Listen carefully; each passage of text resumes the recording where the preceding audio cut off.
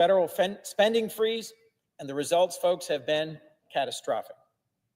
Widespread chaos, uncertainty for the nonprofits that provide so much support, whether it's counteracting fentanyl misuse, supporting Head Start, daycares, childcares, monitoring the weather to make sure that folks know when a tornado is coming or when there's a wildfire or a hurricane, supporting state and local law enforcement and our volunteer fire companies.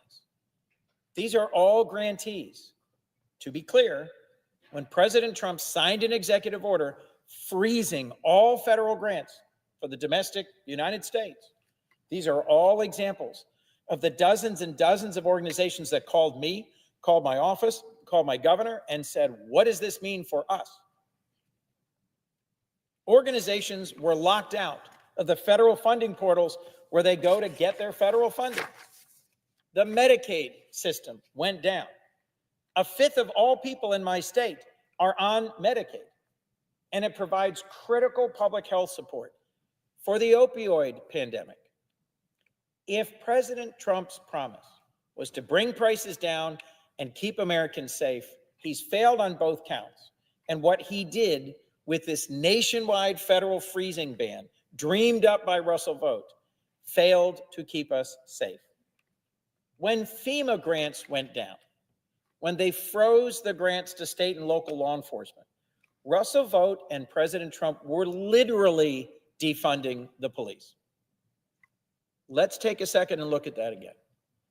Lots of my colleagues, I was here on the floor, lots of my colleagues on the other side of the aisle gave speech after speech about how terrible it would be to ever put at risk law enforcement, federal, state, local, by defunding the police. President Trump did two things in his first week that made clear they don't mean this at all. One was pardoning hundreds of individuals who stormed into this chamber and assaulted Capitol police officers, pardoning people who assaulted police officers. And the second was freezing all domestic federal grants with no exception for state and local law enforcement. I'm the co-chair of the Law Enforcement Caucus. I was responsible for the second largest police department in Delaware. I know what it means to have federal grants come through what's called the Burn JAG grant program. I know what it means to have federal grants for bulletproof vests. I know what it means to have federal grants come through the COPS hiring program. For state and local law enforcement, this was a moment of, hang on a minute, what? When those grants were frozen. There's other ways that federal grants help our country be safe. Promotes research that keeps us healthier. We just survived a pandemic made worse by President Trump's mishandling of it, but let's not relitigate that now. Research hospitals in my state got notification from NIH and CDC that their research projects were frozen and are now under review. The National Institute of Health, the Center for Disease Control, they distribute billions of dollars in grants. There are teams of folks doing research on the ground, in hospitals, in academia, in medical practices. All of them got notices. These were being frozen. Domestic violence shelters. Part of my role in my decade in county government was helping advocate for law enforcement and our paramedics and community-based nonprofits that respond to incidents of domestic violence, to be as supportive as possible, to make sure that victims were not re-traumatized by a second, third, fourth interview, to protect the security and sanctity of the shelters they went to, and to protect, in particular, children who'd been abused. The idea that in order to slash government spending by wasteful federal bureaucrats, notice would go out to all the nonprofit shelters and organizations in my state and around the country that keep people safe from domestic violence. How was this a good idea? This was Russell Vought's idea. I wouldn't trust Russell Vought to run a 5K, let alone to run the federal government, let alone to run the process by which we distribute funds to the things that keep us safe and healthy and prosperous, whether it's hospitals, domestic violence shelters, daycares, senior centers, the things that were impacted by the abrupt taking of a chainsaw to our federal system defies description. But Russell Vought didn't stop with freezing federal funds. Bluntly, the disorder, the chaos, the alarm is part of the goal. Empowering DOGE, the Department of Government Efficiency, which is neither a department nor advancing government efficiency, that's affiliated with Elon Musk, has been advanced aggressively in these first 2 weeks by giving them access to reams of data at the Center for Medicare and Medicaid, at USAID, the foreign aid agency, at the National Institutes for Health, at the Department of Education. Bluntly, Mr. President, the most alarming thing that's happened is access to the entire Treasury payment system. This is part of Russell Vought's Project 2025, to make sure that this unelected, unauthorized DOGE team got into the most important critical repository of people's personal information, their tax records, and to be able to control which disbursements of federal funds will happen and which will not. Before he's even been voted on in this chamber, Russell Vought, as OMB director, as shadow director, as author of Project 2025, has been facilitating some of the most alarming violations of Americans' privacy in our lifetimes. And this must be stopped. For all my colleagues on the right who scream bloody murder about censorship in recent years, but are silent when unelected DOGE bureaucrats can turn off your Social Security and Medicare payments if they think you're not supportive enough, can peer into and malignly share details about payments you received or didn't receive, now have the access and control to go back and change the master record of your tax filings. This should be alarming to anyone who cares about privacy, security, individual liberties. They are now threatening to destroy the U.S. Department of Education and the Department of Labor, disfavored federal service agencies, after taking a sledgehammer to our foreign aid system by shutting down USAID. The stuff they're doing before Russell Vought is even confirmed is breathtaking. And the consequences are real, yes, to the government workforce, but to people in my home state. So, Mr. President, let me take a moment and just share a few examples from Delaware of how this chaos, how this tearing through our system with a chainsaw has impacted the people I represent. One Delawarean, alarmed, called into my office and said, I am a Department of Defense employee that received the Office of Personnel Management notice that resign is an option I should take as part of the ongoing purge of career civil servants by President Trump. We are left, he said, with the worst possible decision to make, with emotion as the only driver, since the list of exempt positions, those who are exempt from this drive to force folks out of service, isn't being shared. So I have to come to work in the U.S. Department of Defense every day, wondering if it's my last day, if I'll be asked to resign and later told we can't, or to resign proactively and find out later whether the position is actually cut and I won't receive my severance benefits. As a retired veteran, someone who served our nation for 21 years in the military and now 5 years in the civil service, I can honestly say, he wrote, I am ashamed of my government. This mistreatment of a veteran, of a civilian employee of the Department of Defense, trying to force them out with a scare tactic identical to what was done at Twitter, is beneath us. I've been on this floor in my 14 years as a senator where I've heard passionate statements about the urgency of supporting our veterans and those who support our veterans, the Department of Defense and the VA, and yet I hear nothing from my colleagues on the other side. No alarm or concern From my constituents, yes. From my colleagues, no. Here's another message I got this week from a Delawarean in my office. And I quote, "I'm a federal employee and I'm very disturbed by the continuous string of emails we're receiving about this cryptic deferred resignation program. I feel the information we're receiving is a flat out lie. And I don't understand how the government can pay employees for 9 months and receive the full pay and benefits if they agree to resign. I feel this email is a lie. And I don't understand how Congress is continuing to allow these emails, pushing us out to be sent to us." End quote. These are just two of hundreds of examples. The phones in my office in Wilmington and Dover and here in Washington have been ringing off the hook. The number of calls to my colleagues have nearly broken the voicemail system here in Congress. Folks are alarmed and upset, either because they've gotten these emails that they have to choose today. Literally, this is the day. Whether or not to resign, they're unclear whether it's actually funded. It's not. They're unclear whether this was approved by Congress. It wasn't.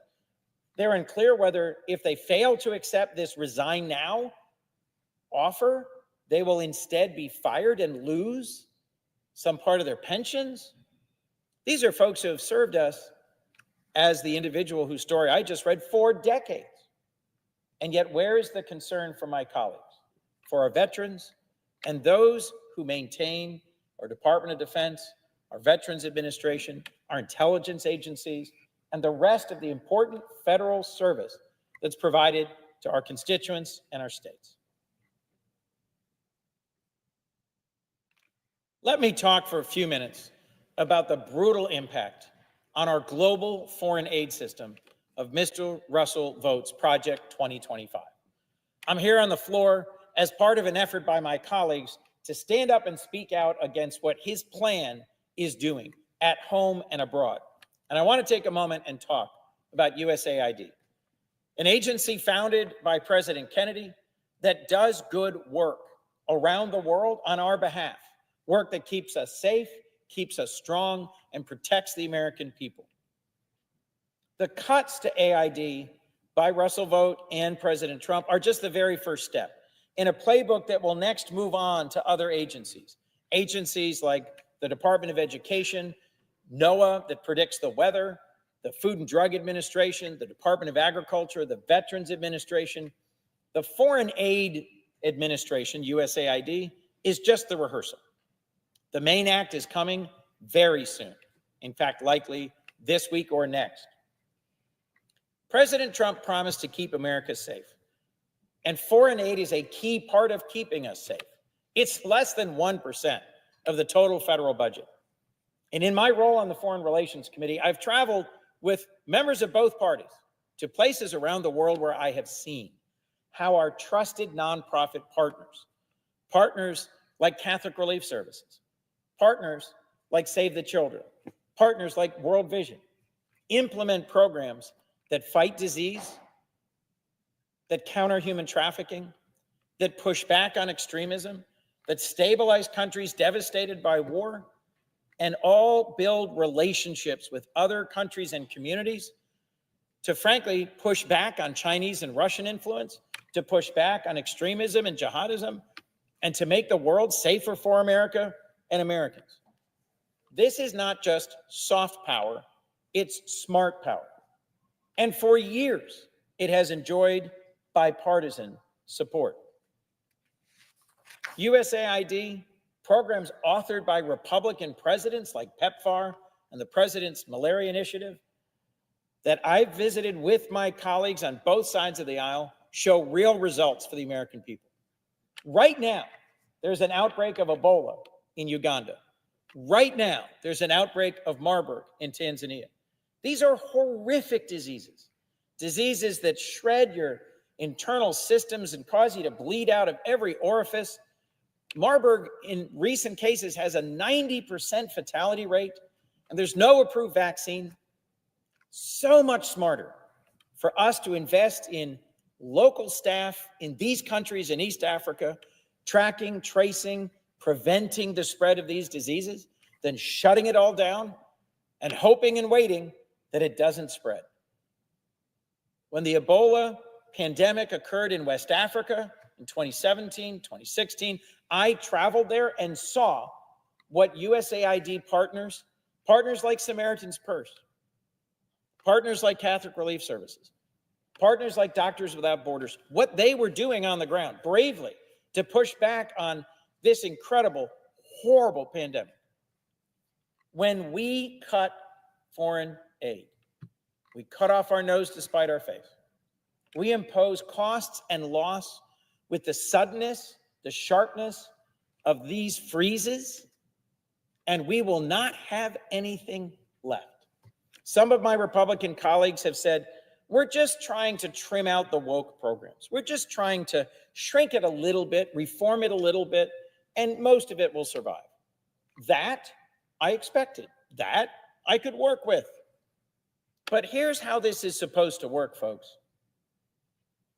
Next budget year, which is beginning now, we have hearings, we do oversight, we look at these programs, and we figure out how to trim them and make them more efficient and shape them so that they match the policy objectives of the current majority and the current president. That I expected. But that's not what's happening. What's happening is that Russell Vought, the nominee to be OMB director, carrying out Project 2025, which Trump claimed he knew nothing about on the campaign trail, shut it down cold, issued an executive order completely cutting off funding. Now, there have been some attempts at humanitarian waivers. Secretary Rubio has promised his colleagues there will be waivers for things like PEPFAR, but they're not yet working. And so when hundreds of programs around the world get what are called stop work orders, which means put the tools down, abandon the food supplies on the dock, walk away from the hospital, stop pulling up mines out of the ground in Angola, a place riven by conflict where we fund through the Halo Trust demining. Stop training children how to avoid the predation of gangs and human traffickers in Mexico. Stop trying to reduce civil conflict in the Philippines by engaging with civil society groups. Just walk away from all of this. A stop work order has caused our USAID workforce and their nonprofit partners around the world to put the tools down. And just yesterday, an order went out to bring back to the United States the entire workforce around the world of USAID. Don't they have homes? Don't they have families? Don't they have spouses? They do. So what this will effectively mean is it will force some of the most capable and skilled people who understand how to deliver humanitarian relief at scale to choose, to resign, to give up a career and a life that they've enjoyed making a real difference for the American people, or to comply and abruptly sell their home, pull their kids out of school, get their spouse to quit their job and move back to the United States. Guess what that is? Chaos. That's taking a chainsaw to federal aid, not a scalpel. That's not reforming. That's not getting rid of the woke. That's not aligning with American values and priorities. That's harming one of the most effective, valued, long bipartisan agencies we have. The damage is being done today.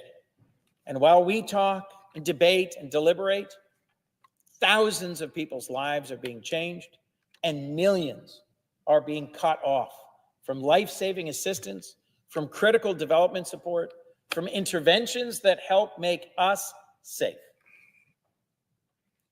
Who wins? Who's cheering?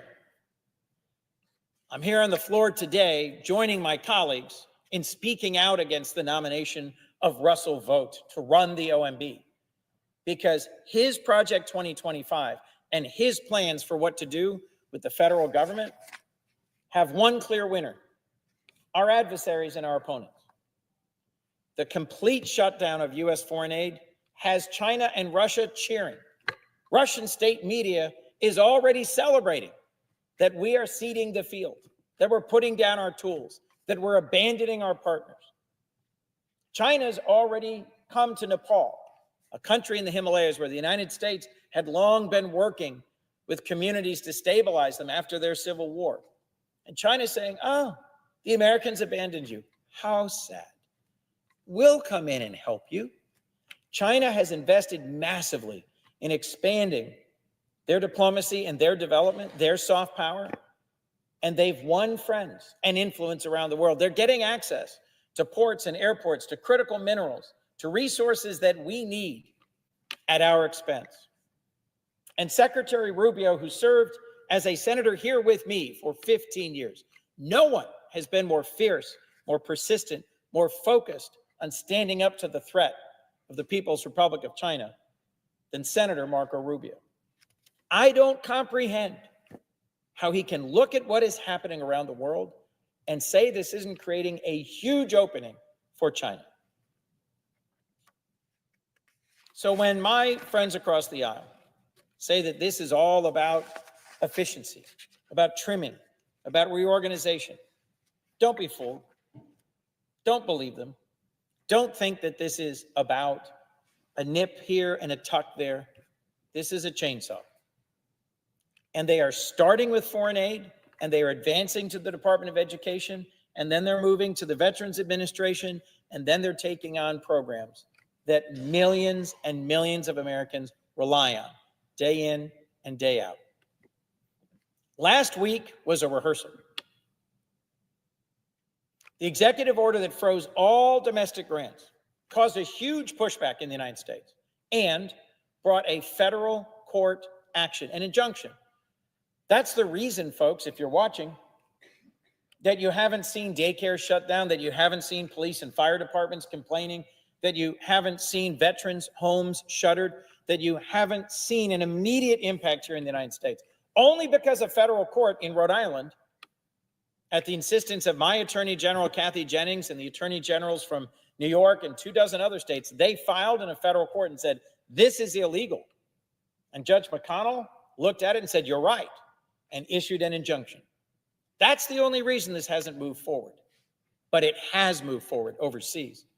Our foreign aid has been slashed to the bone, shut down cold. People were called, folks shut out, and the security systems infiltrated. What they've done to USAID is a rehearsal for what they're doing next. And it was all designed by Russell Vought, the nominee to run OMB. OMB is the most powerful and important federal agency you've never heard of. And Russell Vought, seemingly pleasant man, Christian nationalist, someone who seems to be more interested in academia than in fundamentally reshaping this government and this country, made clear in Project 2025 that that was his goal, has made clear with his actions last week and this week through President Trump and his executive orders what he intends to do. It is nothing short of a stunning restructuring of the United States, of the role of the federal government in the lives of Americans. And when folks wake up to the scope and the reach of it, they will be enraged. The number of calls I got in my offices in Dover and in Wilmington, Delaware, and here in Washington from people alarmed to hear that DOGE, the Department of Government Efficiency, and Elon Musk and his band of merry men had gotten into the data files that control every federal disbursement. The amount of alarm about that was appropriate.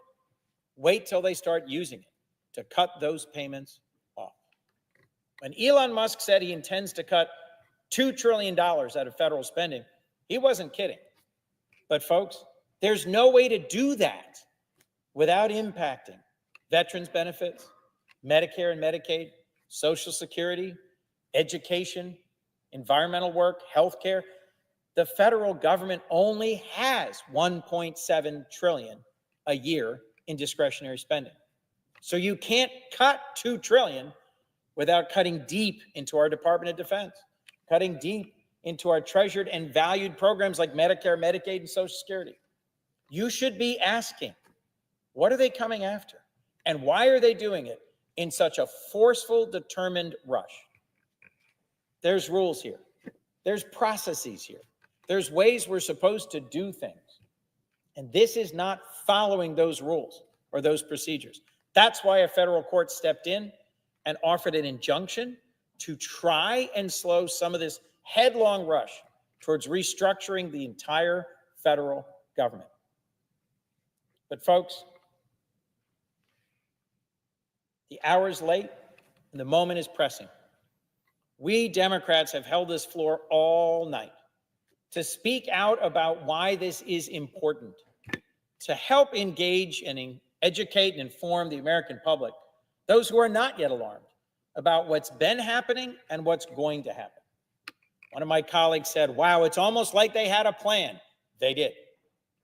Project 2025, massive, clear, was developed and written over several years as President Trump planned his return.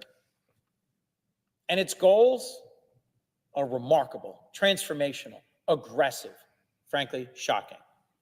Not to reasonably reform things in the federal government that are misspent, not to look under the hood and tinker in a few ways with the engine of the federal government and say, that's a little off, this needs a little tuning, but to rip out whole systems, whole sections that have been designed over years by bipartisan majorities to keep us safe, to keep us strong, to keep us healthy.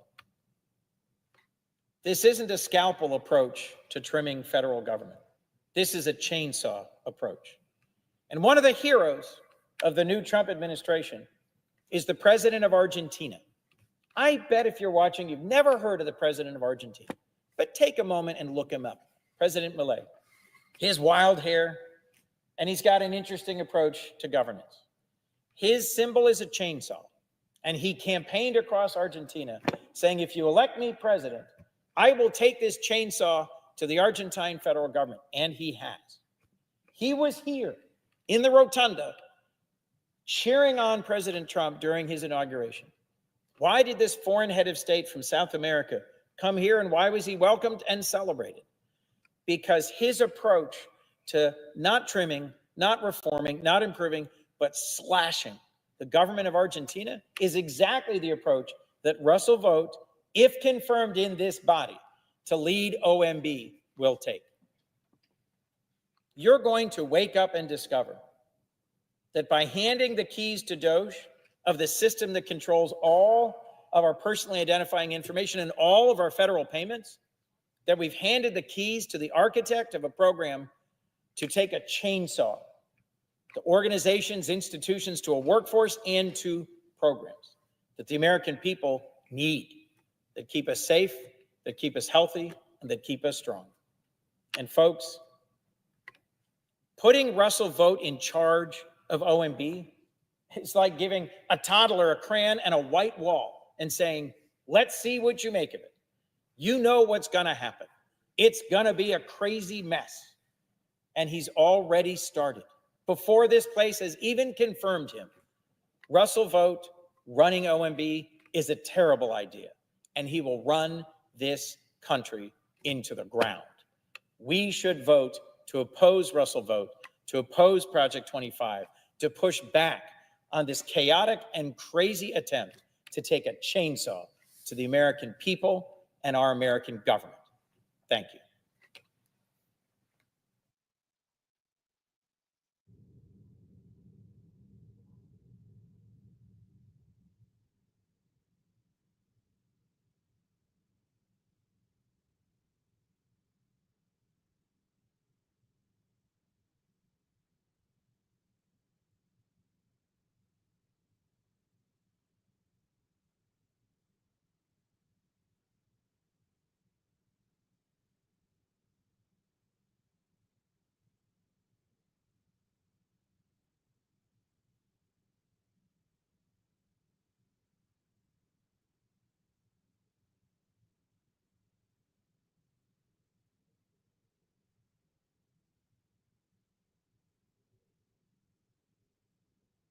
President, I have just been updated on the latest plans for the future of USAID.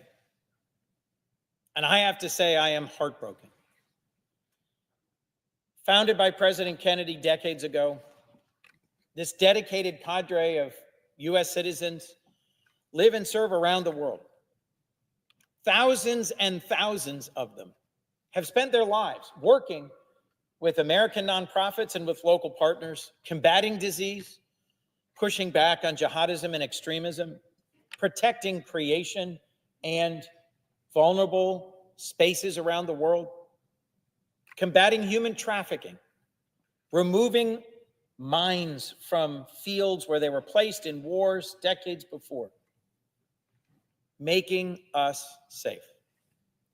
Next week, there will be no more than 600 staff left of a once proud and strong global agency that employed more than 10,000 and that partnered with household name American-led nonprofits that have done amazing work. I have seen that work around the world. I have visited places where American volunteers, where nonprofits, where career staff design and implement incredible programs in partnership with local communities. I'll mention just a few. Kibera in Nairobi is an incredible place, an informal settlement, a slum of thousands and thousands of people living in shacks in a valley. The phrase God-forsaken is one I've never liked because there is no place that is God-forsaken. In fact, in Kibera at St. Mary's Clinic, on my first visit as a senator to Kibera, I'd been there before, I got to see the care, the support, the nurturing for sick children, for those with no access to healthcare, the delivery of vaccines and medicines, of safe water, of a response to urgent need, done in a clinic motivated by faith, informed by our concern for others, and that makes us and our nation more safe. I'll never forget being in Kampala, the capital of Uganda, and visiting a refugee welcoming center run by American evangelicals who'd moved there and devoted their lives to providing skills training, counseling. Thousands and thousands of refugees were pouring into Uganda from the civil war in South Sudan, just to the north.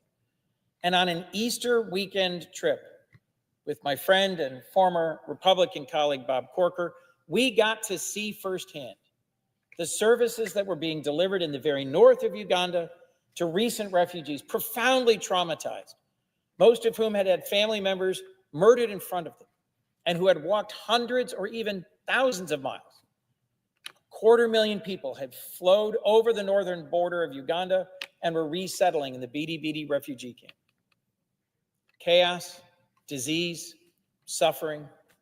To see the work of American hands, volunteers, whether in the capital, Kampala, or up in Bidi, was to be touched by the remarkable humanitarian work of Americans and our partners, Ugandans, Kenyans, Tanzanians. I mentioned earlier that right now today there's an outbreak of Ebola in the very capital of Uganda, Kampala, a place I've been to a number of times. And in Tanzania, there's an outbreak of Marburg virus. These are hemorrhagic diseases, horrific virus infections that can tear through a village or a community. But the danger of having an outbreak in a capital city of millions of people to the entire world cannot be overstated. In this moment that we have had our nation put down the tools and say, go home, give up your work, stop protecting our public health, stop protecting refugees, stop pushing back on human trafficking, stop pushing back on gender-based violence, is shameful, is immoral, is embarrassing, is unsafe. Our nation is safe today from so many threats overseas. Yes, because of our Department of Defense. Yes, because of our intelligence professionals. Yes, because of our diplomats. But to take away completely, to shut down cold our global network of development professionals, to abandon the field to China, to Russia, to the extremists and the human traffickers who are delighted that we have receded, that we have walked away from this vital work, it hurts my heart. It is hard to believe that here in this Senate, there are so few voices raised in opposition to this sudden, cataclysmic chainsaw approach to slashing the investments we've made together over decades. President Bush came up with the idea for PEPFAR. You may not know what PEPFAR is. It's a program that the United States initiated to fight the dread pandemic of HIV/AIDS, which across the continent of Africa would have killed more than 20 million people since it was launched under President Bush's administration. But medical clinics, treatment for nurses, outreach to communities, antiretroviral drugs, pharmaceuticals delivered by the American people in partnership with a dozen other countries and in partnership with the public health services of the countries that PEPFAR works in. All of this in combination has saved more lives than any intervention by any country in human history. It is a proud part of President Bush's legacy. It's a proud part of the legacy of Republican and Democratic senators. It's a proud part of what I would have hoped the Trump administration would continue. Fighting malaria, fighting polio. We eradicated smallpox from the planet through the great work of USAID. I still remember visiting a place, an island off of Tanzania called Zanzibar, where we had eradicated malaria, which kills children by the hundreds of thousands every year. We have done great work. And one of our nation's most successful business people, and one of the world's leading philanthropists, Bill Gates, who is spending billions of his own dollars in these same pursuits, in fighting neglected tropical diseases and pushing back on polio and malaria, HIV/AIDS, and tuberculosis. He has said this week that the work of AID is critical, is valuable, that the things he's invested in he knew were good and well performed and appropriate for him to invest in because he consulted so closely with the experts at USAID. I've known each of the last 4 AID administrators, Republican and Democrat, good people who work across the aisle to support and sustain global work by the American people. When we gather in this building at a weekly prayer breakfast that is bipartisan and that only includes senators and our chaplain, we pray for the blessings of the American people and our opportunity to do good and make a difference in the world. For us to abandon so abruptly and completely our opportunity to make our nation and our people safer and stronger, to push back on the malign forces of extremism, of China, of Russia, of others who will take opportunity of this moment, and to abandon our work that for so long has made such a difference to millions, is a shameful chapter in this institution's history and our nation's history. We should not walk away from all the good we've done, from all the knowledge we've built, from all the ways we have advanced and defended the American people's interest through this work, and we should not put down these tools. So, Mr. President, I've come to the floor today to join my colleagues in speaking against Russell Vought to be the next director of OMB. And as I've laid out in calls and letters and emails from Delawareans, I've heard about the terrible impact on veterans, on career civil servants, on nonprofits and organizations across my state and our country, the uncertainty, the instability, the chaos of these first 2 weeks of the Trump administration. And I'm speaking against Russell Vought because I know his plan.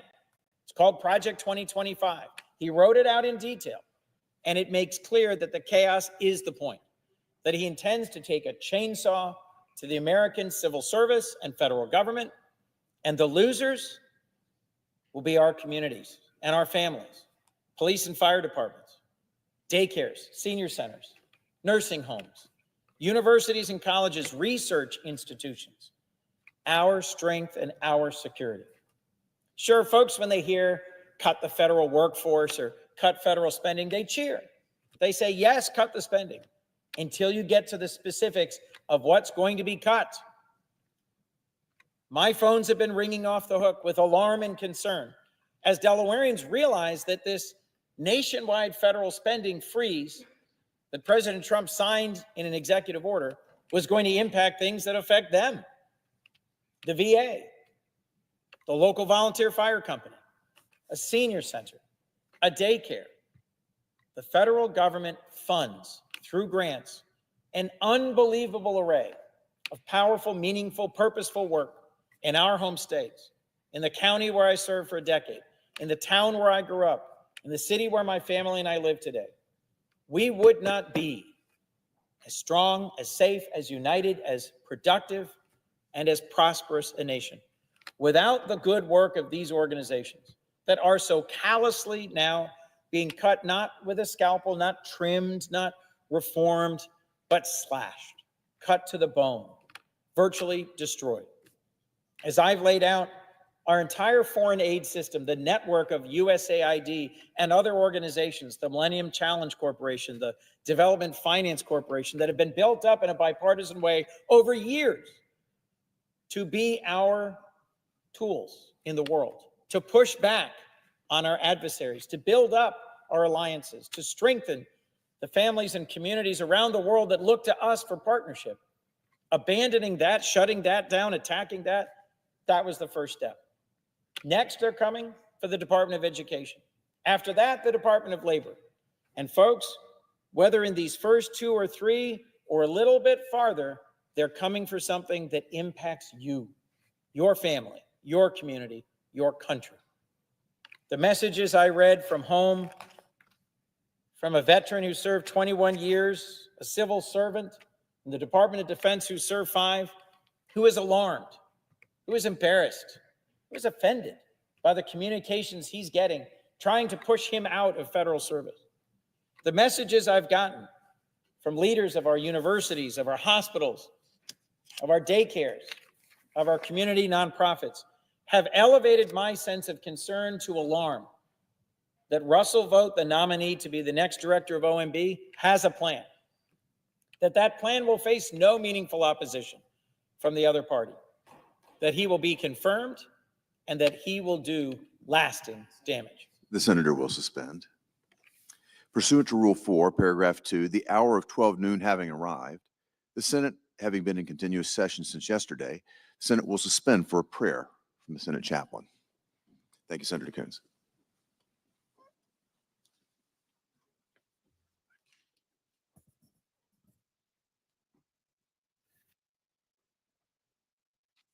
Let us pray.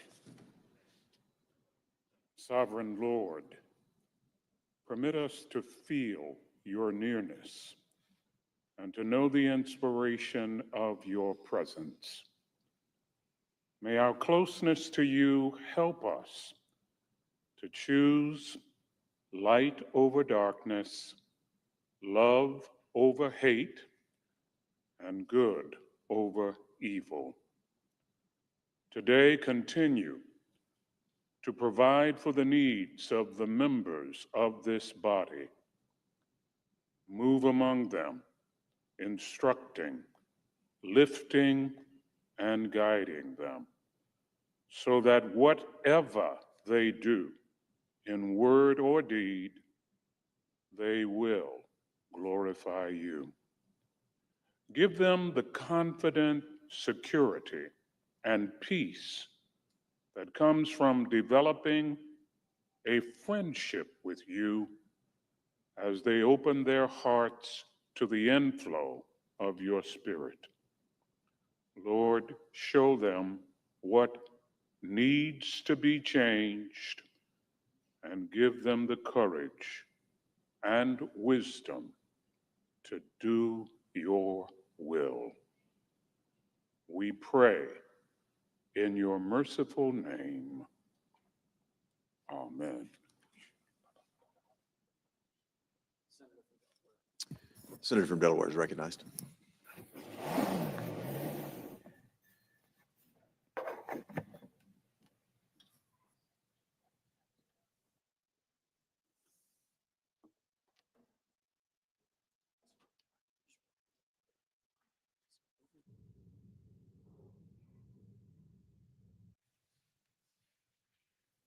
Mr. President, I've joined my colleagues on the floor today.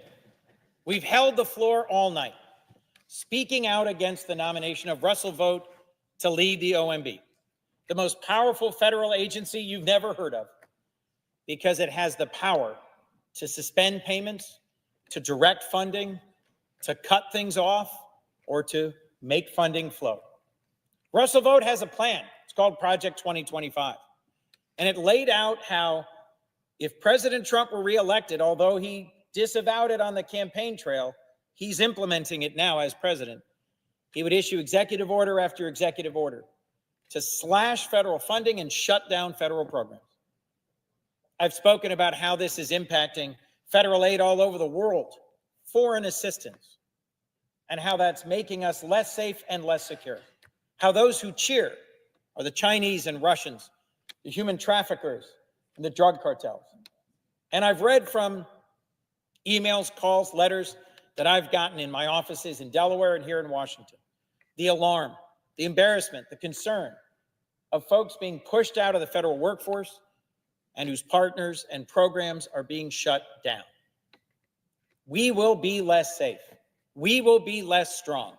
We will be less the America that we all promise we will work hard to be if Russell Vought is confirmed to lead the OMB.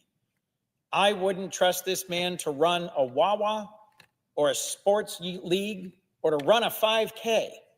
And we are voting to empower him to run the most important and powerful federal agency you've never heard of, but that will impact your life. I will vote no, and so should all my colleagues.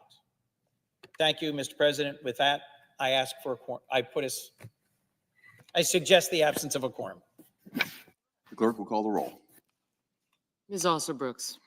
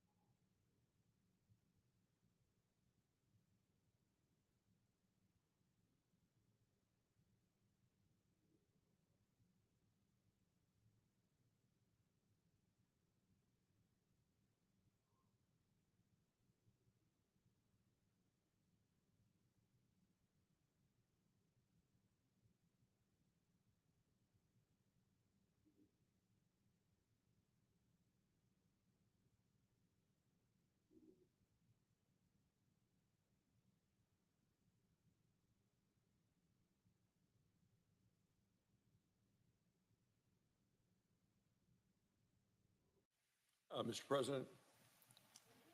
The Majority Whip is recognized. President, I ask unanimous consent that the quorum call be vitiated.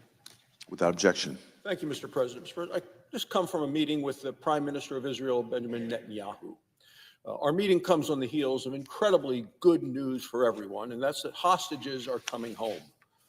Earlier this week, Keith Siegel, an American hostage, was released. He's a 65-year-old American citizen, currently lives in Israel. He's a father, he's a grandfather. On October 7th of 2023, he was abducted by Hamas, taken to their underground tunnels, and his wife was also taken hostage. He was held prisoner by the terrorists for 484 days, and the conditions we know were hellish. He's finally free, united with his family, and recovering in a hospital. We look forward to more of these moments. These are the results of bold action by President Donald Trump. As Prime Minister Netanyahu said this week, President Trump is the greatest friend Israel has ever had in the White House. We all celebrate the good news. We're also keeping an eye on alarming news. The news is the rise of anti-Semitism around the world. A prime example is the International Criminal Court. It's a kangaroo court. Last year, it issued arrest warrants for Israeli officials. One of those officials is Prime Minister Netanyahu. The charges, of course, are bogus. The Senate had an opportunity last week to fight back. Senator Tom Cotton of Arkansas, chairman of the Intelligence Committee, introduced a bipartisan bill to impose severe sanctions on the ICC. The House of Representatives passed the same bill last month. The bill was bipartisan. Passing this bill in the Senate would have sent a very strong message that America stands with Israel, that we wouldn't let our ally stand alone. Democrats in this body in the U.S. Senate filibustered in spite of the fact that 45 Democrat senators voted to abandon our closest ally. 2 now Democrat senators voted for this same bill last year when they were members of the House. Yet when the opportunity last week to support Israel in the Senate came, they voted no. Democrats' filibuster is the reason why the ICC is not facing the crippling sanctions that it deserves. This very topic came up in our discussion with the Prime Minister of Israel. We did point about the fact that ICC is a kangaroo court, refuses to point out the difference between right and wrong. And the vote of the Democrats to block this bill in the United States Senate was an affront to the people of Israel, and the Prime Minister specifically asked the Democrats to get this passed, to support this legislation, which is united support by the Republicans, had bipartisan support in the House, but was held up on this body by a unanimous vote of the Democrats, or near unanimous vote of the Democrats, to stop this legislation in its tracks and to allow the so-called International Criminal Court to continue with their lack of justice in a court they claim to have, where I see having no jurisdiction. So where do we go from here in terms of what we've seen today and in our discussion with the Prime Minister? What is the path forward for peace and prosperity in the Middle East? That's what we just spoke about. First, peace and prosperity in the Middle East begins with American support for Israel. President Trump and Republicans in the Congress stand with Israel and have from the beginning. Our support is unwavering, it's unbreakable, and it's unequivocal. It's not what we've seen from the other side of the aisle. Additionally, the biggest barrier to peace and prosperity in the Middle East continues to be Iran. As the largest state sponsor of terror in the world, Iran controls a vast, violent network of proxies. These Iranian terror proxies include Hamas, Hezbollah in Lebanon, the Houthis in Yemen. Iran funds its terror proxies. Where does a lot of money come from? Well, by selling oil to communist China. Last year, the Iranian regime's oil sales to China averaged over 1.5 million barrels of oil each and every day. How'd that happen? Well, the Biden administration allowed it. They looked the other way. Tanker loads of oil to China, pay at a discount, tanker loads of cash back to Iran. To break Iran's chokehold on the Middle East, America must bring back maximum pressure. President Trump's going to do that. He's tough on Iran. During his first administration, he imposed crippling sanctions and enforcement measures that brought Iran to its knees. President Trump is now back into the White House, and so is his successful maximum pressure campaign. This week, he restored sanctions on Iran. This comes after he relabeled the Houthis as foreign terrorist organization. It's a strong start, and we can still do more. In the Senate, stopping Iran terror is a priority for the Republican majority. Now, deterring Iran means restoring peace through strength. Republicans are supporting our military. We are ready to make key investments to make our military more lethal and the most powerful force on earth. With Secretary of Defense Pete Hegseth now in place, we are already seeing morale return and recruiting numbers rise. We're also working to bring back American energy dominance. Energy is America's most critical national security asset. We as a nation are an energy superpower. We have enormous natural resources. We ought to behave that way. And under this administration and this majority, America will unleash American energy. A stronger America makes our allies stronger. It also makes the world safer. Strength deters enemies. We will work with Israel every step of the way. Together, America and Israel will bring a new era of peace and prosperity to the Middle East. Now, Mr. President, on a separate matter, Democrats last night filibustered another one of President Trump's well-qualified nominees. I sat in the presiding officer's chair during the wee hours of the night, listening to concerns by the Democrats. The Democrats continue to want to slow things down. Republicans are not going to allow it to happen. We will push through their blockade. We will man the chair, continue with the Senate in session, and tonight we will confirm the 13th member of President Trump's cabinet. We are confirming the cabinet twice as fast as Democrats confirmed President Biden's cabinet in 2021. This week, we will have confirmed 5 cabinet members in just 4 days. Tonight's confirmation is for Russ Vought. He's going to be the director of the Office of Management and Budget. President Trump deserves to have his nominees in place and do it quickly. Our pace has matched the urgency of the moment. We'll push forward and move deliberately to confirm more nominees. That includes Robert Kennedy Jr. to be the Secretary of the Department of Health and Human Services.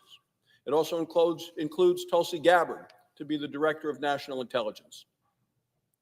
When necessary, we are voting late into the night, early in the morning, on weekends, and that's exactly what Republicans said we would do. We are serious about spending the time and pushing through the work to make sure the president has his cabinet and his team in place. Mr. President, we are moving with the speed and commitment that we said because we know the president has a strong and active and bold agenda, and we're part of it, and he needs his team in place and able to accomplish it. Thank you, Mr. President. I yield the floor. The senator from New Hampshire is recognized. Mr. President, I come to the floor to join a number of my colleagues in expressing my opposition to Russell Vought to head up the Office of Management and Budget. But I want to start, before I do that, in responding to my colleague from Wyoming, who we've worked closely together over the years. We've both been on the Foreign Relations Committee, and to his comments on the ICC, because I was also in the meeting with Prime Minister Netanyahu. I also share concerns about the way the ICC is operated. I think we should be able to come to an agreement, to a compromise on how this bill gets written. And in fact, that's what the Prime Minister and his entourage suggested, that this Senate should work together to get this done. But unfortunately, what we saw was an unwillingness on the part of my Republican colleagues to come to a compromise, to actually provide the protections that we're hearing from American businesses that they need in order to continue to not be sanctioned for work that they have already done for the ICC, that we're hearing from our colleagues from the European nations who have people working at the ICC that they need so that they're not sanctioned. And unfortunately, the senator from Arkansas, who we worked to try and get this done, was not willing to look at a compromise. 5 words divided us on the ICC. And because he didn't think we were serious, he said, no, I'm not going to compromise with you. I'm going to have this my way or the highway. Well, that's not the way we get things done in the United States Senate. That's not the way we should get things done in our government. And I think we're ready to come back to the table at any time, but we need to see a willingness to work together to get this bill done. And I stand ready to do that. I know Leader Schumer stands ready to do that, but we need to see our colleagues on the other side of the aisle also stand ready to do that. So I will yield my time to Senator Schumer, and then I'll come back to speak on Russell Vought. Just to reiterate before, Mr. President, thank you. And I thank my friend from New Hampshire who cares so much about this issue and has done a great job. And I just be brief on that because I want to talk about Russell Vought. As is clear, we Democrats, I hate the ICC. I've hated it for 40 years. We have to get something done, but there's got to be a fair compromise. And the compromise has nothing to do with weakening any efforts that the ICC will be punished for what they do to Israel, which I think is anti-Semitic. But there are other things in that bill that would sanction other people, other countries, other leaders, other businesses, American businesses that have nothing to do with Israel. Jeanne Shaheen, our senator from New Hampshire, made a valiant effort to compromise. And we could have had it done because there was problems with the rest of the bill. It was poorly drafted and went way beyond what it was supposed to do. We are ready to compromise. We are ready to sit down and get this bill done. The Israeli ambassador said at our meeting he wanted a bipartisan compromise, and I told him we're ready to sit down and do just that. Now, on Mr. Vought. This morning, it's not business as usual on the Senate floor. Russell Vought is not a business as usual nominee. He is one of the most fringe and hard-right individuals the Senate has seen in a very long time. For the last 20 hours, virtually every single Democrat has come to the floor of the Senate to tell the American people how bad Russell Vought will be for them, to sound the alarm on Russell Vought. We were here yesterday, we were here all last night, we are here today. And we'll be here throughout the day to let the American people know exactly what's about to happen if Russell Vought is confirmed. He's the chief architect of Project 2025. He's going to make it the official project, make Project 2025 the official policy of the federal government. And in OMB, he has the power to implement it, to hurt every American, whether it's Medicare or Medicaid, Social Security, whether it's owning a home, helping afford a home, whether it's help for schools, for Head Start, for veterans, you name it. If you look at Project 2025, they want to slash so many of those things to bits. And here you have the wrong man, Russell Vought, in the wrong place, OMB, with the wrong philosophy, Project 2025. It's unfortunately 3 times bad. Wrong man, wrong place, wrong philosophy. And deeply, deeply so, deeply wrong. His policies will hurt children. His policies will hurt seniors. His policies will hurt veterans. And I say to our Republican colleagues, you will regret your vote on Vote because he will do such harm to the American people, and you will hear about it day in and day out. But don't say we didn't warn you. Don't say we didn't let you know. We've been on the floor for now close to 24 hours. We'll be on the floor close to 30 hours. The maximum we're allowed to tell America from one end to the other that this man is dangerous, not just abstractly, not just in terms of Democrat, Republican, but in terms of how average people lead their lives and how we can make their lives better. Just imagine what will happen if Russell Vought and DOGE team up, as they seem to be doing, to eradicate funding they allege is wasteful. Imagine what the awful combination of Vought and DOGE together would make for kids who struggle to get a good meal at school, for veterans who need help with health care, for parents who struggle to pay for groceries, for couples looking to buy a home. Confirming the most radical nominee who has the most extreme agenda to the most important agency in Washington is a triple header of disaster. A triple header of disaster. Again, wrong person, wrong ideas, wrong place to be to put those horrible ideas into effect. So, we are going to keep going and going and going for these 30 hours because we know how bad this nominee is. Yesterday, in another effort, we wrote a letter with my Democratic colleagues to Secretary Bessent, Treasury Secretary, demanding he meet with us face to face about the risky things DOGE is doing at Treasury. I thanked Vice Chair Murray, Vice Chair Warner, Ranking Member Wyden, and Warren and Peters for joining me on this important matter. Bessent has made time in his schedule to talk with Republicans in the House about DOGE. He has a responsibility to meet with senators from across the aisle, especially because we have such deep concerns about what is happening at Treasury under his watch. His written responses have been wholly inadequate. He came before the committee before the Treasury payment system was invaded, and he should not be evasive. He should come before us and answer questions. I don't think we speak, not just in this letter, we speak not just for the caucus, but for millions of Americans who say this is an urgent matter.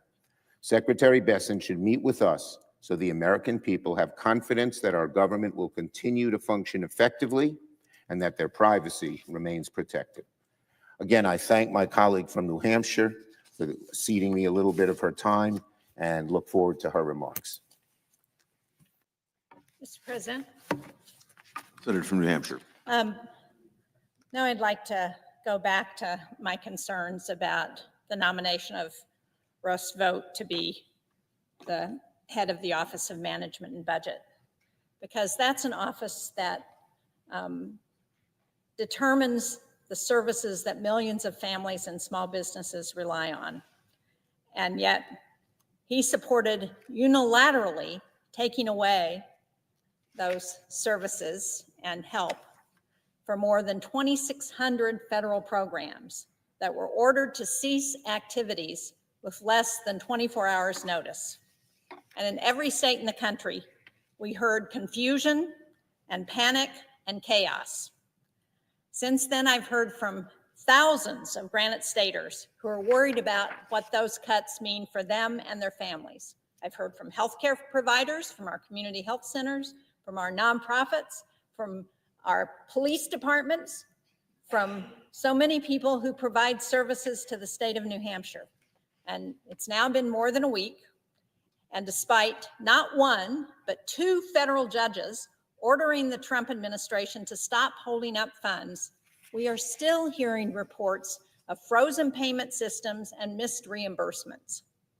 Now, I know my Republican colleagues are hearing those concerns too. But despite this outpouring, we're still here today contemplating confirming Russell Vought, the architect of this reckless, unprecedented and misguided policy. He was directly involved in drafting the memo that OMB sent out that started all of this last Monday. That memo was so extreme that it provoked concern and outrage from both sides of the aisle about the breadth of payments that were being halted. Russ Vought then had to walk back parts of the memo that he'd worked on just the day before. And all of this happened and he wasn't even a confirmed nominee. So I'm very worried about what he's going to do if he actually gets confirmed for this job. We know that what we saw last week was just a short preview of what he plans to do. And the justification that we've heard since that memo is that that memo wasn't meant to cut off funding to all of the programs that saw their funding halted. It wasn't meant to stop Medicaid in every state or to shut down HUD's system of rental assistance or homelessness funding. But I'll tell you, if that's your defense, that just means that OMB sent a memo that was so poorly drafted that agencies across the federal government thought it required them to cut off all these programs that people in towns depend on. So either the OMB under Russell Vought's direction deliberately stopped funding for 2,600 programs for water and sewer projects, for housing, for meals for seniors, or they were so incompetent that without meaning to, they sent a memo to the whole federal government that had that effect. Well, regardless of which answer it is, I think the person who's behind that, Russ Vought, the man leading that effort, should not be running the Office of Management and Budget that determines how funding goes out in the federal government. And I think this is especially true because there's no question that Russ Vought and President Trump intend to take away some of the funding that Congress has provided on a bipartisan basis to help families in New Hampshire and around the country save money on their things like their energy bills, to help address pollution like PFAS. And I would just remind folks that we passed the bipartisan infrastructure law on a strong bipartisan vote. 19 Republican senators voted with the Democrats to invest in our communities. We worked shoulder to shoulder, Republicans and Democrats, to prioritize things like energy efficiency, water infrastructure, funding that this administration says it's looking at cutting off, even though communities are depending on it. Well, I plan to continue to stand up and defend funding that Congress provides to make necessary investments in all of our communities. And I hope my Republican colleagues will do the same. And then this past weekend, we learned that Elon Musk, the world's richest man, who's never been elected, along with unelected, unconfirmed Doge employees, the Doge boys we call them, now have access to the payment system at the Treasury Department. That is a system that processes more than $5 trillion worth of payments every year. That's everything from tax refunds and Social Security checks to reimbursing towns for work that they're doing on sewers or roads. They have access to Social Security numbers, to health information, and to so much more. This is a system that the vast majority of people working at Treasury can't access, and they shouldn't be able to, because this is private information. You may have heard that Treasury only gave read-only, I say that in quotes, read-only access.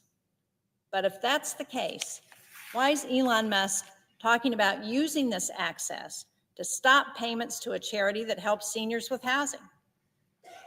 What's he doing in the Treasury records anyway? Why does he need that information? This week, we're hearing confirmation that Musk's team didn't just have read access, and in fact, they had administrator level access, giving them the ability to make changes to this payment system. One specific Treasury employee refuted Treasury leadership's denial that they gave a Doge staffer write access. That's the ability to change the code and to change the checks that get sent out by Treasury. The employee said, and I quote, "I am looking at his access right now, and it has the Deputy Assistant Commissioner instructing the team to disregard all previous instructions and assign him, the Doge person, read/write privileges for the database, so he can change what's in that database." That doesn't sound like read-only access to me. I think it's unacceptable for an unelected billionaire to be taking over the payment system that our government relies on, that millions of Americans rely on, and trying to stop those payments. Now, fortunately, the original OMB memo was rescinded, but this fight is not over. Instead, this access to the Treasury's payment system could be the next front in stopping funds going out to the American people. We can and we do intend to continue to push back on these illegal actions to stop funding that's required by law. And despite knowing better, Russell Vought has never shied away from his belief that the executive branch can disregard the law and override spending decisions that are made by Congress. He clearly believes that this administration should be above the law and should be able to take away funding that helps millions of Americans. Russ Vought is the architect of Project 2025. That proposed a budget that would cut Medicaid, just Medicaid, by $2.1 trillion over 10 years. It would slash SNAP, the food program, by $400 billion. We have people in New Hampshire who count on the SNAP program in order to be able to feed their kids. His proposal would cut funding that helps low-income Americans go to college by more than $250 billion. It would eliminate the Affordable Care Act tax credits that help millions of Americans afford health care. These are not cuts that lower costs. These are not cuts that create jobs. These are not cuts that enhance public safety and make it easier for people to afford their rent and their groceries. It's beyond ridiculous that anyone could propose these cuts with a straight face while also supporting trillions of dollars in tax breaks for the wealthiest individuals and corporations in this country. You know, I'm not one to claim that the federal government can't be run more efficiently. I think we can always do everything better, and it's important to all Americans to make sure that our government runs effectively and efficiently. But indiscriminately freezing hiring across the board, pushing out thousands of civil servants, makes that problem worse, not better. And last week, more than 2 million federal employees received emails offering to pay their salaries for the rest of the fiscal year in exchange for resigning now. I mean, that in and of itself is questionable because this Congress hasn't appropriated dollars to pay those employees. And why would somebody who wants to improve effectiveness and efficiency in government pay people to go home and not work? And that's what this email said. At the time, this included hundreds of thousands of individuals working in critical national security roles. It included, for example, every single air traffic controller in the country, just days before we tragically saw the worst aviation incident in nearly 30 years. Now, they've since walked that offer back, stating that it should not apply to employees who are critical to national security.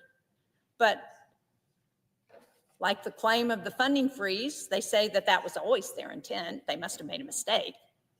But I'm not sure which option is worse. That while we're short more than 3,500 air traffic controllers, Russell Vought really wanted to pay the ones we do have not to work, or that he blasted out an irresponsible, reckless, non-targeted effort that could have had devastating consequences for critical positions without taking the time to think it through. What's more, they tried to convince us this offer will save money, making it clear that even if we lose thousands of key employees with no plans to replace them, we'll be better off. Well, tell that to the people in New Hampshire who are trying to get answers on their Social Security or their income tax checks. Tell that to the students who need help with their FAFSA forms so that they can apply and get help to go to college. Vought has relentlessly attacked the millions of career civil servants who show up every day, no matter who's in power, to keep the lights on and the wheels turning. Some of these people have served our country for 30, 40, even 50 years through countless presidents and Congresses. We're not talking about political appointees here. We're talking about the people who write the checks at the Social Security Administration, about the caseworkers at the Department of Housing and Urban Development who make sure that people have roofs over their heads and food to eat. We're talking about doctors and therapists at VA hospitals who work around the clock to provide life-saving care and benefits to the veterans who have sacrificed so much for our country. Program operators at the Small Business Administration who helps entrepreneurs get loans. They're the forest rangers who show up in all weather conditions in the White Mountain Forest in New Hampshire to ensure there is safe and enjoyable recreation opportunities for hundreds of millions of visitors to our national parks and forests. And speaking of the weather, they're the meteorologists at the National Weather Service, the people we rely on to prepare for hazardous storms.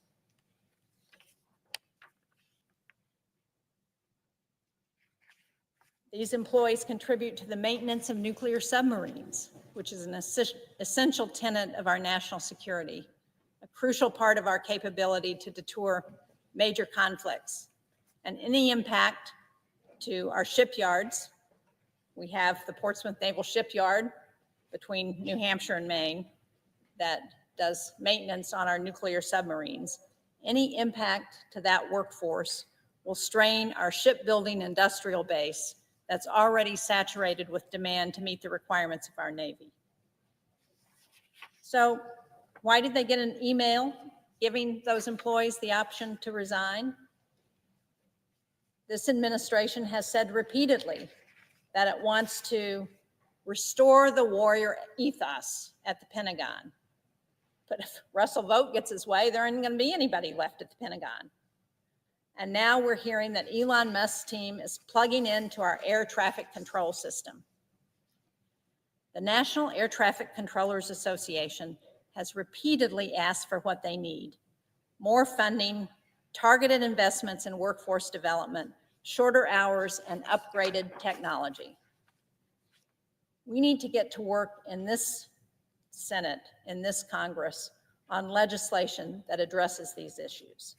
But handing the keys to the nation's air traffic control system over to an unelected, inexperienced billionaire who cuts first and asks questions later isn't the solution. Now, Russell Vought will tell you over and over again that government doesn't work. But he says this at the same time that he's doing everything in his power to break it, with zero regard for how that's going to hurt you and your family. And this week we've seen and we've heard more horrifying parts of Russell Vought's agenda. He's teaming up with Elon Musk.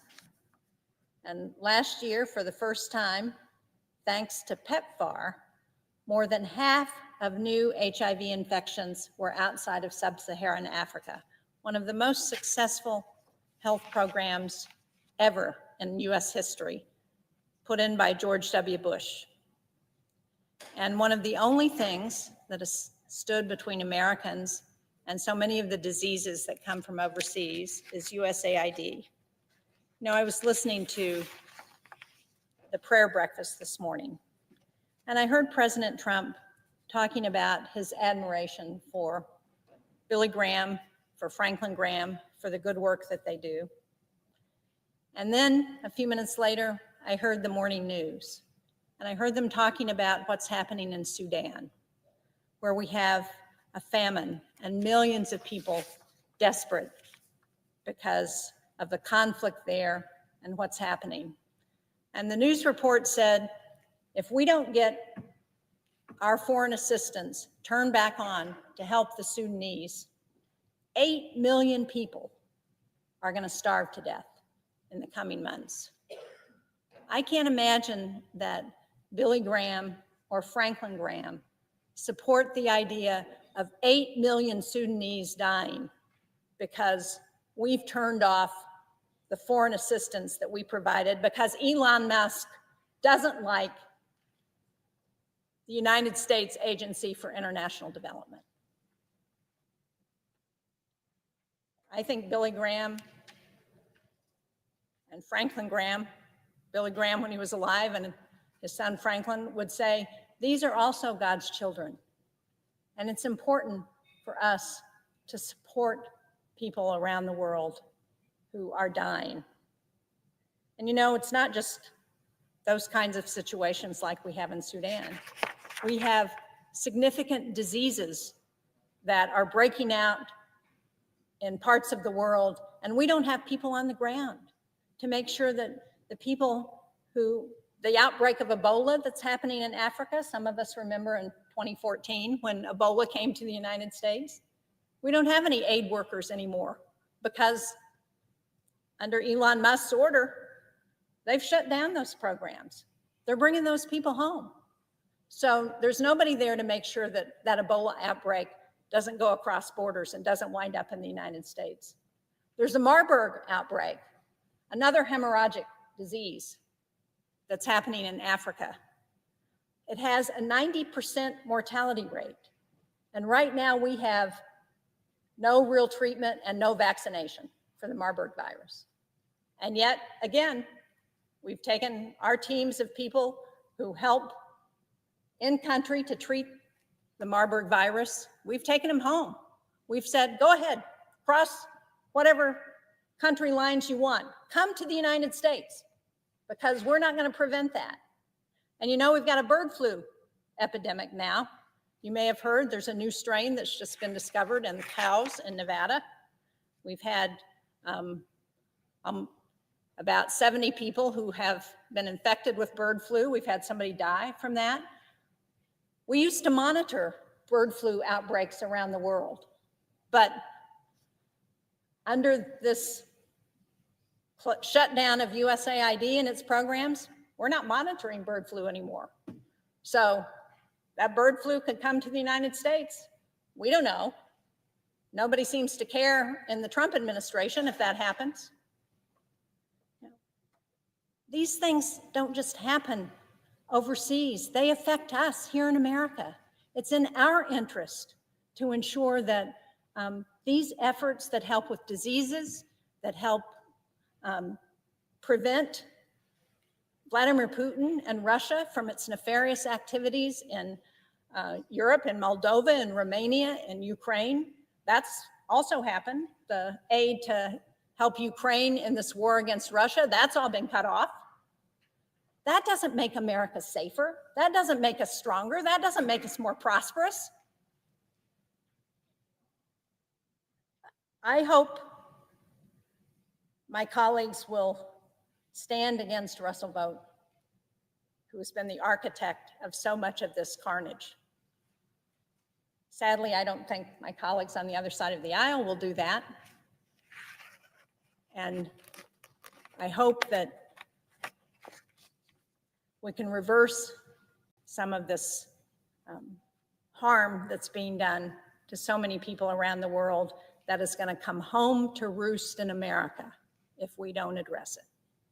So, Mr. President, I have taken all of my time. I yield the floor. Mr. President.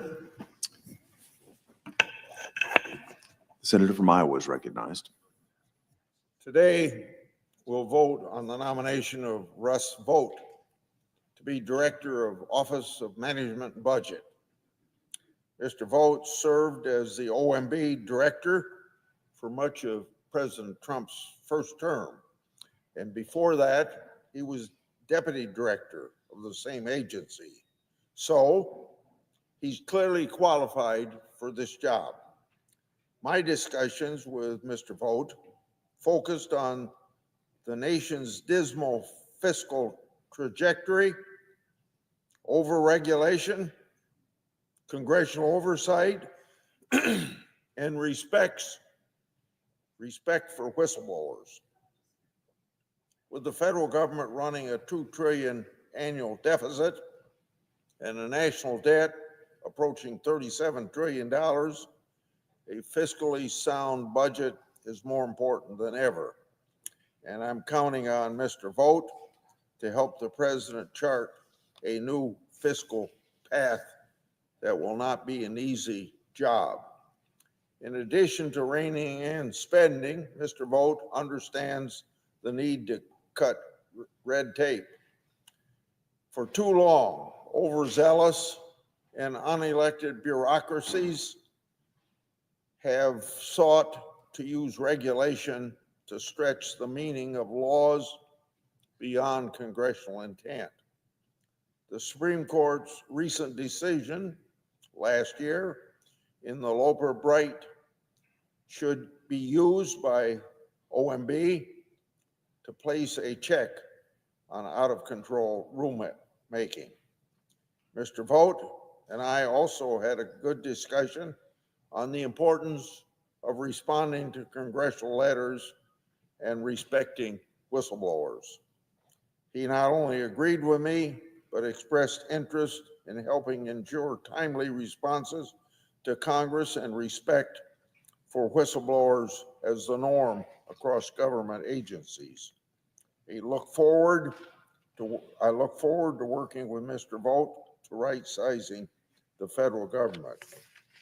Now I'd like to take about 3 minutes for a little history. Today we're celebrating the birthday of our nation's 40th president, Ronald Reagan. He was born in a small second-story apartment above a tavern in Temple, Illinois, on February the 6th, 1911. After graduating from college and struggling to find a job in Illinois during the Depression, Reagan moved to Davenport, Iowa, where he landed a job at WOC Radio. He started off calling University of Iowa football games, quickly becoming the voice of Hawkeye football.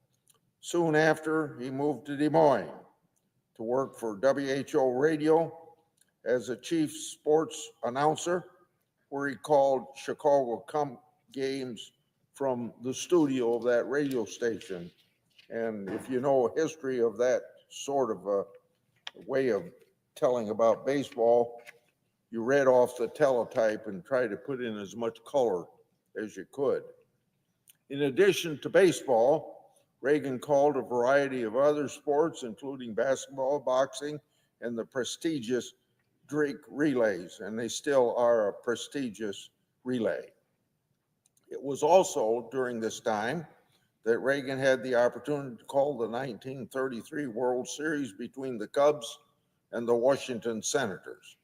During his time in Iowa, he improved his speaking skills, later gaining the title of, quote unquote, the great communicator. For this senator, 1980 marked a turning point in our nation's history, a time when Americans demanded change. It was the year that Ronald Reagan was elected president, and I had the honor of being elected to the United States Senate. Reagan's 1980 campaign slogan, "Let's make America great again," reflected a call to restore confidence in the United States during a time of economic struggles, particularly high inflation, foreign policy failures, and widespread dissatisfaction with government leadership. Now, does that sound familiar? Much like Reagan's vision, President Trump aims to restore America's strength and leadership. President Trump is taking action to secure our southern border. I look forward to working alongside President Trump and his administration to continue the fight for a stronger, a safer, and a more prosperous America. I yield.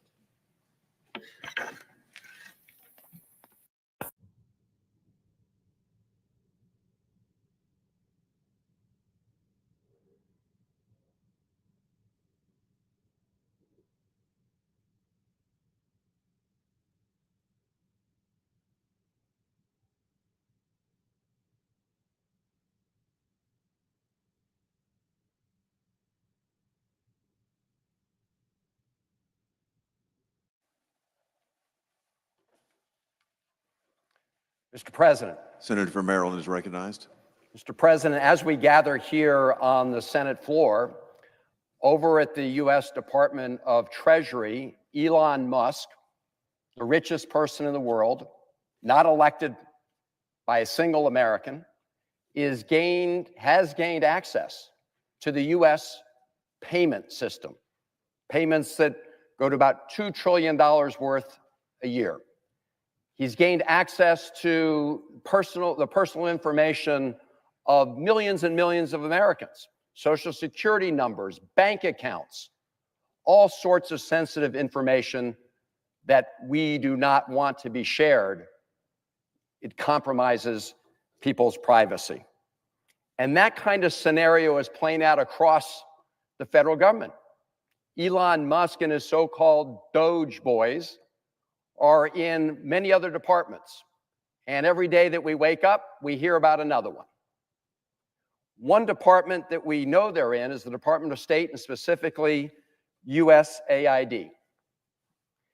Now, what we are witnessing here, Mr. President, is the result of the most corrupt bargain in American history. Because Elon Musk spent over $280 million to elect Donald Trump. And Donald Trump has handed the keys of the US government over to Elon Musk. And damage is being done every day, and it is hurting the American people and the interests of the American people. I want to focus for now on the situation at the Agency for International Development, which has been a critical piece of our overall national security and foreign policy strategy. And AID has enjoyed bipartisan support in this body for its work for decades. And I want to thank the great patriots, the men and women who work for AID, for the important work they're doing for our country as we speak. But when President Trump turned the keys to the government over to Elon Musk began dismantling the Agency for International Development. Here's what he said in recent tweets about his plan to destroy USAID. Quote, "We spent the weekend feeding USAID into the wood chipper. Could have gone to some great parties, but I did that instead," unquote. He said, this is Elon Musk, quote, "USAID is a criminal organization. Time for it to die," unquote.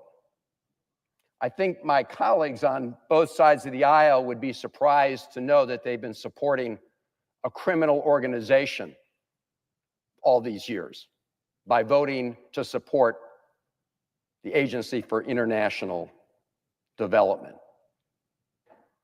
And let's make no mistake that his effort to dismantle AID is a gift to our adversaries. It's a gift to China, it's a gift to Russia, and others who want to do us harm around the world. In fact, one of Putin's cronies immediately posted on X, quote, "Smart move by Elon Musk," unquote, referring to dismantling AID. So this is not America first. This is America in retreat. And it has nothing to do with government efficiency and everything to do with aiding and abetting our adversaries. In fact, Mr. President, I think you know this, when you talk to our military leaders, they will tell you that our investment in AID is an important component of our overall foreign policy and national security strategy. You know, we spend about 50% of our discretionary budget on defense, actually a little more than half of our discretionary budget on defense. We spend about 2% on AID. And in fact, if you look at our overall budget, it's 0.6% for AID. Now, having a strong military is important. We all agree.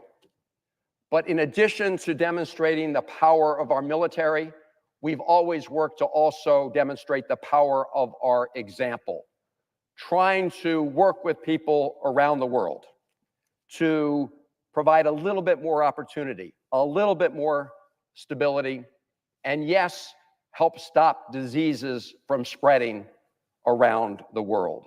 Poverty and violence and disease, they spread like fire. And if your neighbor's house is on fire, you don't build a wall, you go for water.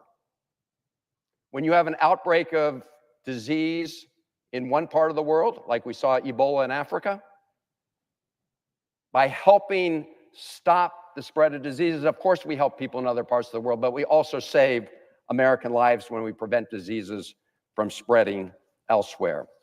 And if the world doesn't trust America to help, and believe me, at this moment, they are doubting us, they will turn to China and Russia, and those adversaries will be itching to fill the vacuum. Now, Elon Musk's crusade against USAID is not only a dedicated public servants who have committed their lives in service to the values our country holds dear.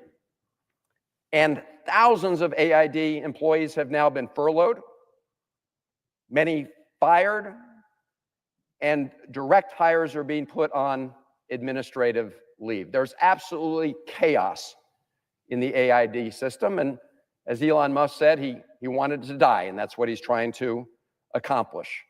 But for those men and women who serve our country as part of AID, they are being ordered to come home immediately. So thousands of our AID staff overseas were called back with just a few days' notice. Their kids are being pulled out of school in countries overseas. Many of them don't have homes to come back to at this moment. Could be homeless upon their return. And they're being ripped out of their lives where they're doing that important work for our country. Mr. President, USAID has more than 13,000 total employees worldwide. On Monday night, the email was sent out to all staff and then subsequently posted on USAID's website. You can go and look at it right now, telling all of them that they will be placed on administrative leave globally. Placed on administrative leave globally. This is absolutely cruel and an unnecessary infliction of punishment on Americans and others who've been our partners in this effort in supporting humanitarian causes and advancing U.S. priorities around the world. I'm hearing from many of these USAID employees, and what is really inspiring, at the same time it's heartbreaking, is they're not worried about themselves, but they are worried about the impact and cost and harm that will be done to the people that they're trying to help in places around the world. And Mr. President, what's happening here is just plain illegal. Now, Secretary Rubio said he wanted to give a waiver for all essential life-saving treatment. He said that on Wednesday. But the New York Times uncovered that no money has actually gone out. Money's still missing. And people are still in danger of imminent death. And even if the money got out the door, who is going to service it when everybody's been put on administrative leave, fired, or otherwise told not to show up to work? You know, I went down to the AID building on Monday when I heard what was happening, when I heard that Elon Musk told everybody not to come in to work, and really went up to the doors and asked if we could come in to talk to employees who might still be there. We were denied access. The folks there were told and instructed not to allow members of Congress to get into the building. You know, presidents are not kings, and you don't get to pick and choose what part of the law you decide to apply. And Elon Musk doesn't get to shut down the USAID operation legally. He may be a dictator at Tesla, and he may be playing one here in Washington, D.C., but he doesn't get to shred the law of the land. And that's why I'm expecting that in the coming days, just like we saw judges in Rhode Island and here in the District of Columbia issue temporary restraining orders on President Trump's effort to freeze important federal funds going to communities all over our country, that same argument will be used with respect to this illegal action and takeover of USAID. Mr. President, I want to close with this, because you would think that all of us, regardless of party, would want to stand up for the law, that we wouldn't want Elon Musk to be able to shred it unilaterally. And we got this letter from Secretary Rubio a few days ago, and clearly he's playing catch up here. Clearly he's not in control of AID, even though it says that he's now taking control of the operations at USAID. Here's what the letter says. This letter provides notice and advises you of our intent to initiate consultations with you regarding the manner in which foreign aid is distributed around the world through the United States Agency for International Development. Consultations. He really should talk to Elon Musk, who's tweeting out that he's putting AID in the wood chipper and that he's killing AID. All of us are prepared to sit down for a conversation about how we can reform AID, if we want to better integrate it into our overall foreign policy operations.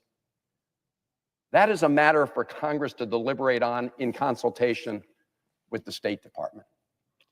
But Secretary Rubio sent this down after the doors had been closed on AID. This is just a cover up for the fact that he wasn't controlling what was going on. And I think as members of the Senate, we have an obligation, if we care at all about our lawmaking duties and care at all about whether or not when we appropriate funds for AID, they're actually spent as we indicated, we all have an interest in making sure that this process operates in a legal way. And what Elon Musk is doing is flat out illegal. And if our colleagues won't join together on a bipartisan basis to do it, the courts are stepping in. But the courts shouldn't have to do our job. So I appeal to my colleagues on both sides of the aisle, if you care about the Constitution, and if you care about Article 1, you should be rising up when Elon Musk is talking about putting AID through the wood chipper and saying it should die. I will be back a little later on the floor, Mr. President, to talk about Russ Vought's place and the role he plays in this operation. But for now, I yield the floor. Thank you, Mr. President. You know, when I was growing up, I thought about foreign aid as helping people in foreign countries who needed food or shelter, who were struggling because their country was having a civil war and they'd been cut off from having clean water, enough food for their families, some place for shelter. I think that's what most Americans think foreign aid is, that we want to help people around the world because the United States is blessed. God has given us more than he's given most nations, and that we need to respond in ways that are helpful to our fellow man. But today, I hear my colleagues blaming a guy named Elon Musk for doing away with foreign aid. If anybody is to blame, it's us. It's the Congress of the United States for taking our eye off the mission of our country to provide aid to those around the world who need it. Millions of taxpayer dollars are being wasted on left-wing pet projects that don't benefit us here at home, that actively work against our interests and do not help those in need around the world. I believe that American taxpayer dollars should be spent making lives better for Americans and better for those around the world who have far less than we have. You know, I've been talking about our national debt since I was first elected to Congress in 2009. At that time, our national debt was just turning over from $9 trillion to $10 trillion. I was apoplectic. How could we let our national debt get over $9 trillion? Mr. President, today our national debt is $36 trillion. That's absolutely inconceivable. It's inconceivable to the American people. It's certainly inconceivable to the people in my state. They want answers. They want to know, where's all this money going? That's why they elected Donald Trump. They didn't like seeing people come into our country illegally. They didn't like seeing inflation make their lives harder, make their family pay $1,000 to $1,500 more per month with no change in their lifestyle. Inflation is eating away at the lives of American people. They're working harder than ever, and their dollars going less far. So now we're talking about Elon Musk being to blame. I'm proud that President Trump chose to include Elon Musk in his administration, because President Trump is already getting results, the kind of results that the Congress has turned a blind eye towards. We all know that Washington is addicted to spending, and it isn't getting any better. For too long, my colleagues have had meltdowns anytime somebody suggests we should cut spending. But I'd always thought that we all agreed we need to take a look at some of the federal programs into which we're pouring taxpayer money. Well, thanks to President Trump, we finally had the opportunity to get started assessing what we're spending money on. And what we're finding in some instances is it's not very pretty. This week, we learned just how much USAID has been weaponized by the far left. They're pouring millions of taxpayer dollars into liberal programs and causes. And I'll bet some of these, even my colleagues on the left had no idea about. This is wildly out of keeping with stated American interests for how we will spend taxpayer dollars abroad. Here are some of the ways the last administration have wasted your money. More than $4.5 million to combat disinformation in Kazakhstan. And just whose disinformation is it? I think that's probably in the eye of the beholder. $20 million for a new Sesame Street show in Iraq. $25 million for Deloitte to promote green transportation in the country of Georgia. Nearly $8 million to teach Sri Lankan journalists how to avoid, quote, binary gendered language. Binary gendered language in Sri Lanka? You've got to be kidding me. 5 million to Eco Health Alliance, one of the key NGOs, non-government organizations, funding bat virus research at the Wuhan lab. 20 million for a group related, by the way, to a key player in the Russiagate impeachment hoax. 1.5 million to rebuild the Cuban media ecosystem. 1.5 million on DEI programs in Serbia. Diversity, equity, and inclusion programs in Serbia. Mr. President, I could probably go on for another hour. President Trump isn't just talking about cleaning up the waste and abuse of your taxpayer dollars. His administration is doing something about it. These bureaucrats are accountable. They must be accountable.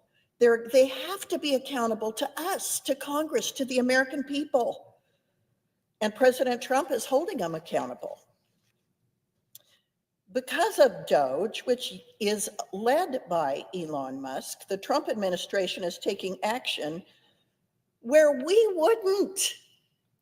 Congress wouldn't uncover the waste, fraud, and abuse that's going on in our foreign aid programs. Thanks to DOGE, the Trump administration has already terminated some 36 contracts, saving taxpayers more than $165 million. The administration has canceled underutilized leases, saving taxpayers close to $50 million. That's after 2 weeks in office. This is just the first step towards reclaiming control of our government and our budget. And I would think my colleagues from all over the country, both parties, would be pleased that we're uncovering waste, fraud, and abuse. That's why the American people elected Donald Trump. President Trump and Elon Musk are threatening to turn off the DC spigot that's flowed taxpayer money into far-left organizations and causes. Now, I want to respond to some of the claims from my friends across the aisle, calling this a constitutional crisis. I'm grateful that Democrats realize that we are the Article 1 branch and we control the power of the purse. I'm also happy to hear that most of us want to get rid of waste, fraud, and abuse. And that's why I ask my colleagues to join us now. Regardless of party, regardless of state, join us now. We have a funding bill coming up and reconciliation. Let's work together and do our job, rooting out government waste and making real cuts during our appropriations process. I'm serious about this because the fiscal crisis before us could not be more serious. No nation has lasted very long when their debt exceeded 100% of GDP, but that's where we are. That's where we are today. It's time to act. We must clean up this debt and spending crisis.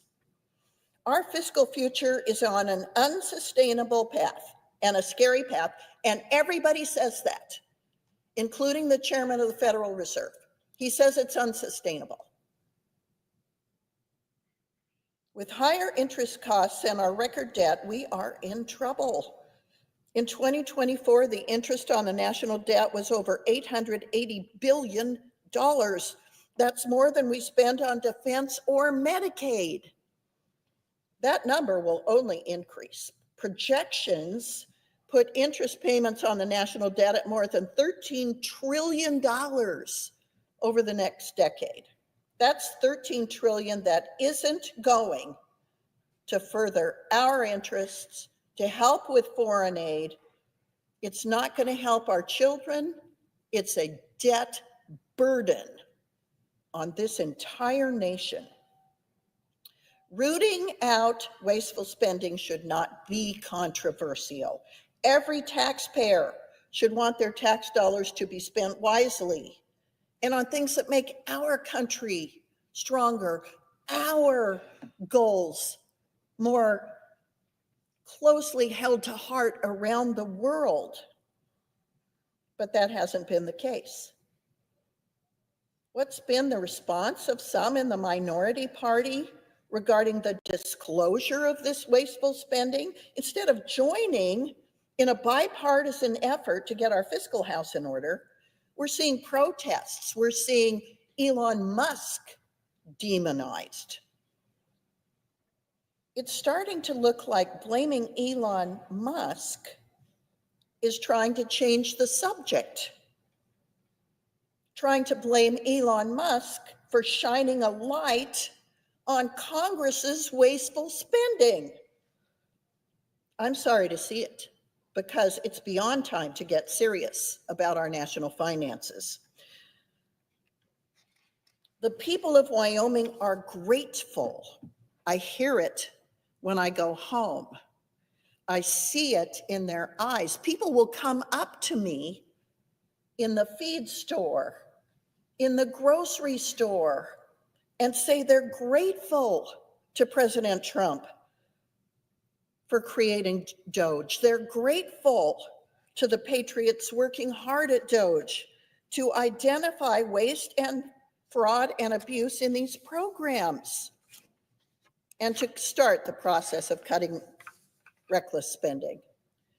So speaking on behalf of the people of Wyoming, I want to say thank you. Thank you, President Trump. Thank you for bringing in a group of people to help us shine a light on how we can make America better in just the way that the American people yearned for, wanted, expect, and celebrate. Mr. Chairman, I yield back.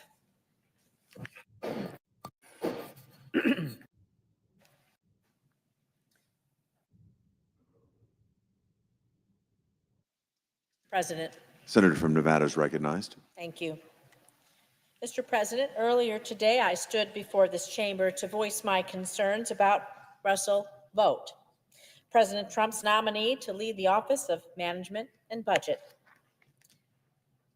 Russell Vought is an extremist, and allowing him to hold this position, a position that oversees the entire federal budget, would be nothing short of disaster. As one of the authors of Project 2025, Mr. Vought has made his extreme policy agenda very clear. And one of the key pieces of the Project 2025 agenda is illegally dismantling USAID. As we all know, the United States Agency for International Development, or USAID, has long been a cornerstone of America's foreign policy and national security. This agency has long enjoyed bipartisan support and works tirelessly to promote peace, security, and development around the world, all for less than 1% of our budget. By preventing conflicts that could threaten the U.S., responding to the spread of deadly pandemics, strengthening democracies, and improving economies, so we have new trade partners, USAID will play a critical role in advancing America's interests abroad.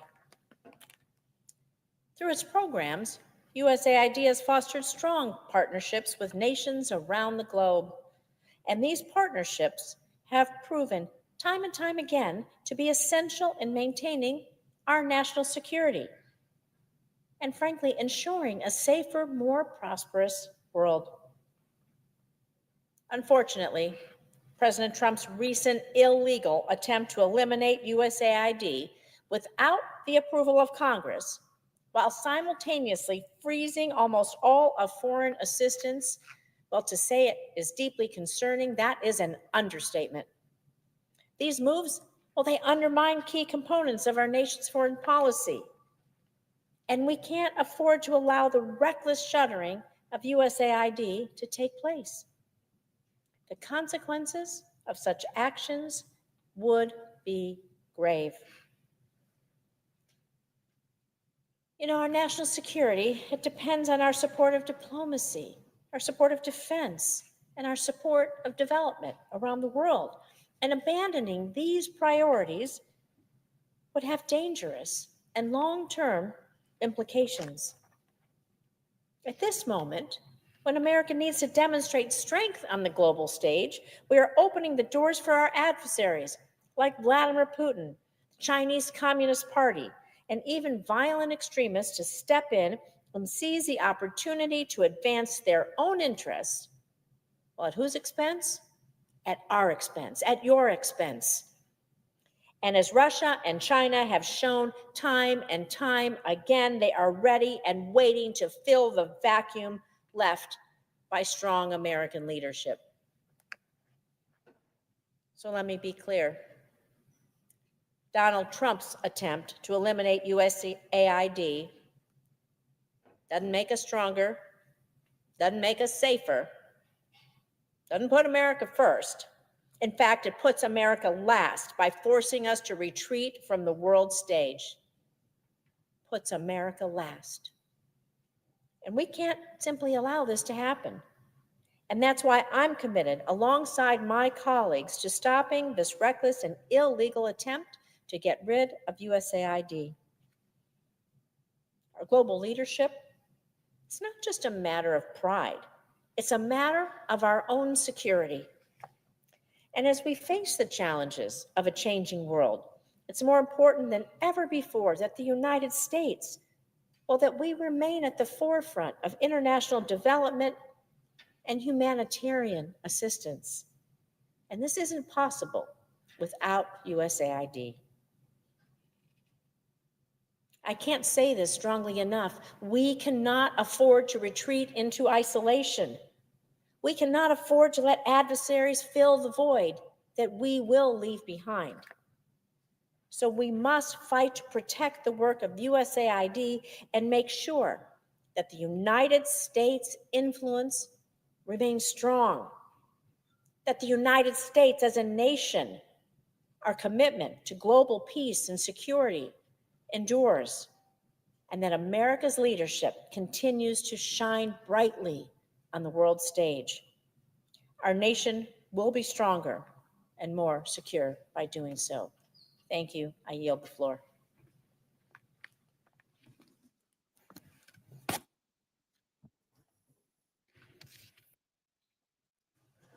Senator from Maine is recognized.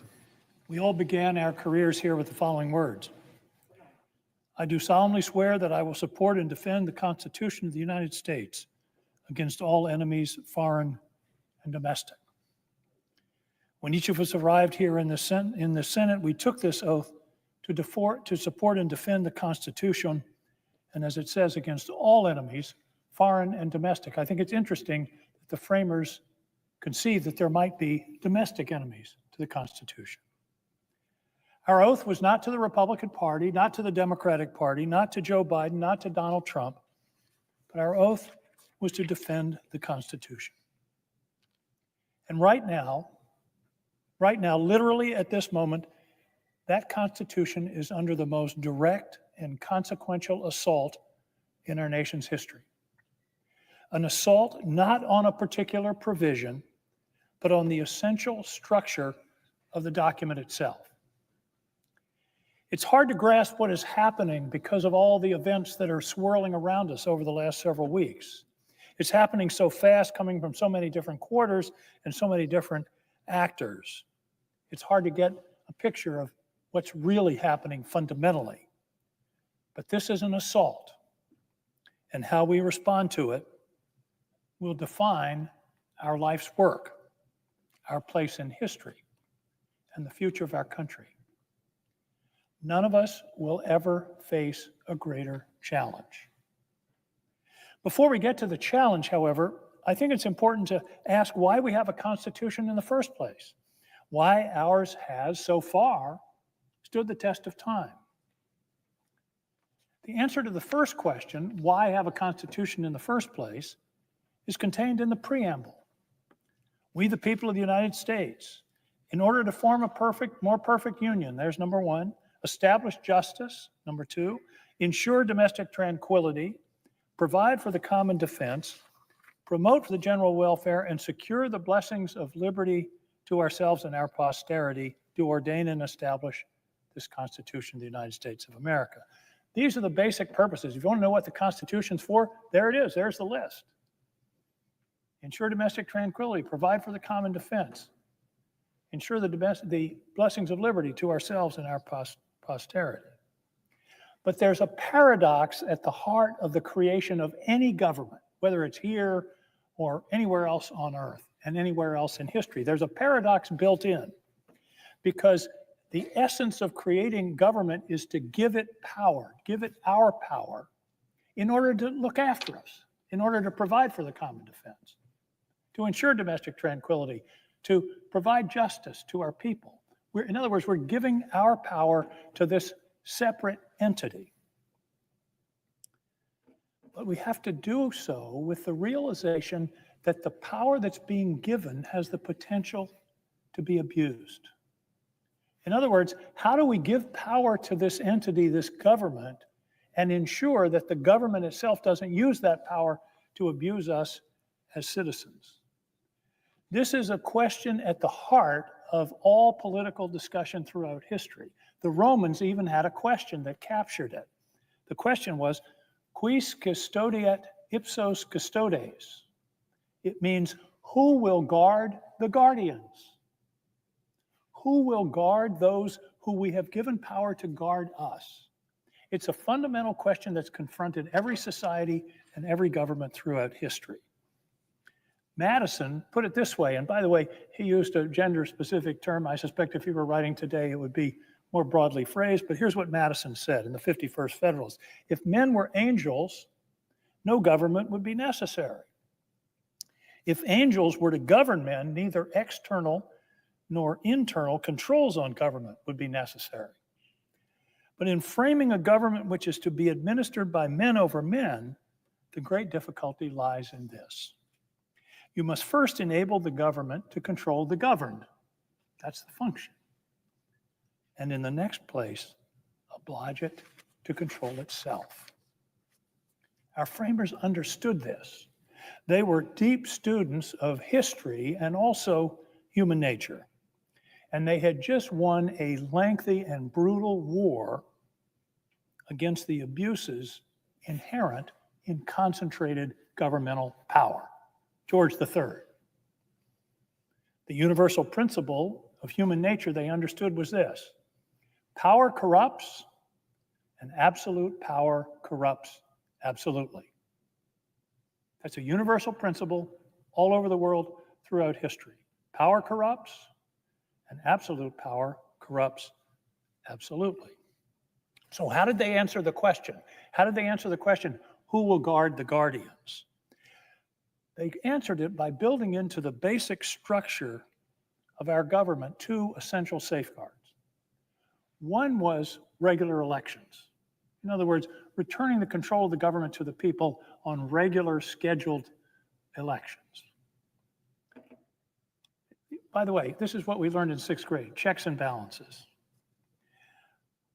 But the other piece that's built into our system that's the other essential safeguard is the deliberate division of power between the branches and levels of government.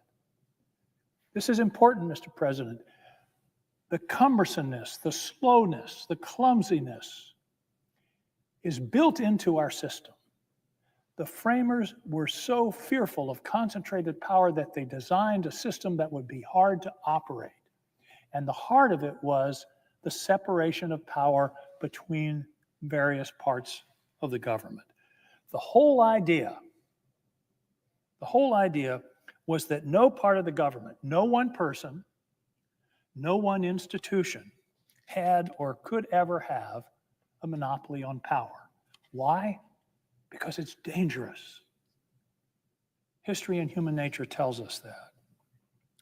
This division of power, as annoying and inefficient as it can be, particularly to the executive, I know because I used to be a governor, is an essential feature of the system, not a bug.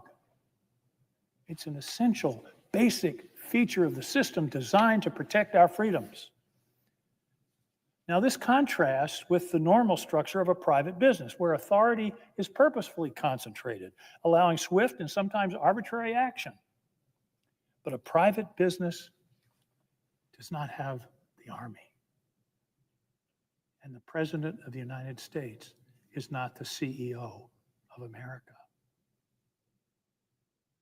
Power is shared principally between the President and this body, this Congress, both houses. In fact, this herky-jerky structure of checks and balances, vetoes, two houses, jurisdiction left to the states, the war power divided between the President and the Congress, this unwieldy structure is the whole idea. No one has or should ever have all the power. So the concern I'm raising today isn't some academic exercise or manifestation of political jealousy or abstract institutional loyalty. It's the guts of the system designed to protect us from the inevitable, and I mean inevitable, abuse of an authoritarian state. The inevitable abuse of an authoritarian state. It's the guts of our protection. In fact, this clumsy system is the mainspring of our freedom. And by the way, it's worked so far, and distinguishes us from the historical norm. We have to understand, we are an anomaly in history. The historical norm is pharaohs, kings, dictators, emperors, presidents for life. But the fact that we are such an anomaly, and we've seen in our lifetimes other governments, other systems based upon ours slip into authoritarianism and dictatorship, tells us how fragile what we have is. What we have in this country is an anomaly in history, and it's fragile, and it needs to be, must be protected from generation to generation. This makes this moment all the more urgent and portentous. Now, the nominee before us today is one of the ringleaders of this assault, one of the ringleaders of the assault on our Constitution. He believes in a presidency of virtually unlimited powers. He's written extensively about this and explicitly rejects, for example, the exclusive power of Congress to authorize and appropriate funds for the operation of the government. He espouses the discredited and illegal theory that the president has the power to selectively impound funds appropriated by Congress, thereby rendering the famous power of the purse a nullity. This is what I'm talking about, Mr. President. I'm not talking about the specifics, and I will touch on AID and other issues, but what I'm really worried about are the implications, the structural implications for our freedom and our government of what's happening here. We have to keep our eye on the big picture, not all the confusion and smoke that's going on over the last couple of weeks. Mr. Vought is one of the principal authors of the infamous Project 2025, which the president strangely hadn't heard of during the campaign, but now seems to be the essential guideline for his presidency.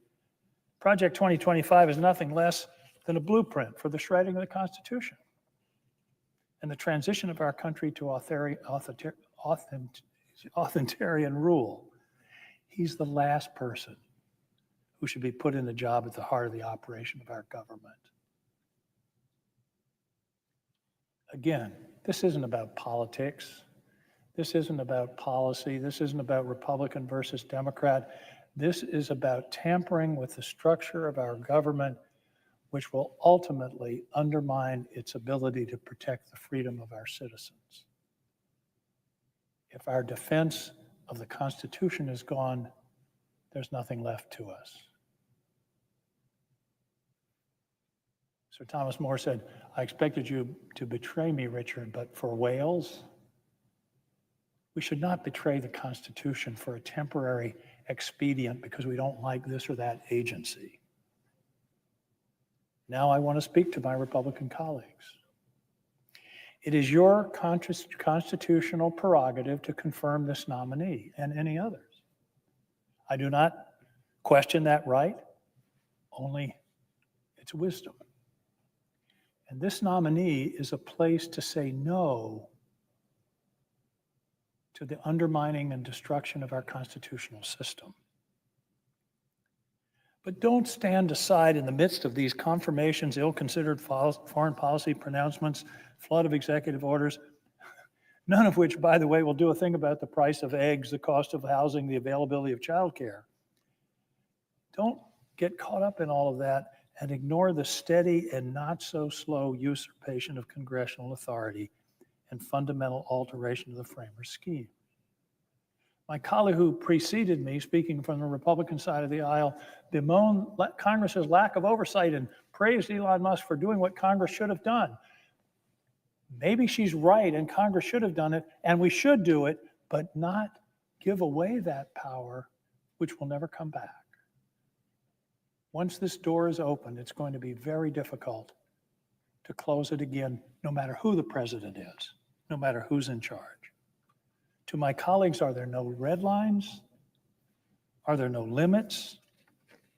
Just in the past 10 days, we've seen the literal destruction of a statutorily, I emphasize that word, statutorily established and funded federal agency by people ostensibly working for the president under vague authority, no transparency, and certainly no guidance from the Congress. Did they come to the Foreign Relations Committee and say, what do you think about AID? Are there parts of it we should work with and there are parts of it that could be reformed? No, there was zero. This small group, and we don't know who they are, but this small group, apparently it's reported in their 20s, have no experience with government, no experience with foreign aid, no experience with the operation of the United States government. But they're making basically policy decisions and constitutional decisions. The Constitution does not give to the president or his designee the power to extinguish a statutorily established agency. I can think of no greater violation of the strictures of the Constitution or usurpation of the power of this body. None. I can think of none.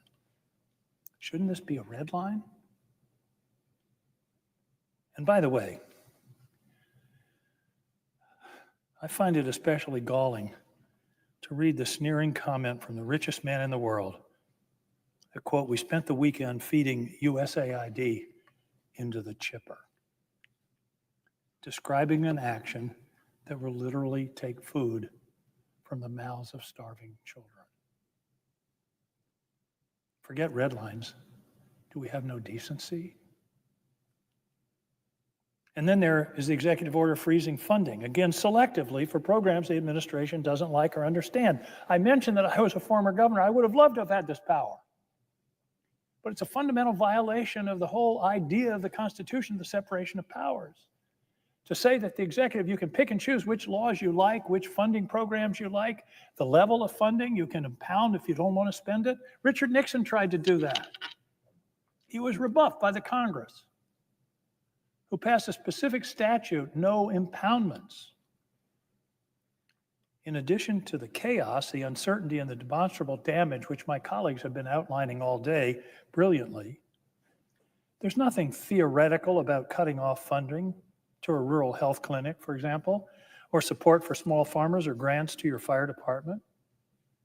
But getting away from those specifics, and it's easy to get pulled into those, and my office is hearing calls every day. We can hardly handle the volume. This, again, to underline, is a frontal assault of our power, your power, the power to decide where public funds should be spent. Isn't this an obvious red line? Isn't this an obvious limit? Or finally, and I've just sort of picked a few examples, but My final example is the power seemingly assumed by DOGE to burrow into the Treasury's payment system, the Office of Personnel Management, and now CMS for undefined purposes, zero oversight, which raises questions up to and including threats to national security. Do these people have clearance? Are the doors closed? Are they going to leave open doors into these? What are the opportunities for our adversaries to hack into the systems? We're already under unprecedented cyber attack, and we're opening doors. Although it's impossible to determine what they are taking, remember, there's no transparency or oversight. Access to Social Security numbers seem to be in the mix. All the government's personnel files, personal financial data, potentially everyone's tax returns and medical records. That can't be good. That can't be good. That's data that should be protected with the highest level of security and consideration of Americans' privacy. And we don't know who these people are. We don't know what they're taking out with them. We don't know whether they're walking out with laptops or thumb drives. We don't know whether they're leaving back doors into the system. There is literally no oversight. The government of the United States is not a private company. It is fundamentally at odds with how this system is supposed to work. Shouldn't this be an easy red line? In short, Mr. President, we're experiencing in real time exactly what the framers most feared. When you clear away the smoke, clear away the DOGE, the executive orders, foreign policy pronouncements, more fundamentally, what's happening is the shredding of the constitutional structure itself. And we have a profound responsibility, it seems to be, based on that pesky oath that we all took, to stop it. To stop it. We can, if the Republican members want to appoint Mr. Vought, okay, that's fine. But it's not fine, it's terrible, but that's their right. But stop what's going on in terms of altering how our government is supposed to fundamentally function to protect our people. The power of the majority is with you, my Republican colleagues. Together, we have the power to right the balance, to reclaim the authority we thought was inherent in our jobs, and in the process,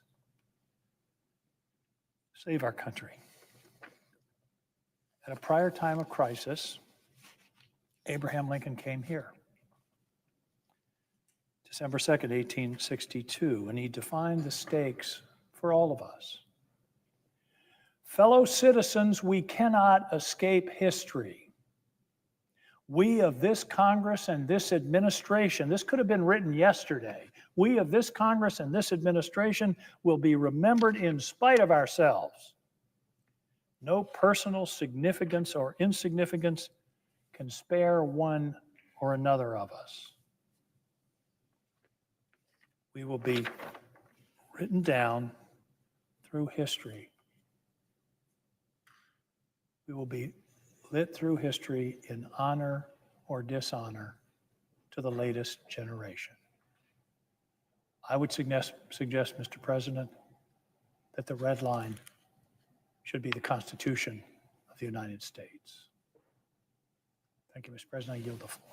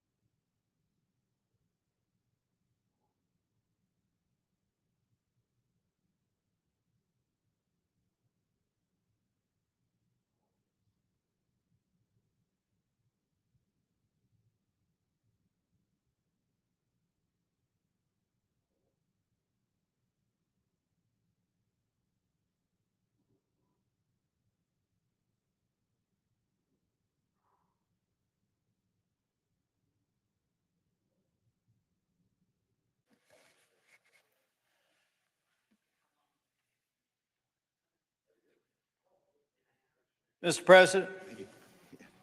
Senator from North Carolina is recognized. Thank you, Mr. President.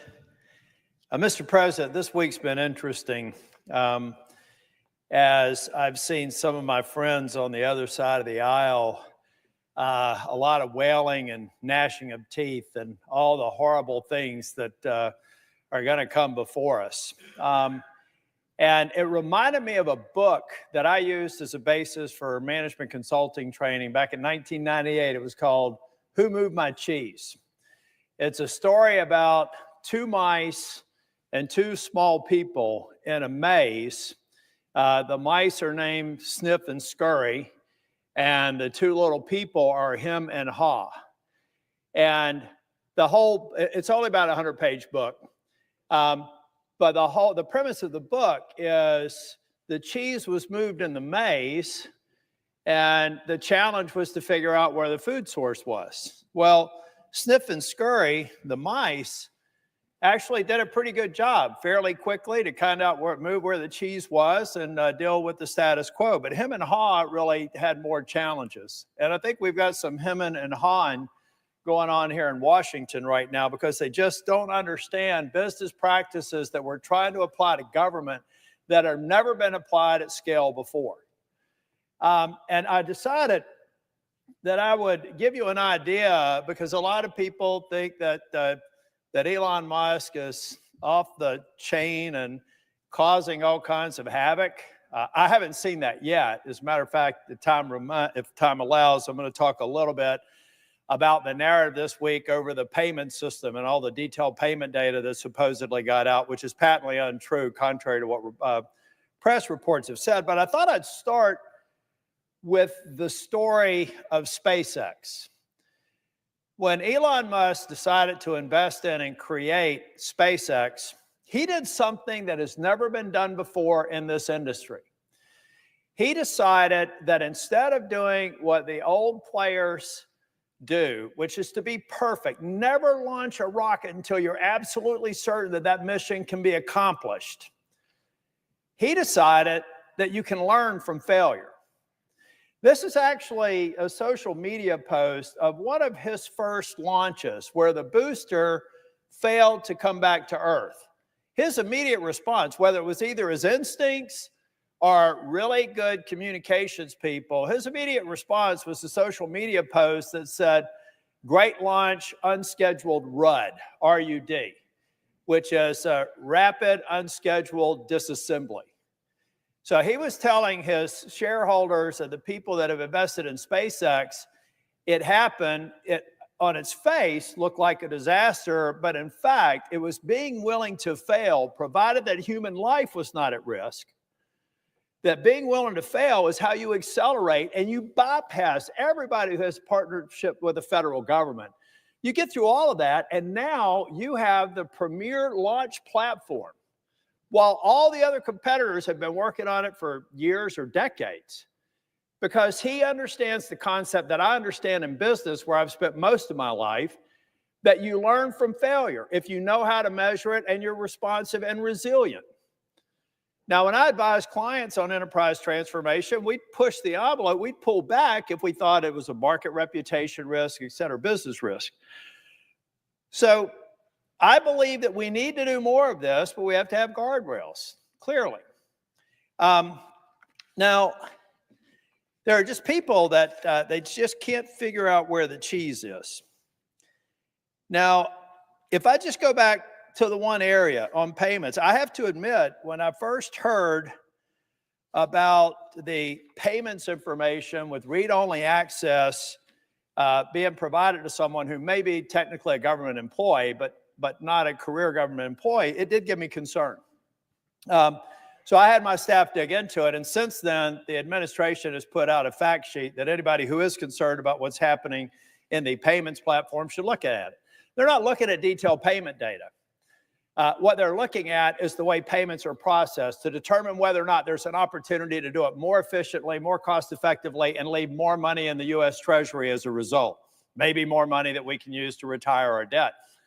That seems like a reasonable thing to do. People said they're getting top secret information and confidential information they shouldn't have. I asked a specific question. I've been assured if there's any classified information, that the only ones who are going to see it are people that already have the appropriate clearances. And I've also been assured that there's no confidential information being passed. So I would defy those in the press, or maybe some of my colleagues on the other side of the aisle. I'm all about facts here. If I've established no reputation in the U.S. Senate, it's that I am tedious and I complete my due diligence. I went to the administration, I asked these questions, and I believe we're dealing with a false narrative because people don't want to know where the cheese has been moved. They've got to get used to change. I've been in the U.S. Senate for 10 years. I am sick of saying Medicare has to get better. I am sick of saying Medicaid has to get better. I am sick of saying we are not getting people more healthy on Medicaid today. I'm sick of hearing people say that on both sides of the aisles, folks. So if we don't take some calculated risk, then we're going to be talking about the same sort of vexing issues 10 years from now. And so I would ask everybody to reject this narrative. We're going too fast, too soon, too many things on the line. And let's get to specific examples. I've used the example that's dominated the press this week to determine that most of what's being said is a red herring to take the president, and in this case, Elon Musk, off of the trail of trying to find efficiencies.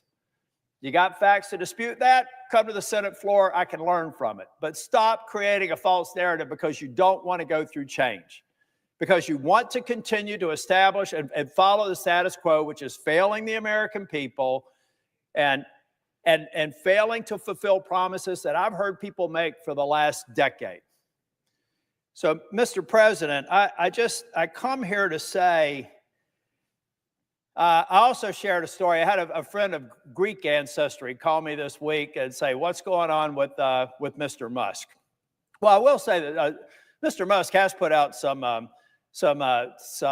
social media posts that are incorrect. He actually is one of the reasons why we're having to complete this due diligence, because he was talking about looking at payment data versus having professionals who are, some of them career personnel, looking at source code to figure out how to make it better. So he probably needs to tighten it up. But my Greek friend told me what I thought about all this stuff. And I said, I think the president has enabled Mr. Musk and other people a lot like Icarus's father provided him with wings. They were made of wax and feathers. And if you know the mythology, the idea was for Icarus to fly and never go so low as to drown in the sea, but never go so high as to have his wings melted, his feathers float away, and ultimately drown in the sea. So to those who are looking at all of this in a way that I am, I want that sweet spot. I want those who are looking at government efficiencies to understand the rules. They need to understand confidentiality, national security, and when lives are on the line. So when we're talking about DOD, we're talking about the intel community, foreign service, you need adult supervision in the room to make absolutely certain we don't compromise or put those men and women in danger. But in the meantime, if we really want to force change, if we really want to fulfill the promises that we made to the American people when we took control of Washington, then we have to get people comfortable with change. And we have to start fulfilling promises, some of the big promises that for the 10 years I've been here, I've heard it every year, and we haven't made appreciable progress. So if the American people are patient, my colleagues on the other side of the aisle will present facts, not innuendo, that could be politically motivated at best, or just bad information at worst, then we can get through this and we can go do right by the American people as a result. Thank you, Mr. President. I got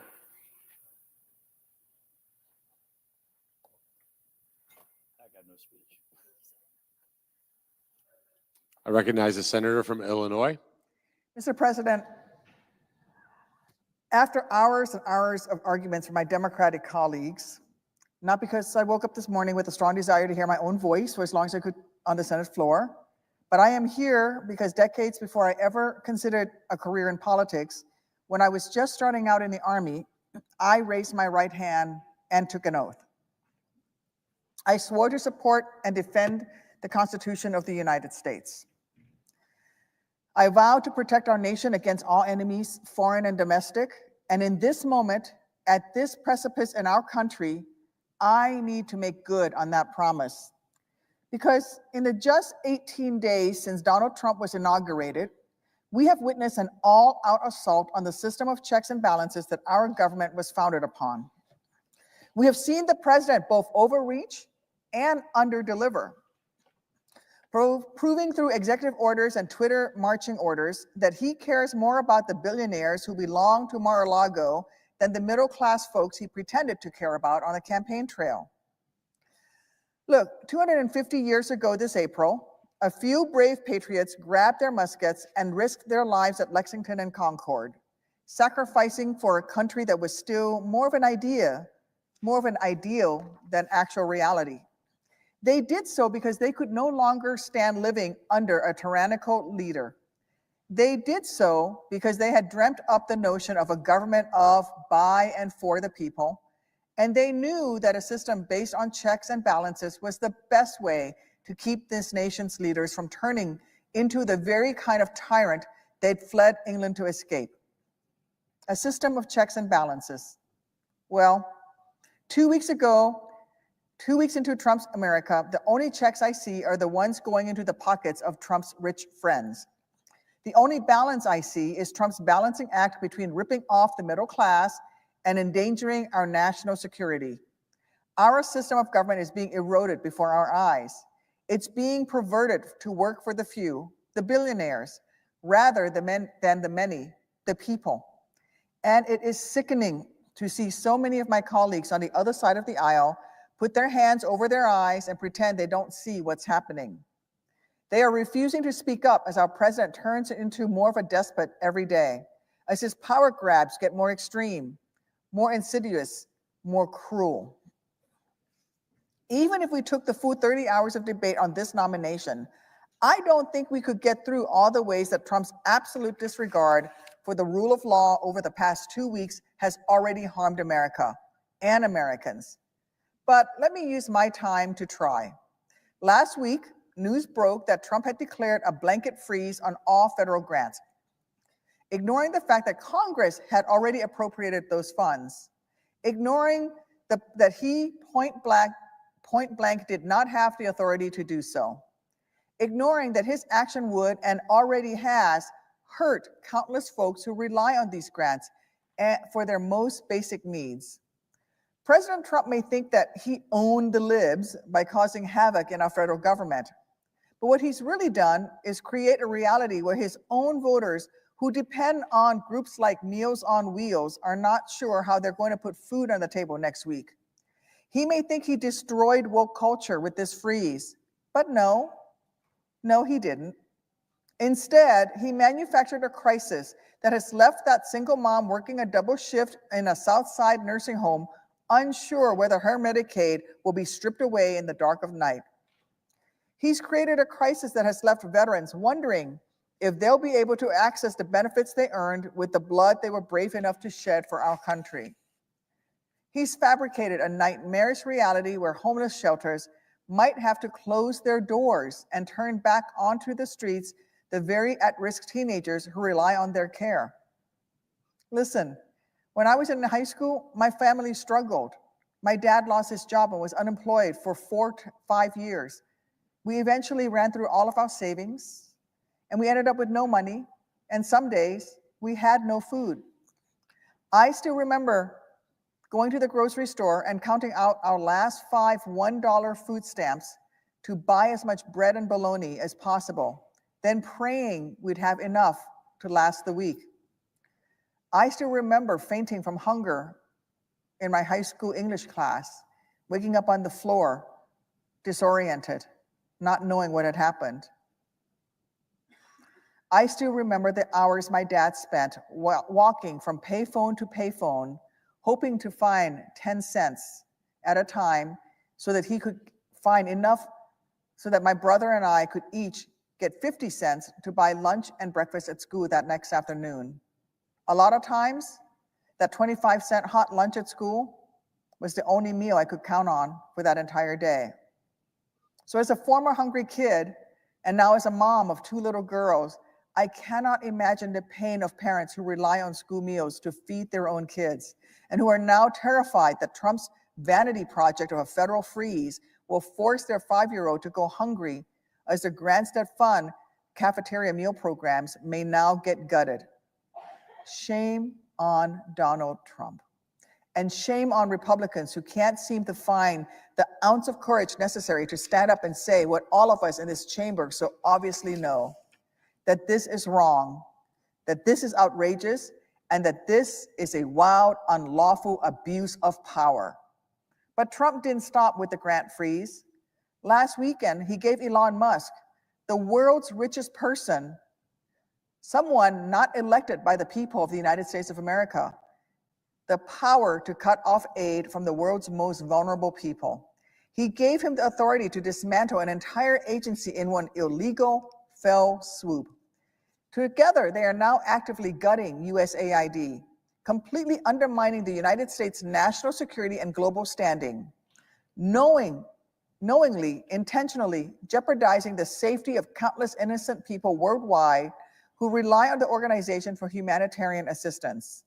Now, bad actors in the Communist People's Republic of China and Russia will be able to step in to fill the leadership vacuum that Trump created, forcing folks in need across the world to turn to our adversaries and not us for help. Let me be clear. USAID is an organization dedicated to doing good around the globe, but the good that it does also has a direct, tangible impact on the safety and economic security of families right here at home in the United States. It is an organization that helps allies detect fentanyl, in part so we can stop it before that fentanyl comes across our own borders. It's an organization that helps feed starving families worldwide, but it does so using $2 billion of food purchased from American farmers, with the paychecks going into their red, white, and blue pockets so they can keep their family farms for yet another generation. It is an organization that helps stop global pandemics. And it's an organization that works to make sure that the poorest children in the poorest countries don't die from drinking dirty water. A mission that also happens to be critical to our national strength, as when countries experience water insecurity, they're more likely to undergo political instability as well.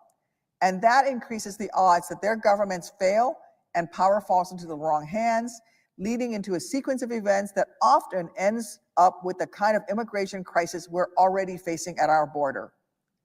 I know there is waste, fraud, and abuse in our government, and I am all for rooting that out. In fact, I've written and passed legislation that has successfully done just that. But eliminating an entire agency with such vital missions is not the way to go about this. USAID makes up just 1% of our federal budget. And these short-sighted cuts will end up costing the American taxpayer even more in the long term, as there will be more global instability, more migration crises, more pandemics to contend with as a result of this frankly idiotic decision. It's ironic. The guy charged with making our government more efficient is making it more costly and more chaotic. Case in point, he's threatening to use American troops to bring home USAID workers if they don't leave their overseas posts in the next 30 days, a move that in itself would cost Americans an estimated $100 million. That's Elon Musk spending $100 million more dollars, not saving it. Elon Musk is unelected, unvetted, and unqualified. He does not have the legal authority to dismantle entire agencies. Yet, in Trump's America, he's almost a co-equal president. And the size of his bank account and how far he is willing to bend the knee is enough for our president to bestow on him unchecked power.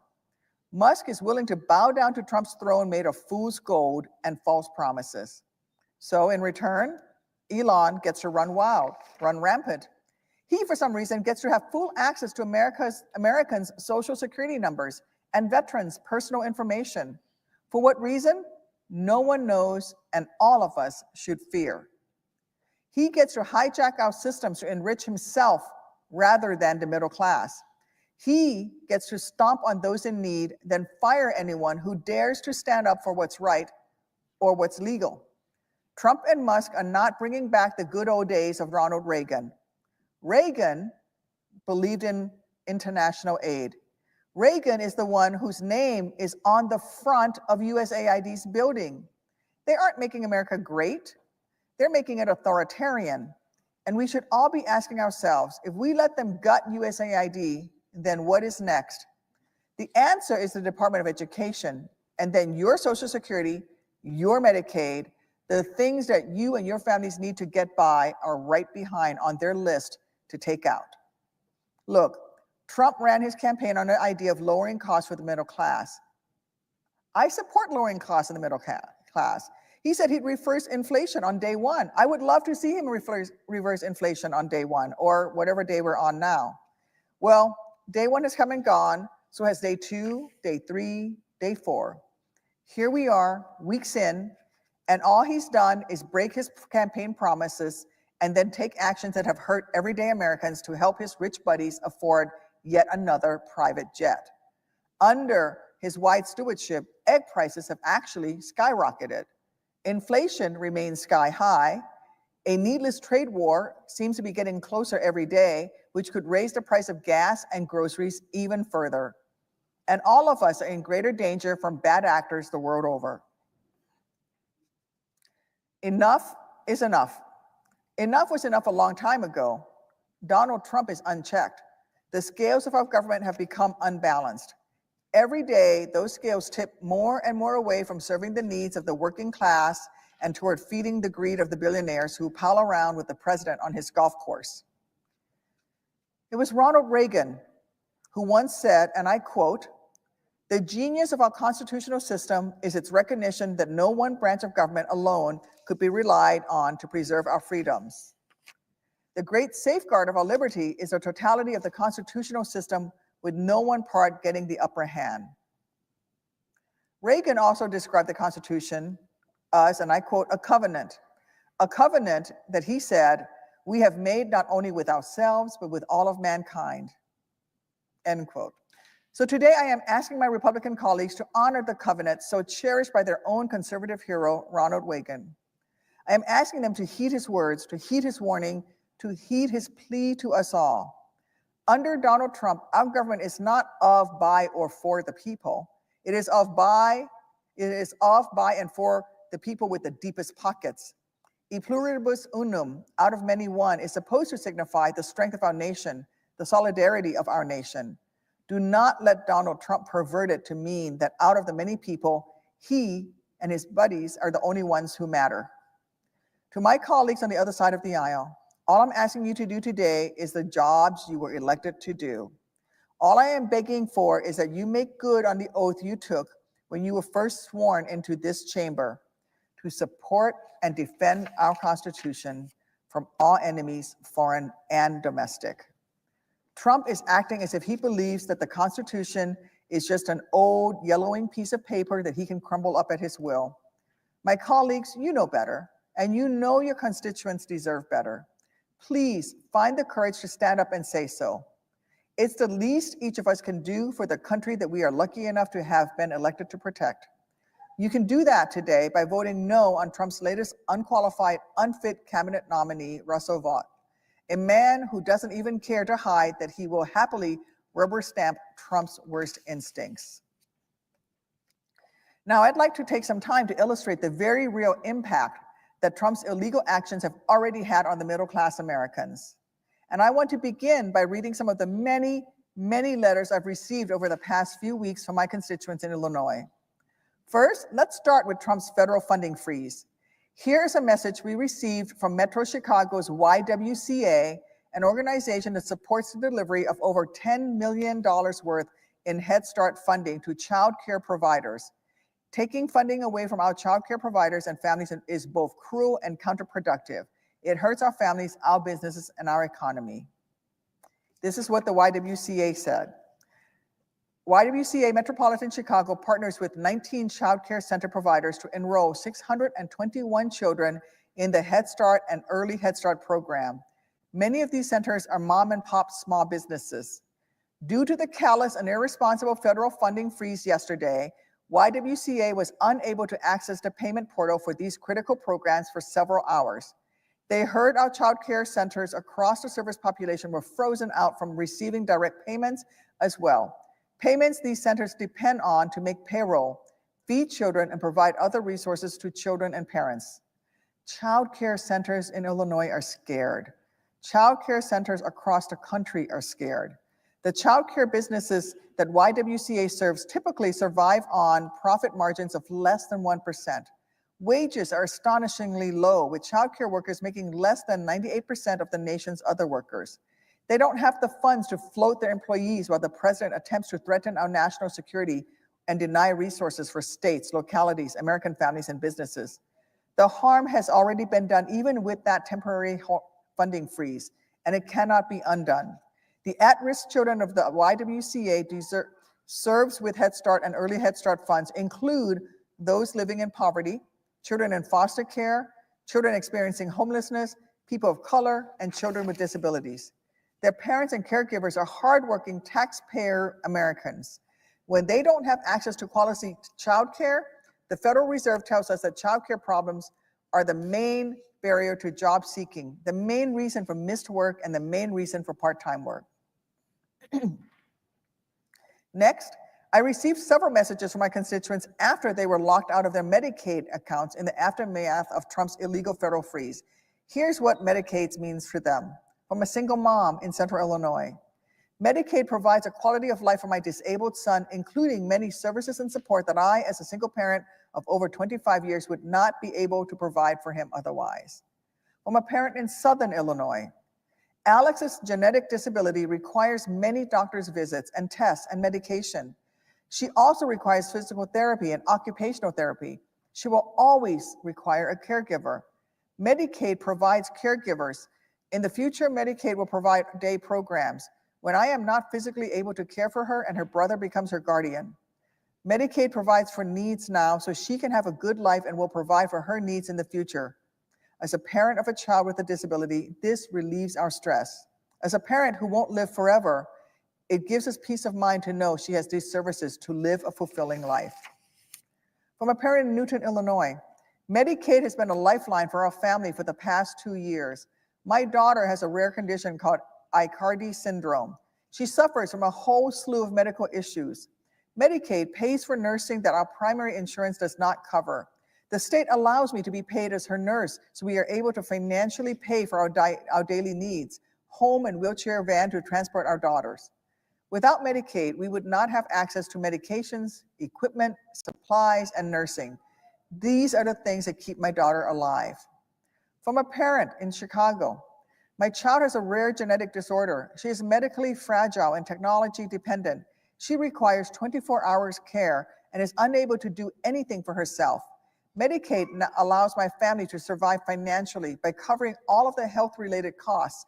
Without Medicaid, we would drown in debt and my daughter would have to live in a hospital, costing the taxpayers even more money. From a parent in Elburn, Illinois, Medicaid helps me to care for my daughter at home where she belongs. It provides for critical support that Ava needs, ventilator care, nursing, and medical supplies, so she can grow, learn, and thrive with her family. Without Medicaid and the MFTD waiver, keeping Ava home would not be possible. It allows us to give her every opportunity to reach her full potential while keeping our family together. Medicaid isn't just a program, it's a lifeline for families like ours.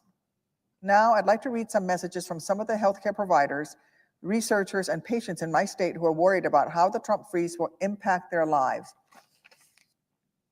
One constituent said, "I am a cancer survivor, thanks to research into early detection of and into the treatment of cancer. Currently, I have a friend who is at Vanderbilt Medical Center for the treatment of his leukemia. I have another friend who is undergoing chemo for blood cancer and will go to Vanderbilt for a months-long treatment in May. Reports say that all communications and grant reviews, as well as all cancer research or trials, have been stopped by the Trump administration. And I ask you to do everything in your power to restart the cancer research and trials so that lives are not lost. Thank you for your help." Another emailed me, "My uncle has a genetic disorder. My cousins have a 50-50 chance of having some issue. My uncle has been in several studies at WashU in St. Louis, Missouri. They are working to identify what causes this gene and then consequently how to treat it. The new administration has halted all meetings and grant reviews by the NIH. This funding is vital, capitalized vital, to researching what causes and how to treat so many diseases, including the one my uncle is suffering from. Please push to fully fund the NIH so that we can continue to research and treat terrible diseases that could impact all of us and our families. Next, here's a message I received about how the Trump freeze could hurt staff, researchers, and students at Southern Illinois University. Southern Illinois University estimates that they have approximately 550 employees who are paid fully or partially through federal dollars. A pause in funding in the programs they lead and research, and the research that they perform in important areas like treating and preventing Alzheimer's disease or ensuring that the food we eat is safe to consume, would keep them from earning a salary to support their families. The TRIO Upward Bound program in East St. Louis currently serves 225 participants between both programs, the majority of whom come from low-income, first-generation, college-bound families.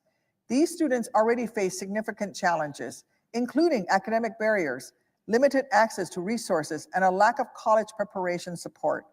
Any freeze in the federal funding will stop the university's ability to effectively assist them in overcoming these obstacles. The Upward Bound program plays a crucial role in preparing students for college, providing tutoring, college admissions guidance, and mentorship, which were at risk due to the funding freeze. Additionally, our dedicated staff who work tirelessly to support these students face uncertainty regarding their employment. This disruption also affects our broader community, as our program serves as a vital resource for encouraging educational advancement and economic mobility. Next, here's an excerpt from an email I got from Ignite Promise, a Chicago nonprofit serving homeless youth in the immediate aftermath of the Trump freeze.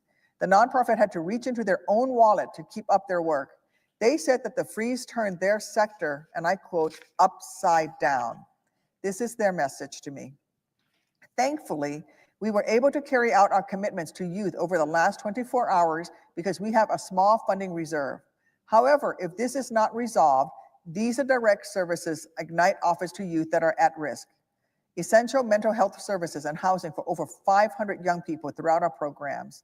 Youth ages 14 to 17 who are victims of trafficking will lose access to our 24/7 shelter. Young people at the greatest risk of harm will lose access to a 24/7 crisis hotline. This freeze turned our sector upside down and shifted over 100 providers in our COC to rush into emergency mode. And the most devastating effect was the fear youth experience, assuming their safe and stable supports were going away, and insecurity our hardworking staff felt for their employment.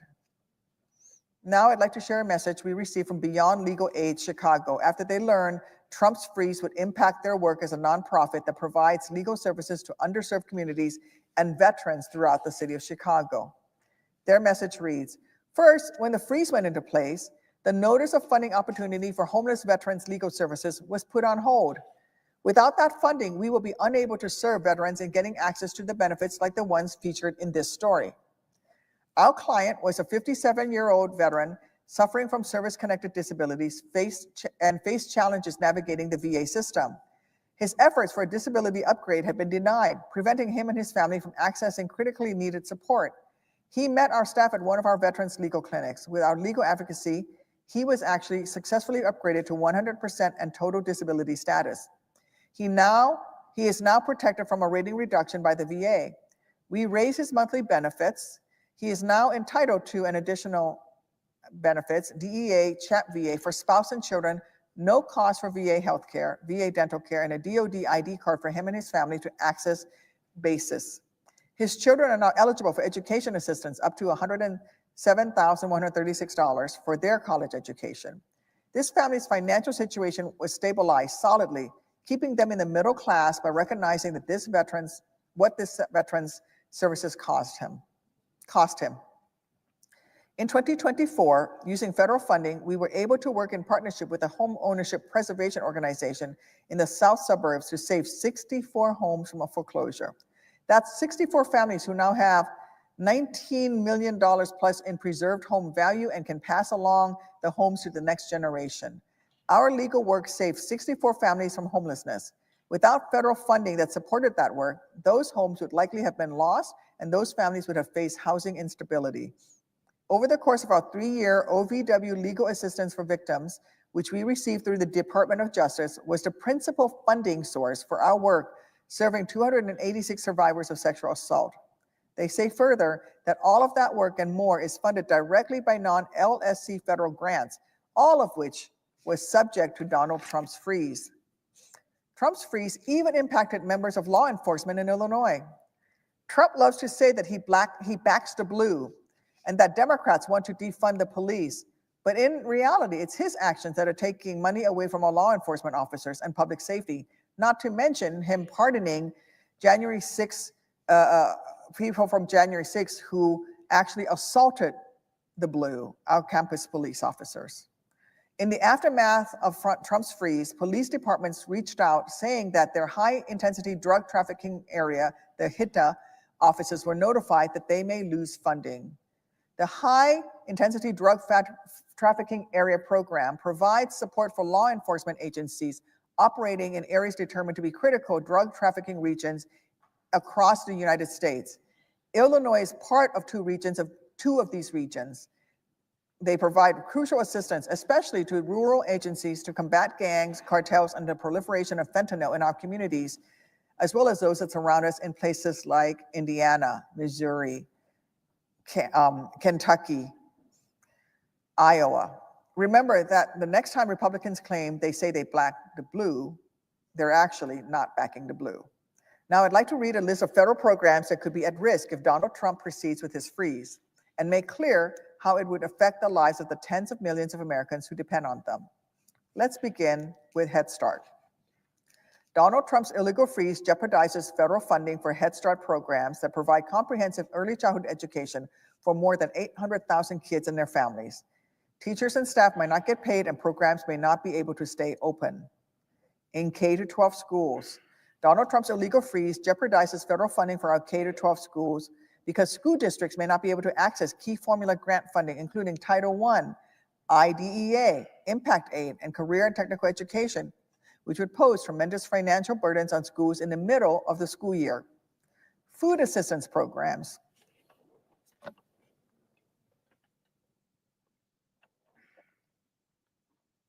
Donald Trump's illegal freeze jeopardizes funding for millions of American citizens who rely on nutrition assistance programs like SNAP, WIC, and school lunch. These Americans would be left hungry as funding is cut off, and nonprofits who provide additional assistance would lose federal funding. And some of that funding, especially for SNAP and WIC and school lunches, actually are spent purchasing from our American farmers, so who would also be negatively affected. Disaster relief. Donald Trump's illegal freeze jeopardizes funding for public assistance and hazard mitigation grants from the Disaster Relief Fund to state, tribal, territorial, and local governments and nonprofits that help communities quickly respond to, recover from, and prepare for major disasters. Right as so many communities are struggling after severe natural disasters, most recently in California, Florida, Georgia, and North Carolina. Public safety. Donald Trump's illegal freeze jeopardizes federal grants for law enforcement and homeland security activities, undermining public safety in every state and territory. Health services. Donald Trump's illegal freeze jeopardizes federal funding for community health centers that provide health care for over 30 million Americans, creating chaos for patients trying to get their prescriptions, regular checkups, and more. Veterans care. Donald Trump's illegal freeze jeopardizes federal grants to help veterans in rural areas access health care and grants that help veterans get other critical services, including suicide prevention, resources, transition assistance, and housing for homeless veterans.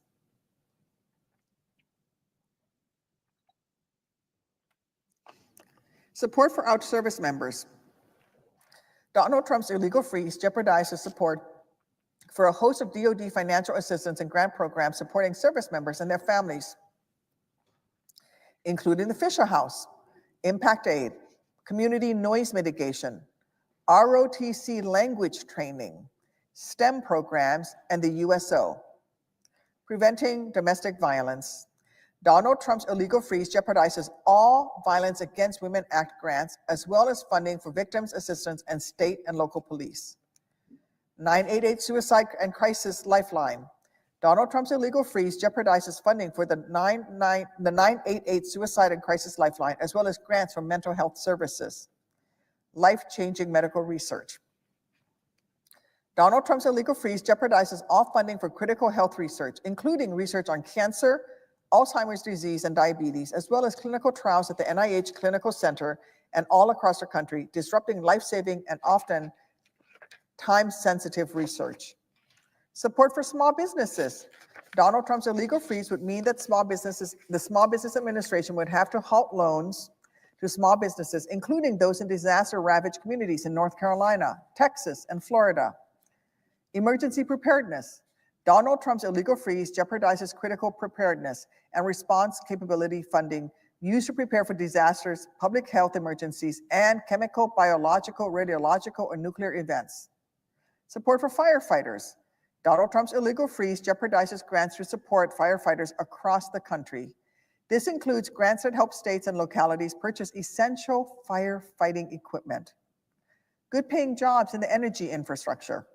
Donald Trump's illegal freeze jeopardizes grants for critical energy projects nationwide, halting billions of dollars in investments nationwide and jeopardizing good-paying American jobs.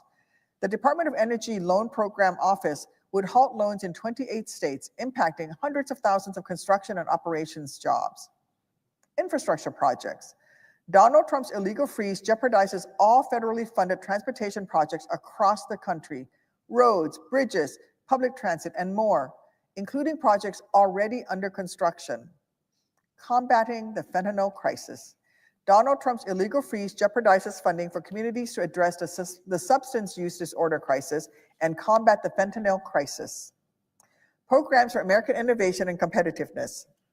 Donald Trump's illegal freeze jeopardizes existing grants to support research for AI and quantum computing and any new grant funding, undermining U.S. innovation and competitiveness with the communist Chinese PRC and putting American jobs at risk. Programs to strengthen our military readiness. Donald Trump's illegal freeze jeopardizes grants and other assistance appropriated to strengthen military effectiveness and defense capacity, including the Defense Production Act support for the defense industrial base, basic research grants necessary to advance key technologies, and small business support to strengthen our supply chains. Programs to protect Americans overseas.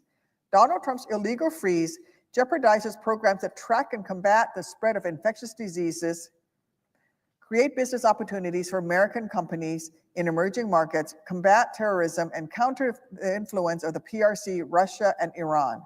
Efforts to ensure the safety and security of Americans implementing these programs are all suspended and could be terminated.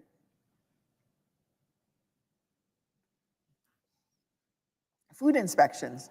Donald Trump's illegal freeze jeopardizes whether some states will have to take on the full financial burden of ensuring the nation's meat supply is safe if federal cooperative agreements for meat inspections are halted.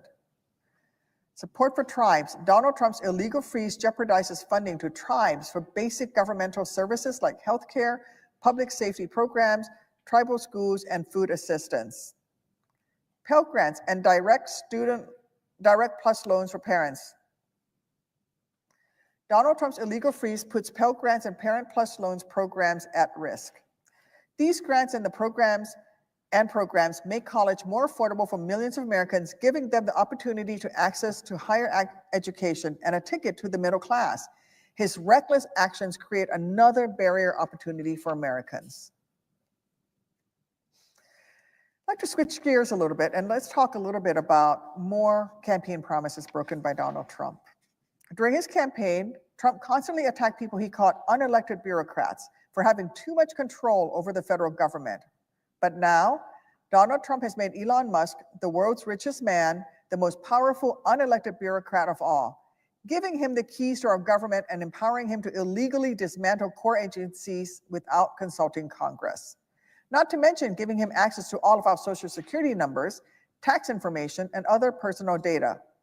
As my colleague Senator Sanders pointed out on Wednesday, Elon Musk spent $277 million to elect Donald Trump president. Since election day, he has become $154 billion richer. Elon Musk's net worth is estimated at $426 billion. Yes, that's billion with a B. Meanwhile, the average American salary is only $63,795. The average cost of childcare for just one child per year in the United States is $9,994. The average price of a gallon of milk in our country is $4.47. The average price of eggs in America currently is $5.29 for a dozen, although it's getting up, it's actually increasing as we speak. The average price of gas in the US is $3.12 a gallon. In Illinois, the average person's salary is $67,192. The average cost of childcare per year for just one child in Illinois is $11,605. The average price of a gallon of milk in Illinois is $5.52. The average price for a dozen eggs in Illinois is $4.15, which is over $1 more than the national average. And the average price for a gallon of gas in Illinois is $3.26. And so you can see the disparity between the middle class and the billionaires that cozy up to Donald Trump. And it's not just Musk. Wealthy elites that have more money than most Americans could ever dream of are doing anything to get into Trump's favor because they know he plans on giving them massive tax cuts to line their pockets even further. Jeff Bezos is just one example. He's from New Mexico, and his net worth is estimated at $250 billion. Meanwhile, in New Mexico, the average person's salary is $57,512. The average cost of childcare for just one child is $8,766. The average price of a gallon of milk is $3.63. A dozen eggs will set you back $5.46, and the average price of gas is $2.98. Next up, Meta CEO Mark Zuckerberg. He's from New York. His net worth is estimated at $240 billion. Meanwhile, in New York, the average person's salary is $78,624. The average cost of childcare for just one child is $12,844. The average price of a gallon of milk is $5.05. The average price of eggs is $5.46, and the average price of gas is $3.18. These guys don't represent America. They have no clue what the middle class experience is. They don't care about making the government work for everyday Americans. They only care about making it work for them and their buddies. Donald Trump ran for president on the promise that he'd lower the price of eggs. However, since being in office, he seems to have conveniently forgotten that vow. He's also done nothing to stop the bird flu, which has caused the price of egg to skyrocket even further. In fact, his freeze would stop the research into and tracking the bird flu virus that is causing eggs to skyrocket. The cost of eggs appears to have accelerated since November, the month that Donald Trump was elected president, according to the data from the U.S. Bureau of Labor Statistics. In the week ending January 18th, a dozen eggs cost $5.29, a steep climb from February of 2024, when the price was a little over $3.50 a dozen. In November, the price of a dozen eggs edged up to $3.65, and then in December, it rose to $4.15. Since the moment Trump returned to the Oval Office, he has abused his power, both overreaching and under-delivering, signing executive orders and issuing commands that are blatantly illegal. Hypocrisy must be dead, because Donald Trump used to claim to care a lot about executive overreach back when there was a Democratic president in office. Here are just a few examples of when, ironically, Donald Trump was complaining about President Obama's executive actions. In 2016, this is what Trump said, and I quote, "We don't want to continue to watch people signing executive orders because that was not what the Constitution and the brilliant designers of this incredible document had in mind. We need people that can make deals and can work, because right now, in Washington, there's total, absolute gridlock." In another instance, Trump declared he doesn't want to get people together the old-fashioned way, where you get Congress, you get the Senate, you get together, you do legislation. He just writes out an executive order. Not supposed to happen that way. You get the Congress. I'm sorry that I'm butchering the English language, but I'm quoting Donald Trump directly. You get the Congress, you get the Senate, you get together, you do legislation. He just writes out an order, executive order. It's not supposed to happen that way. Another time, Donald Trump lied and said, and I quote, "I would build consensus with Congress, and Congress would agree with me. I'll give you an example, because I don't like the idea of using executive orders like our president does." He was referring, of course, to President Obama at the time. "It is a disaster what he's doing. I would build consensus, but consensus means you have to work hard. You have to cajole. You have to get them into the Oval Office and get them all together, and you have to make deals. And I end quote. There are also countless examples of other Republicans' hypocrisy when it comes to executive overreach. I just want to name one. In 2014, now House Majority Leader Steve Scalise had to say of President, in 2014, then House Majority Leader Steve Scalise had this to say of President Obama. President Obama has this fantasy that he can just use his pen to write laws. We don't have a monarchy in this country. There's an executive branch and the legislative branch, and the president has to work with Congress to get things done. Now, on to the topic of USAID and the Trump Musk decision to gut the agency. A decision as dangerous as it is heartless as it is careless.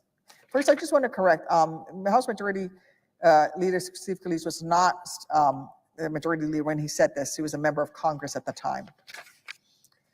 First, I'd like to read several excerpts of speeches given by Secretary Rubio in which he expressed clear support for international aid before he was confirmed.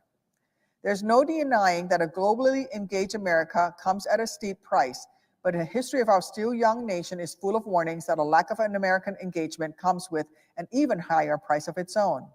Many of our nation's adversaries and rivals have been emboldened by our uncertain foreign policy.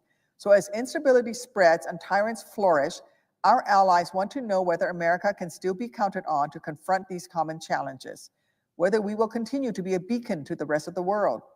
Our legacy is that of a nation that for 2 centuries has planted its feet and pushed out against the walls of tyranny, oppression, and injustice that constantly threaten to close in on the world, and has sought to replace these forces with the spread of liberty, free enterprise, and respect for human rights.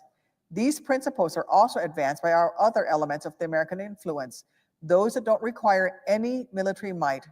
For example, consider the countless lives we've saved from the scourge of AIDS in Africa through the PEPFAR program, or consider the economic mobility created by American trade and investment. These accomplishments prove that while military might may be our most eye-catching method of involvement abroad, it is far from being our most often utilized. In most cases, the decisive use of diplomacy, foreign assistance, and economic power are the most effective ways to achieve our interests and stop problems before they spiral into crisis. Marco Rubio said that. Marco Rubio, where have you gone? I would like to also share a news article about Secretary Rubio's prior comments in support of USAID from CNN. And the title is Rubio's Years of Strong Support for USAID stands in contrast to his sudden criticism of the aid agency. And I'm going to read from the article.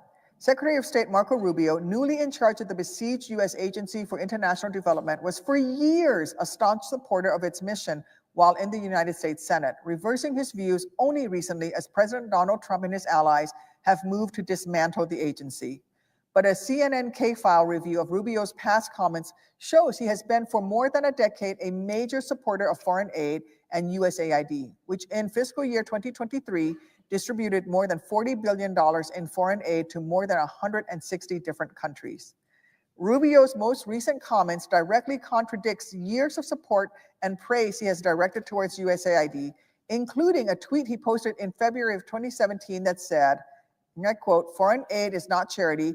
We must make sure it is well spent, but it is less than 1% of the budget and critical to our national security." During his Fox News interview Monday, Rubio also dismissed concerns that scaling USAID's presence could allow China to expand its influence in developing nations. But just 3 years ago, Rubio argued the exact opposite, urging the Biden administration in a 2022 letter to prioritize U.S. aid's funding as a key tool to counter the Chinese Communist Party's expanding global influence. We don't have to give foreign aid. We do so because it furthers our national interests. That's why we give foreign aid. Now, obviously, there's a component to foreign aid that's humanitarian in scope, and that's important too, he said in February of 2013. Foreign aid as a part of our overall budget is less than 1% of the total amount of the US government spends, Rubio said in one 2017 speech on the Senate floor. I promise you, it is going to be a lot harder to recruit someone to anti-Americanism and anti-American terrorism if the United States of America is the reason that person is alive today. Anybody who tells you that we can slash foreign aid and that that will bring us to balance is lying to you. Foreign aid is less than 1% of our budget. It's just not true, he added in August 2019 while speaking to the Forum Club of Palm Beach. Of the Palm Beaches, excuse me. Foreign aid is a very cost-effective way not only to export our values and our example, but to advance our security and our economic interests, Marco Rubio said in April of 2012 to the Brookings Institute. As a senator, Rubio also introduced legislation in 2013 and 2015 to make foreign assistance programs more transparent. A version of the bill was later passed in 2016. A lot of times, he said, people say, well, cut foreign aid. Foreign aid is less than 1% of our budget, but foreign aid can make a difference when properly used. And if you ever have the chance to travel, go to the African continent and you will meet people who are alive today because the American taxpayer funded antiviral HIV medications that kept them alive. It will not be easy to radicalize people who are alive because the American taxpayers saved their lives and the lives of their children, Rubio said while on the presidential campaign trail in late 2015. Where is Secretary Rubio's enthusiasm for USAID now? Time and time again, we see Republicans reversing their stance. Even members of the Trump administration who just a week or so ago said that they supported programs like USAID, like Marco Rubio, who now have reversed their position. Do I need to stop? Mr. President, at this time, I will end my remarks. Thank you.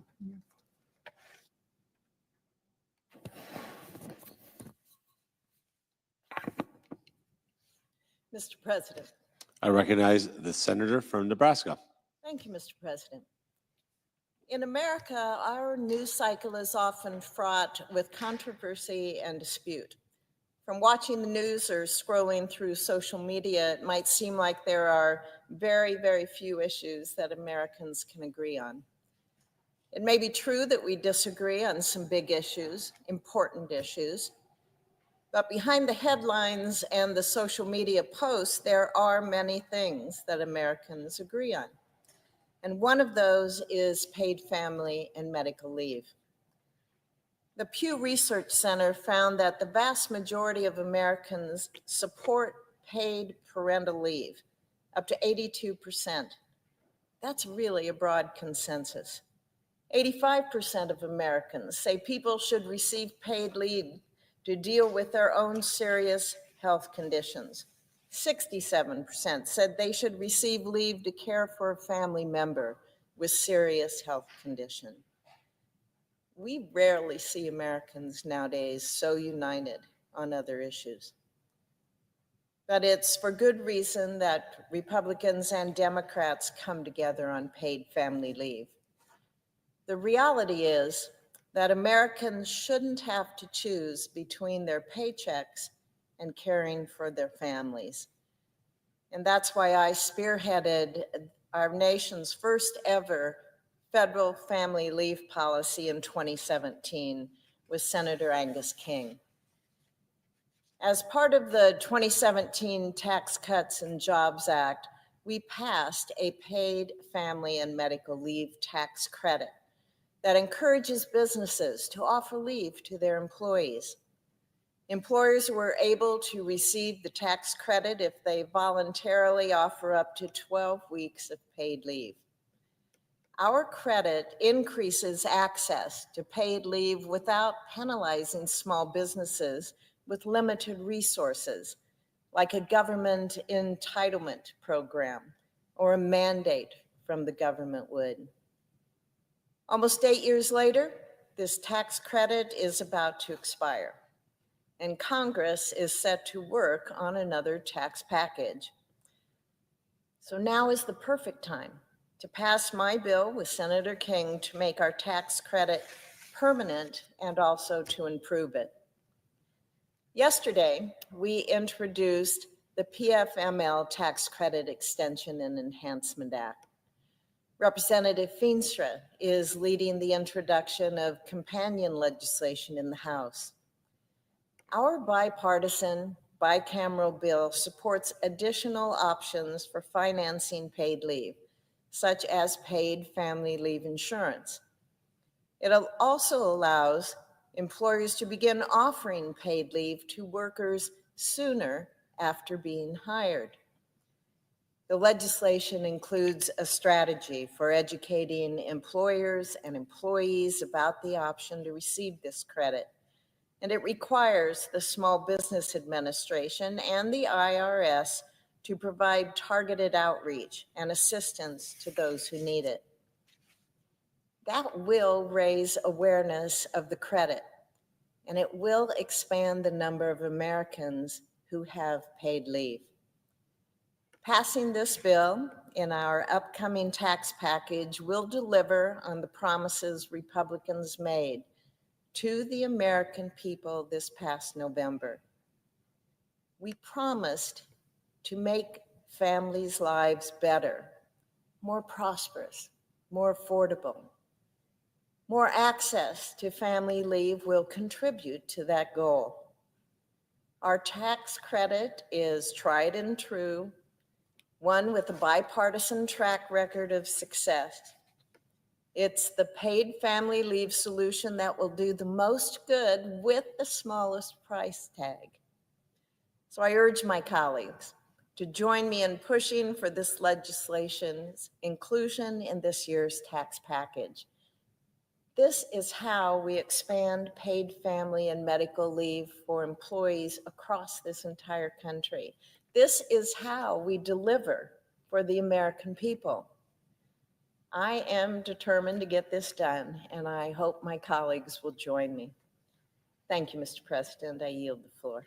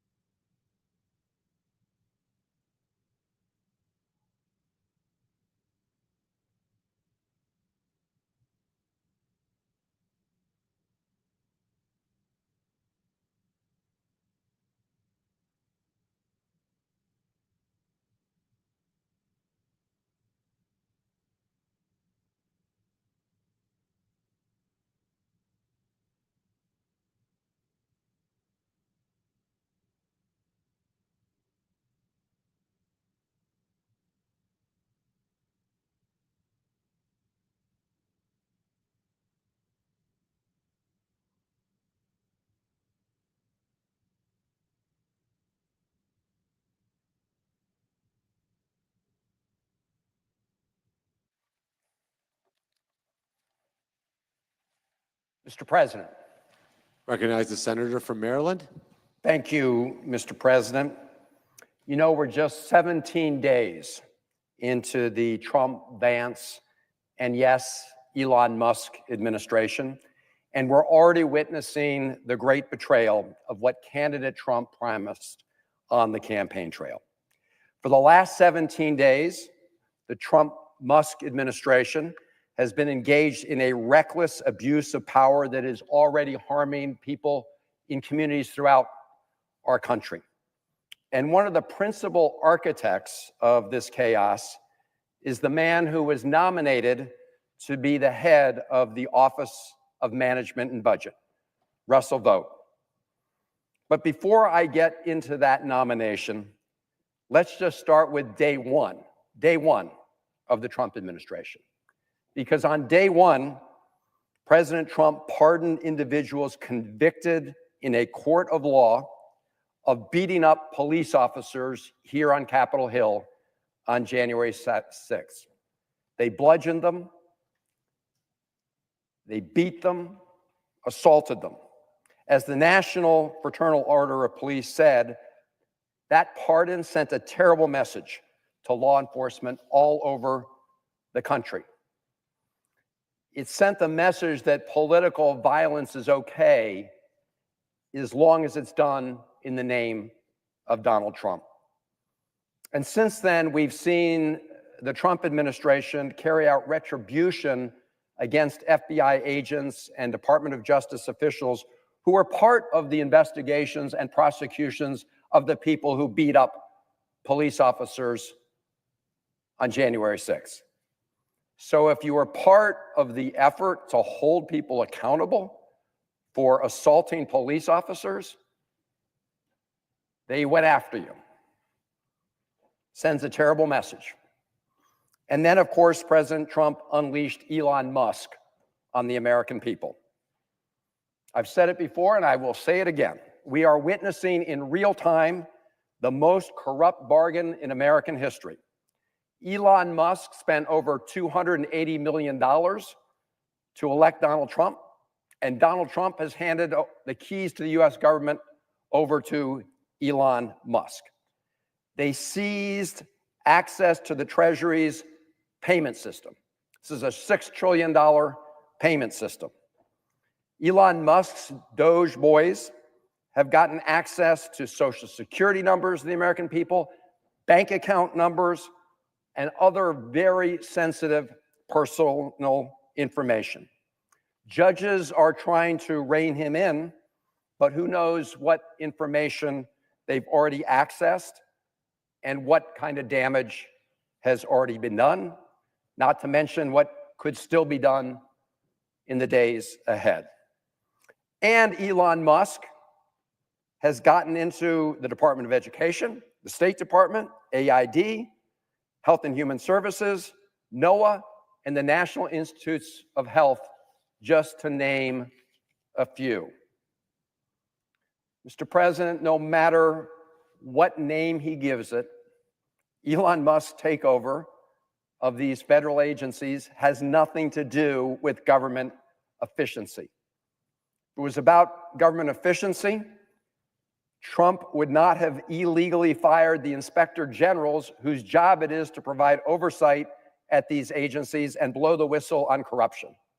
In fact, when you fire the inspector generals, who are the watchdogs at these agencies, whose job it is to look out for waste or fraud or abuse, when you fire them as one of your first acts, what you're doing is making the way, clearing the way for the kind of illegal actions we're seeing from Elon Musk and his team. So what they're really doing here is seizing control of the government, taking over a lot of these agencies, in the long run to empower further the very powerful and the very wealthiest in this country. And we'll be seeing more of that in the months ahead when we begin to see the Trump tax plan, the trickle-down tax plan that's being worked on as we speak. because we know that although candidate Trump campaigned on the idea that he was going to be on the lookout for working people, that he was going to shine a light on the forgotten Americans, everything he's done since then is a betrayal of that promise. Just down the hall here, during the inauguration, the folks who were sitting behind President Trump as he gave his remarks were certainly not the forgotten Americans. They included Elon Musk, the richest person in the world, and all the billionaire tech titans. So when President Trump in that inaugural address promised a new golden age for America, he was looking at the cameras, but he was talking to those tech titans sitting right behind him. And to provide that golden age for the billionaires and powerful in America, they're following a manual and an instruction book called Project 2025. Now, people might remember that during the last presidential campaign, candidate Trump was asked repeatedly about Project 2025. People said, is this your plan that's being put forward? And his response was, and I quote, "I have nothing to do with it," unquote.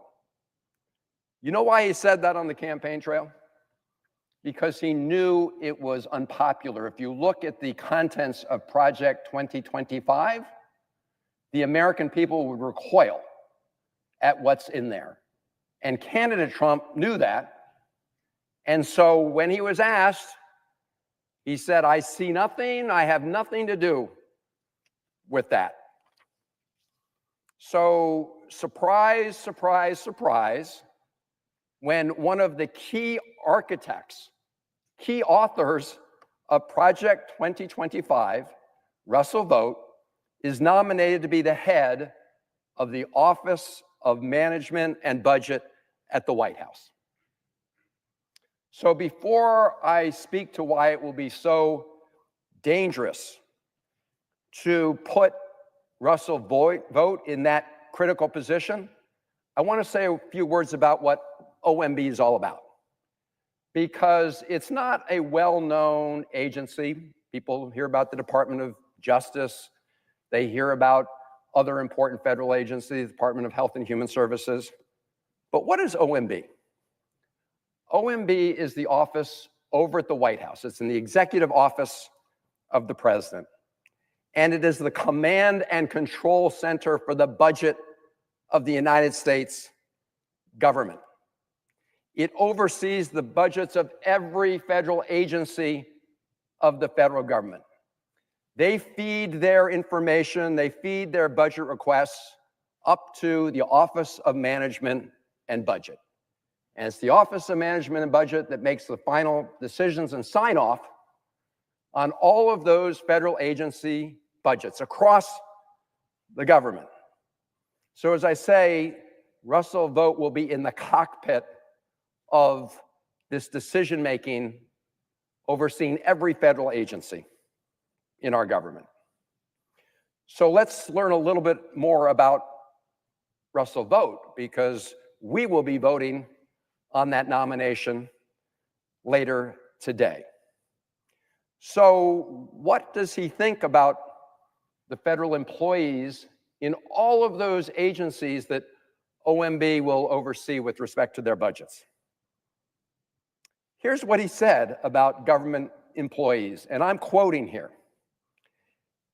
He wants them to be, this is quote, be traumatically effective.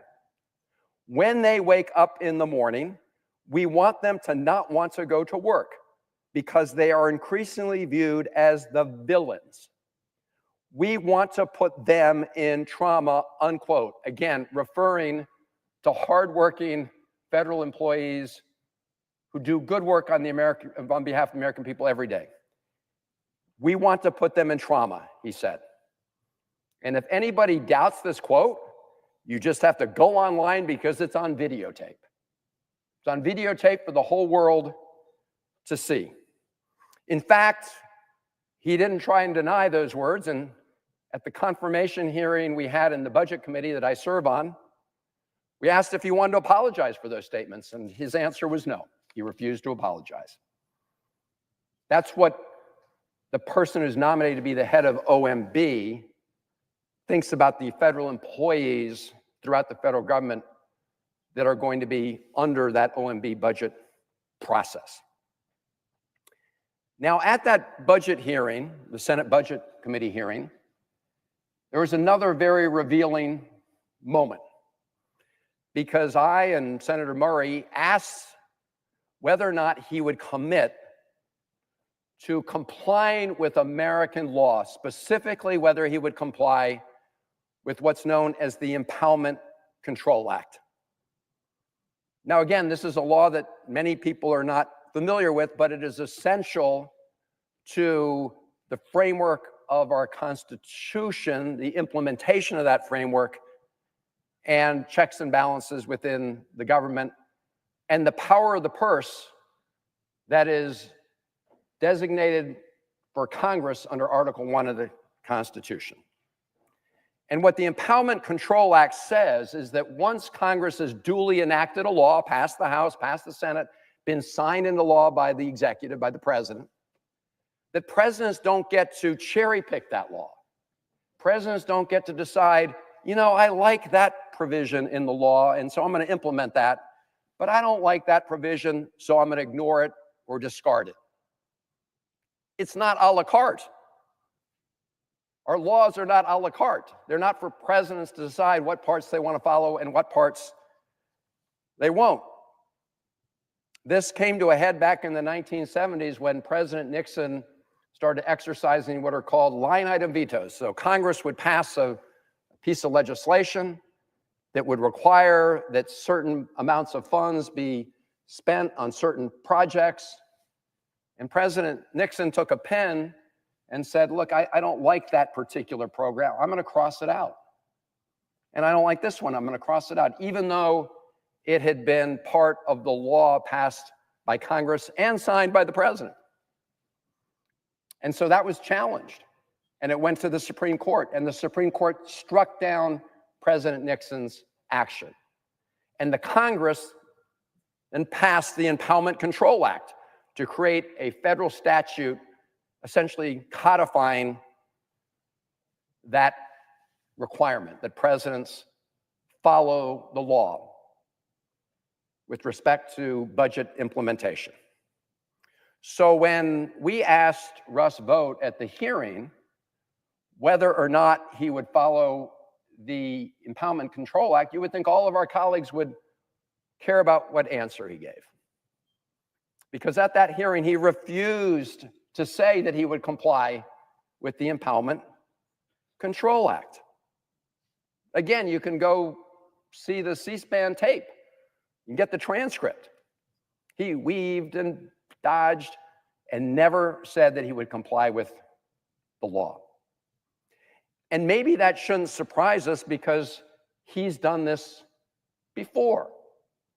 You see, this will be Russ Vought's second tour as the head of the Office of Management and Budget if he's confirmed by the United States Senate. And on his first go round in the first Trump administration, this issue came up. That was when President Trump in his first term withheld critical funds appropriated by Congress on a bipartisan basis for the people of Ukraine, to help the people of Ukraine. That was done through the duly authorized processes of government. But President Trump wanted to hold on to those monies. He did not want to obey the law. He didn't want to disperse those funds to Ukraine. That created a huge issue, crisis in governance. So at that time, I wrote to the GAO, which is the congressional watchdog. Their designated to look out to see whether or not these laws are actually implemented and followed. And I got back a response. I wrote them in December of 2019 about this withholding of funds for Ukraine. And I got back the letter on January 16th, 2020, with their answer. And in this letter, GAO says, and I quote, "Faithful execution of the law does not permit the president to substitute his own policy priorities for those Congress has enacted into law," end quote. Pretty standard definition of what everybody would normally understand to be the requirements of the Constitution. And since the Trump administration and Russ Vought violated that, the GAO concluded, and I'll just read the operative sentence, "Therefore, we conclude that OMB violated the Impoundment Control Act." Simple, declarative sentence saying that they violated the law. And the person who was the head of OMB when they violated that law was Russ Vought, the person who's nominated for another tour of duty as the head of OMB. So the whole idea behind the Impoundment Control Act, as I've discussed, is the president's not a king in our system. We have a system of checks and balances. And under Article 1 of the Constitution, the first article, Congress has the power to appropriate funds and direct the use of those funds. And we do it through bipartisan debate in both houses of Congress. So when Russ Vought refuses to promise he will comply with the law, what he's saying is he will not respect the Constitution of the United States. And if we witness what's been happening just in the first 17 days of the Trump administration, we're seeing this disrespect for the law in action by the White House, including by OMB. And Russ Vought's not even gotten there yet, but his fingerprints are all over the actions taken to date. Because I think people will remember, seems like a long time ago now, but OMB, the Office of Management and Budget, issued a statement. The president issued an executive order, and then they issued a statement that, quote, "temporarily paused all activities related to the obligation or disbursement of all federal financial assistance," end quote. So immediately upon them taking that action, we saw community organizations all over the country all of a sudden not able to receive really important resources that they use to support priorities in our country. So I began to hear, for example, from firefighters in the state of Maryland, volunteer firefighters. I also began to hear from those groups that provide assistance to victims of domestic violence, to organizations that help remove lead from our water so our kids don't get lead poisoning, initiatives to improve the health of the Chesapeake Bay, my state of Maryland. Now, at the time, it was claimed that Medicaid was exempt from this order, but states at that time were locked out of their Medicaid payment portals.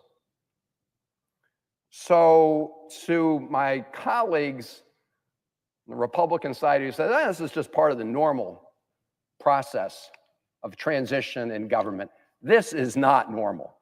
And Elon Musk taking over federal agencies is not normal.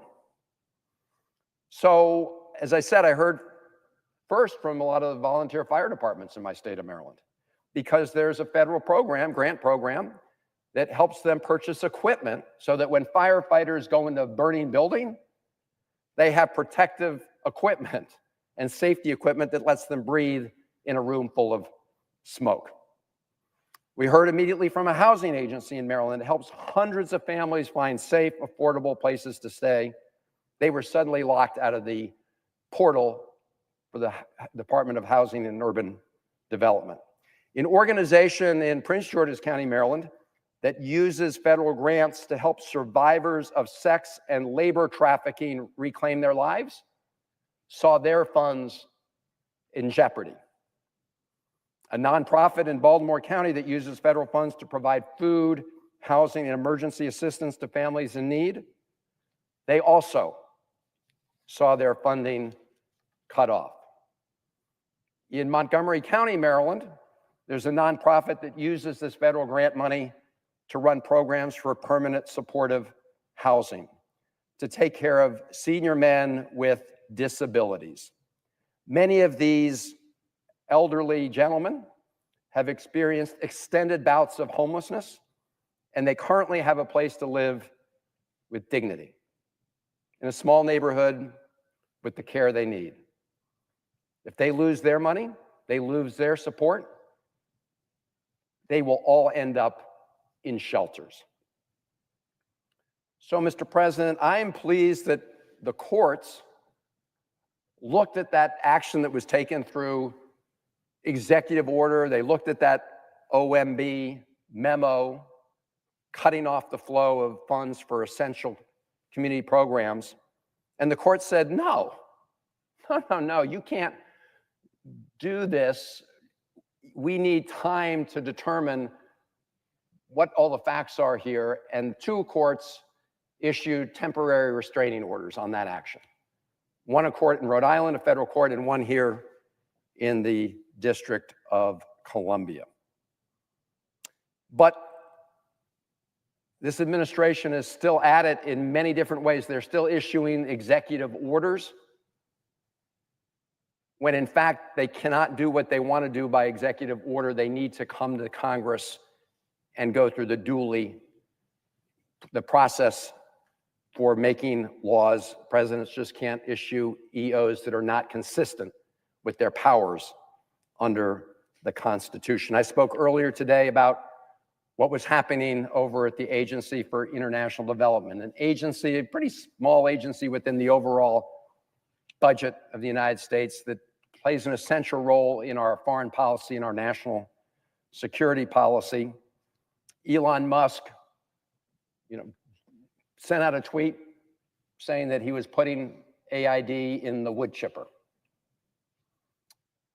This is an organization that saves lives overseas, and one of the things they do is help other countries combat infectious diseases so we can stop them overseas before they come to the United States, because of course infectious diseases recognize no borders.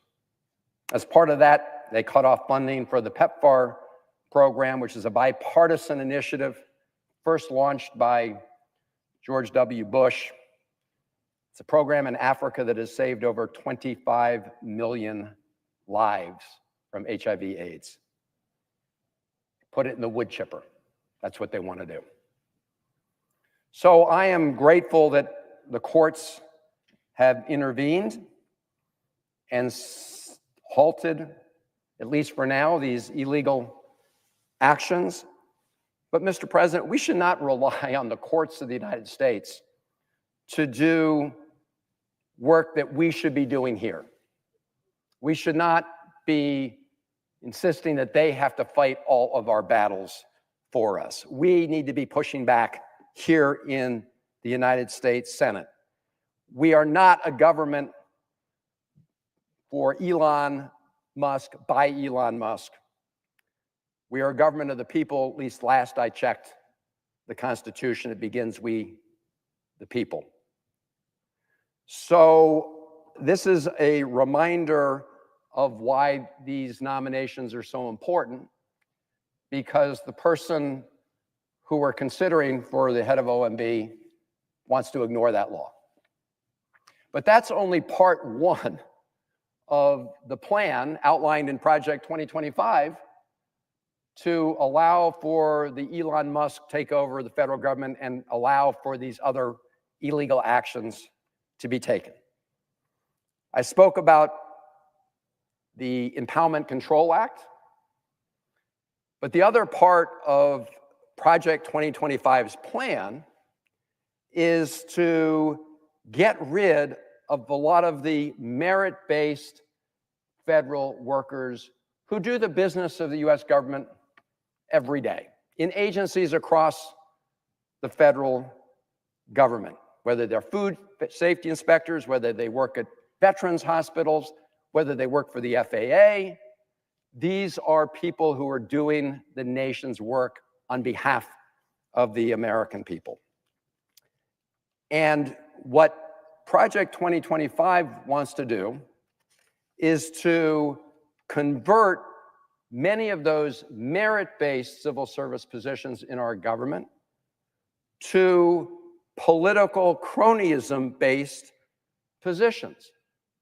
So rather than have people selected into the merit civil service system based on their knowledge, based on their experience, based on what they know as opposed to who they know, Russ Vought and Project 2025 want to convert about 50 to 60,000 merit-based civil service positions into political cronyism positions. Now, I think it's really important that everybody understand that when a new president comes into office, the president, of course, has the prerogative and authority to bring in lots of people at the top of that administration. Of course, many of them are cabinet officials or other officials who are subject to the advice and consent of the United States Senate. But there are tens of thousands of others who are currently civil servants, but when a new president comes in, they get about 4,000 political positions. 4,000 people. But what we're seeing here from Project 2025 and Russ Vought is what's called Section F plan, Schedule F. So what does Schedule F do? It would implement this idea of giving the president or claiming to, by executive order, convert these 50 to 60,000 merit-based civil service positions into just politically based positions. So why do we have a merit-based civil service in this country? I think it's worth going back and looking at the history, because we've had the merit-based system since the late 1800s. And it's that system that Donald Trump and Russ Vought want to tear up. So why did we develop the current system? It used to be that these federal positions were based on the spoils system, the spoils of political victory. So when a new president came in, that president could just bring in whoever the new president wanted. If you wanted to be in charge of a harbor or run a post office, you didn't get there by knowing about ships in the case of the harbor or a mail system in the case of a post office. You got it by helping the president get elected. And then the president would say, well, you helped me get elected, you're going to get this job, even if you're not qualified. So, Mr. President, if these desks, these 100 desks in this chamber could talk, they would be screaming a warning to us about the dangers of going down the road that Russ Vought and Donald Trump and Elon Musk want us to go. Here's what Senator Henry Clay of Kentucky said during that debate back in the 1800s about the existing spoil system that was in effect then. Here's what he said, and I quote, "It is a detestable system, and if it were to be perpetuated, if the offices, honors, and dignities of the people were to be put up to public scramble, to be decided by the result of every presidential election, our government and institutions becoming intolerable would finally end in despotism," end quote. That was the warning from Henry Clay about that old spoil system that Trump, Musk, and Vought want to go back to. Here's what Senator Daniel Webster of Massachusetts said back then, and I quote, "The power of giving offices affects all who are in and all who are out. Those who are out endeavor to distinguish themselves by warm personal devotion to the president, while those who are in resolve not to be outdone in partisanship. A competition ensues, not of patriotic labors, not of rough and severe toils for the public good, but of complacence, of indiscriminate support of the executive measures, of pliant subserviency and gross adulation," unquote. We want our federal employees, the rank and file folks who do the work of the country every day, we don't want them to have to take a political loyalty test to get their job. We want them to take a test that shows they've got the qualifications to get it. Here's what Senator Warner Miller of New York said, quote, "Worthiness can no longer gain an entrance to public office, but that it can only come through the favor of some man who has climbed up by this system until he is in a position to reward his followers." Again, warning of the peril of politicizing the hiring of federal employees that conduct the everyday work of our government. And finally, Senator Charles of Missouri said, and I quote, "Under such a system, it cannot be otherwise but inexperience and rascality. You are no longer surprised at the frequency of mail robberies which are perpetrated in post offices. You see the smugglers in the ports lying in wait to take advantage of the inexperience of new officers or the aid of dishonest ones," unquote. And even the great author, Mark Twain, got in the action here and commented on that system that we had, the spoils system based on politics, not merit. Here's what Mark Twain said, and I quote, "We will not hire a blacksmith who never lifted a wedge. We will not hire a school teacher who does not know the alphabet. But when you come to our civil service, we serenely fill great numbers of our minor public offices with ignoramuses," unquote. So this was a big problem for the country back in the 1800s. Indeed, in his inaugural address in 1881, President James Garfield said, and I quote, "The civil service can never be satisfactory until it is regulated by law.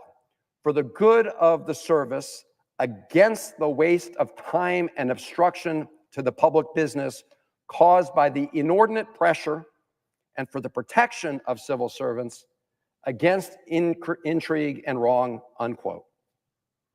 In other words, again, this is President Garfield warning that the system that had been in place was a danger to the public good. So President Garfield provided a warning to the country. It didn't come soon enough. They hadn't enacted the legislation to fix the problem yet.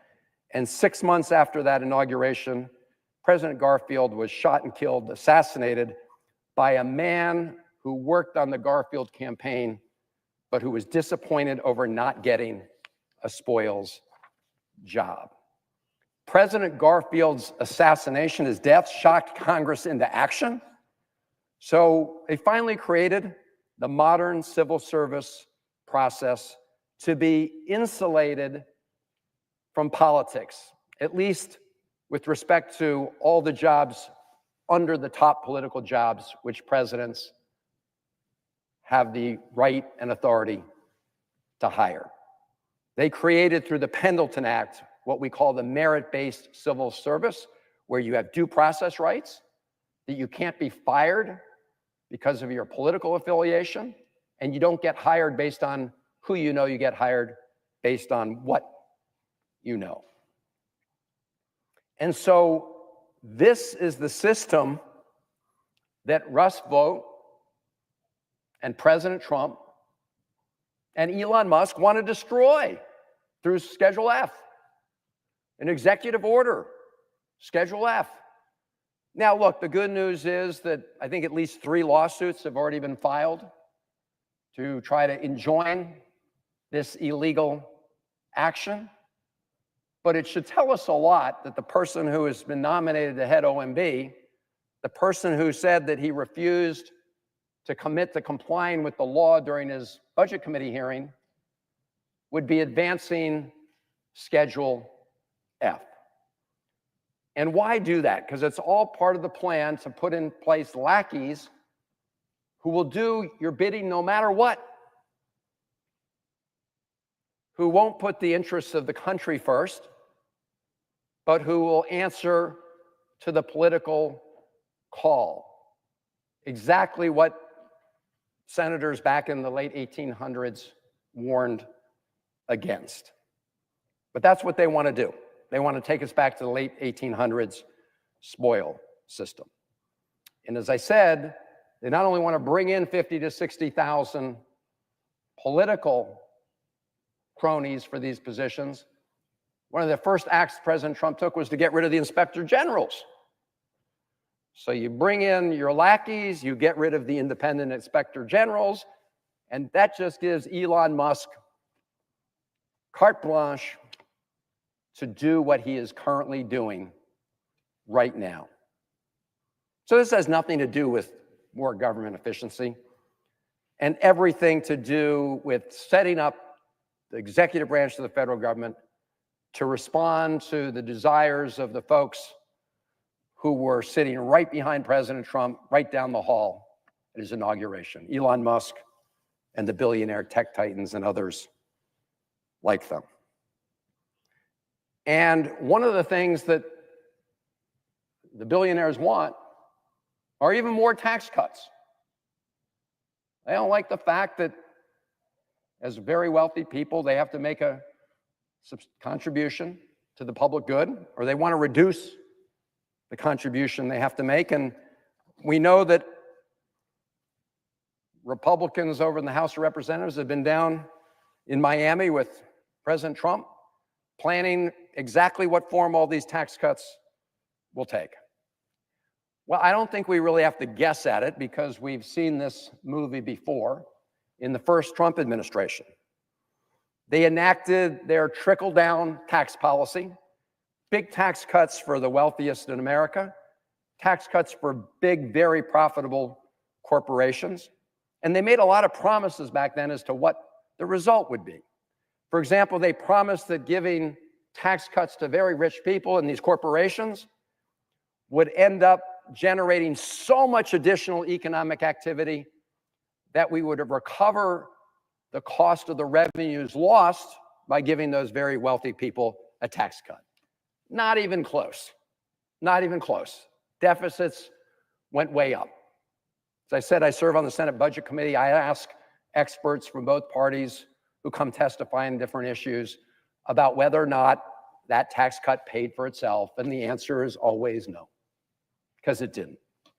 Now, they also promised that these tax cuts to very wealthy people would end up generating additional activity at the corporate level. So the idea was that if you give a corporation a big tax cut, that corporation will invest more of its savings that it has into plant and equipment and grow the economy. Well, that didn't happen either. What happened was those companies engaged in huge stock buybacks, which disproportionately benefited these huge stockholders. You know what else they promised? They promised that if you gave those corporations big tax cuts, that they would use some of the savings to increase the wages for their employees. After all, profits of corporations are generated by the hard work of their employees. So the idea was, okay, you have more money, you got this tax cut. At that time, President Trump and his administration promised that workers would see an average of a $4,000 a year pay increase.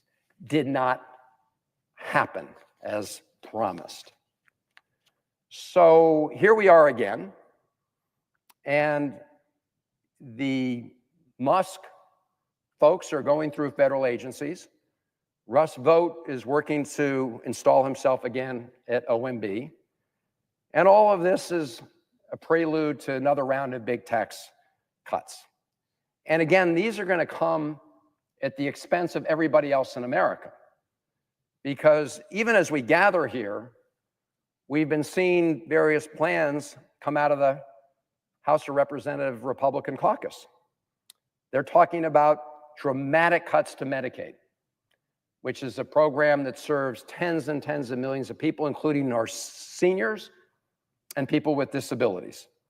They're talking about dramatic cuts to food nutrition programs and many, many, many other cuts to important investments for working Americans across the country, all to help pay for or offset the costs of those tax cuts for the wealthy. Now, I think we've also heard President Trump talk about all the money he's going to collect in tariffs. I want to say something about tariffs here, because I support strategically targeted tariffs to protect critical American industries. But an across-the-board tariff on every single product being imported in the United States, that is nothing more than an increase in sales tax on every American. Americans pay that at the end of the day. And I can tell you that Elon Musk is not going to feel the impact of an increase in sales tax, the tariff increase on his bottom line. But working Americans will feel it around their kitchen tables. We will see grocery prices go up. We'll see other prices go up.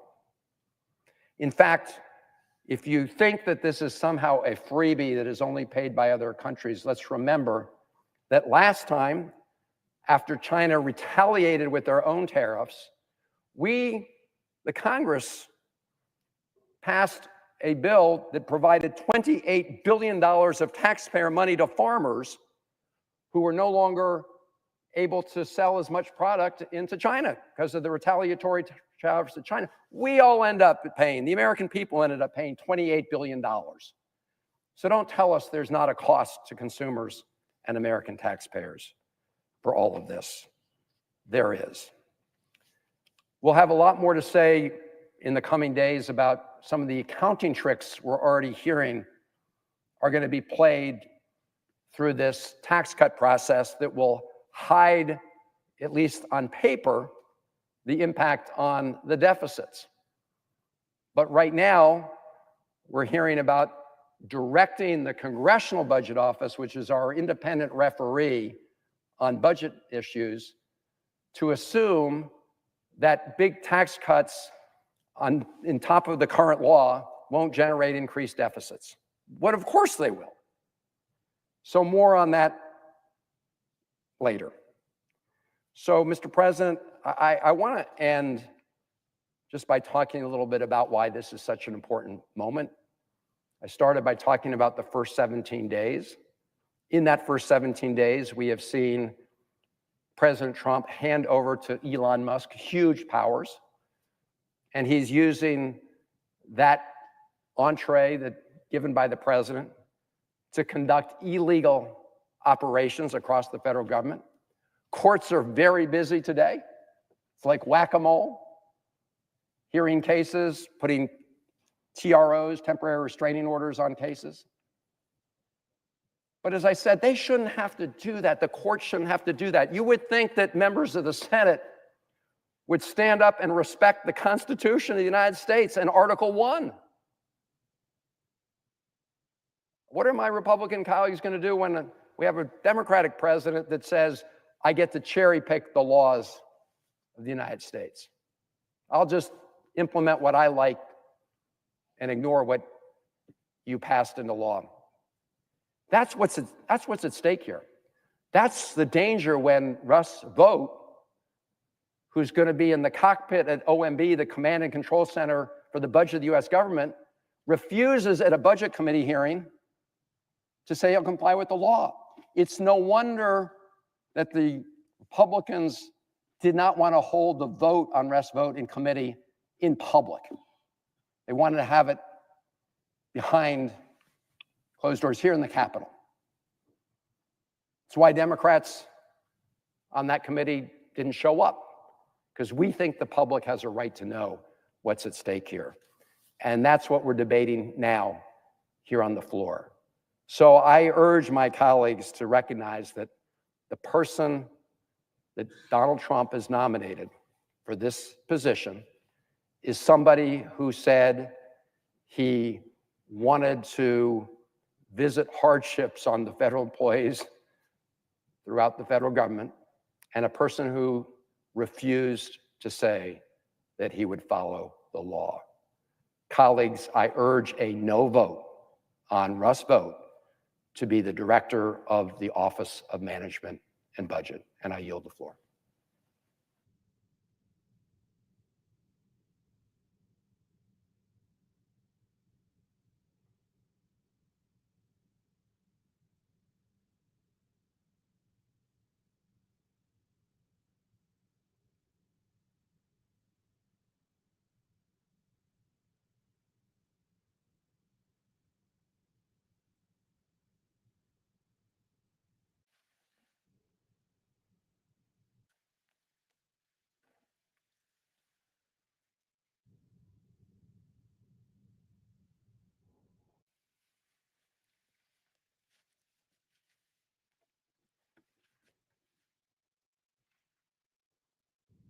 Mr. President. Majority Leader. Mr. President, earlier this morning, I met with Prime Minister Netanyahu here in the Capitol. We had a good discussion about Israel's security and about the imperative of the return of the rest of the hostages who have been held in Hamas captivity for well over a year. I enjoyed a candid personal discussion with the Prime Minister and was pleased that both Republican and Democrat colleagues were later able to join for a bipartisan conversation. After a number of my Democrat colleagues boycotted Prime Minister Netanyahu's address to Congress last year, it is good that Democrat leaders chose to attend this meeting. It would have been even better if Democrats had chosen to support the illegitimate Court Counteraction Act, and we've been able to tell Prime Minister Netanyahu that the Senate had passed this legislation in response to the International Criminal Court's illegitimate targeting of Israeli leaders. But unfortunately, 2 weeks ago now, all of my Democrat colleagues, all of them, save one, voted to block this legislation. The Democrat leader actually celebrated the fact that Democrats had blocked this legislation, even though allowing the ICC's rogue actions to go unchecked could put not only Israelis, but Americans in the ICC's crosshairs. That's right, Mr. President. Responding to the ICC's illegitimate targeting of Israeli leaders is not just about protecting our ally Israel. It's also about protecting our own citizens, our own service members in particular. Just a few years ago, the ICC opened an investigation into American service members, despite the fact that, like Israel, the United States is not a party to the ICC and thus is not under its jurisdiction. It was good to hear this morning President Trump will impose sanctions in response to the ICC's targeting of Israeli leaders and to protect American service members.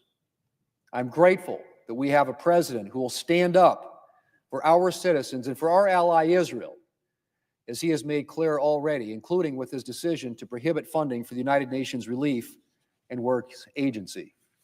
This agency not only has a history of anti-Israel sentiment, but has a number of workers with ties to terrorist groups. And actually, if you can believe this, had workers participate in the October 7, 2023 attack. I was also pleased by President Trump's decision to withdraw the United States from the so-called Human Rights Council at the United Nations, which unfairly targets Israel. And I'm grateful that President Trump is taking a strong stand against one of the greatest enemies of peace in the Middle East, Iran. Iran has spent decades fomenting unrest and terror, including providing funding and training to Hamas, Hezbollah, and the Houthis. And the president's recent national security memorandum was a welcome statement that Iranian aggression will no longer be tolerated.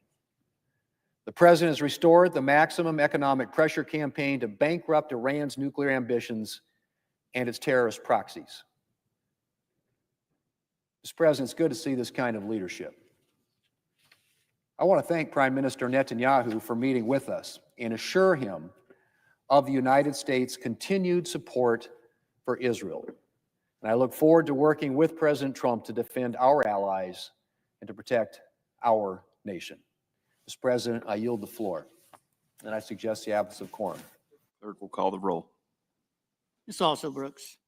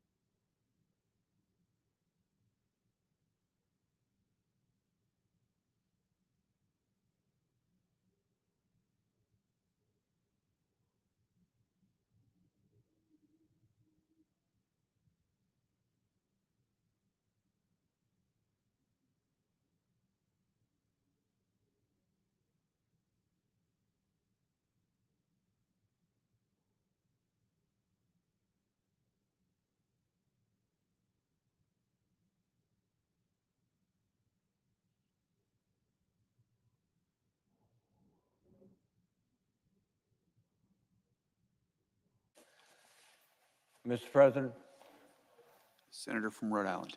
Mr. President, I would ask for the dispersal of the quorum call. Without objection. Thank you, Mr. President. Mr. President, I rise today with grave concerns about the nomination of Russell Vought to be the director of the Office of Management and Budget, or more popularly known as OMB. If confirmed, this would be Mr. Vought's second time in this post. And based on his past performance and his radical views, I believe it would be reckless to confirm his nomination.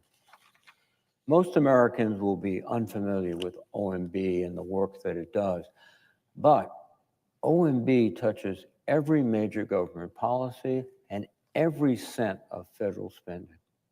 OMB sits at the center of the budget process, overseeing everything from the initial development of agency budget requests all the way through executing funding appropriated by Congress. OMB also plays a critical role in the regulatory review process and ensures that agencies' reports, rules, and testimony are consistent with administrative policies. All of that is to say that every regulation and every investment in the American people, our infrastructure, domestic manufacturing, small businesses, healthcare systems, you name it, goes through OMB. That role as a central clearinghouse of all executive branch spending and regulation comes with significant authority and requires a high level of trust as well as fidelity to the Constitution and law. Unfortunately, the Trump administration's OMB has already broken that trust with Congress and the American people and the Constitution. While not yet confirmed as OMB director, Mr. Vought's influence over the agency can be felt even now. And because in part, he played a central role in developing the Trump administration's policy agenda in Project 2025. And also because of the way he ran the agency as director and deputy director during the first Trump administration. As Senator Peters, the ranking member of the Senate Homeland Security and Government Affairs Committee, pointed out during Mr. Vought's confirmation hearing, there are numerous examples of OMB flouting the law during Mr. Vought's previous tenure. The Nonpartisan Government Accountability Office found that OMB broke the law 8 times while Mr. Vought's leadership by directing certain federal agencies to continue to operate during the 2018-2019 shutdown. GAO also found that under his leadership, OMB violated the law by withholding vital security assistance to Ukraine that Congress explicitly provided, putting our national security at risk. The Trump-appointed Inspector General for the Department of Housing and Urban Development found that OMB, under Mr. Vought's leadership, inappropriately delayed disaster relief funding for Puerto Rico following the devastation of Hurricane Maria. With the level of natural disasters that are unfolding, no senator, Republican or Democrat, should empower someone who delays and denies disaster relief.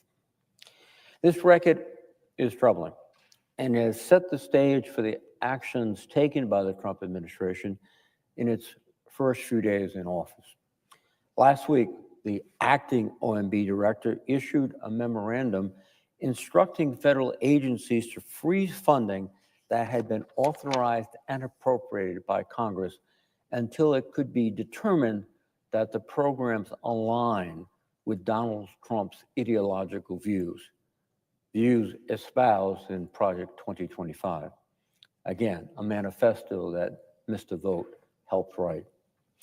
That means that President Trump's OMB, just days into a new administration, has wasted no time in usurping Congress's congressional authority over government spending by withholding funding previously approved by Congress on a bipartisan basis. This illegal action, initiated through OMB, demonstrates just how important and powerful the OMB director position is. With Mr. Vought at the helm, everyone should fear that OMB will zealously pursue a radical agenda that includes withholding funding from Americans based on their religion, their thoughts, their appearance, or political affiliation.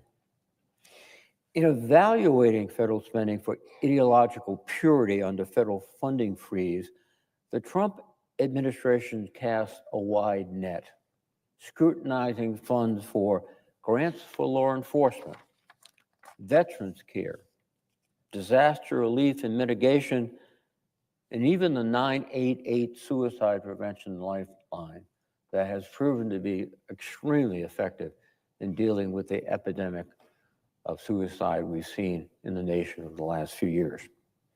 Even for a time, Medicaid funding was held up. And that funding is not just for low-income Americans.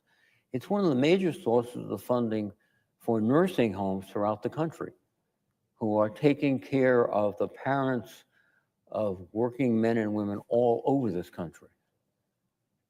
To shut those funds off means literally to push those people out of those homes. Even now, the administration appears to be holding funds, for example, to fix an interstate bridge in Rhode Island that closed due to a catastrophic engineering fault that was detected. It seems as if the administration is now concerned about woke bridges as well as other woke issues. Even now that a federal court issued a temporary restraining order to block the funding freeze, I continue to hear from Rhode Island agencies and organizations that are struggling to access federal funds that have already been awarded, with no answers from the administration on what the problem is and how they plan to fix it. I fear that this funding freeze is emblematic of this administration's more broadly process of putting out directives with little to no thought or coordination, without anticipating, and more importantly, without caring about the negative impacts that reckless orders like this could have for the American people and American businesses. It's important to emphasize that the Trump OMB does not have the authority to freeze funding. Back in 1974, Congress passed the Empowerment Control Act, which effectively makes it illegal for the president to ignore the law and not spend funds which Congress has appropriated. The Constitution gives Congress the power of the purse. And the Empowerment Control Act, it is an important tool in retaining the authority by clarifying that the president has no inherent power to reject Congress's will when it comes to lawfully appropriated spending. The Empowerment Control Act has never been found unconstitutional by any court of law. It is the law of the land. Yet both the president and Mr. Vought have said that they believe the Empowerment Control Act to be unconstitutional.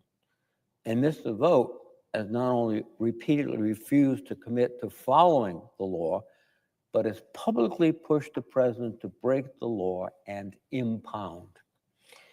Neither the president nor his unelected OMB director can pick and choose which laws they like and which ones they're going to follow. And neither the president nor his unelected OMB director can pick and choose which components of congressionally passed funding laws they want to implement. To be clear, this isn't just a matter of policy disagreements or over funding priorities. Democrats and Republicans have and will continue to have disagreements over where we should prioritize federal funding. But we resolve those disagreements in Congress in a bipartisan manner, working together to pass appropriation laws that benefit the country. It is this or any other administration's obligation to follow these laws. This is Congress's constitutional role. And I would remind my Republican colleagues that we must not cede our obligations under the Constitution to any other branch of the government. And I've been astounded, quite frankly, that so many of my Republican colleagues seem willing to let this administration walk all over this Congress on this issue. And I have no doubt that these funding freezes are a test of our obligation to defend the Constitution of the United States, to play our role in the constitutional scheme. Trump and his acolytes are counting on a cowed congressional majority and a compliant Supreme Court stacked with justices who are willing to ignore decades of precedent to sanction this lawbreaking.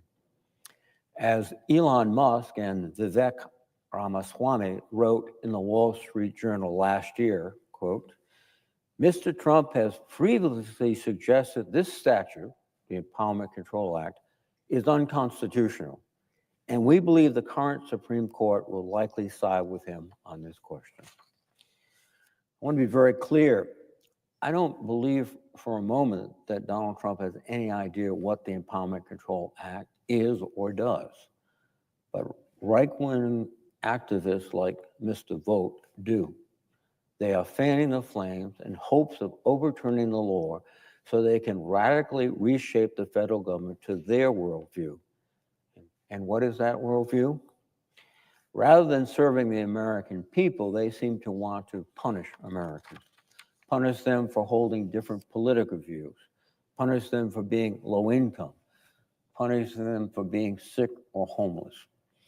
In particular, they want to further erode trust and belief in government so they will make the government less efficient by pushing out the people who answer the call to serve the country and their fellow citizens as federal employees. In a recent speech, Mr. Vought put it this way: we want the bureaucrats to be traumatically effective. When they wake up in the morning, we want them to not want to go to work because they are increasingly viewed as the villains. Now, there's a common adage here in Washington: show me your budget and I'll tell you what you value. We haven't seen President Trump's budget yet, but back in 2023, Mr. Vought produced a budget plan entitled A Commitment to End Woke and Weaponized Government, which was designed to assist House Republicans in their new majority. In it, Mr. Vought called for extending the Trump tax cuts for the richest Americans and paying for them by cutting domestic funding by $3.5 trillion. For example, Medicaid would be cut by $1.1 trillion, food stamps by $400 billion, and eliminating the Affordable Care Act tax credits would also be included in the mix. I think it gives a pretty good indication of where the Trump administration's priorities lie. And it's certainly not with the average American. There's another reason I'm troubled by Mr. Vought's nomination, and that is disdain for Congress as an institution. Despite having drawn a number of paychecks as a congressional staffer, he has shown little contempt for the Congress. As I noted earlier, when Mr. Vought served as the acting director of OMB during the first Trump administration, he was integral to the 2019 effort to withhold almost $400 million in military aid for Ukraine, an event, as my colleagues will recall, that led to Trump's first impeachment. Mr. Vought's contempt for Congress was on full display when he defied a congressional subpoena to produce documents and to testify in the impeachment inquiry. He even went as far as to turn to Twitter to to publicly call the House of Representatives inquiry a sham process and to say that he had no intent to comply with the subpoena. Mr. Vought has also refused to cooperate with the inspector generals and has advocated that the president exercise emergency powers to circumvent congressional decisions. This is not an individual this Congress or any Congress should put its faith in. He has shown us who he is and how he views this institution and our Constitution. And as such, we should not confirm his nomination. And that, Mr. President, I would note the absence of a quorum. The clerk will call the roll. Ms. Also Brooks.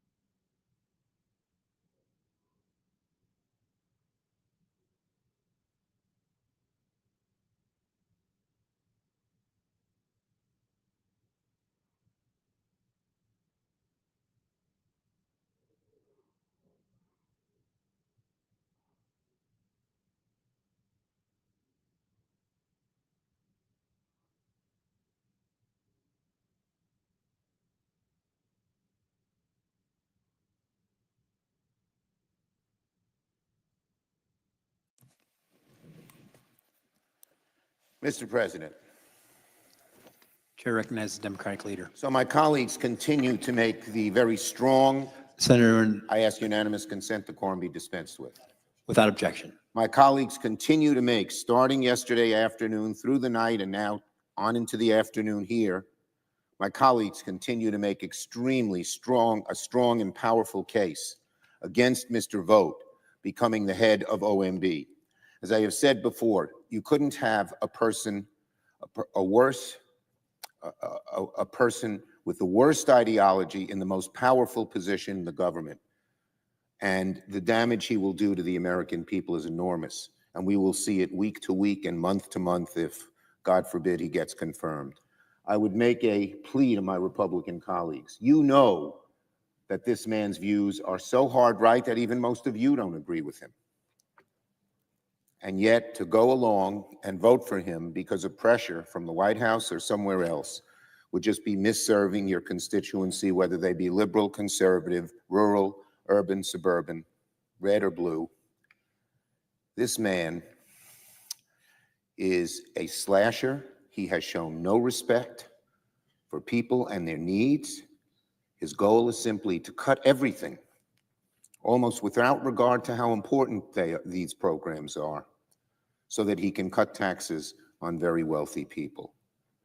To put him in such a powerful position as OMB, to put the man who is the architect of Project 2025 as head of OMB, to put the man who has one of the worst ideologies in the worst position is just a real dereliction to what America needs and America believes in. I strongly urge my colleagues to reconsider and vote no. I'm proud that every Democrat will vote against this awful, awful choice. And now I yield 5 minutes of my post-cloture debate time to Senator Warner. The senator has that right. Lisa. Recognize the senator from Delaware.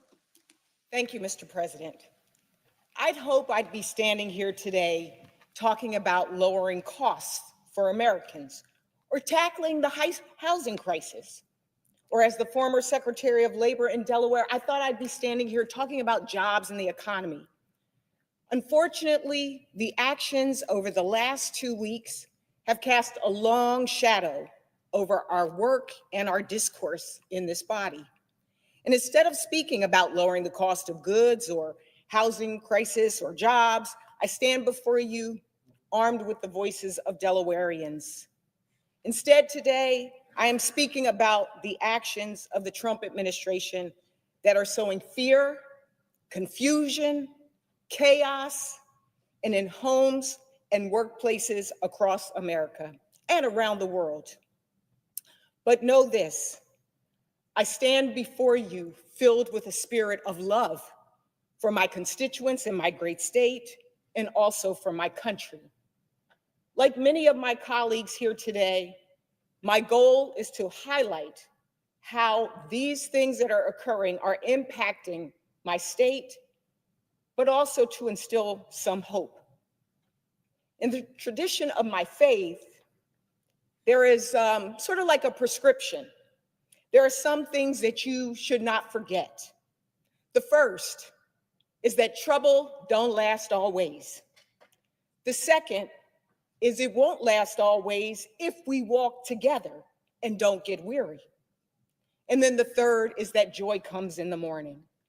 So I am speaking to you, America, as we face these precarious times, at a moment when instead of having a president to bring us all together, many feel divided. But if we hold on together, the morning will come. I was first elected to the House of Representatives in 2016 and began serving in 2017. It was after finding and marrying and then losing the love of my life to blood clots. My husband, Charles, went on a business trip, played a game of basketball, ruptured his Achilles tendon, and blood clots went to his heart and lungs. And at the age of 52, this vegetarian who worked out every day left my life. I remember that pain, that heartache, like it was yesterday. I understood viscerally what the words heartbreak really mean. But almost a year after Charles's passing, it was the fall of 2015, I was only sort of just on autopilot in the grocery store. And I saw a dad with 3 kids in front of me put back grapes because they were $9. It snapped me out of my own pain, and it made me realize how blessed I am. I'm gonna be okay. But a lot of other people were hurting. A lot of other people were struggling. And I decided at that time, having never run for anything in my life, to run for the House of Representatives, and I won. Today, I stand before you, and I see that dad and those kids. And I think about all that we've been through over the past couple of weeks and ask, have these actions made his or his children's lives better, more prosperous, safer, or at peace? I'd venture to say no. Let's recap just a small portion of the past few weeks in the Trump administration 2.0. Last week, the administration sent a memo.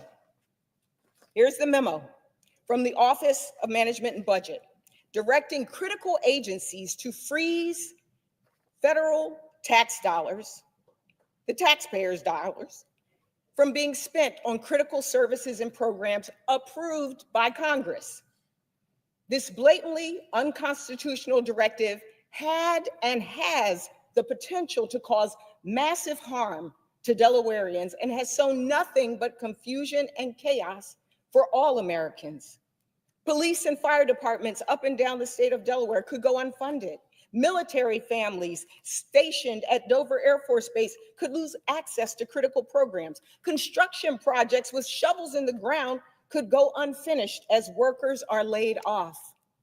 Community health centers may be unable to provide critical primary care. As a matter of fact, just yesterday, as I gave a speech before the National Association of Community Health Centers, the health centers in the state of Florida were closed. Opioid overdoses could rise as prevention programs end. Children of working families could go hungry when free lunch programs stop. These are not partisan programs. In fact, many of these are popular bipartisan initiatives. They are exactly what the vast majority of Americans want our government to be funding. But with the stroke of a pen, President Trump tried to defund programs already signed into law, making Delaware and every other state across the country less safe, less healthy, and less stable. And to make matters worse, when the pressure mounted from the people, members of this chamber, the attorney generals around the country who fought in the courts, federal judges stepped in and halted the freeze, and then the administration doubled down on their decision. Here's what the White House press secretary, Carolyn Leavitt, posted on X. Quote, "This is not a rescission of the federal funding freeze. It is simply a rescission of the OMB memo. Why? To end any confusion created by the court's injunction.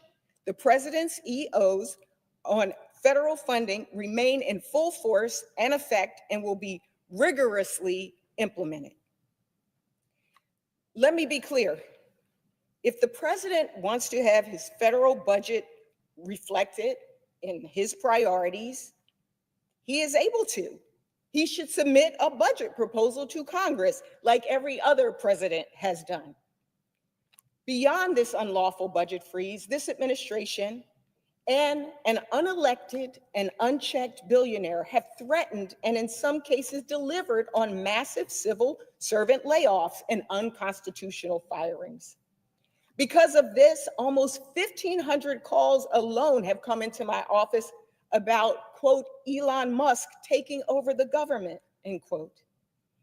In Delaware, there are thousands of civil servants who have dedicated their lives to public service.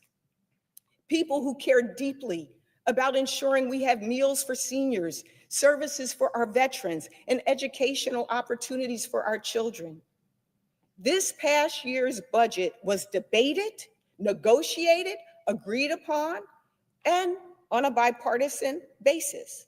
I remember it clearly as negotiations lasted right up until almost Christmas Day. While I was still a member of the House, we worked to avoid a harmful government shutdown. That brings us to this moment. Tonight, this chamber will vote on the leading architect of Project 2025. The actions we are seeing are part of the blueprint. The funds are critical taxpayer dollars used to conduct vital services that our communities rely on. Yet, this administration is disregarding the law and the Constitution. Why? Some say to give tax breaks, not to all, but to billionaires. Or, as I call it, reverse Robin Hood. From USAID to the Department of Labor to Treasury to the thought of abolishing the Department of Education, everyone will be impacted. Let's take a look at what could be on the chopping block if those things that we already approved don't go into effect.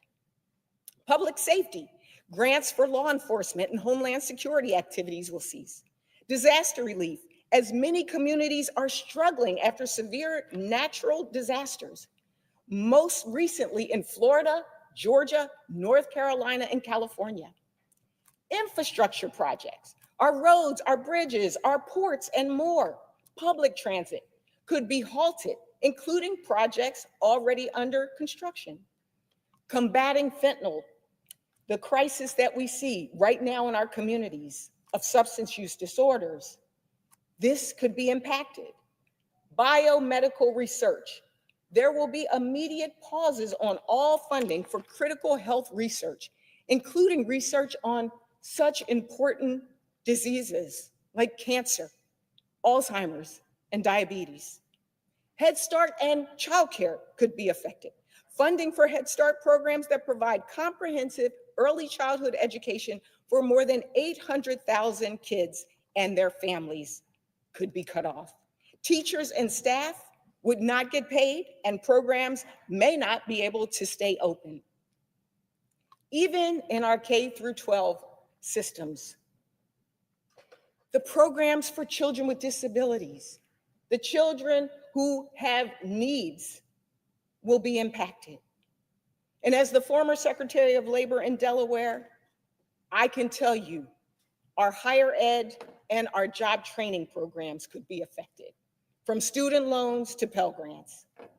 Health services, federal funding for community health centers that provide health care for over 30 million Americans will be immediately frozen, creating chaos for patients trying to get their prescriptions, a regular checkup, and more. These health centers that are trusted by so many are concerned and fearful that they might not be able to provide the care that they know their patients need and deserve.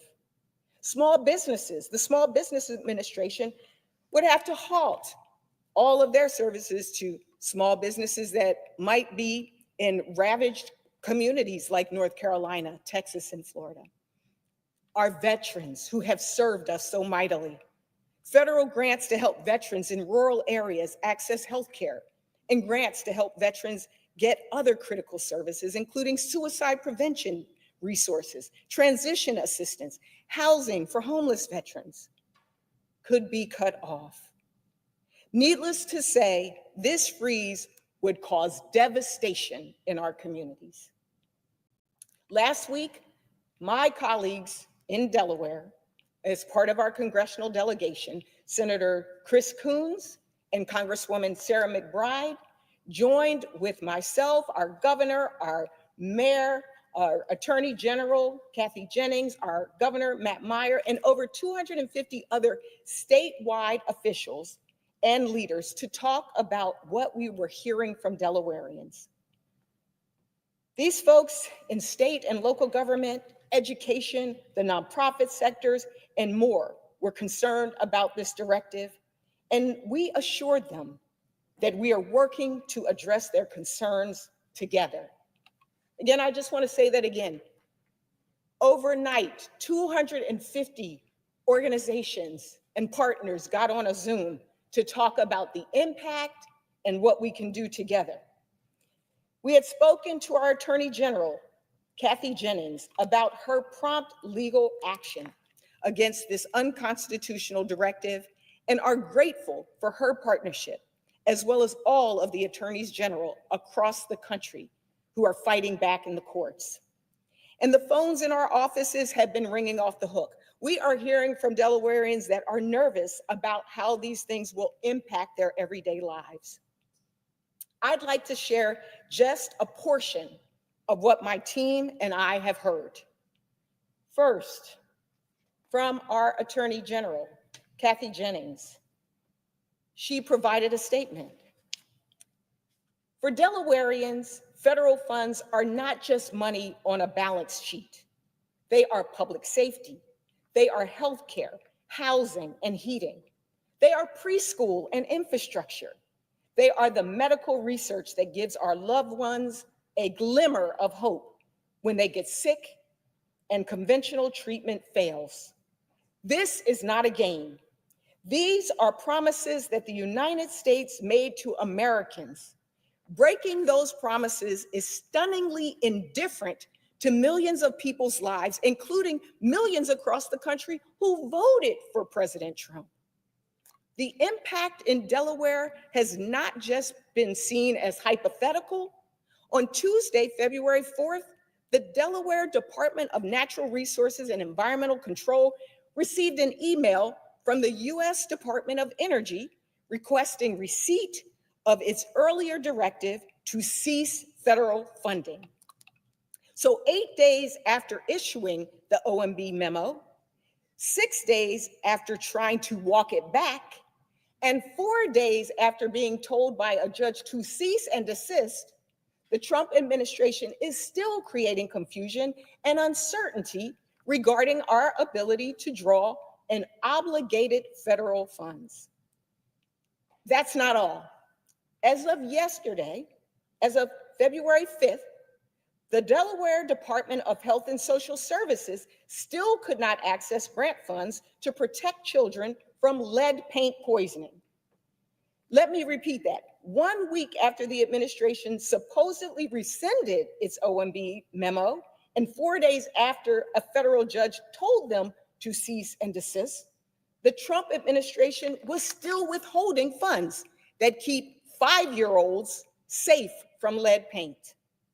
Not Democrats, not Republicans, 5-year-olds. This kind of gamesmanship is no way to run a government. It is immoral, it is illegal, and it is going to hurt people. The second is a letter from our governor, Matt Meyer, the governor. Honorable members of the United States Senate, I write to you today not as a blue or red state governor, but as a public servant. I am deeply concerned for the well-being of the people of Delaware and our nation. President Trump's recent executive order freezing federal funding has the potential to place an unprecedented strain on our communities, our institutions, and our citizens who rely on these critical resources for their daily lives.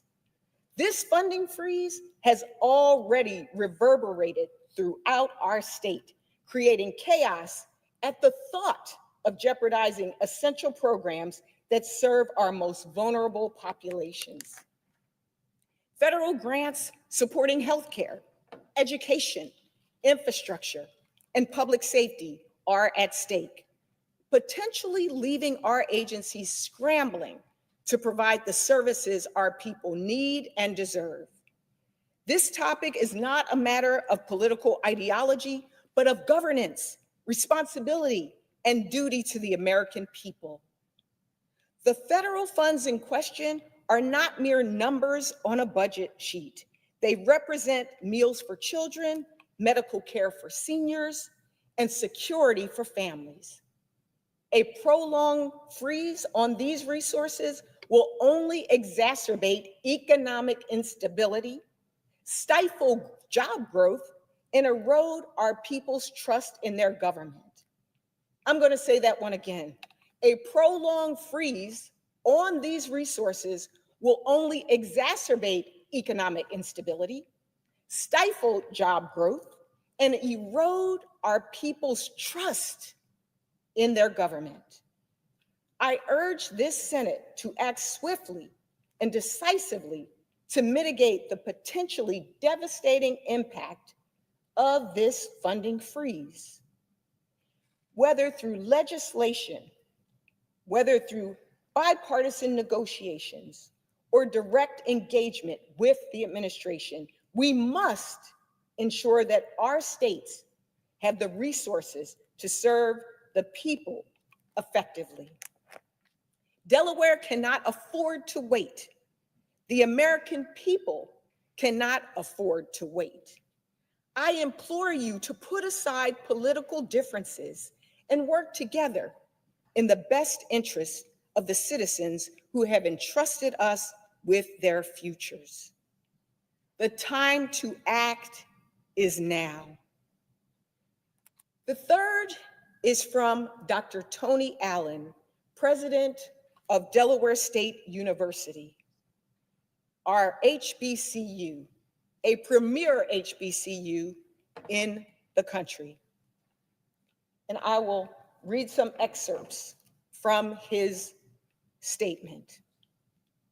On the federal grant pause, the short-term risk is upwards of $10 million for DSU, which would significantly impact our ability to operate through the end of the fiscal year, the end of this fiscal year. Delays impact cash flow. In the long term, though, our $30 million in federal grant funding, including almost the whole of our research portfolio, would have devastating impacts on undergraduate research, experience, and faculty scholarship, not to mention the related contributions to the local community. Finally, financial aid is a big mystery and could be over $75 million if not dealt with effectively. We have drawn down most of our financial aid for the year. We do have tranches that can be included before June 30th. But Dr. Allen describes the impact on these pauses and grants and the loans, and if this continues, what it would mean, it would be significant. For context, about 71% of Delaware State University students are Pell eligible. This could have impacts not only for those students in this present moment, but as Dr. Allen said, even the surrounding community to the school. Whether they have the students there who can then go on to patronize different restaurants and shops and be a part of society, the professors who are there, whether they will have the dollars to do the research that is necessary. This will have profound impacts on all of us. I also want to share a statement and information from our, it's called the Delaware Alliance for Nonprofit Advancement. We affectionately in Delaware call it DANA. And DANA is headed up by Sheila Bravo, the president, and she sent a few-page letter with some of the impacts and some of the concerns that the nonprofits in our state have. Delaware nonprofits have shared the following impacts to their organizations and the people they serve should their federal funding be reduced or eliminated.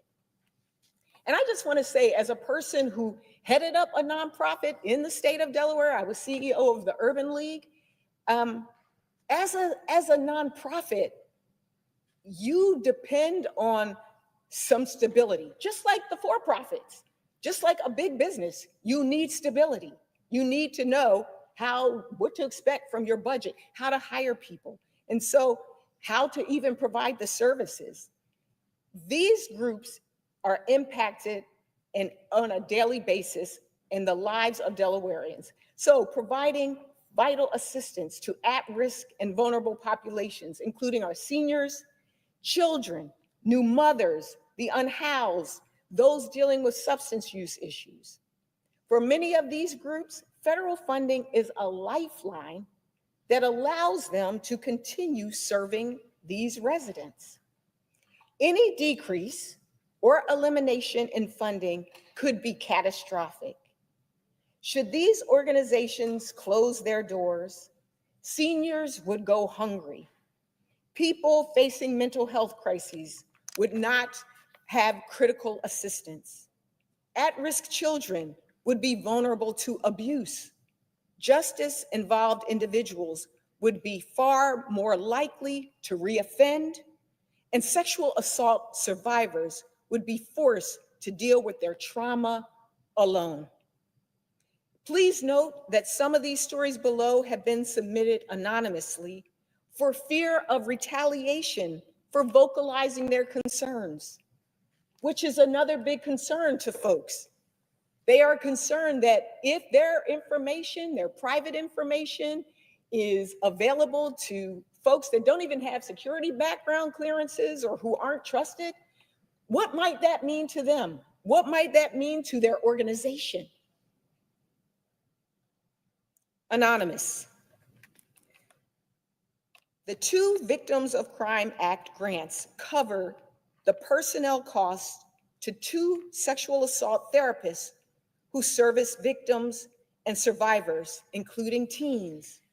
The Sexual Assault Services Formula Grant Program covers the personnel and operational costs to the crisis helpline and the rape crisis service that includes 4 staff members listed on the grant. So imagine a victim of sexual assault not having a hotline to call into. There not being someone there who is trained and understands and can provide the resources and the services. Imagine that. What they said at the end of their comments to me was no funding, no service. Another was impact life. They said to me, The loss of federal funds would significantly impact our ability to continue offering vital programs such as harm reduction, pregnant and parenting women, and building communities of recovery, as well as halt the building and renovation of 2 new recovery homes. Now, I don't know about you, but I think every single person has been touched in this country by someone who has been a victim of substance use disorders. And so the thought of these programs not being there, it's unconscionable. These programs are essential to the health and well-being of our community, and the loss of funding would make it incredibly difficult, if not impossible, to continue or supplement them. Nearly 60% of our organization's programs are at risk, which would drastically reduce our capacity to serve those in need. Last year, Impact Life served over 16,000 people in Delaware. 16,000. That might not be a lot to some other states. That's a lot of people to the state of Delaware. That's a lot of families that will be impacted. Without these crucial federal funds, we would be unable to provide the level of support and resources that our community relies on, leaving many without access to services they need for recovery and well-being. The Delaware Community Reinvestment Action Council, quote, "We will not be able to sustain tax representation impacting hundreds of low-income families awaiting a refund." So again, here's an organization that actually helps individuals to get their refunds. It helps individuals to really take advantage of programs that have been in place for years to help strengthen our economy. And yet and still, this money, because when those refunds go out, that helps support that family. That family can then buy shoes for their kids. They can then pay the rent. So again, the impact is real. This one is from Prevent Child Abuse Delaware. We face the prospect of potential layoffs of at least 2 personnel of our team of 9.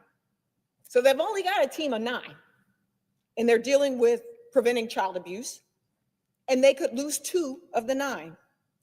The prospective partnerships, which are currently in development with the Department of Public Health and the Department of Education in the area of infant early childhood mental health consultation, would likely not move forward.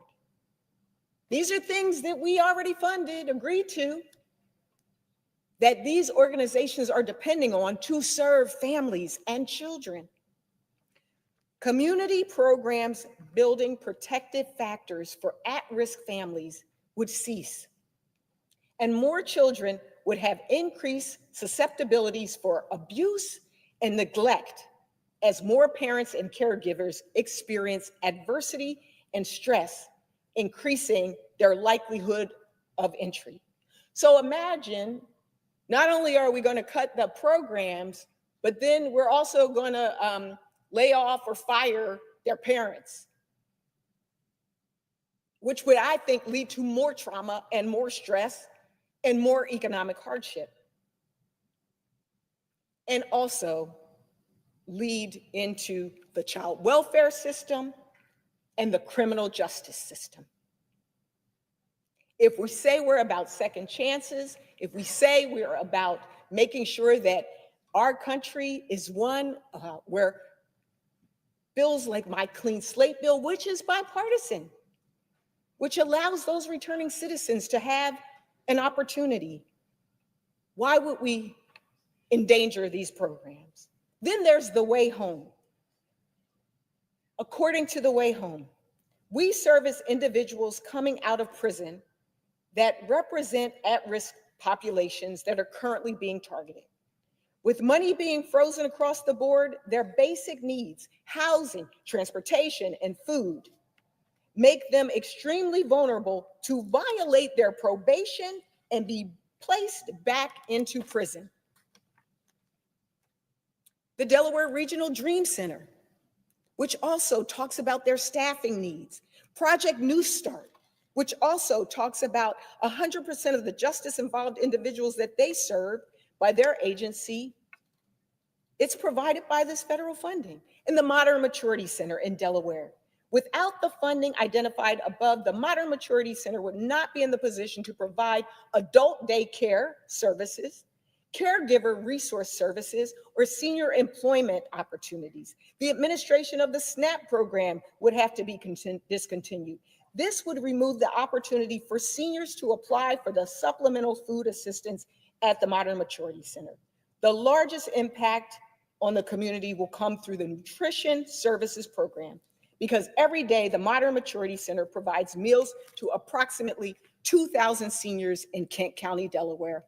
Without this funding, it could be discontinued. I could go on. The Coalition for a Safer Delaware. Delaware relies on it for suicide prevention, domestic violence intervention, community violence programs. We passed legislation in a bipartisan way to deal with safer communities. They need the money. And then the Freedom Center for Living Independent. Again, they will feel the impact. Our citizens with disabilities as well. The HELP Initiative is also another one. I've told you how these misguided actions would impact families, workers, seniors, people with disabilities, and many others in my state. But we must meet these words with action. We must keep the pressure on, because we know that in this moment, it is all hands on deck. Delawareans know that I have a proven track record of working across the aisle. It has been my top priority in serving in the House to find bipartisan solutions and to work on behalf of Delaware and the American people. And my top priority is to continue to do that and have it front and center in the United States Senate.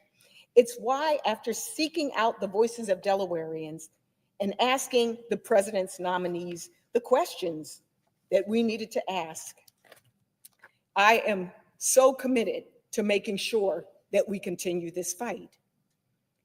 Within the past few weeks, many promises have been broken, and we see the recklessness on display of these harmful things and what they will do to our communities. So I stand here today to say that I am voting no on vote. I am voting no on vote. And I will do everything in my power to stand up for the people of Delaware and to deliver, even when it feels dark, bright hope. Thank you, and I yield back.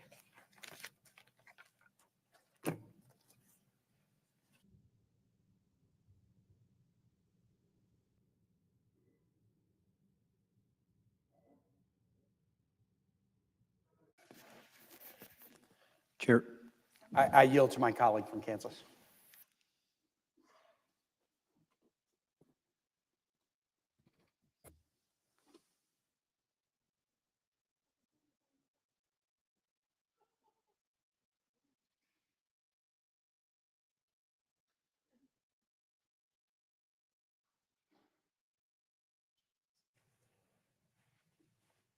Mr. President, I appreciate the gentleman from Virginia yielding.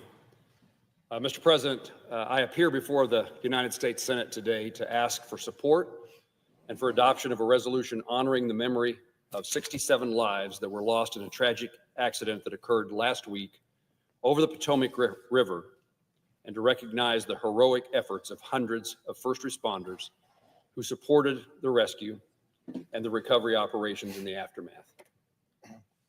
Last Wednesday, January the 29th, American Airlines Flight 5342 traveling from Wichita, Kansas to Washington, D.C., and U.S. Army Aviation Brigade Priority Air Transport 25 collided over the Potomac River near Ronald Reagan Washington National.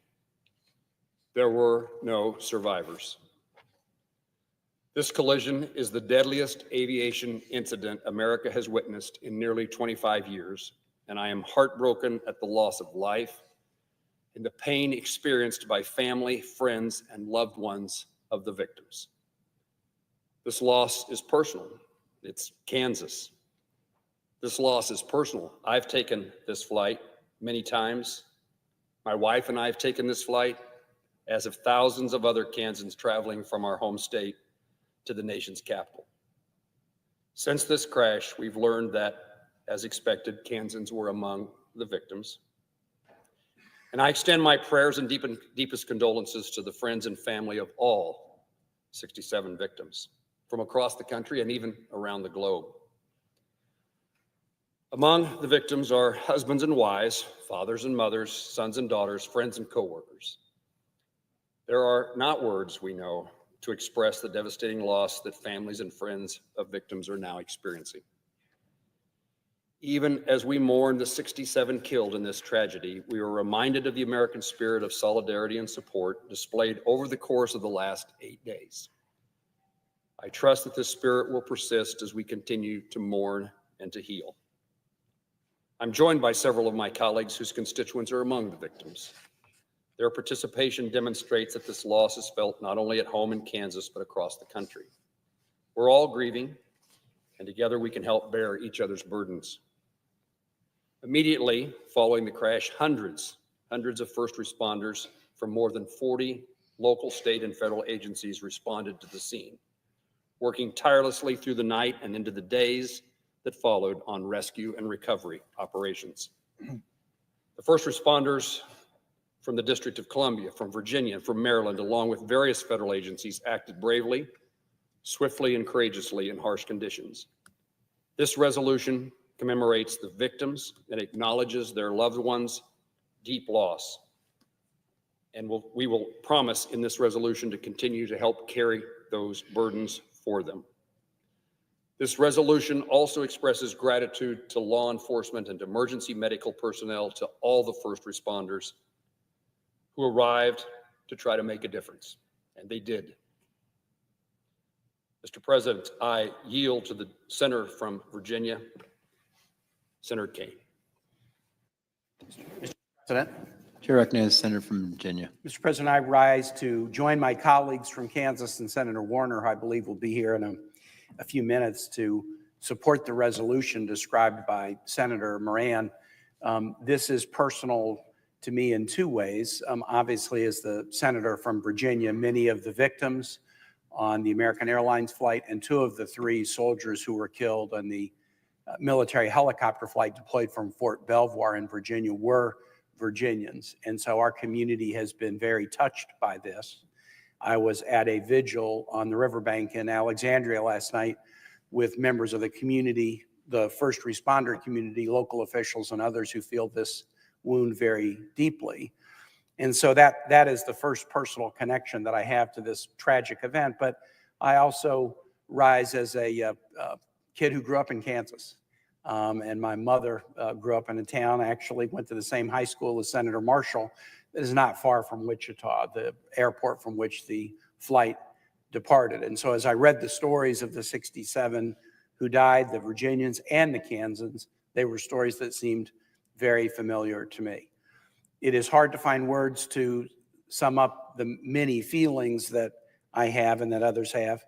And I said last night at the vigil that I attended that when words fail and you can't find the words, usually there are words of ancient wisdom that do the trick. And I used a phrase from Psalm 90 that I love: teach us how short our lives are so that we may become wise.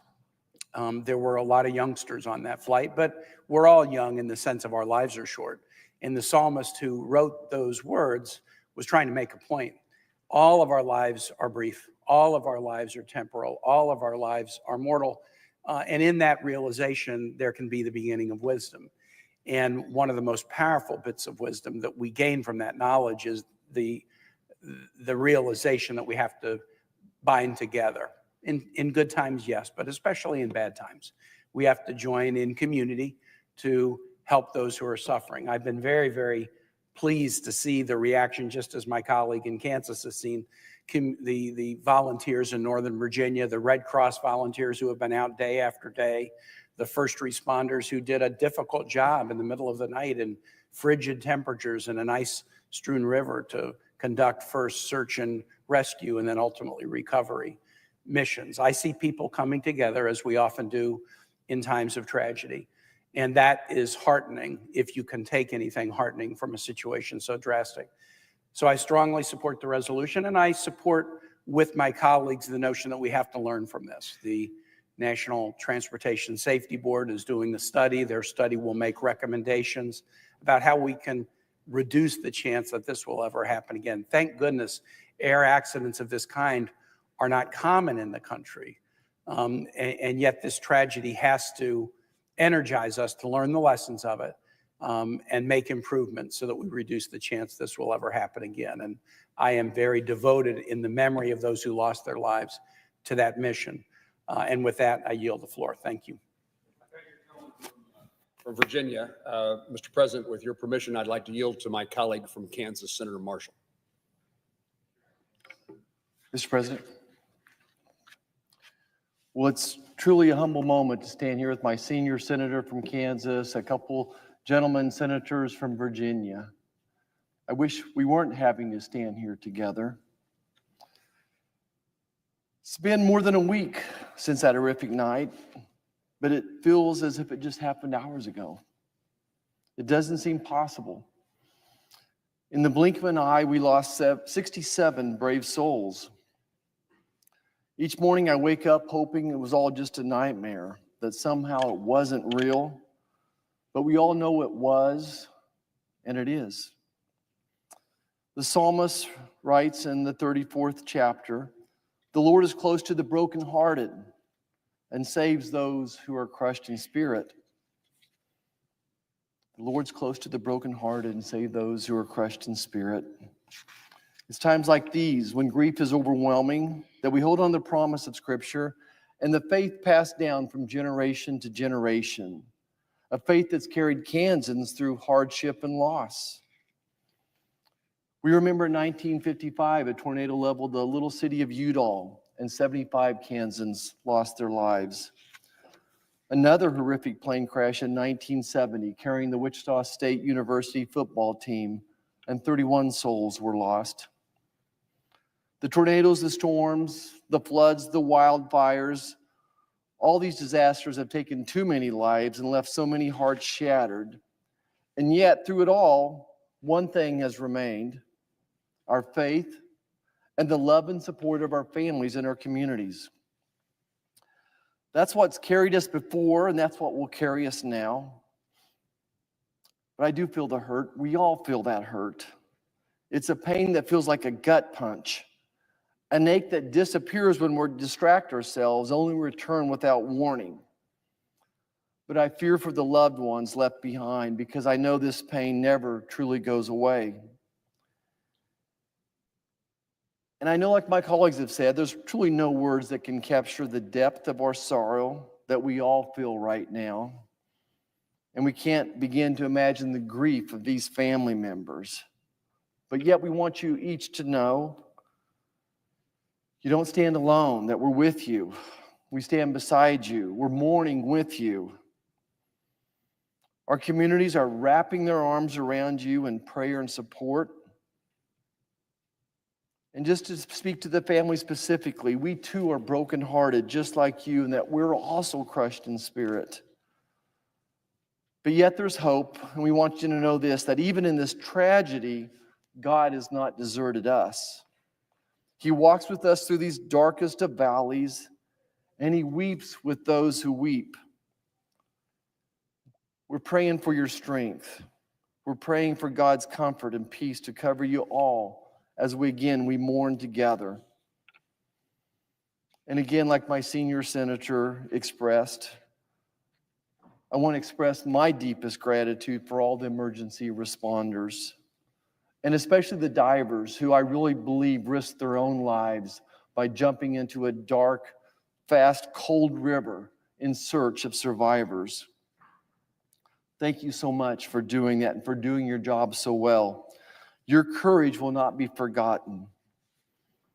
I'll close with this, and I said this the night of the tragedy. When one life is lost, it is a tragedy. When many are lost at once, it's an unbearable sorrow. It's a heartbreak beyond measure. Again, to the families, we're with you, and so is our Father in heaven. Thank you. I yield back. To the senator from Virginia, Senator Warner. Chair recognizes the senator from Virginia. Thank you, Mr. President. Let me first of all thank my colleagues from Kansas. I know you were there that night.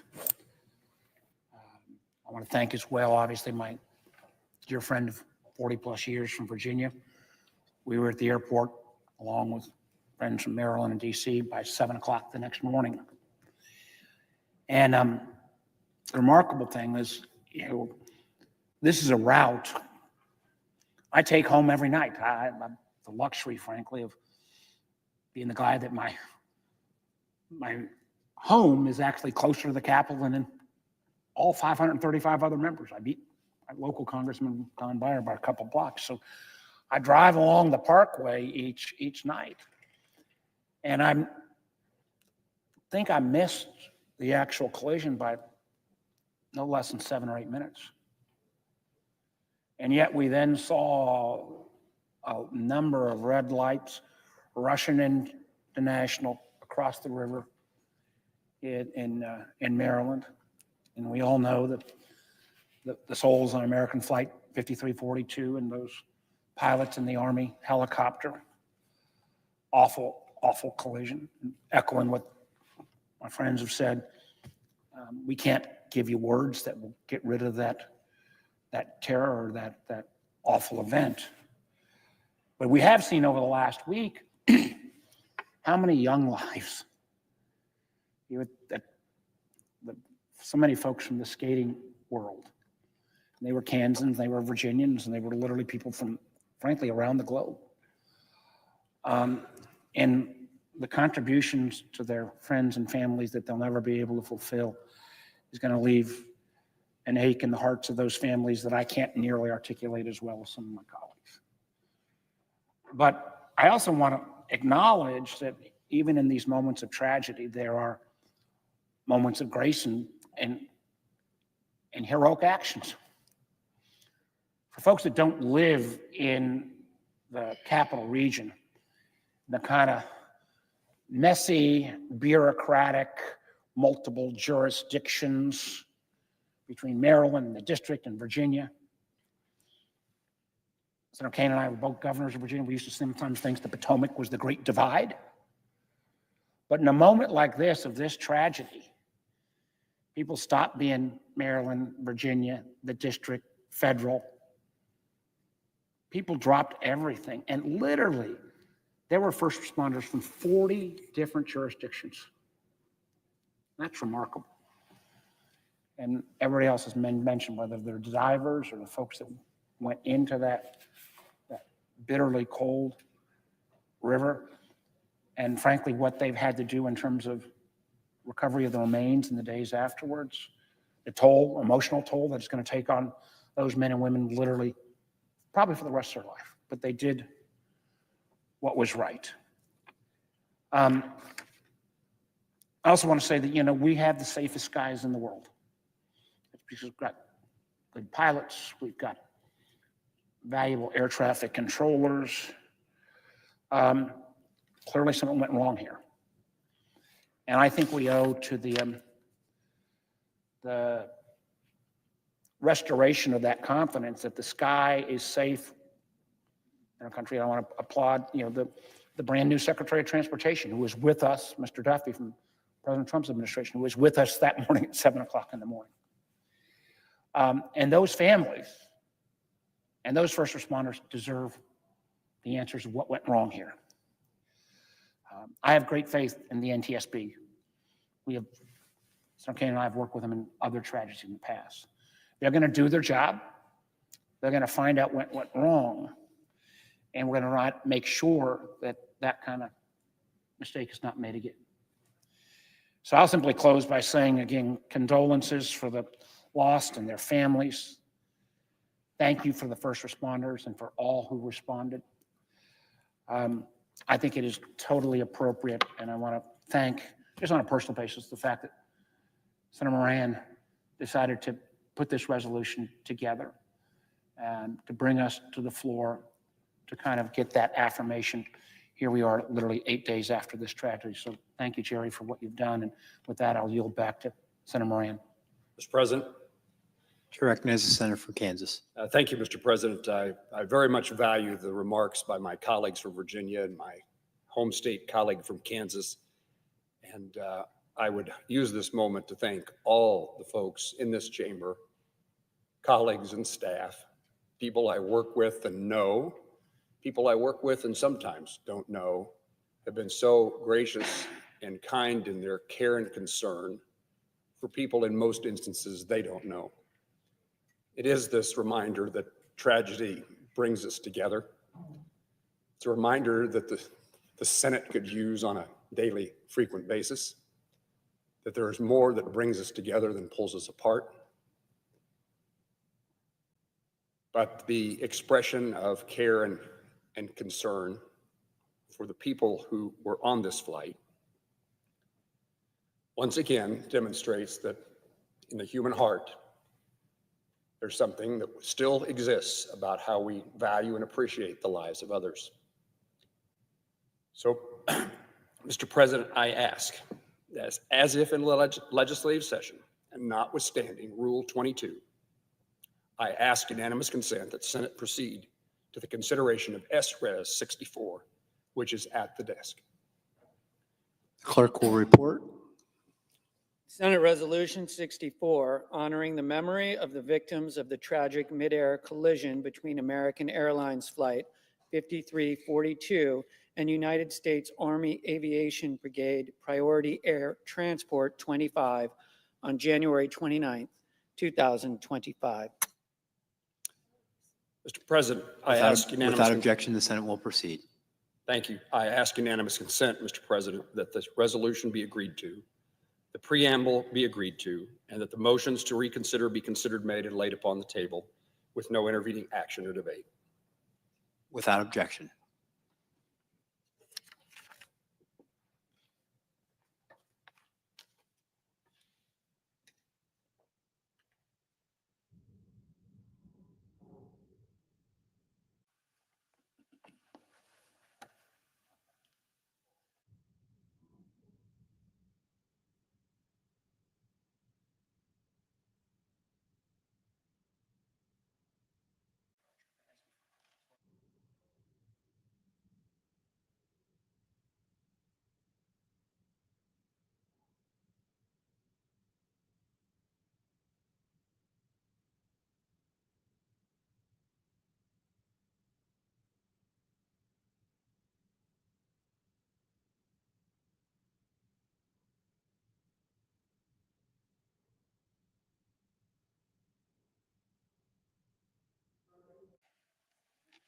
Chair recognizes the senator from Michigan. Mr. President, I rise today to oppose Russell Vought's nomination to be the Director of the Office of Management and Budget. As the ranking member of the Homeland Security and Governmental Affairs Committee, I have worked hard and across the aisle to strengthen our federal government's effectiveness in providing services that Americans rely on every day, to improve transparency in the way that government operates, and to make sure that taxpayer dollars are always used efficiently. These are some of the most fundamental roles the federal government plays in the daily lives of Americans, and we are duty-bound to ensure that they continue. But if Russell Vought is confirmed to lead the Office of Management and Budget, I am concerned that he will throw these principles out the window and wreak havoc on the services that Americans count on from the federal government every day. Although it may not be the most well-known agency, the Office of Management and Budget, or OMB, is a critical office in the executive office of the president, with significant responsibilities ranging from developing and executing the budget approved by Congress to improving agency performance and reviewing regulations. The actions carried out at OMB affect the daily lives of millions of Americans. And this little-known agency controls nearly every action that other federal agencies take, directing agency policies as well as controlling their budgets. OMB is charged with allocating federal resources that Congress appropriates to agencies that protect our national security, help communities recover from natural disasters, and provide vital services like Social Security, Medicare, and veterans services. This funding helps hire police officers and firefighters. It helps provide families with heating assistance in the cold winter months, and it helps towns and cities upgrade their roads and bridges. OMB's work matters to every American, and we cannot confirm someone to lead this office who will not act in the best interest of every American.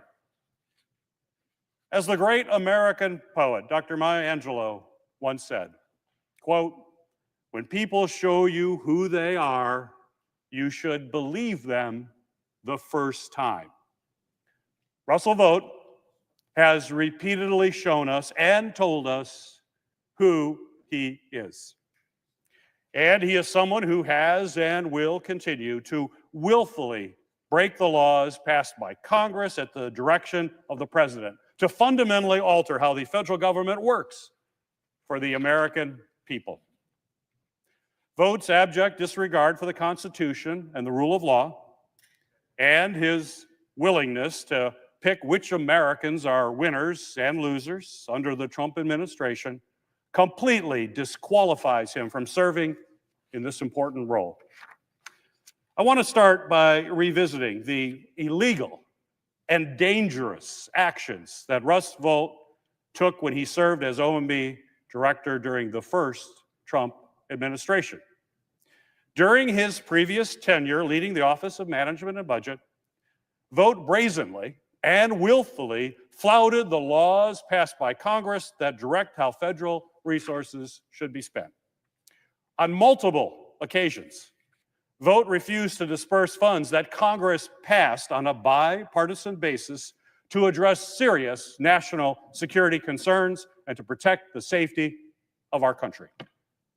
For example, Vought directed the OMB to withhold vital security assistance to Ukraine, assistance that Congress directed to be spent with bipartisan backing.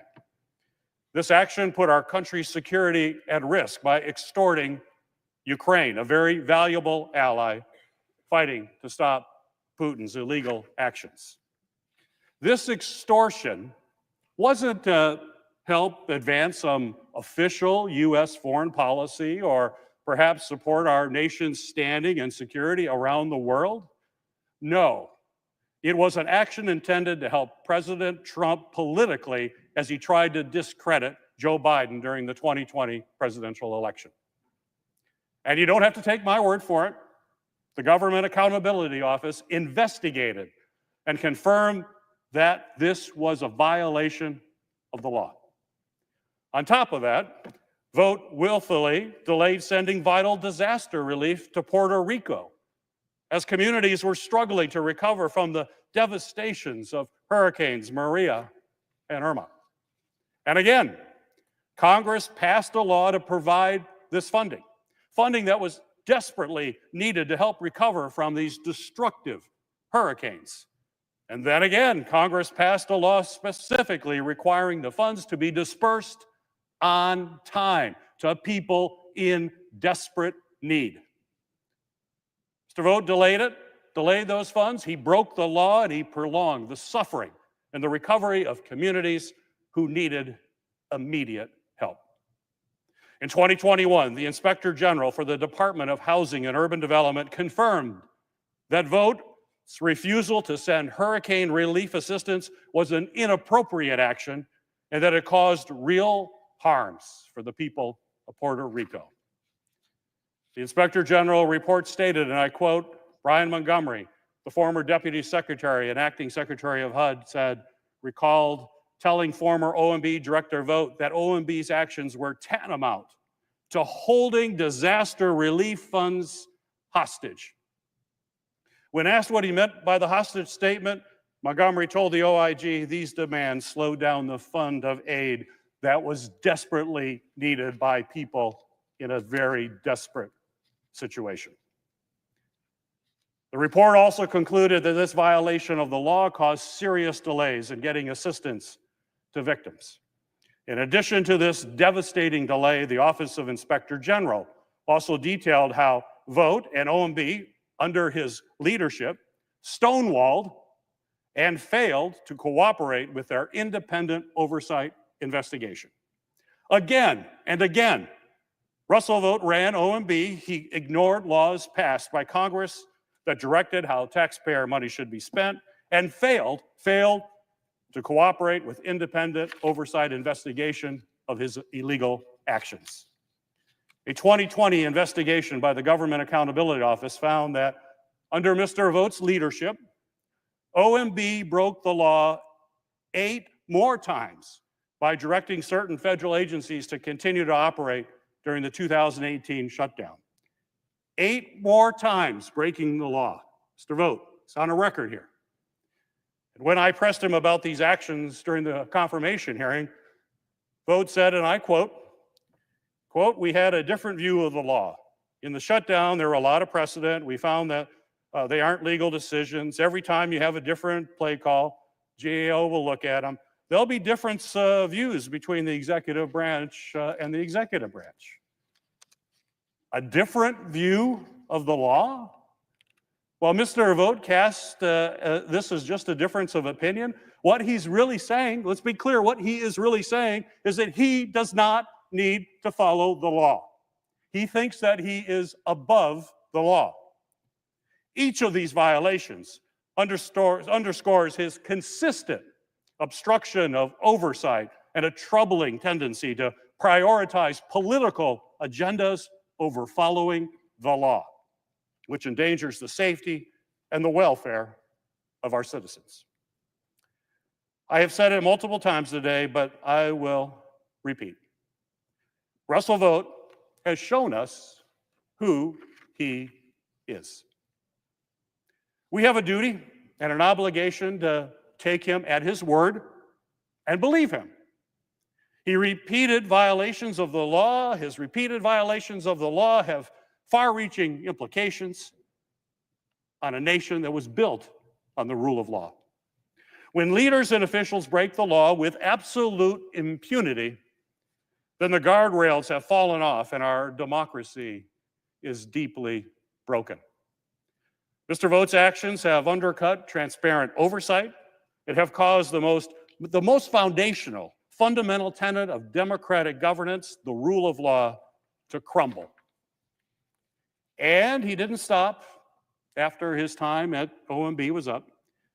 In the years since, Russell Vought has been hard at work memorializing his playbook to break the law and give the president unilateral power as part of Project 2025. He literally wrote the Project 2025 chapter on the executive office of the president and how to use the OMB to consolidate even more power with the executive branch. In his Project 2025 chapter, where he spells out the plain as day how he plans to violate the law against, again, if he is confirmed, he wrote that he will recruit staff who are, and this is quote, he will recruit staff who are, quote, creative and fearless in his or her ability to challenge legal precedents. Mr. Vought is saying loud and he's saying it clear, if we confirm him as director of OMB, he will use every tool that he has to say what the law is. He gets to decide, not Congress, not the Constitution, and not the courts. That's wrong, and it goes against everything our founders believed when they wrote our Constitution and created a unique system of checks and balances. Every member of the Senate and every federal employee swears an oath to uphold the Constitution of the United States as they execute their duties. I swore that oath when I joined the United States Navy Reserve, and again as a member of the U.S. House of Representatives, and finally here in the United States Senate. The Constitution gives Congress the power to determine how federal resources are to be spent. Article 1 of the Constitution specifically gives Congress the power of the purse. This is not some gray area. This is not unsettled law. This is written in our nation's most critical founding document. The Constitution also requires that the president faithfully execute the laws that Congress passes. Again, faithfully execute. Not that the laws should be executed and exercised by the president or Russell Vought's liking, or alignment with the president's policy priorities or campaign promises, but Congress that wrote them.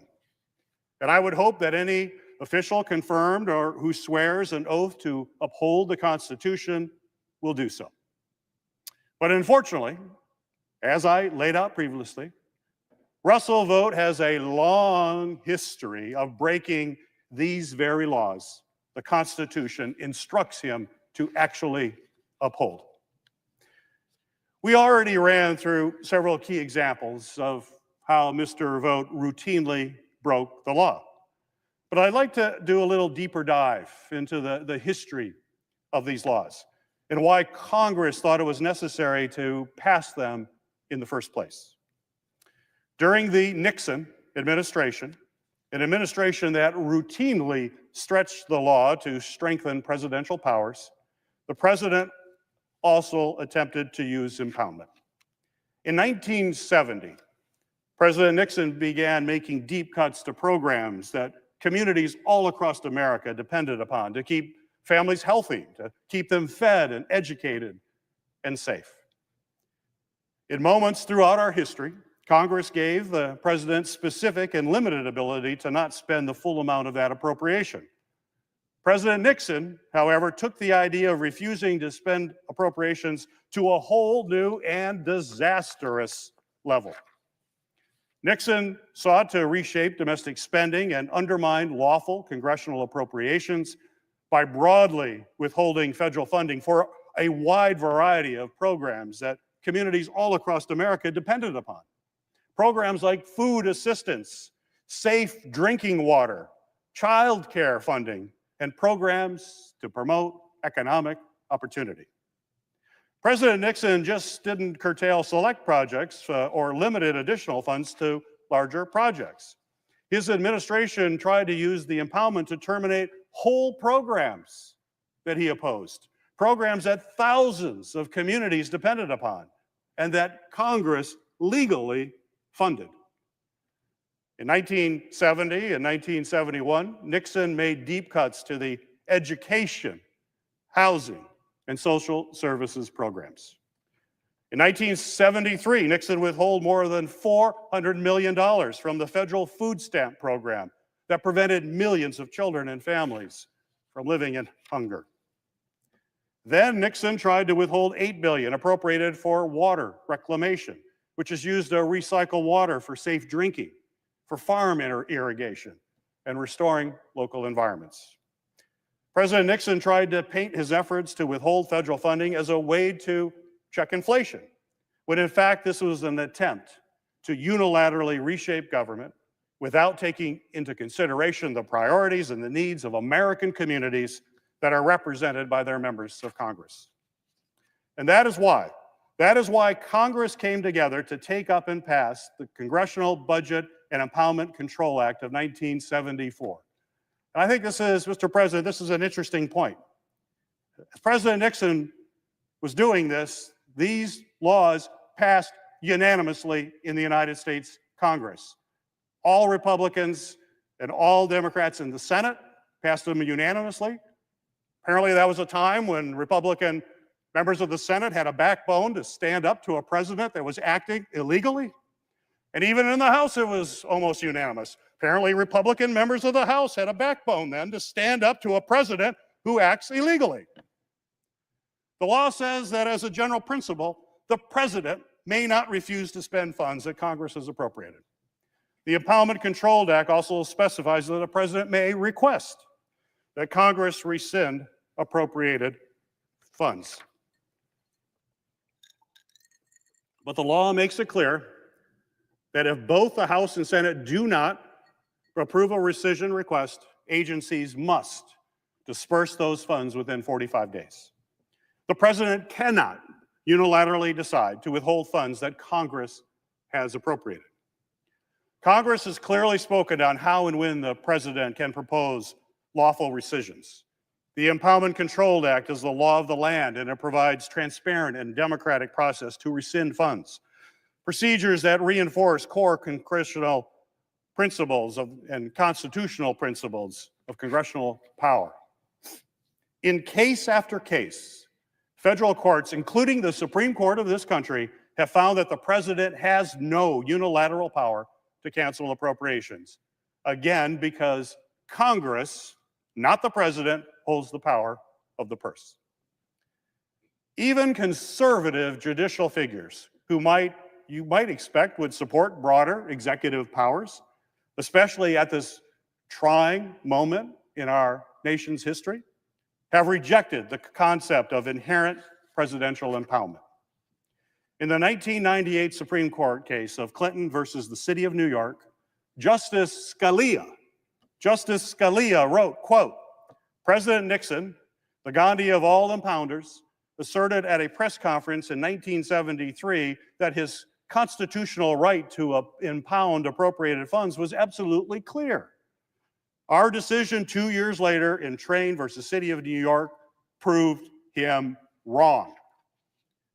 In a 2013 case before the DC Circuit Court of Appeals, Justice Kavanaugh recognized that, quote, a president sometimes has policy reasons, as distinct from constitutional reasons, for wanting to spend less than the full amount appropriated by Congress for a particular project or program.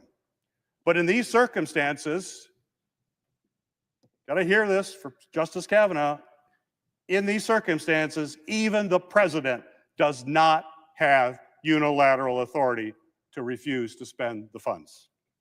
These rulings and opinions further solidify the argument that such a power does not exist within our constitutional framework. Over and over, courts and legal scholars have been clear the president has no constitutional impoundment power. And again, in 1998, in Clinton versus New York, the Supreme Court struck down a law that allowed the president to unilaterally cancel appropriations, further reinforcing the principle that the president does not have that power. In 1973 and 74, the cases of National Council of Community Mental Health Centers versus Weinberger and Louisiana versus Weinberger, federal district courts again explicitly rejected arguments that the president has the constitutional power to refuse to release grant funding. The fact is that these decisions emphasize that the President of the United States has a duty and an obligation to execute the laws as passed by Congress, which includes spending appropriated funds. This well-established legal precedent highlights that Vought's persistent push for impoundment undermines the democratic process by disregarding the will of Congress, the representative body of the American people. And despite all of this settled law, throughout Vought's confirmation hearing, he doubled down on these plans, professing his intention to continue down the path of his first term by continuing to disregard the rule of law. I asked Mr. Vought during the confirmation process if he was familiar with his decisions that prohibit impoundment. His response was wholly inadequate when he stated the following, and I quote, I won't get into Supreme Court decisions regarding impoundment. We think the law in the book is unconstitutional. By advocating for the president's refusal to spend appropriated funds and refusing to tell the committee whether there are any limits to this supposed power, Vought seeks to concentrate power within the executive branch at the expense of Congress and the American people. Confirming Mr. Vought will erode our nation's checks and balances and undermines the Constitution we all swore an oath to protect and to defend. His actions disregard both the letter and the spirit of the law, which is why he is wholly unqualified to serve in a position requiring enormous public trust, a position that will literally be in the position to make life and death decisions for millions of Americans. And given his record of undermining democratic processes, eroding the system of checks and balances, and time spent violating the Constitution of the United States, we simply cannot trust him in this role. And now, even before he's confirmed by the Senate, the Trump administration has begun to implement Russell Vought's playbook. The playbook he has openly talked about and wrote about in Project 2025. Last week, OMB implemented his playbook by withholding money to communities, to families, businesses, and organizations when it froze all new and existing federal grants and loans. These actions have resulted in chaos and confusion. And every member of this chamber has heard from thousands of their constituents who are afraid the resources they are counting on will not be delivered. These actions not only break the law and wreak chaos and anxiety amongst our constituents, but they also inflict very, very real harm on families in Michigan and all across our country. In my home state of Michigan, communities and organizations received $31 billion in federal grants and loans last year, and the freeze has had immediate negative impacts. I heard from a mayor who needs the grant funding they were awarded to pay for police, for firefighters, and public safety personnel, who's worried he won't be able to pay first responders because of the freeze. I heard from small businesses who are afraid they won't be able to make payroll because of the freeze. I've heard from dozens of communities who fear they will have to put their shovels down on construction projects to improve our roads and our bridges and improve street safety and address chronic flooding issues before the freeze. I've heard from Michiganders who are counting on heating assistance during these cold winter months, who are unsure if they're going to be able to pay their energy bills. I've heard from educators who've raised concerns that the freeze would disrupt funding nearly 17 Head Start centers across Michigan that serve our youngest children. I heard from veterans who face disruptions, confusion, and anxiety over critical services. I've heard from colleges and universities that count on funding to make advances in research, ranging from preventing Alzheimer's disease and dementia to protecting our Great Lakes. I've heard from communities who are concerned about how the freeze will affect funding for Homeland Security missions and law enforcement. Almost immediately, two different judges, one in Rhode Island and one in Washington, D.C., put in place temporary restraining orders to start to undo the freeze and deliver needed funding to these organizations and people. But despite this, some funds continue to be held up, and OMB and the Department of Justice continue to insist that they can block funding going to these communities. This is not what hardworking families across our nation want, and certainly not what they need. Our constituents need to know that the federal government can keep its word and stand by its promises.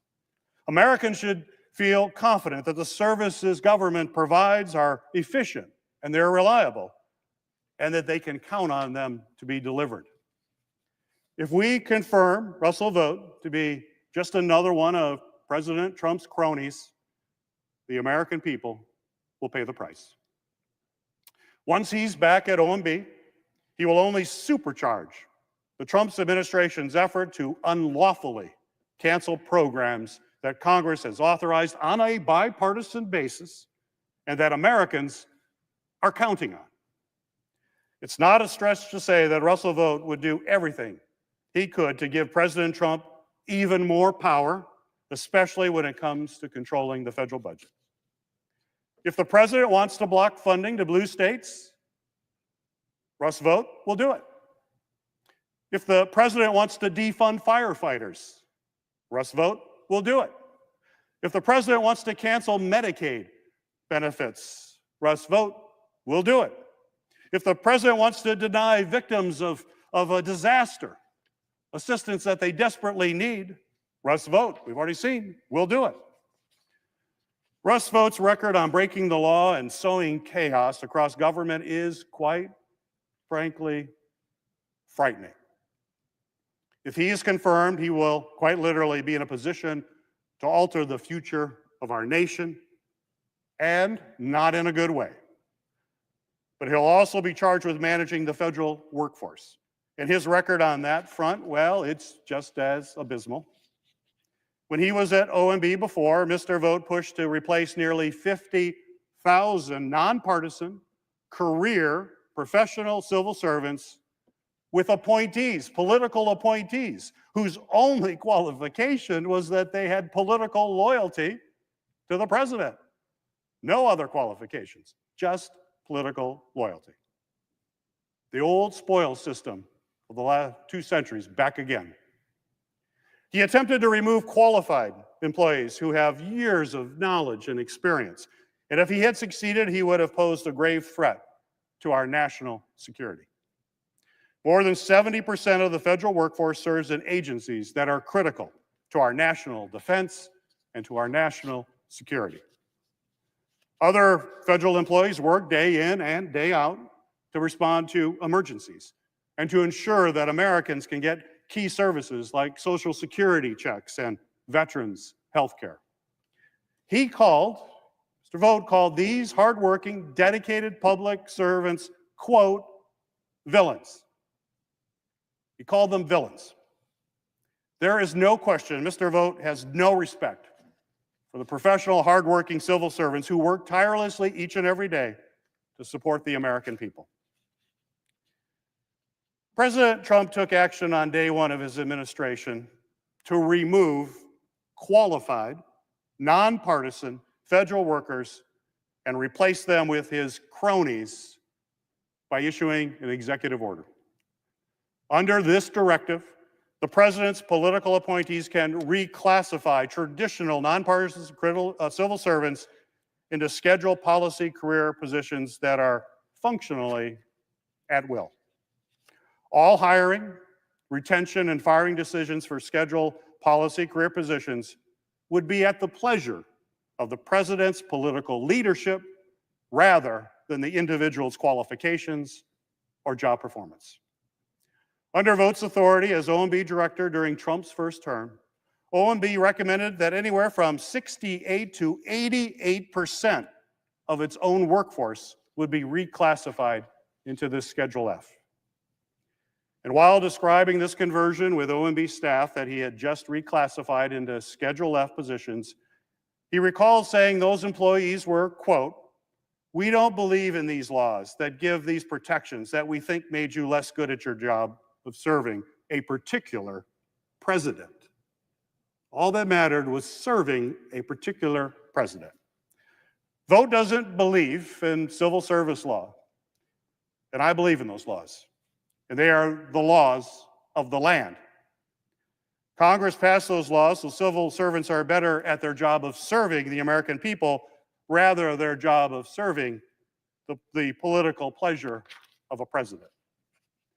Civil servants, not the president or his political cronies, are the ones who issue Social Security checks, provide care for our veterans, facilitate loans for small businesses, and safeguard our homeland security from security threats. President Trump took another step last week to remove qualified civil servants when he offered more than 2 million federal employees deferred resignation offers through a fork-in-the-road email. He may have pitched it to federal workers as a buyout, but it's likely another illegal plan to scare expert employees into leaving voluntarily out of fear that they would otherwise be fired or retaliated against by the president, so he can make way to install his cronies at all levels of the federal government. If this continues to happen, agencies will lose vast institutional knowledge, and civil servants will lose trust in their colleagues. Whistleblowers will be afraid to come forward to report waste and fraud and abuse. Taxpayers will foot the bill for government mistakes or corruption among political leaders. Foreign adversaries will take advantage of our unstable government workforce. In all of these roles, we want to trust the employees that have the right skills and experience and are informed with accurate, reliable, and complete information. Russell Vought is at the forefront of this effort to politicize our civil workforce. So, Mr. President, as I bring my remarks to a close, I just want to underscore that Russ Vought's previous tenure as OMB director and his contributions to proposals like Project 2025 has demonstrated clearly that he is not merely someone with differing policy views, but someone who fundamentally disregards the rules of the game, as outlined in the laws of Congress and those that we have enacted under the Constitution. Mr. Vought's expansive views of the president's spending authority seek to destroy Congress's constitutional authority. Mr. Vought's disdain for our hardworking civil servants who keep Americans safe and he wants to attempt to turn all of them into political hacks, loyal only to the president, completely disqualifies him from holding the position of the director of the Office of Management and Budget. And ultimately, Russ Vought's defiant attitude towards the rule of law is dangerous, and it is deeply, deeply un-American. His lawless actions threaten our national security. They threaten our economy and the well-being of the American people, and they threaten the future of our democracy. I urge my colleagues to take him at his word. Russ Vought has told us loud and clear who he is and what he will do. He's told us he will break the law. He's told us he will politicize the federal workforce. He's told us he'll destroy our government from the inside. We cannot give him another chance to inflict further harm on the American people. We must oppose his nomination, and if we fail to stop his confirmation, there is no question in my mind the American people will end up paying the price.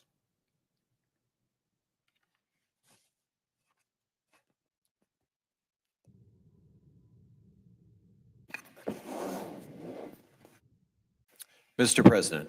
Chair recognizes the senator from New Mexico. Mr. President, every single day, millions of hardworking Americans report to work to serve their communities and their country.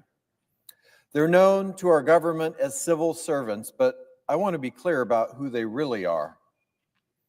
These civil servants are the more than 300 air traffic controllers at the Albuquerque Sunport and airports across New Mexico who keep us safe in the air. They are the wildland firefighters battling catastrophic forest fires each year. They are the FBI agents who are working to get drug cartels out of our communities. They're the rangers taking care of our national parks and the civil engineers who manage and restore our watersheds. They are the federal customs officers and border agents who enable trade at our southern border and stop fentanyl before it enters our country. They are the inspectors and scientists who ensure the safety of our food and our medicine, and they are the countless workers who ensure our elders receive their Social Security checks on time. These are the unsung heroes in our federal civil service. The impact of their work touches every single person in our state and our country. They deserve our respect and our gratitude, not an all-out attack against them. But while these civil servants have done the quiet work of keeping our government working, Donald Trump is single-handedly forcing a partial government shutdown and throwing the lives of hardworking civil servants into chaos. We're barely 3 weeks into this new Trump administration, And it's abundantly clear that Donald Trump and his team have taken his narrow victory as a license to run roughshod over all laws, norms, and even the Constitution. Trump and Elon Musk are attempting an unlawful, hostile takeover of the most basic federal government operations, functions that so many Americans depend on. Over the course of the last 2 weeks, Trump has threatened mass layoffs of civil servants, closures of entire federal agencies. Trump and Elon Musk's Doge minions have forced access to the federal payment system. This system contains Americans' private data, as well as classified information, and processes government payments that make up more than a fifth of the U.S. economy. And I wish I were making this up, but it's true. According to a report in Wired, a 25-year-old engineer from Musk's Doge group has gained access, direct access, to the Treasury Department systems responsible for nearly all payments made by the federal government. This is someone whose only other experience is working for Musk at other places, at SpaceX and Twitter. This unelected, unvetted member of Musk's Doge team reportedly has administrator-level privileges. Normally, access privileges to this highly secure system are reserved for high-level professionals with years and years of experience at the Treasury Department. This breach by Elon Musk's Doge minions may expose the system to irreversible damage, undermining our individual privacy rights and our country's economic and national security. And many of us will simply not stand for it. On top of this, Trump triggered a vast and ongoing blockade of congressionally appropriated federal funds, the impacts of which are still reverberating across the nation. The masterminds, air quotes, behind this whole mess, Trump, Elon Musk, and yes, Russell Vought, Trump's nominee to lead the White House Office of Management and Budget. Let's talk about Mr. Vought and his plans. Mr. Vought was the lead architect of the Heritage Foundation's Project 2025, the blueprint for Trump's dismantling of the federal government. He has spent years crafting plans to circumvent Congress, our Constitution, and of course, the law. Let me read to you directly from Mr. Vaught's statements in his own words.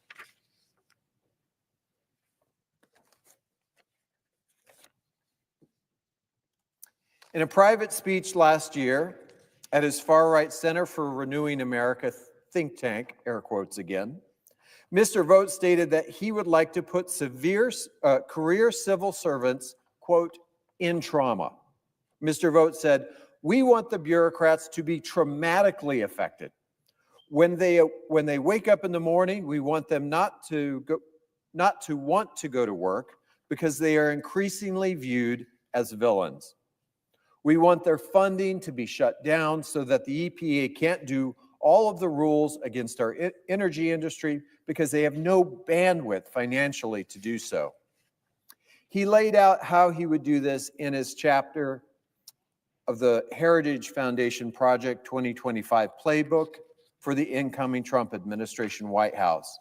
He wrote there, "The great challenge confronting a conservative president is the existential need for aggressive use of the vast powers of the executive branch." He went on to say that success in meeting that challenge will require a boldness to bend or break the bureaucracy, meaning bending and breaking our career civil servants who carry out laws passed here by Congress. As the OMB director at the end of the last Trump administration, Mr. Vought was the lead architect of the president's fiscal year 21 budget proposal that called for $500 billion cut from Medicare, $900 billion cut from Medicaid, $71 billion cut from Social Security. Yes, Social Security. $76 billion cut from disability programs, zeroing out entire federal programs, including the Corporation for Public Broadcasting, the Legal Services Corporation, Community Development Block Grants, and Community Services Block Grants, all to pave the way for Trump to double down on his tax breaks for billionaires. At his Center for Renewing America think tank, Mr. Vought drafted a 2023 budget plan entitled A Commitment to End Woke and Weaponized Government. This is the playbook that Trump and Musk are already running to freeze federal funding, dismantle and dismember federal agencies, and seize the power of the purse from Congress, where the Constitution put it. That plan called for extending Trump's tax cuts for the wealthy by slashing Medicaid by $2.1 trillion, SNAP by $400 billion, eliminating the Affordable Care tax credits that help folks afford health care coverage. Mr. Vought has also openly admitted his intentions to challenge the Impoundment Control Act of 1974, which enforces Congress's constitutional power of the purse. During his confirmation hearing last month, Mr. Vought said he believes the president can just overrule Congress in deciding how to spend taxpayer dollars, despite constitutional authority and the law to the contrary. Mr. Vought said the president ran on the notion that the Impoundment Control Act is unconstitutional. I agree with that. Last time I checked, that was up to the Supreme Court and our court systems. Mr. Vought has already made clear how he'd use his role, or I should say abuse his role as OMB director, to politicize the agency and bend it to the whims of the president. In Project 2025, Vought wrongly stated that OMB has the only statutory tools in the White House that are powerful enough to override implementing the agency's bureaucracies. What this really means is overriding the law duly enacted here in Congress and signed by the president. Mr. Vought has also questioned the very ideas of independent federal agencies. In fact, in an interview last November with Tucker Carlson, Mr. Vought said, quote, "Number one is going after the whole notion of independence. There are no independent agencies. Congress may have viewed them as such, the Securities and Exchange Commission or the FCC, the CFPB, the whole alphabet soup, but the whole notion of an independent agency should be thrown out. You can apply the concept of destroying independence at every agency."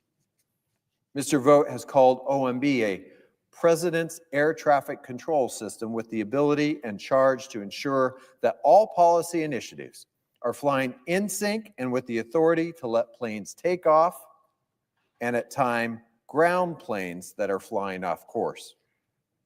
Do we really trust a man hell-bent on slashing Medicare, Medicaid, Social Security, defying Congress and destroying independent federal agencies to be an air traffic controller? Let me be clear. My constituents in New Mexico did not vote for this, and my office has been fielding thousands of phone calls, letters, emails for New Mexicans who are upset and angry, frustrated that President Trump, Elon Musk, and Russell Vought are breaking laws and shredding the Constitution in a bid to upend the basic functions of our government. Here's a little bit of a taste of what New Mexicans are telling me.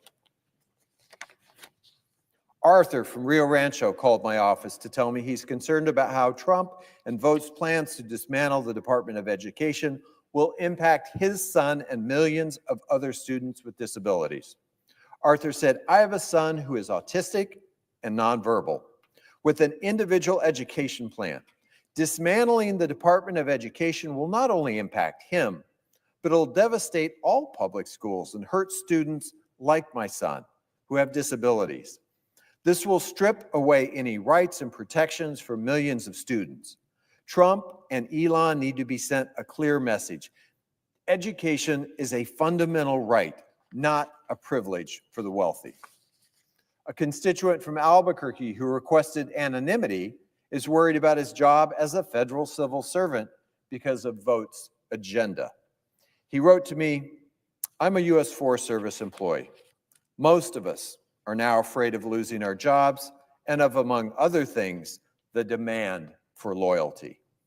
This makes it difficult to work in the manner that we wish to, efficiently, effectively, and to do well for the land and all citizens. Marissa from Santa Fe is hesitant to start a family because the uncertainty caused by Musk, Trump, and Vought. Marissa wrote to me, "I am really terrified at the idea that so much of the federal government is being dismantled by someone who was never nominated to a position of power. I want to be able to start a family, but how can I do that without fear of knowing that this man and the GOP are destroying any chance of that happening?" Holly from Albuquerque, a public school teacher, is also deeply worried about Trump and Vought's intentions to dismantle the Department of Education and what this could mean for her students, fellow teachers, and her financial security. She wrote, "As an educator for 22 years here in New Mexico, I know firsthand the struggles that our families, students, and educators are facing in the classroom, and we really need access to the federal support that we get. Whether it's Title I, special education, or grants, I don't know how we're going to operate our schools effectively without that. I'm also worried about my pension as a public school educator.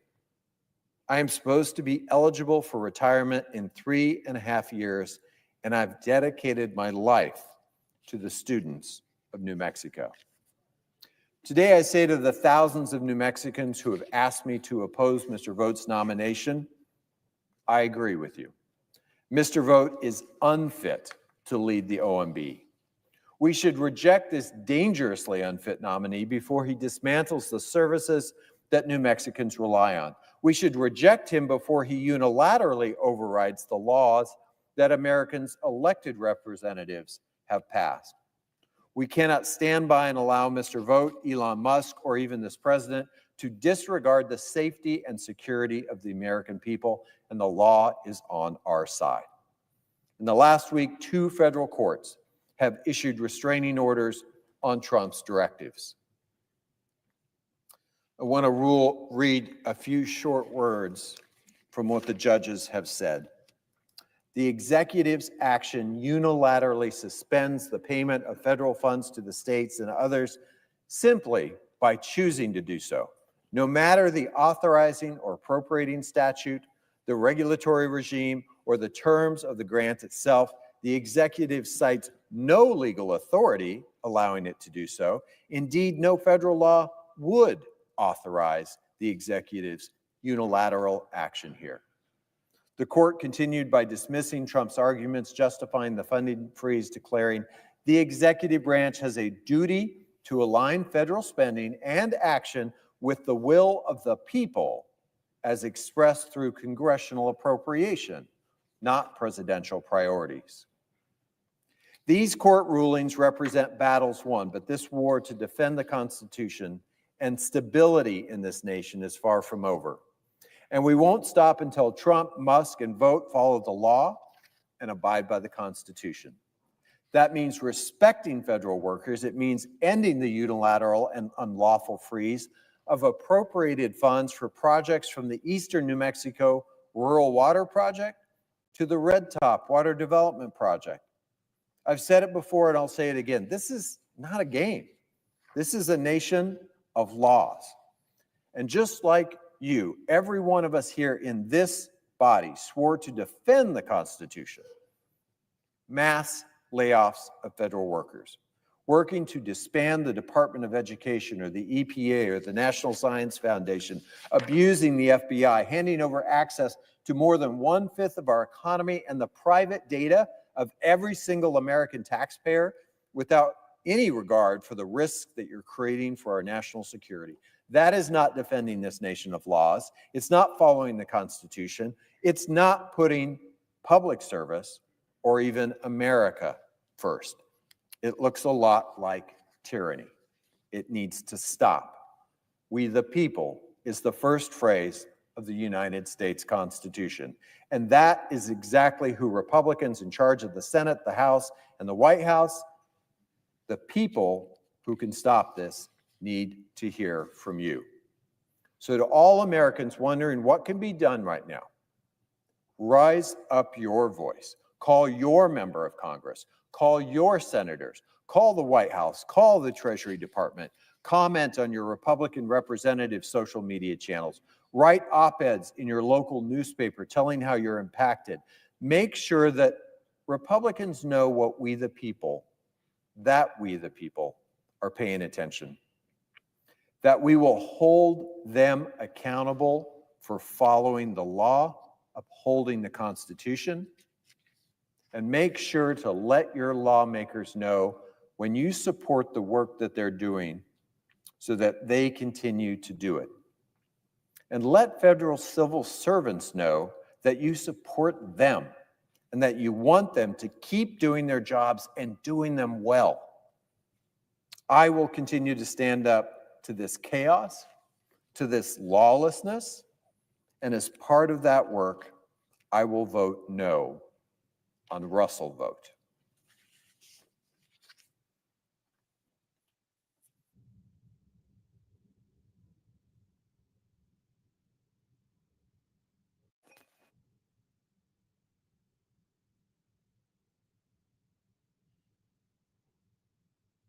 Mr. President.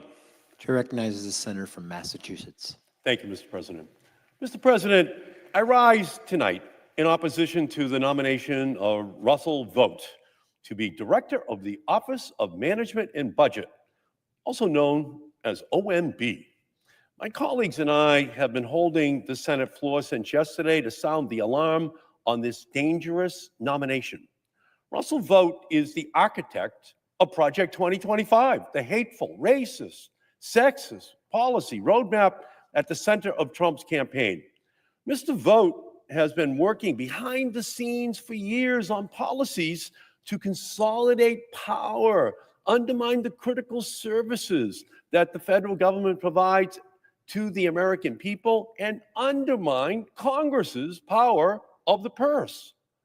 When Vought was at the Office of Management and Budget during the last Trump administration, he demonstrated a complete lack of regard for our branch of government, the Congress. He was responsible for illegally withholding and delaying billions of dollars in congressionally appropriated funding, and now is planning to ratchet up this whole destructive power to a new level in 2025.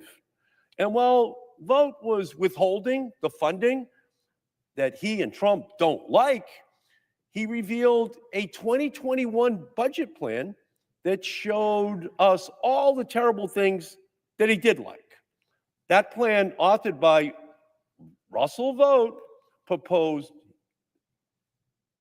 listen to this, $500 billion in cuts to Medicare, $900 billion in cuts to Medicaid, $71 billion cuts to Social Security.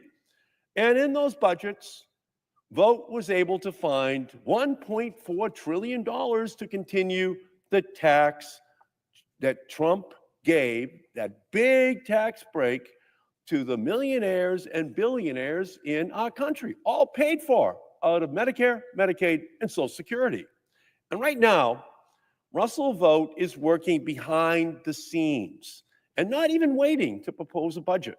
He is directing the agency to illegally cut billions of dollars in spending from programs that American families rely upon.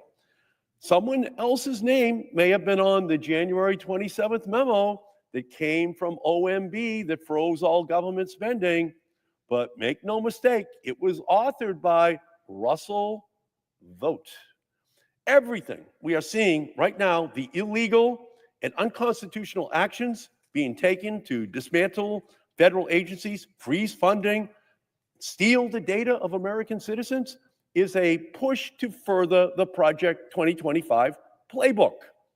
Vought may be the one to have written the blueprint, but now he and everyone else, including the president himself, are taking orders from one man, Elon Musk.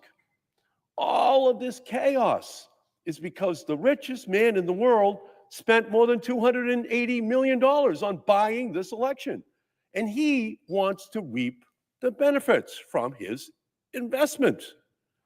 For Donald Trump, DEI seems to only stand for defending Elon's interests.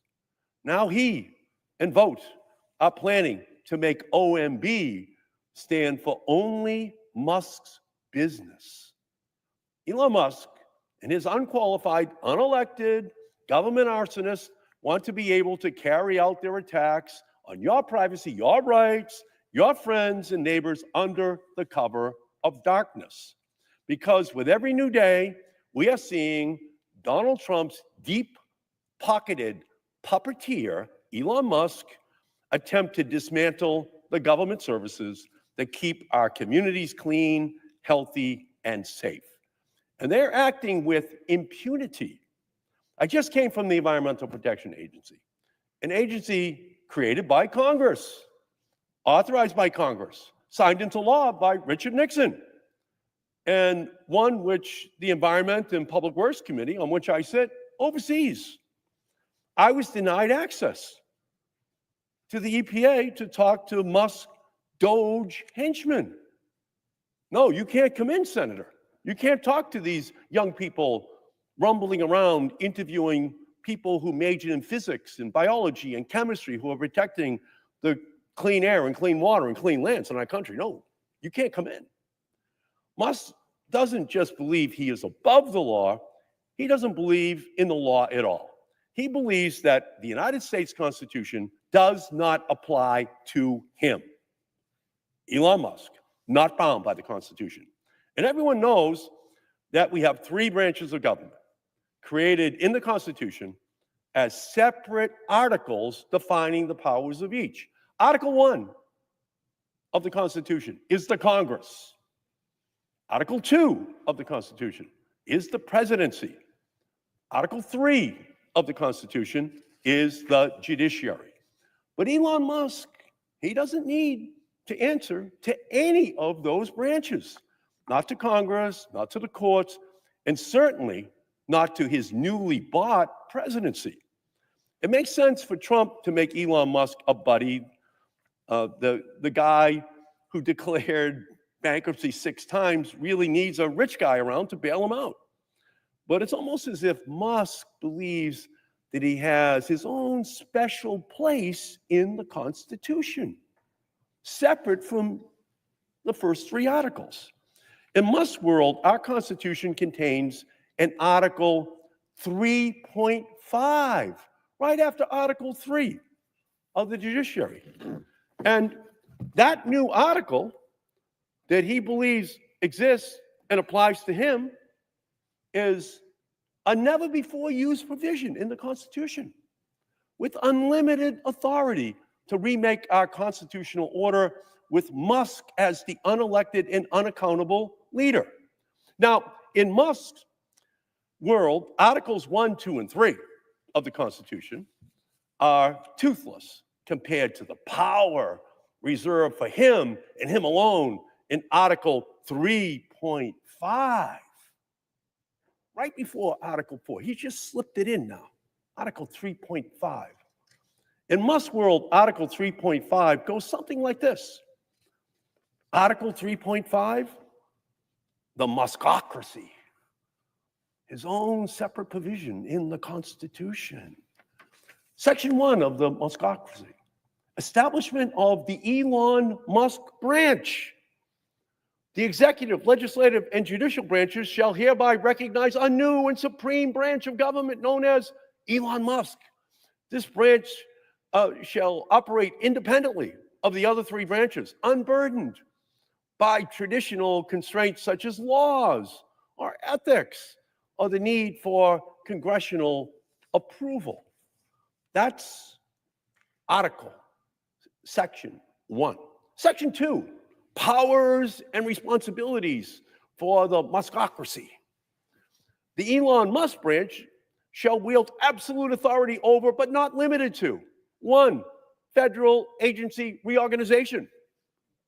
Abolish at will clause is in that section, whatever he decides. The Musk branch may at any time eliminate, restructure, or replace any federal agency by way of a single tweet. A lot of power that Section 1 has. Section 2, workforce optimization. All federal employees shall be subject to an immediate performance review determined by way of an AI-powered metric called the Hyper Productivity Index, trademarked. Any agency deemed inefficient shall be replaced by a new office staffed entirely by a mix of ex-premium subscribers, Tesla interns, and SpaceX engineers working 120-hour weeks. This is the Muskocracy. And it just continues. Data access. Part 3. The Musk branch shall have unrestricted access to all government personnel records, including security clearances, tax filings, and even embarrassing Slack messages. All goes to Elon Musk under Article 3.5 of the new United States Constitution, enacted on Inauguration Day in 2024. Then we have legislative override. All bills must be reviewed and memed upon by the Musk branch before passing.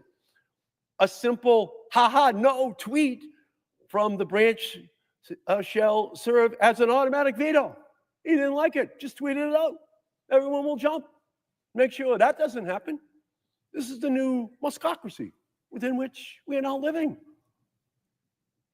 3.5, Article 3.5 of the new Constitution of the United States of America. Judicial review.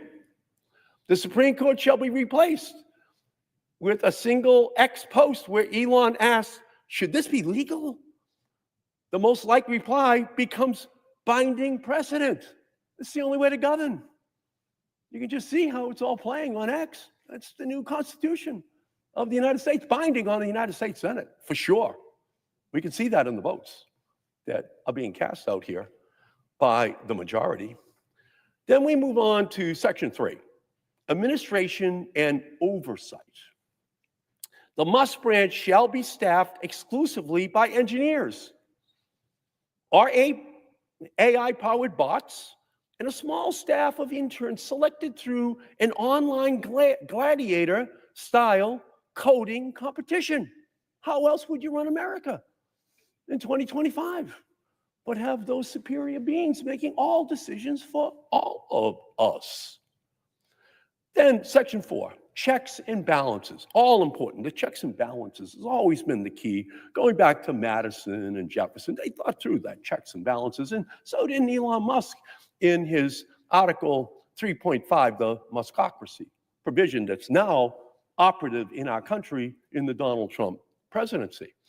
So checks and balances says, although the existing 3 branches may express opinions, all official government actions require verification from the Musk branch, except those initiated by Musk himself, which are self-verifying because he's infallible. No one can question him. And any opposition to the Musk branch shall be met with immediate ridicule. Come on, you can't question Elon Musk. It's the new Constitution. That's how it is. Everyone should just understand. And then Section 5, succession in perpetuity. How does our country then operate into the future? Well, in the event that the physical Elon Musk ceases to exist, the Musk branch shall be transferred to an AI-trained on-off system for all of his tweets that are gathered together, and then Neuralink data and past Rogan podcast appearances, and that AI shall rule indefinitely unless overthrown by a more innovative billionaire. Isn't that really how we want our country to be running under this Muskocracy? Article 3.5? That's where we are right now. That's the country that we are living in. And does he have power? Oh, he has power. Because let's not kid ourselves. Right now, Elon wants us to live in the Muskocracy. The Trump administration is operating as if Article 3.5 is real, as if Elon Musk has supreme authority to override the will of Congress, seize government property, hire and fire at will, and otherwise bend government to his benefit, regardless of the consequences. So let's not fool ourselves. We can see Article 3.5 in action right now. Musk is obsessed with shutting down USAID, slandering its public servants, spreading baseless conspiracy theories about the agency's work and mission.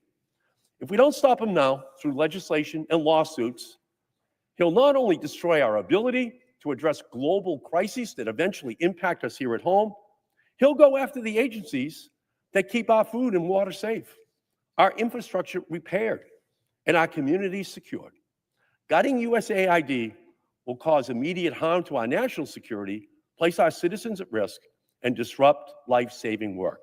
USAID helps protect children from starvation. It prevents the spread of infectious diseases.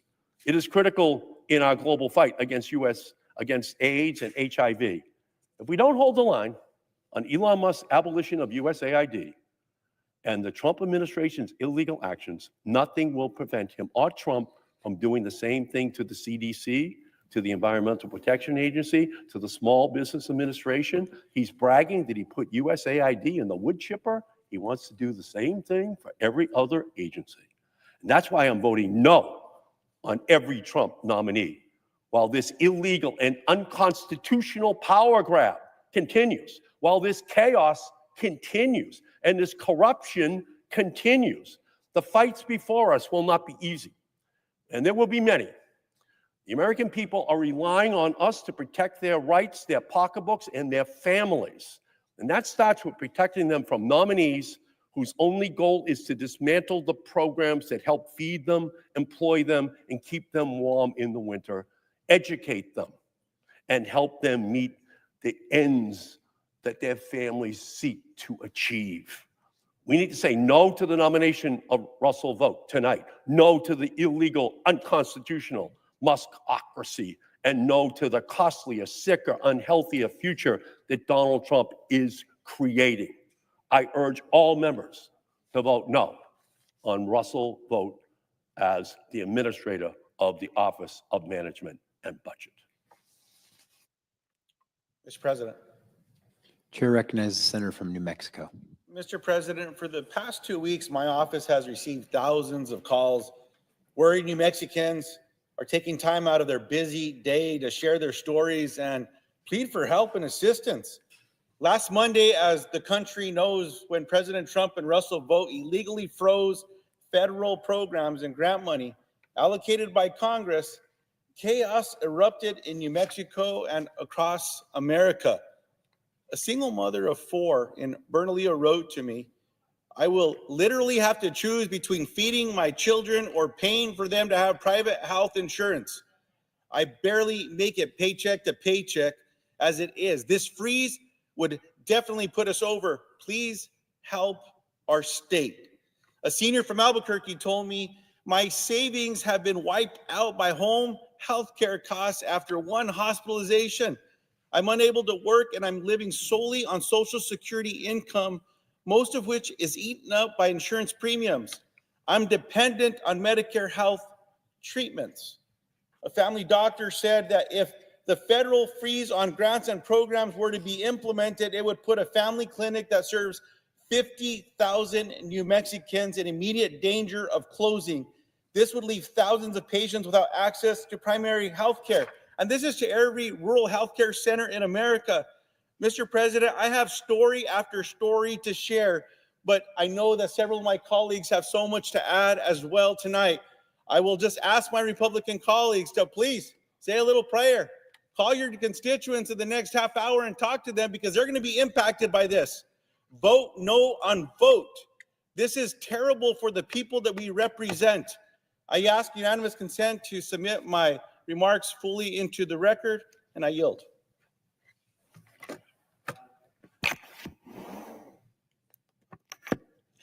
Mr. President. Chair recognizes the senator from Nevada.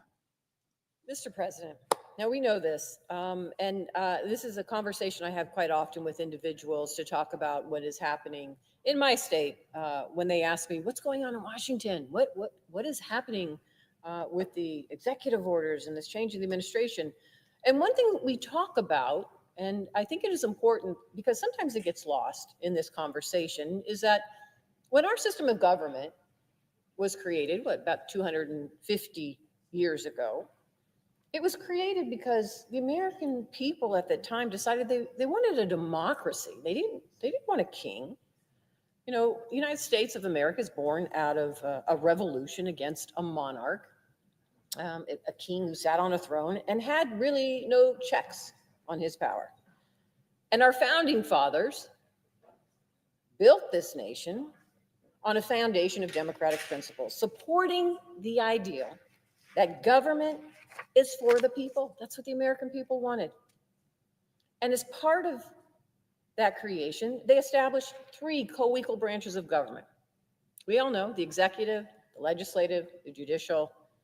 And along with that, they created a system of checks and balances to ensure that no branch had too much control over the other. Now, as we all know, we work here in Congress, that legislative branch is important. It's the first branch of government, co-equal to all the others, but it writes and passes laws, approves presidential nominations, but also importantly, the branch of government that we all work in is about passing a budget and controlling the purse. What does that mean? The money. We are the ones that decide how we spend this money, the budget for the federal government, where it's going to go, the appropriations for it. And that really is the power of Congress that our founding fathers gave to us. Now, the executive branch, we all know, founders gave the president the authority to veto, to implement, to enforce laws, along with the power to manage and direct government agencies. That is what the founding fathers envisioned, to ensure that our government puts the American people first and that no branch of government could become too powerful. Those are checks and balances that have been tested throughout our nation's history. Let me just give you an example. In 1974, President Richard Nixon refused to release funds approved by Congress for certain programs that he opposed. In response to his unconstitutional use of power, Congress passed bipartisan legislation called the Congressional Budget and Impoundment Act of 1974. This legislation reaffirms that once Congress passes bills that deliver funding to the American people, the president can't delay or cancel those funds. Unfortunately, today, we have a nominee for the Office of Management and Budget, we call it OMB, who thinks this critical check on the president's power shouldn't exist. Now, you've heard this, my Democratic colleagues have been on the Senate floor since 2 p.m. yesterday to oppose Russ Vought. Why? Because Russ Vought is the co-author of President Trump's Project 2025 manifesto, and he's the chief architect of Trump's strategy to seize the power of the legislative branch. How are they doing that? Well, let's just talk about that. On January 27th, the OMB issued a memo to effectively suspend Congress's power of the purse by announcing a pause on all federal grants and loans. He shut down funding for practically every state and local program that receives money from the federal government. Now, like all of my colleagues, I have heard from Nevadans worried about accessing Medicaid or their VA benefits or funding for law enforcement or housing and energy payments that keep the lights on for low-income Nevadans. I've heard concerns about child care initiatives like Head Start that have no longer any funding, and programs to support seniors like Meals on Wheels are concerned. I have heard from tribes in Nevada. I just got out of my office meeting with one of our tribes who are still having trouble accessing housing funds and similar funds. Groups that support Nevada's domestic violence survivors don't know if they'll have the money to get critical resources to people in need. Nevada literacy programs that are helping children learn to read have been threatened with the loss of funding. Rural communities in Nevada receiving federal grants ranging from community development grants to wastewater treatment. Several of those grants and that funding have been delayed or cut. Trump's funding freeze shut down support for safety and security for kids and families in the historic west side of Las Vegas. President Trump shut down $156 million in funding for solar energy in Nevada. We were going to install solar power on hundreds of buildings, helping bring down energy costs for 20,000 hardworking Nevada families. But President Trump illegally stopped these solar grants to Nevada. That has jeopardized thousands of good-paying jobs for laborers and construction crews in my state. And while the Trump administration claimed that Medicaid wasn't affected by the federal funding freeze, but the fact is the Medicaid payment system did go offline in all 50 states.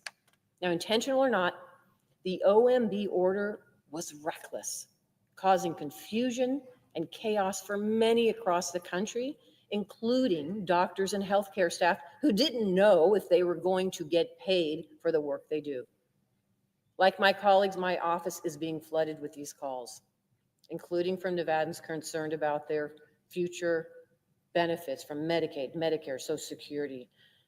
These are real Americans who are being squeezed by this unconstitutional funding freeze, even though Donald Trump promised to make their lives better. Americans right now are being hung out to dry by Donald Trump and by Russ Vought, whose Project 2025 was clearly the inspiration for this dangerous funding freeze. Russ Vought is unfit to serve at the head of the agency that oversees our federal budget. During his confirmation hearing, he said the Impoundment Control Act of 1974 is unconstitutional. One man decides the laws in this state. Wow, that's a lot of power. He's basically saying he thinks the president should be able to withhold any funding that they don't like, even though that goes against the separation of powers our founding fathers wrote into the Constitution. Think about this. Under the last administration, we passed the Inflation Reduction Act that created incredible jobs, union jobs, and grew our economy in Nevada and across this country. Now, President Trump and Russ Vought are saying the president doesn't have to deliver all that funding to communities in Nevada and across the country. Many of those communities have already broken ground on projects that they were promised funding for. Instead of focusing on the working families that Donald Trump said he was fighting for, he's clearly only interested in becoming as powerful as possible, no matter how many laws he breaks. Listen, you know something's wrong when firefighters who went to Los Angeles to help contain the devastating wildfires received emails from the Trump administration encouraging them to resign. It wasn't an email to say, thank you, you risked your lives, we couldn't do this without you. They actually sent a letter to these firefighters saying, well, it's time to resign. What kind of president thanks our firefighters by telling them to leave their jobs and leave our communities defenseless? He doesn't care about our safety and security. He only cares about his own. So now my question for my colleagues on the other side of the aisle is, what's next? What will be the next congressional power we cede to Donald Trump and his billionaire friends? What will be the next crisis we have to clean up when we could be focusing on delivering for Americans? We're supposed to be representing the people of our states and fighting for them. And when I speak to Nevadans every single day, they expect me to get them the federal support they need. That means working across the aisle. I'll work with anyone to get things done on behalf of my state and across the country. But it also means standing up to anyone who would prefer to sow chaos and ignore the Constitution violate our laws, usurp our power. Anyone who would rather do that and not tackle the real issues that Americans are dealing with right now. And let me say, I don't know anybody, one of my colleagues or anyone else, who doesn't support streamlining our federal government. I am here because I was so frustrated with the bureaucracy of the federal government and support streamlining it and think we should do that absolutely every day, work towards how we make it work for Americans. I support it. But what we need is a thoughtful business strategy to do just that. That is welcome. But burning the federal government to the ground, that's not a business strategy. That's just total destruction. And that's not what the American people deserve. Mr. President, I yield the floor.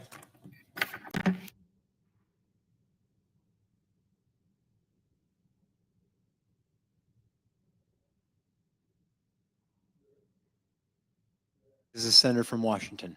Thank you, Mr. President. I join my colleagues. I thank the senator from Nevada for her great comments and articulating why we want to have a budget process here that recognizes the United States Senate, the House of Representatives, and to say that a budget process that tries to exclude us is not what our forefathers had in mind. That is one of the reasons I strongly oppose this nomination to be the director of the Office of Management and Budget for Russell Vought. The administration, like everyone before it, has had the opportunity to propose a budget, set overall policy principles, and propose spending and policies. And this administration does not have the power to wave a wand and erase legally authorized and appropriated funds. The Constitution is very clear here. Congress and the administration together agree on appropriations. They agree together when we pass laws and what we want to do to govern. And people should be able to rely on current laws until those laws are changed. That is how governing works. And we're here to represent the people who want to see the certainty and predictability of laws that we have passed. Regular review of programs and congressional oversight, as my colleague from Nevada just mentioned, those are valuable things. And we can continue to make reforms in thoughtful and transparent ways. We should not allow unaccountable political actors, though, to be unfettered, have access to our constituents' most sensitive data without safeguards to how that data is protected, their rights, and conflicts of interest, that how that data might even be used against them.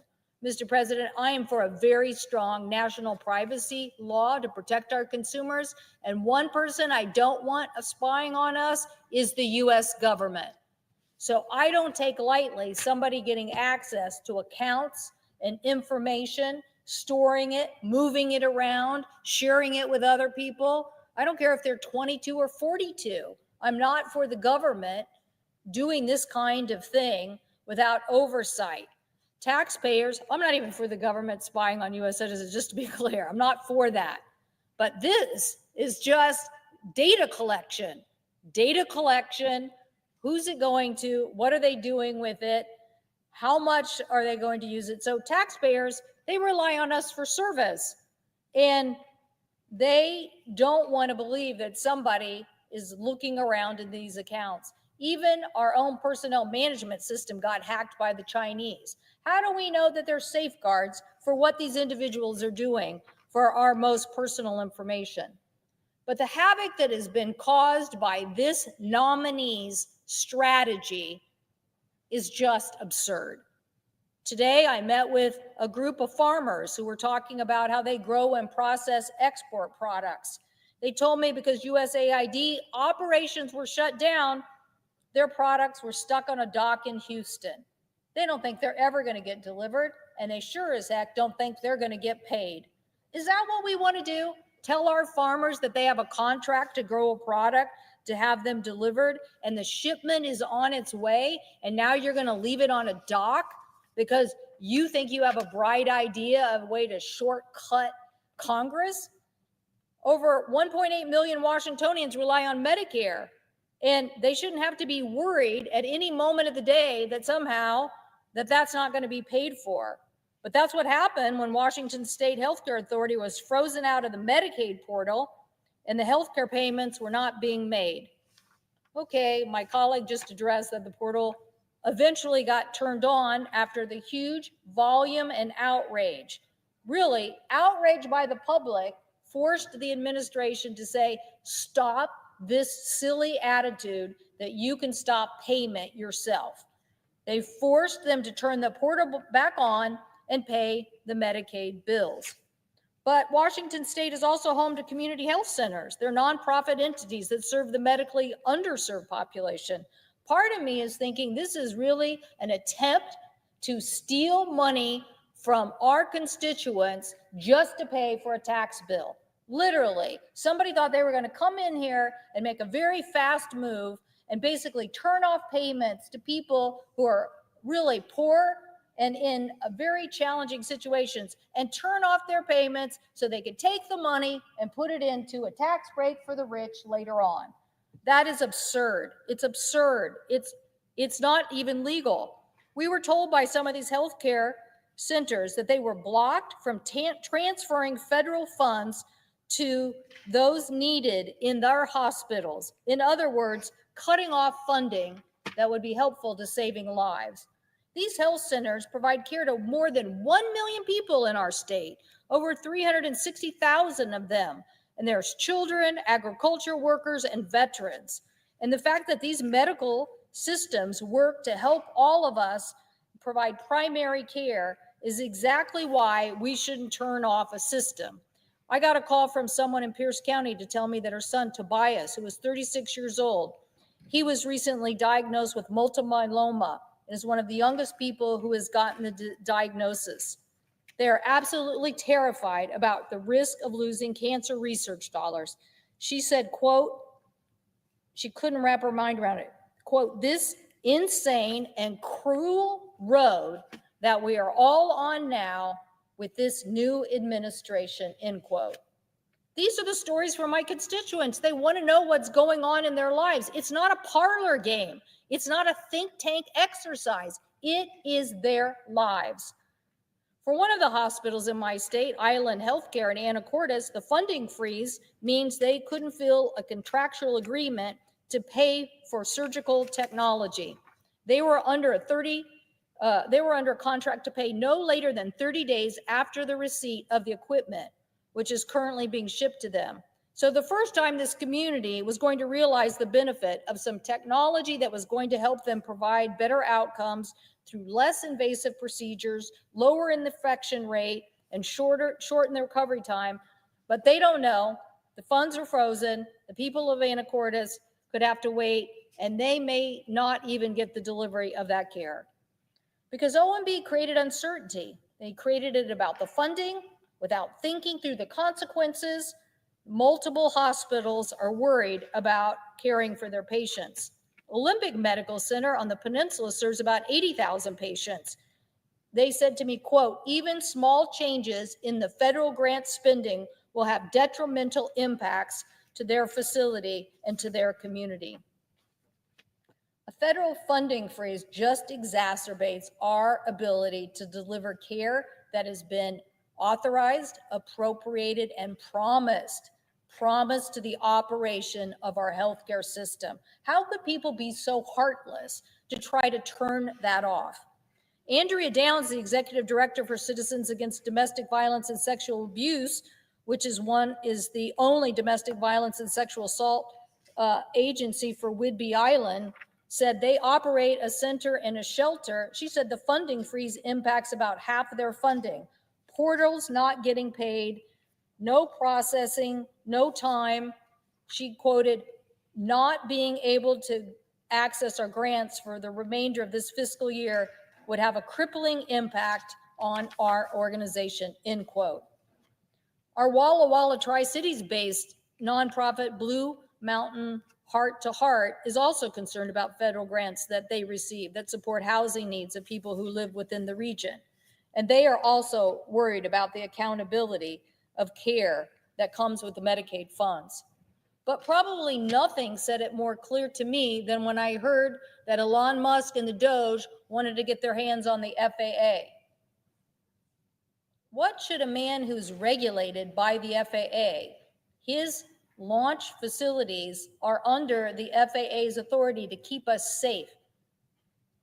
They need to know and coordinate launch rocket times and to not have people just launch a rocket whenever they want. We already know the painful experience of these accidents on the Potomac, of not having a system overseen by air traffic controllers. But Mr. Musk was fined, and he didn't like the fine. He basically went after the FAA administrator, who decided to step down instead of serving with this administration. Now Mr. Musk wants his hands on the FAA to tell them what to do, probably in retribution for the fact that they said it wasn't safe to launch at that moment. This is a clear conflict of interest. Mr. President, we can do better than this. We're here to work together. We're here to work across the aisle. We're here to pass a budget. We're here to appropriate, and as an authorizer, to set those authorization and work with our appropriators.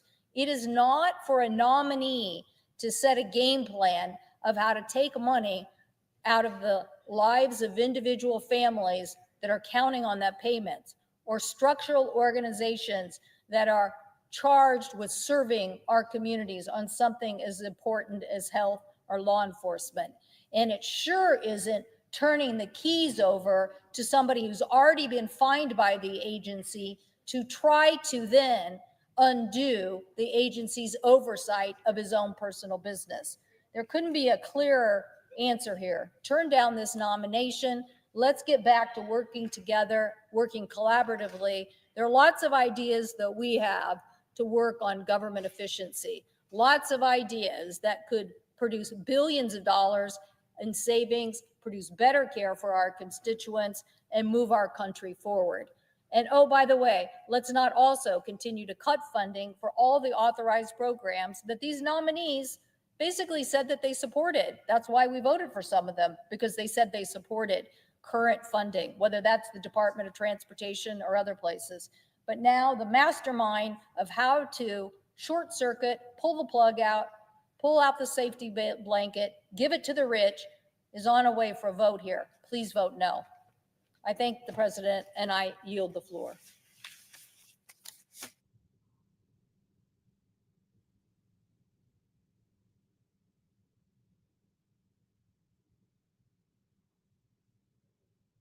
I want to thank my colleague from Hawaii for last night, he and my colleagues coming to the floor and speaking all night. I think this is a conversation we've been trying to have to illuminate the damage that's happening to America from about 2 p.m. yesterday till now. I want to thank him. I think of him as one of the younger members of the United States Senate, but I think when you do an all-nighter, you realize that, that maybe, maybe the years start to show a little early. So thank you so much for leading the charge on this all night yesterday.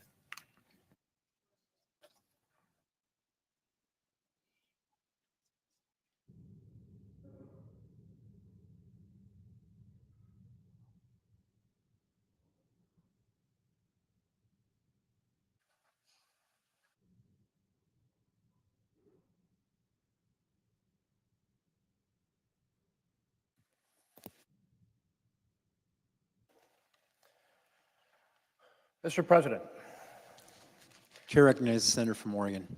since yesterday afternoon, Democrats have held this floor to ring the alarm bells across the United States of America about the nomination of Russell Vought to lead the Office of Management and the Budget. Russ Vought may not be as famous as Donald Trump's other nominees, but as you've heard from so many Democrats, Radical Russ is Donald Trump's most dangerous nominee. He is the mastermind behind Project 2025. And following that script, he proudly breaks the law, he proudly violates the Constitution, and he proudly seeks to gut programs for ordinary American families to deliver trillions in tax giveaways to the richest Americans. Russell Vought's dead of night directives to freeze government payments have already sowed massive damage across our nation to programs for healthcare and housing and education and children. And then just today, I learned that the Bureau of Land Management is ordering small businesses to cease and desist all work for forest management, thinning the forests, doing prescribed burns to prevent massive forest fires from burning down our cities. That is literally Trump and Russ Vought playing with fire. The American people are angry about this sweeping authoritarian coup. They are calling our offices. 2,000 Oregonians called my office yesterday. Thousands of people showed up to my 9 town halls over the last 2 weekends. They're asking tough questions. How is it possible that Donald Trump could order dead of night directives that cut off funding for all the programs that help families get on their feet and thrive and get to the middle class, addressing child nutrition and affordable housing and health care? How is it possible that Trump can break the law to fire 17 inspector generals who protect the American people from executive branch corruption? How is it possible Trump can break the law to fire a member of the National Labor Relations Board who protects workers' rights? How is it possible Trump can dismantle USAID, which provides food and medicine and humanitarian aid around the world? How is it possible Russ Vought and President Trump can send Elon Musk groupies to access sensitive programs, accessing our data regarding Social Security payments and Medicare payments and veterans benefits and the tax records of every single American? This breach of privacy by Big Brother government is an extraordinary threat to the security of every single citizen. Now, Radical Russ has a 3-part plan for America. Got programs for working families, borrow trillions from the Treasury, give massive tax giveaways to the very richest Americans. This is the robber baron script. Take from ordinary families to give more to the best off. This is the opposite of what Trump campaigned on helping families. And now that he's in office, the campaign is giving way to, instead, Project 2025, which is about government of the billionaires, by the billionaires, for the billionaires. That's why the Democratic members of the Budget Committee asked to delay the vote on sending his nomination here to the floor, because we wanted to find out. We asked questions about what he was doing already over at the Office of Management and Budget when he hadn't been confirmed yet, holding meetings and sending out directives. He wouldn't answer those questions, so his file is incomplete. So we said, hold off for 2 weeks. But the Budget Committee chair refused to hold off and make sure that the file was complete. And then we said, we'll at least hold the meeting in public so we can share our thoughts back and forth, and the public can come in and witness it and see our arguments about why he should or shouldn't be voted to send to the floor. And instead, the meeting was held in private. So that was why we were so concerned then. And as you've heard from 41 Democrats over the last 30 hours, why we're so concerned now with the philosophy and actions of Radical Russ Vought. We are working day and night, fighting for working families, fighting for the Constitution, and fighting to stop this sweeping authoritarian takeover. To my friends across the aisle, Radical Russ wants to steal the power of the purse given to Congress in this Constitution, our Constitution, and give it to Donald Trump to decide what is and isn't funded. Radical Russ wants to steal the power to write laws given to Congress in the Constitution and give it to Donald Trump to rule by executive order and presidential fiat. And Radical Russ has attacked the Constitution before. Remember, he is the force that said, let's stop payments to Ukraine, that got President Trump into trouble in his first administration. We here have taken an oath to defend the Constitution. for working Americans, for all Americans. Join us in voting no, because Radical Russ is dangerously unfit for public office. President. Chair recognizes the Democratic leader. Mr. President, Democrats have spent virtually every minute of the last 30 hours sounding the alarm about the dangers of Russell Vought. We feel it a mission to let America know that Russell Vought is a threat to Social Security, to Medicare, to child care, to veterans benefits, and so much more. He's the wrong man. He seems to care little about the needs of American families. At the wrong place, at powerful OMB, where his decisions will be felt in every corner of the country, with the wrong agenda, the horrible Project 2025. There are 3 strikes against Russell Vought, and he should be out. He's the wrong man, for the wrong place, with the wrong agenda. Mr. Vought's policies will hurt children and seniors, hurt veterans, hurt homeowners, and so many of our other friends and neighbors. The only people who should celebrate Russell Vought are Donald Trump's billionaire friends when they get another tax break. I caution my Republican colleagues, voting to place the chief architect of Project 2025 in charge of White House policy will come back to haunt them. If the chaos of the last 2 weeks is any indication of what's to come, Russell Vought will be a massive liability for Donald Trump, for Republicans, and worst of all, for the country. Tonight, I will vote no, fervently, strongly, with complete conviction, and urge my colleagues to do the same. I yield the floor.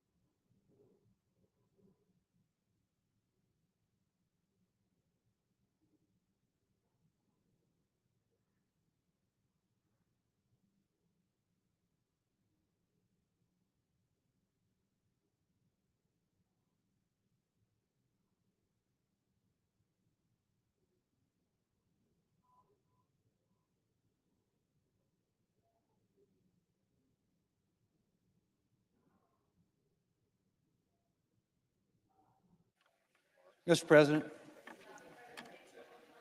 Chair recognizes the majority leader.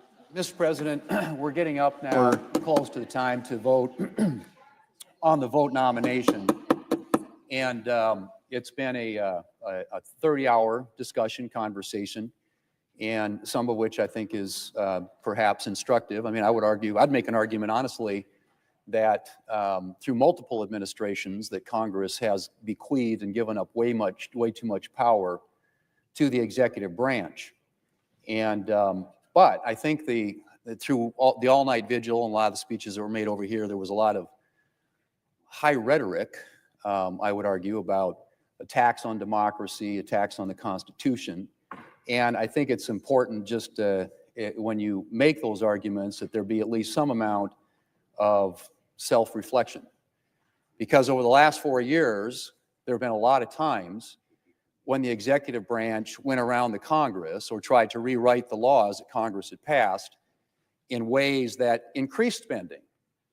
And I can use a good example under the Committee of Jurisdiction, the Commerce Committee, which is where I spent a lot of my time over the past few years. There was a program called the BEAD program, which was designed to extend broadband access to people in rural areas of the country, unserved areas of the country. And it passed almost, well, about 3 years ago. I didn't vote for it at the time, but that provision in the bill was designed to deliver broadband services to unserved areas, rural areas of the country.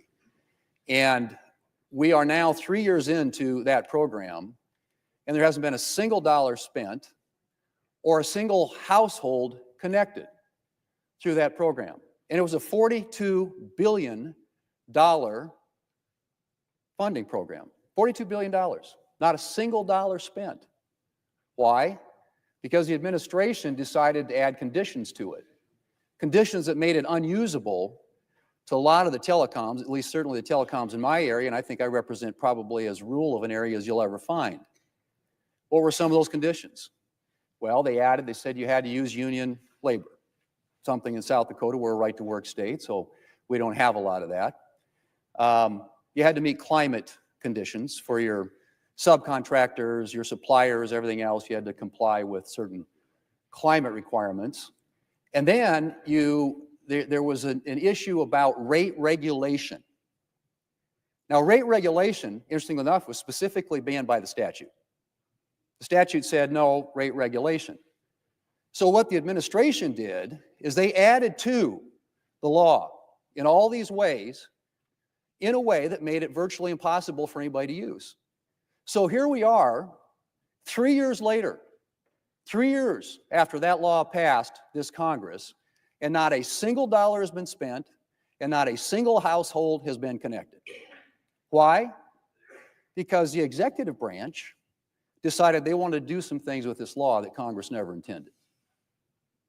I didn't hear the complaints about that or all-night vigils. Another thing I'll point out is the student loan program. Now, as we all know, the student loan program, of course, authorized, again, funded by Congress, and that's a subject of ongoing litigation. I think we all know that. But it's hundreds of billions of dollars, actually, increase in spending. Not cutting spending, but increasing spending. And again, totally outside the parameters of what Congress intended for the program.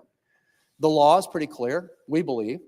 And I think when you sign agreements, there are a lot of financial agreements that students enter into on the student loan program. And essentially what has been said by the previous administration, the executive branch, the attack on democracy, was that that's not going to apply. And we're just going to forgive them all. We'll wipe out all the agreements. We'll go around the law, circumvent the law.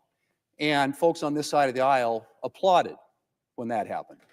Again, action taken by the executive branch outside the parameters of what Congress intended when that law was passed.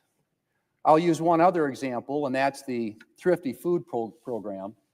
I serve on the Senate Agriculture Committee, as does Senator Grassley and a lot of other of our colleagues. And in the 2018 Farm Bill, there was a provision in there that allows the Department of Agriculture to use this program for sort of inflationary increases. The Thrifty Food Plan is based on current food prices, food composition data, consumption patterns, and dietary guidance. But interestingly enough, what the Department of Agriculture decided to do was go around 45 years of precedent and do something that had never been done before and dramatically increase the program by $250 billion. $250 billion. It wasn't an inflationary increase that was based on the cost of this program over time. It was something that had never been done before. And the Government Accountability Office busted the administration for doing it. But they used very cynically the 2018 Farm Bill as the basis for USDA's action, but Congress never agreed to permit a $250 billion increase in spending. So again, I mean, these are decisions made by the previous executive branch, which happened to be the executive branch of a different party, and everybody had a sort of different reaction at that time. So I'm certainly somebody who is not deaf to what I'm hearing out there about some of the decisions that are being made by this new administration and their willingness to look at and evaluate programs, perhaps reprioritize them based upon their priorities. I think that's something a lot of administrations do. And I think there's probably a lot of the program spending decisions that you all are concerned about, I'd probably agree with. But I just don't think that coming down here and launching what are, quote, attacks on democracy or, trying to seize power from the Congress really matches with the facts of what happened in the last 4 years. And I'll just use those three examples, but I think there are three pretty glaring examples of what happened in the last 4 years. And then the final thing I'll say, because I think everybody here knows we've had this conversation a number of times, but it wasn't that long ago that there was a letter, 2017, from a lot of members of United States senators on both sides. It was Democrats and Republicans, and many on the Democrat side of the aisle who are still here today, that basically said, and I will quote it for you, "We're mindful of the unique role the Senate plays in the legislative process, and we're steadfastly committed to ensuring that this great American institution continues to serve as the world's greatest deliberative body. Therefore, we're asking you to join us in opposing any effort to curtail the existing rights and prerogatives of senators to engage in full, robust, and extended debate as we consider legislation before this body in the future." The legislative filibuster, part of the Senate's heritage as an institution, the way the founders intended for it to operate. And in 2017, there were 32 Democrat senators who signed that letter. A number of them who are here today, and I think you probably know who you are. Well, it didn't take very long when you had a little change in the power where you had the Democrats, everyone who was here at the time, some of you weren't, some of you were new, voted to get rid of the filibuster. You voted to change the rules. You know where it was going, and some of you have been very public about it. And you've been very public about it, what you would do if that happened.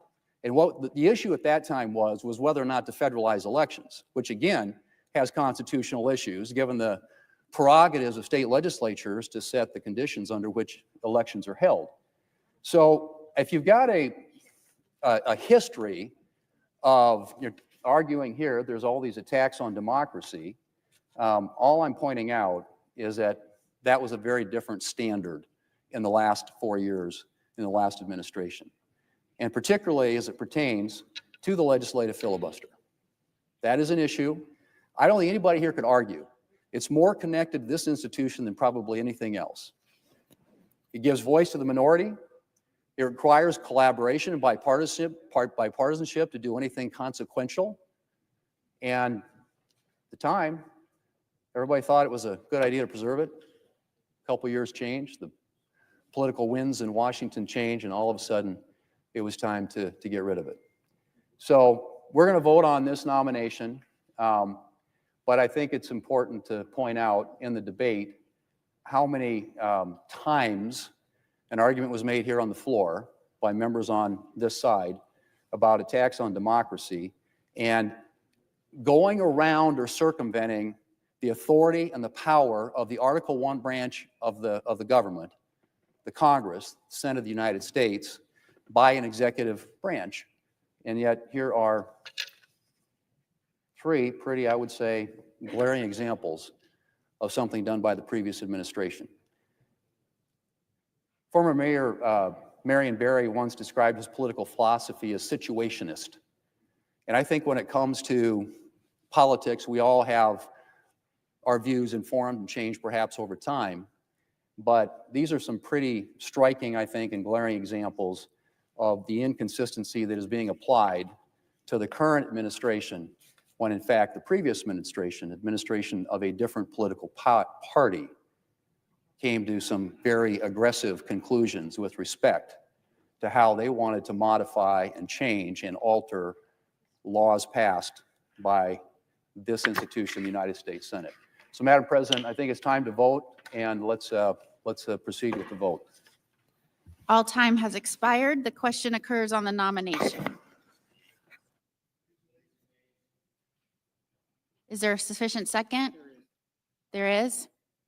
The clerk will call the roll. Ms. Also Brooks. I vote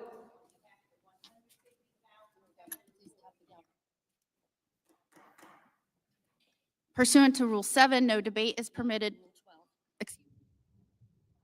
Debate is permitted during a vote. The senator will suspend. The clerk will continue to call the roll. Ms. Baldwin. Pursuant to Rule 12, no debate is permitted during a vote. The senator will suspend. The clerk will continue to call the roll. Mr. Banks. Mr. Barrasso. Mr. Bennett. Mrs. Blackburn. Mr. Blumenthal.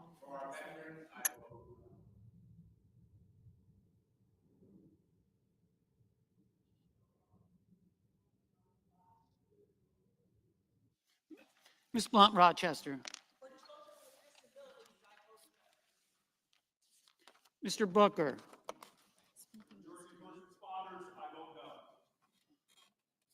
Mr. Bozeman. Mrs. Brett. Mr. Budd. Ms. Cantwell. Pursuant to Rule 12, no debate is permitted during a vote. The senator will suspend. The clerk will continue to call the roll.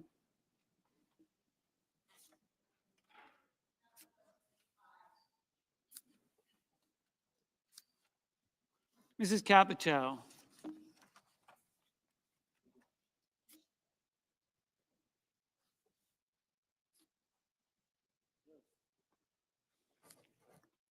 Mr. Cassidy. Ms. Collins. Mr. Coons. Pursuant to Rule 12, no debate is permitted during a vote. The senator will suspend. The clerk will continue to call the roll. Mr. Cornyn.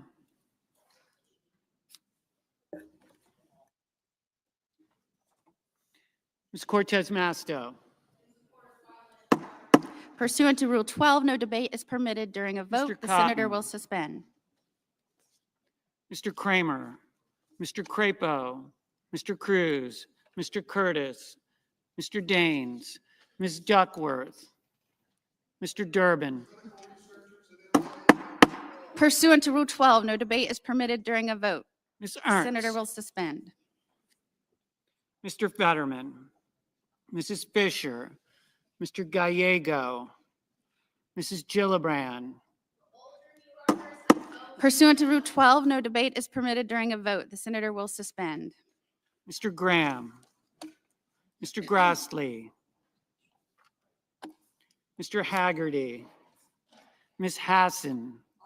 Pursuant to Rule 12, no debate is permitted during a vote. The senator will suspend. Mr. Hawley. Mr. Heinrich. Pursuant to Rule 12, no debate is permitted during a vote. Mr. Hickenlooper. Pursuant to Rule 12, no debate is permitted during a vote. The senator will suspend. Ms. Hirono. Pursuant to Rule 12, no debate is permitted during a vote. The senator will suspend. Mr. Hoven. Mr. Husted. Mrs. Hyde-Smith. Mr. Johnson. Mr. Justice. Mr. Kane. Pursuant to Rule 12, no debate is permitted during a vote. The senator will suspend. Mr. Kelly. Pursuant to Rule 12, no debate is permitted during a vote. The senator will suspend. Mr. Kennedy. Mr. Kim. Pursuant to Rule 12, no debate is permitted during a vote. The senator will suspend.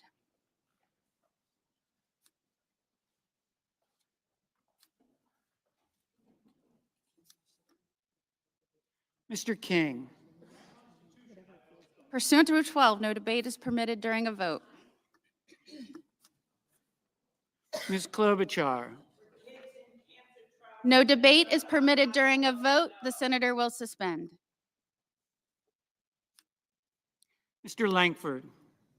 Mr. Lee. Mr. Lujan.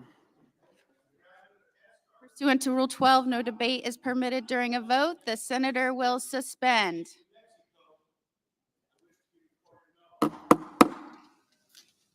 Ms. Lummis. Mr. Markey.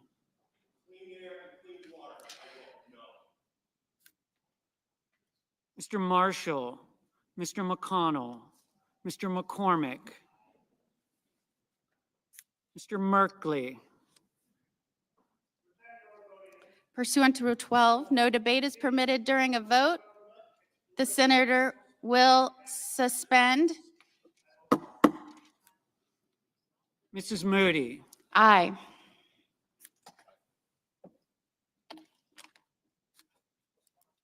Mr. Moran.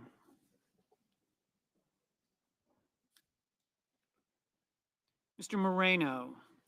Mr. Mullen. Ms. Murkowski. Mr. Murphy. Mrs. Murray.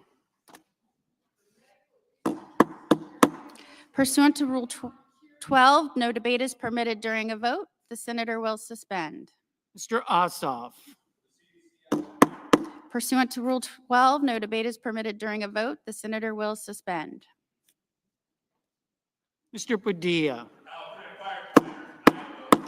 No debate is permitted during a vote. Mr. Paul. Mr. Peters. Pursuant to Rule 12, no debate is permitted during a vote. The senator will suspend. Mr. Reed. No debate is permitted during a vote. Mr. Ricketts. Mr. Risch. Ms. Rosen. No debate is permitted during a vote. The senator will suspend. Mr. Rounds. Mr. Sanders. Mr. Schatz. No debate is permitted during a vote. The senator will suspend. Mr. Schiff. No debate is permitted during a vote. The senator will suspend.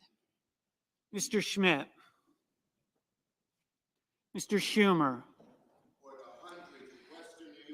Mr. Schumer, you should know, pursuant to Rule.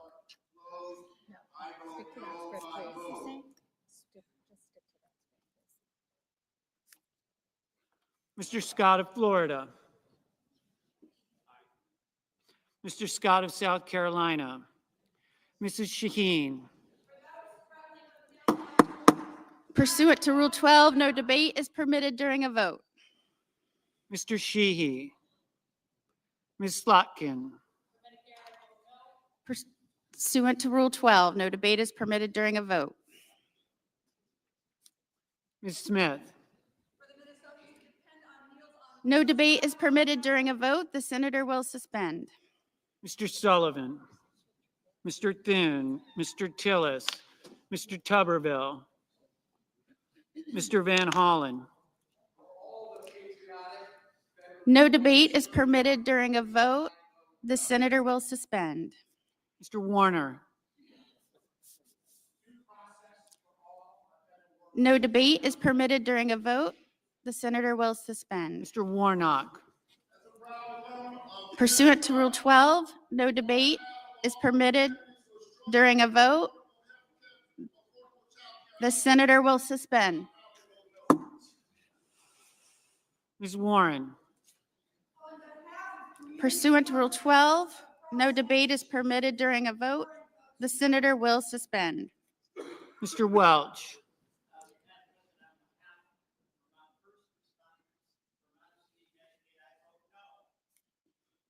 Mr. Whitehouse. No debate is permitted during a vote. The senator will suspend. Mr. Wicker.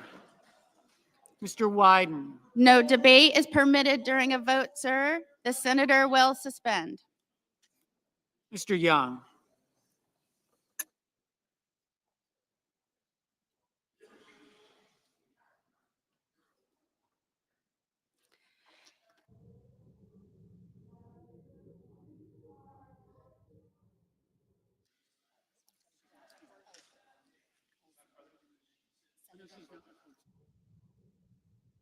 The senator is not recorded. Pursuant to Rule 12, no debate is permitted during a vote. Ma'am, the senator will suspend.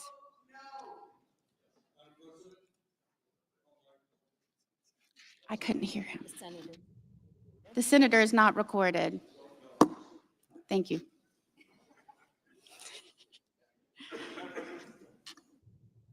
Sir. On behalf of the taxpayers who've been insulted for too long, I vote aye. Remember, sir, that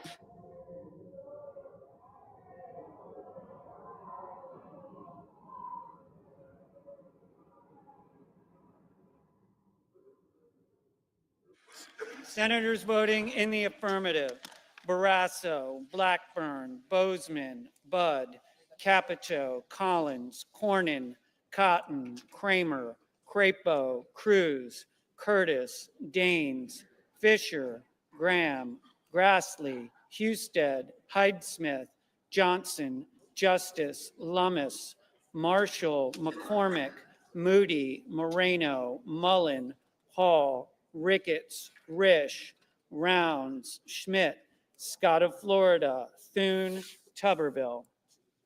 Mr. Sheehy, aye. Mr. Tillis, aye. Ms. Ernst, aye. Mr. Haggerty, aye. Mr. Kennedy, aye. Senators voting in the negative: also Brooks, Baldwin, Blumenthal, Blunt Rochester, Booker, Cantwell, Coons, Cortez Masto, Duckworth, Durbin, Betterman, Gillibrand, Hassan, Heinrich, Hickenlooper, Hirono, Kane, Kelly, Kim, King, Klobuchar, Lujan, Markey, Merkley, Murray, Ossoff, Padilla, Peters, Reed, Rosen, Sanders, Schatz, Schiff, Schumer, Shaheen, Slotkin, Smith, Van Hollen, Warner, Warnock, Warren, Welch, Whitehouse, Wyden. Mr. Murphy, no.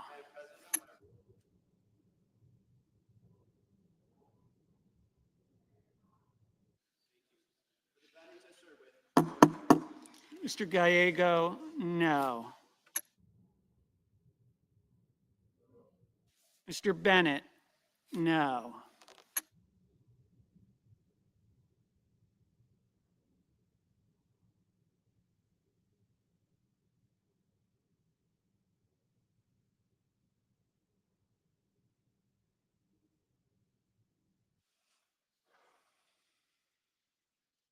Mr. Young, aye.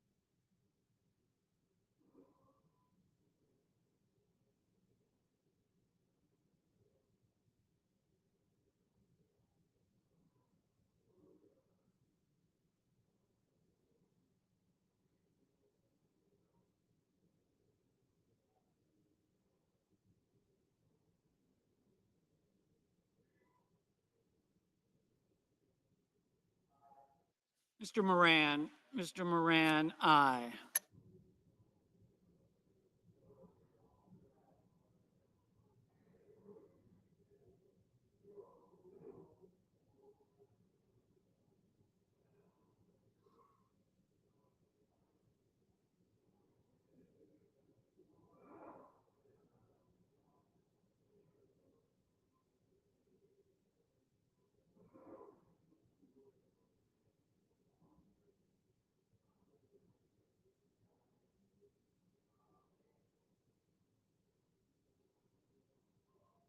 Mr.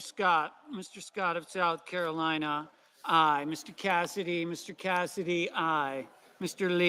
Lee, aye.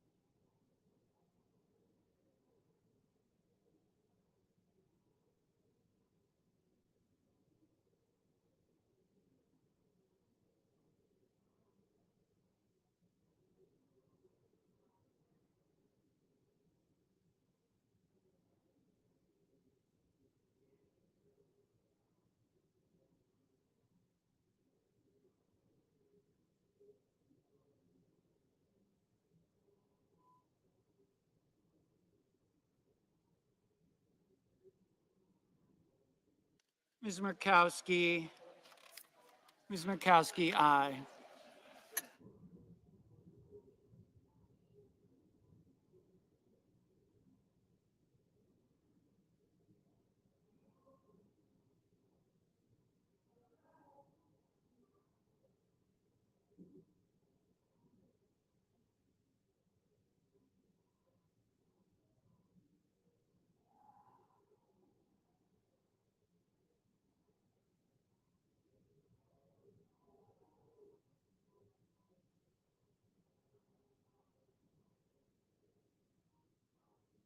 Mr. Langford, aye.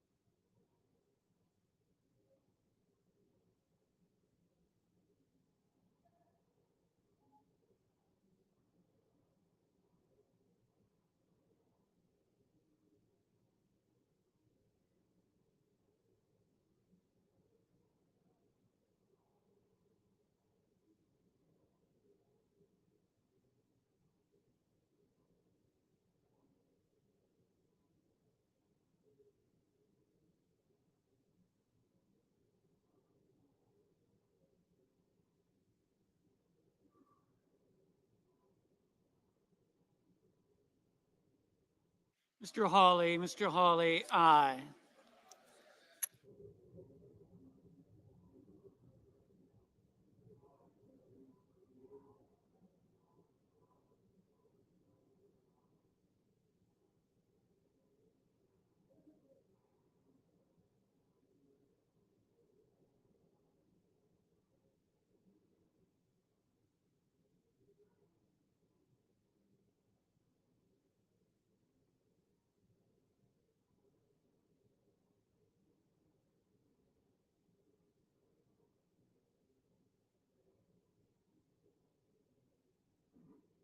Mr. Banks, aye.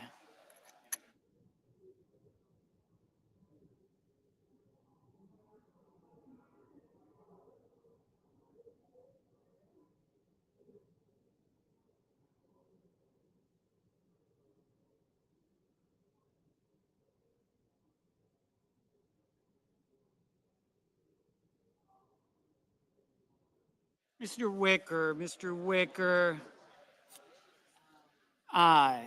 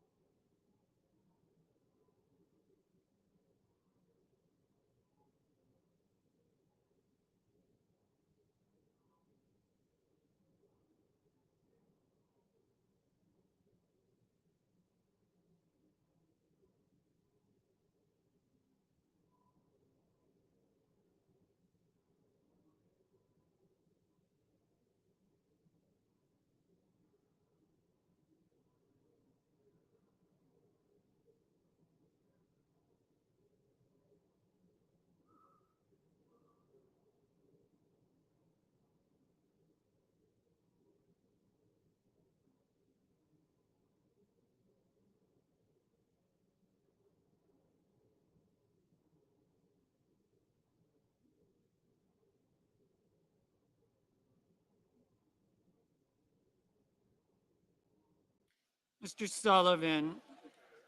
Sullivan, aye.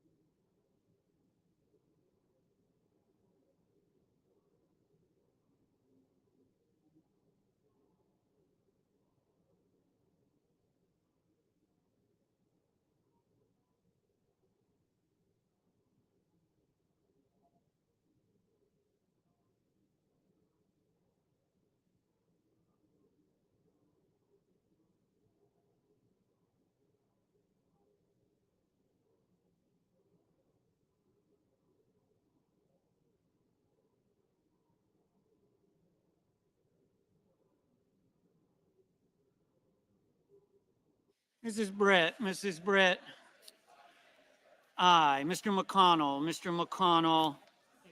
aye.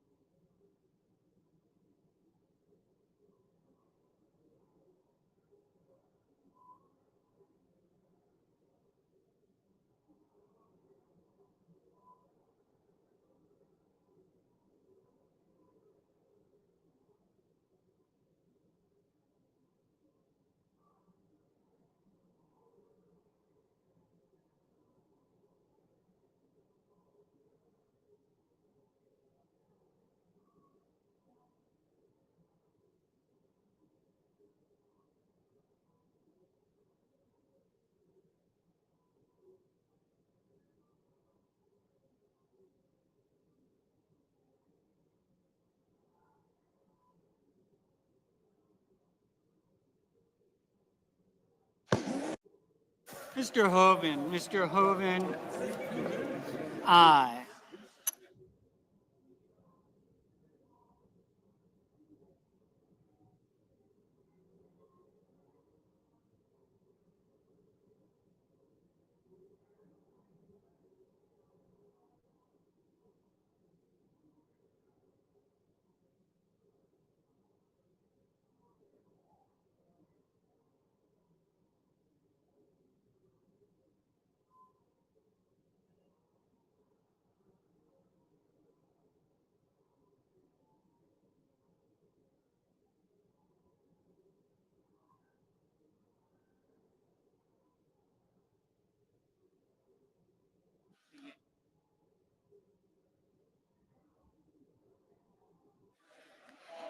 The yeas are 53, the nays are 47. The nomination is confirmed. Mr. Majority Leader. President, Madam President, I move to reconsider the vote, and I move to table the motion to reconsider. Is there a sufficient second? There appears to be. Madam President, I ask unanimous consent that all votes going forward be 10-minute votes. Without objection. Clerk will call the roll. Ms.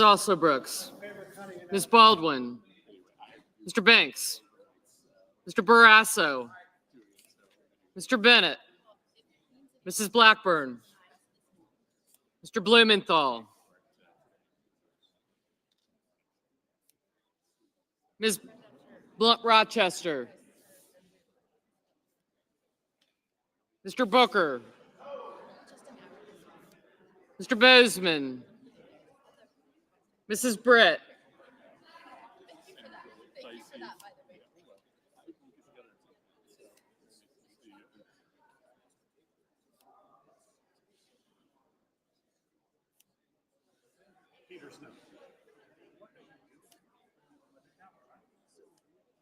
Mr. Budd. Ms. Cantwell. Mrs. Capito. Mr. Cassidy. Ms. Collins.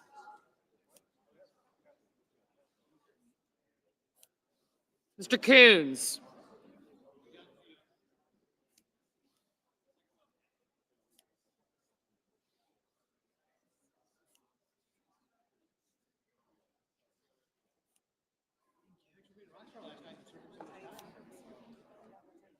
Mr. Cornyn, Ms. Cortez Masto.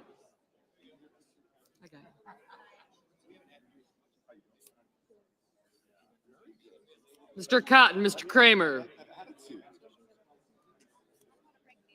Mr. Crapo. Mr. Cruz, Mr. Curtis, Mr. Daines, Ms. Duckworth. Mr. Durbin.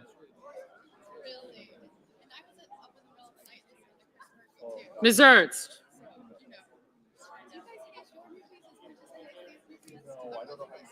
Mr. Fetterman.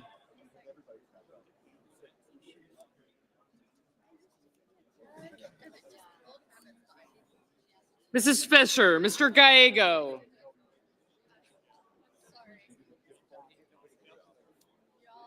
Mrs. Gillibrand, Mr. Graham. Mr. Grassley.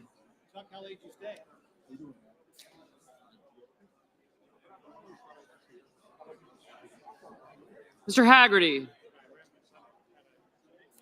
Ms. Hassan, Mr. Hawley. I got him. Mr. Heinrich. Thank you.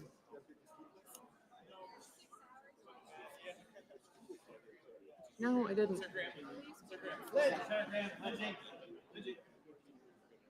Mr. Hickenlooper. Poor execution, not long enough.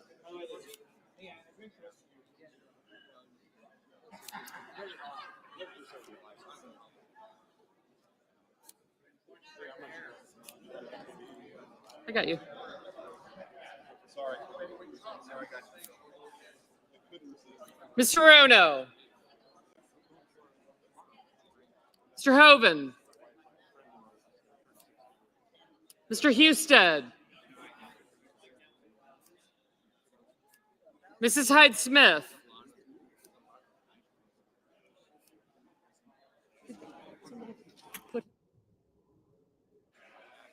Mr. Johnson, Mr. Justice. I got you. Mr. Kane. Mr. Kelly. Mr. Kennedy. Mr. Kim, Mr. King. Yeah, we do. Ms. Klobuchar. Mr. Lankford, Mr. Lee. Thank you. Mr. Lujan. Ms. Lummis. Mr. Markey. Mr. Marshall, Mr. McConnell, Mr. McCormick. Did you? Yeah, it's okay. That's what I thought. Mr. Merkley, Mrs. Moody, Mr. Moran. Okay. Mr. Moreno, Mr. Mullen, Ms. Murkowski. I got you. Mr. Murphy, Mrs. Murray, Mr. Ossoff, Mr. Padilla, Mr. Paul, Mr. Peters, Mr. Reed, Mr. Ricketts, Mr. Risch, Ms. Rosen, Mr. Rounds, Mr. Sanders, Mr. Schatz, Mr. Schiff, Mr. Schmidt, Mr. Schumer. God. No?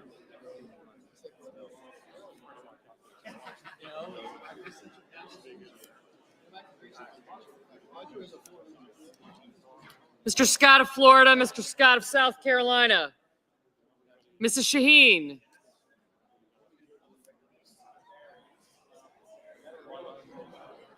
I didn't.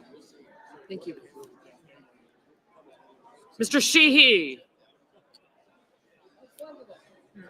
Ms. Slotkin,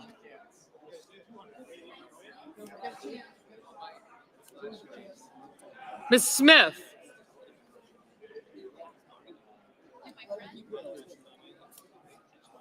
Mr. Sullivan, Mr. Thune, Mr. Tillis, Mr. Tuberville. I got you. Mr. Van Hollen, Mr. Warner, Mr. Warnock, Ms. Warren,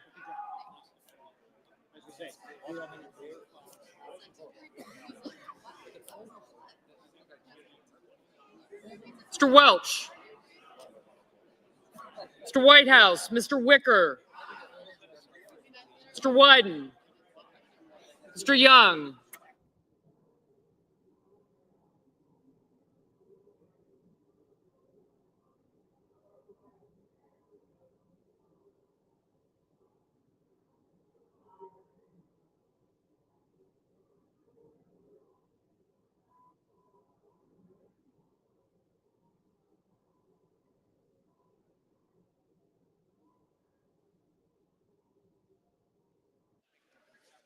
senators voting in the affirmative: Banks, Barrasso, Blackburn, Bozeman, Britt, Budd, Capito, Cassidy, Collins, Cornyn, Cotton, Crapo, Curtis, Daines, Ernst, Fisher, Graham, Grassley, Haggerty, Hawley, Hoven, Husted, Heidsmith, Johnson, Justice, Kennedy, Lankford, Lee, Lummis, Marshall, McConnell, McCormick, Moody, Moran, Moreno, Mullen, Paul, Ricketts, Risch, Rounds, Schmidt, Scott of Florida, Scott of South Carolina, Sheehy, Sullivan, Thune, Tillis, Tuberville, Wicker, and Young. Ms. Murkowski, aye. Senators voting in the negative: also Brooks, Baldwin, Bennett, Blumenthal, Blunt Rochester, Booker, Cantwell, Cortez Masto, Duckworth, Fetterman, Gallego, Gillibrand, Hassan, Heinrich, Hickenlooper, Hirono, Kelly, Kim, Lujan, Markey, Merkley, Murphy, Murray, Ossoff, Padilla, Peters, Reed, Rosen, Sanders, Schatz, Schiff, Schumer, Shaheen, Slotkin, Smith, Van Hollen, Warnock, Warren, Welch, Whitehouse, and Wyden. Mr. King, no.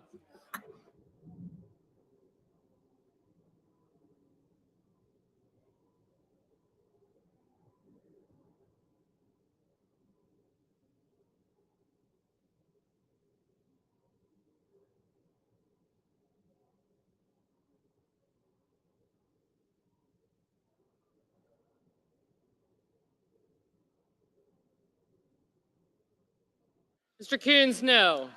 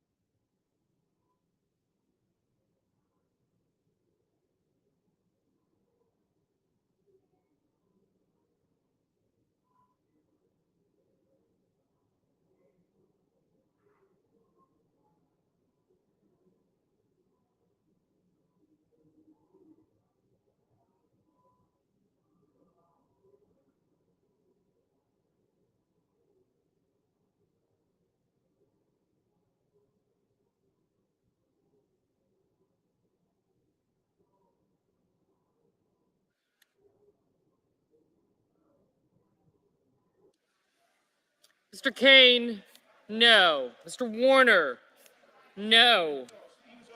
Ms. Klobuchar, no.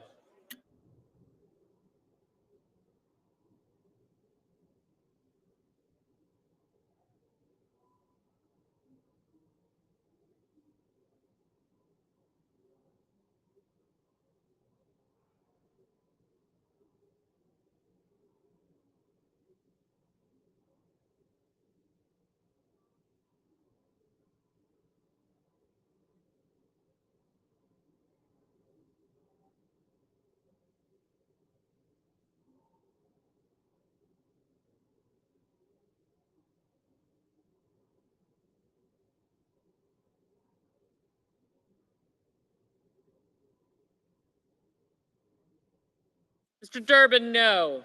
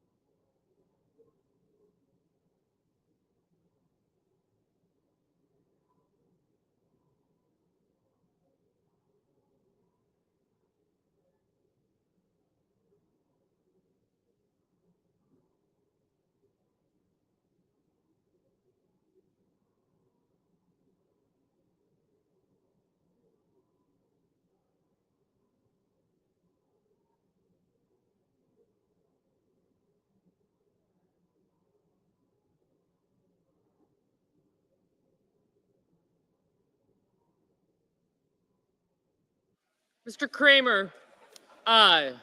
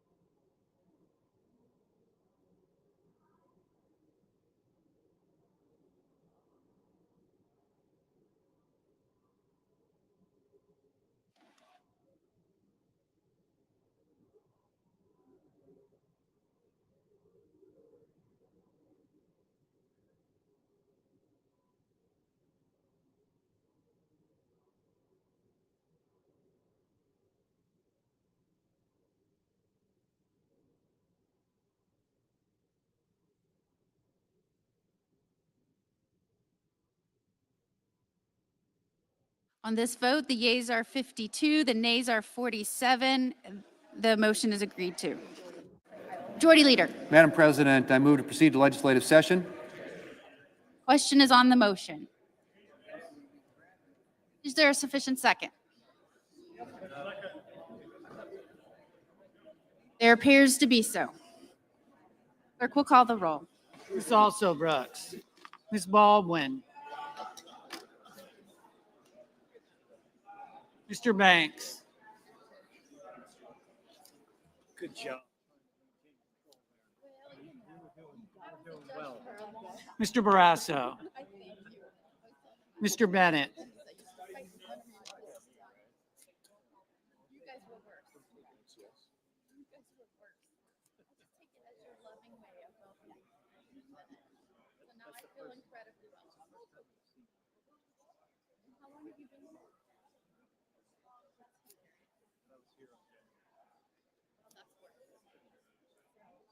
Mrs. Blackburn.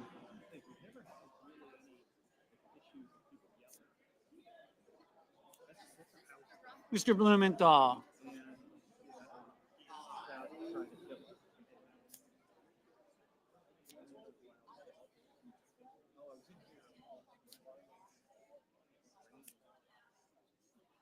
Ms. Blunt Rochester.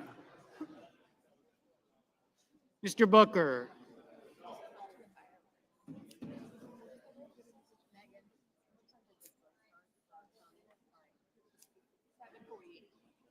Mr. Bozeman. Mrs. Britt. Mr. Budd. Ms. Cantwell. No, don't. No, no, no. It is. I used to work for a million years ago. I would get it out over here. I was Tom. For some reason, it's less busy than like, well, because they're taking it severely.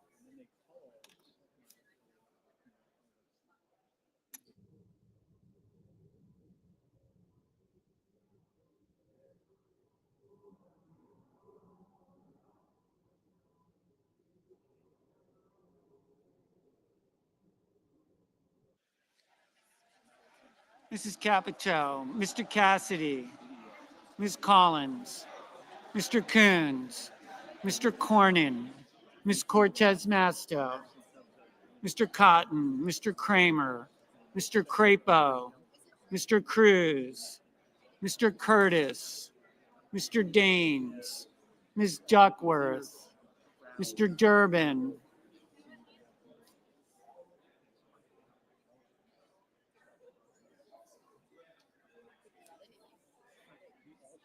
Ms. Ernst. Mr. Fetterman. Mrs. Fisher. Mr. Gallego.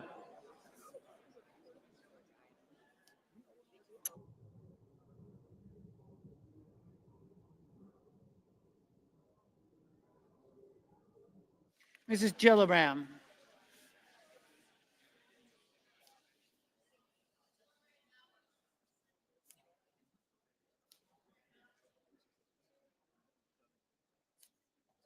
Mr. Graham.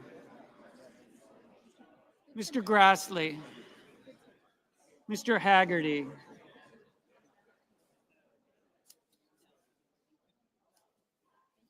Ms. Hassan. Mr. Hawley.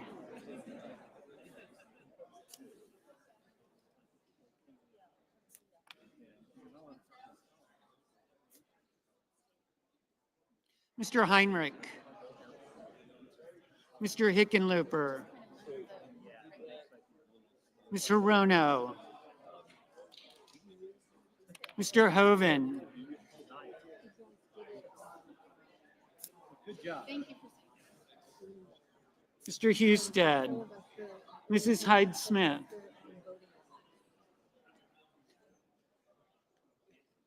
Mr. Johnson. Mr. Justice. Mr. Kane.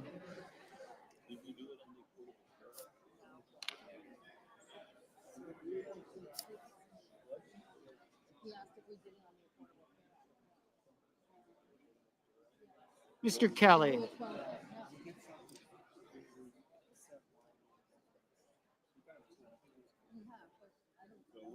Mr. Kennedy. Mr. Kim. Mr. King. Ms. Klobuchar. Mr. Lankford.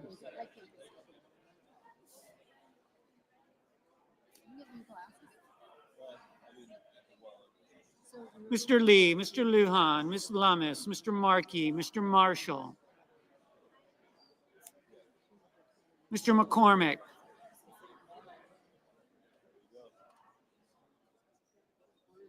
Mr. Merkley, Mrs. Moody,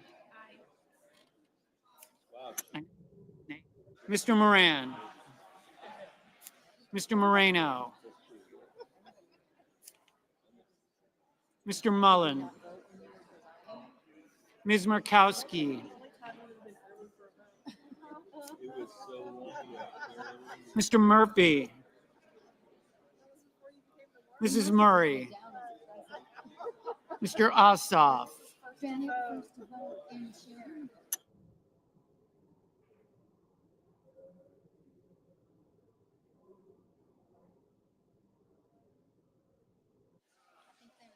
Mr. Padilla,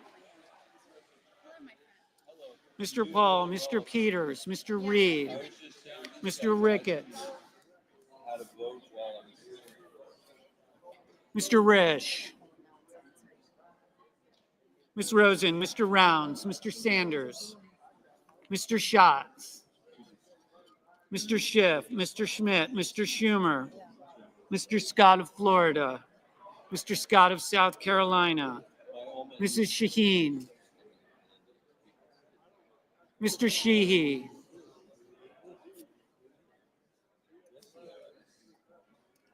Ms. Slotkin, Ms. Smith, Mr. Sullivan,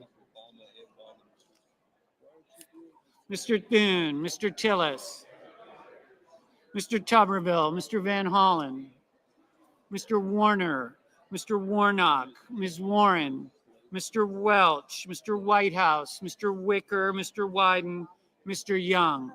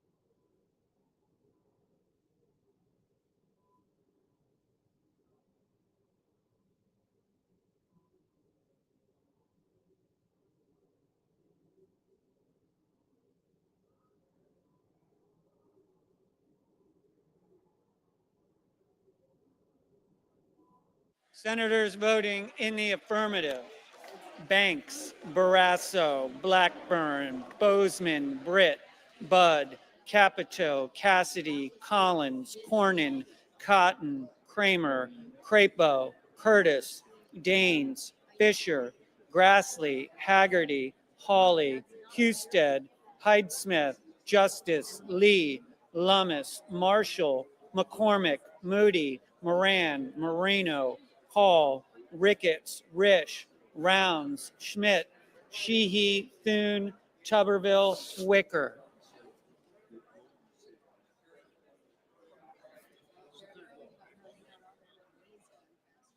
Mr. Johnson, aye. Mr. Scott of South Carolina, aye.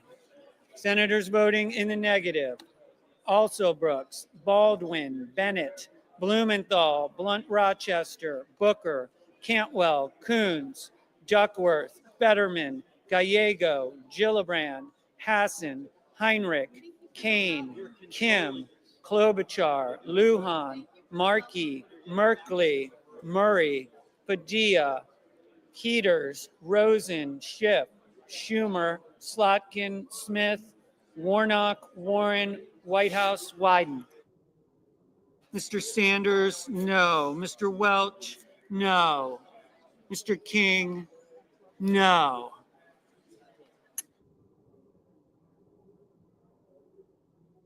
Mr. Langford, aye.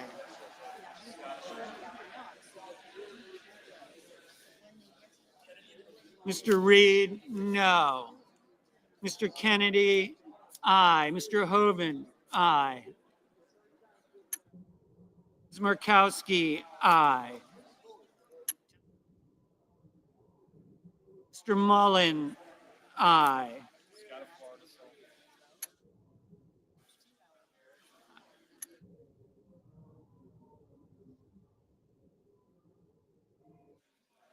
Mr. McConnell, aye. Mr. Schatz, no. Mr. Young, aye. Mr. Scott of Florida, aye.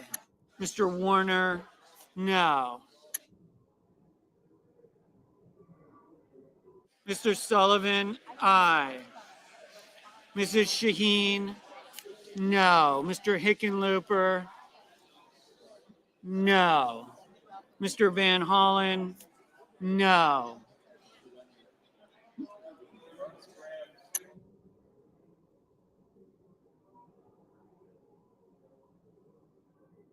Mr. Graham, aye. Ms. Ernst, aye. Mr. Tillis, aye. Mr. Durbin, no.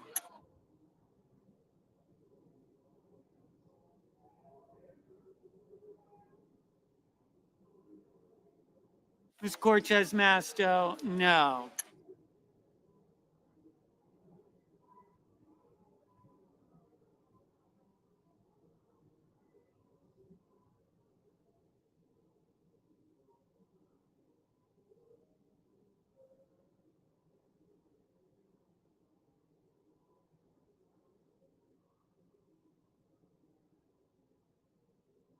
Mr. Murphy, no.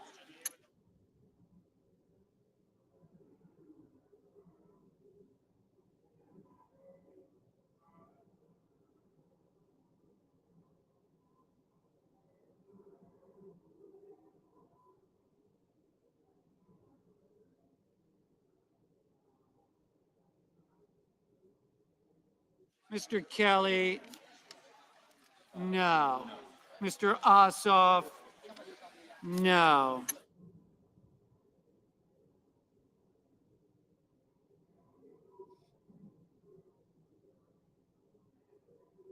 Ms. Hirono, no.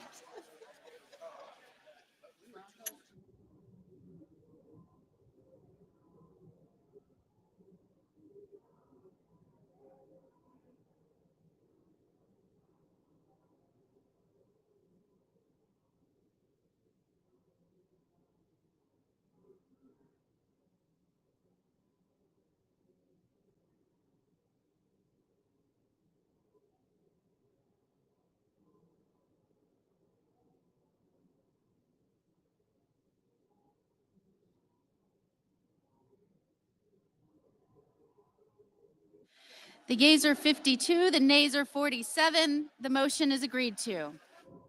Madam President, I move to proceed to executive Majority session to Leader. consider calendar number 18. Question is on the motion. There a sufficient second? There appears to be.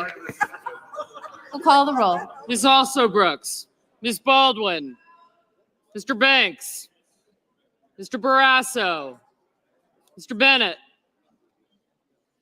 Mrs. Blackburn, Mr. Blumenthal, Ms. Blunt Rochester,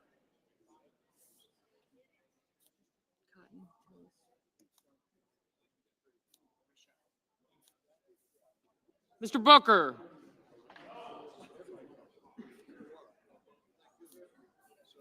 Mr. Bozeman,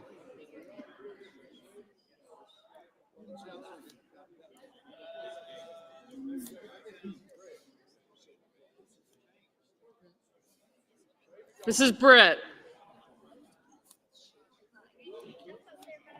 Mr. Budd, Ms. Cantwell, Mrs. Capito, Mr. Cassidy, Ms. Collins,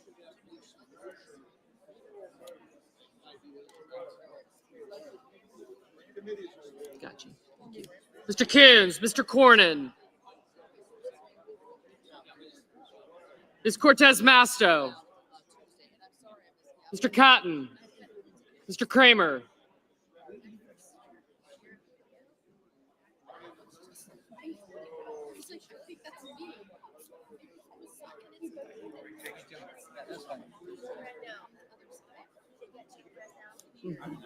Thank you. Mr. Cruz, Mr. Curtis, Mr. Daines,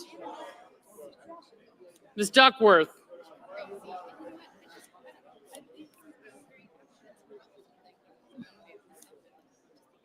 Mr. Durbin, Ms. Ernst, Mr. Fetterman,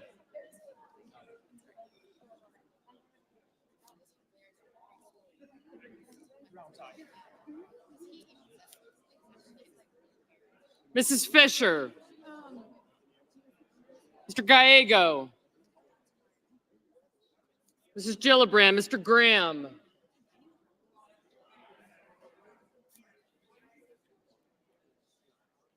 see.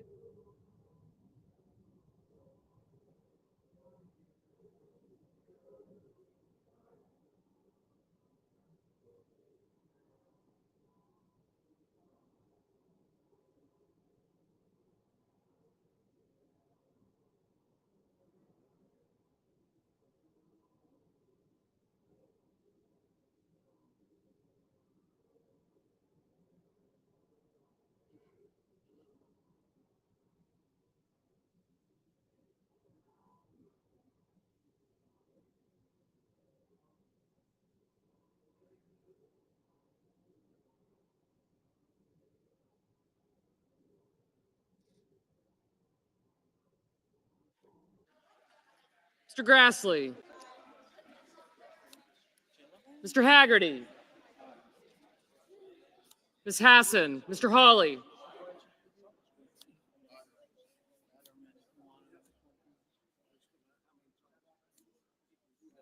Mr. Heinrich, Mr. Hickenlooper, Mr. Rono, Mr. Hoven, Mr. Husted, Mrs. Hyde-Smith, Mr. Johnson, Mr. Justice, Mr. Kane, Mr. Kelly, Mr. Kennedy, Mr. Kim, Mr. King,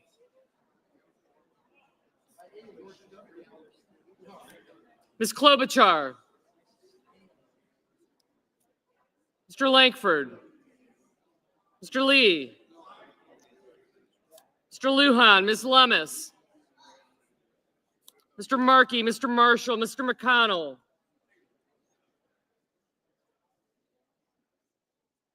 Mr. McCormick,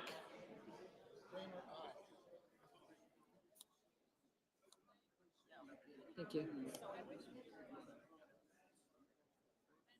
Mr. Merkley, Mr. Moody, Mrs. Moody,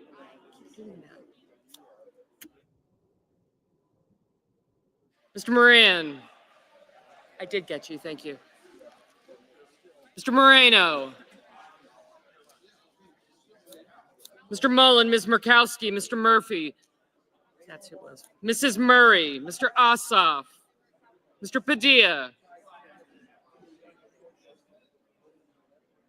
Mr. Paul, Mr. Peters, Mr. Reed, Mr. Ricketts, Mr. Risch, Ms. Rosen, Mr. Rounds, Mr. Sanders,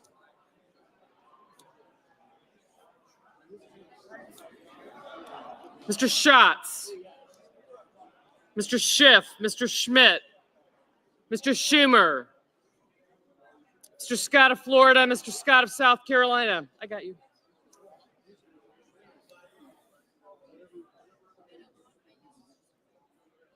Mrs. Shaheen. Thank you. Mr. Grassley. Thank you. Mr. Sheehy. Ms. Slotkin, Ms. Smith. Mr. Sullivan.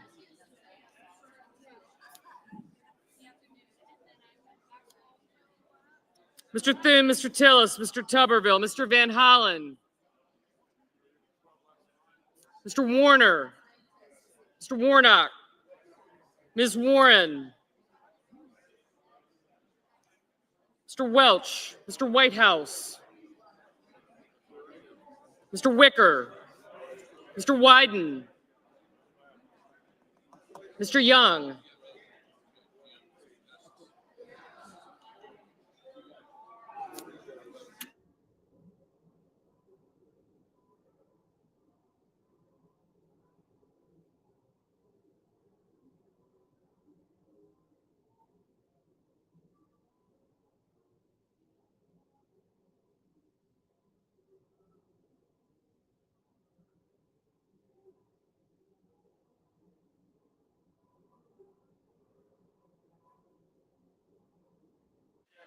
senators voting, you did, in the affirmative.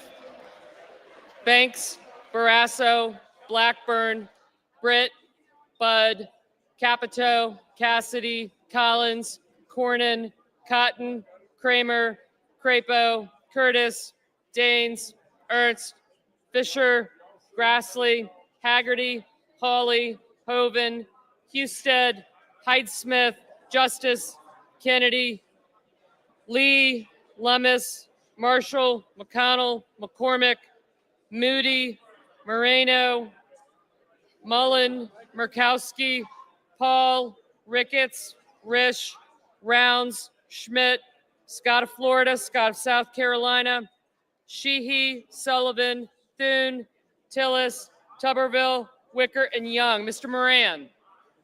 Aye. Thank you.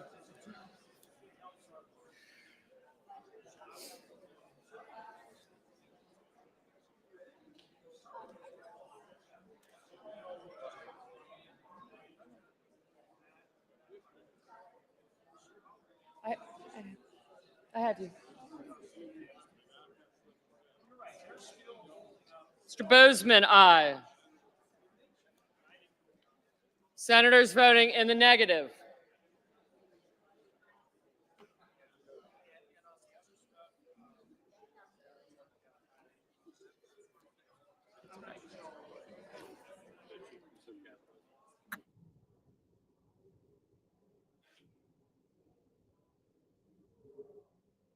Mr. Graham, aye.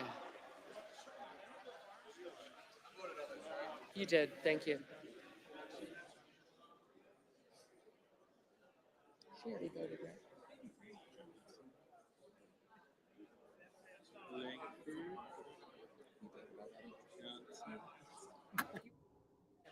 Senators voting in the negative. Also Brooks, Baldwin, Bennett, Blumenthal, Blunt Rochester, Booker, Cantwell, Coons, Cortez Masto, Duckworth, Durbin, Fetterman, Gallego, Gillibrand, Hassan, Heinrich, Hickenlooper, Hirono, Kane, Kelly, Kim, King, Klobuchar, Lujan, Markey, Murphy, Murray, Ossoff, Reed, Rosen, Sanders, Schiff, Schumer, Shaheen, Slotkin, Van Hollen, Warnock, and Welch. Somebody's in there that I. White House vote. Thank you. Mr. Whitehouse, no. Mr. Johnson, aye. Mr. Warner, no. Mr. Peters, no. Mr. Padilla, no.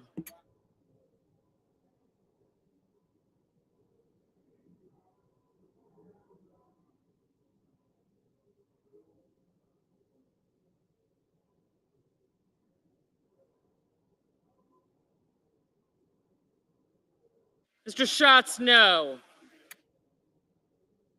Mr. Langford, aye.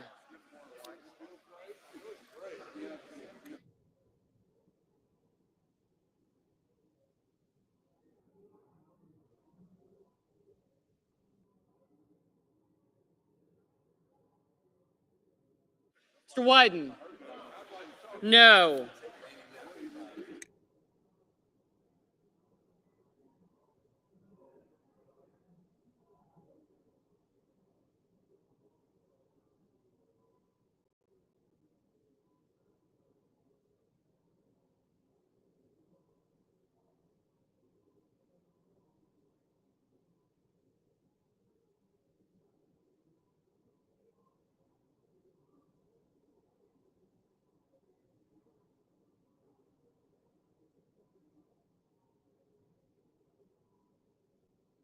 Ms. Warren, no.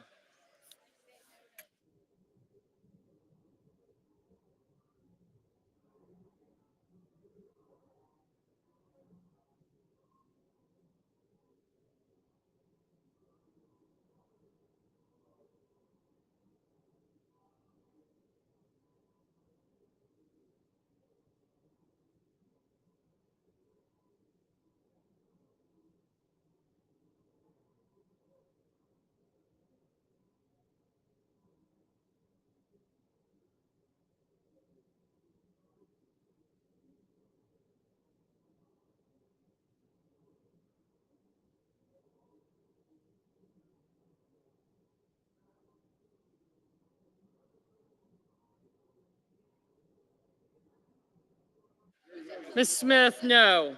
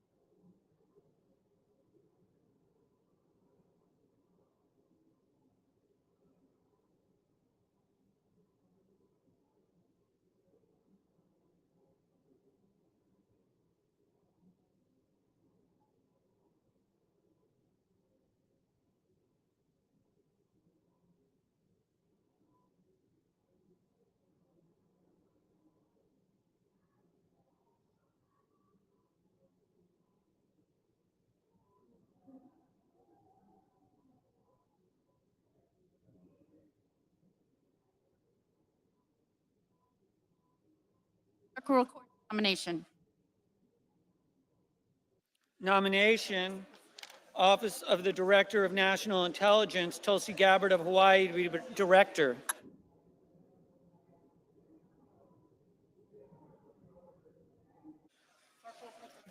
The clerk will record the motion. Vote your motion. We, the undersigned senators, in accordance with the provisions of Rule 22 of the Standing Rules of the Senate, do hereby move to bring to a close debate on the nomination of Tulsi Gabbard of Hawaii to be Director of National Intelligence, signed by 17 senators as follows.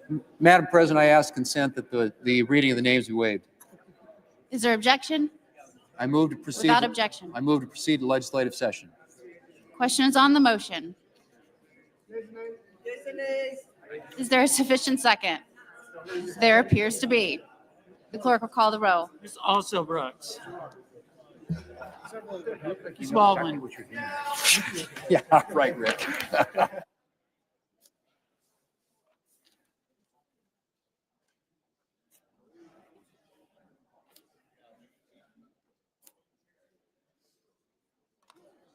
Mr. Banks.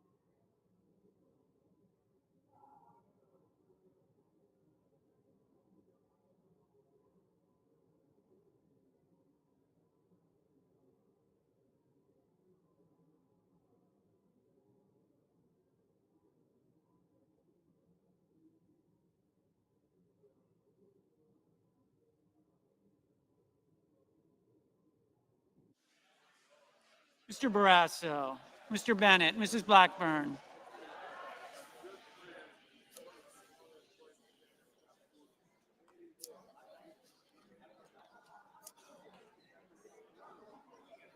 Mr. Blumenthal.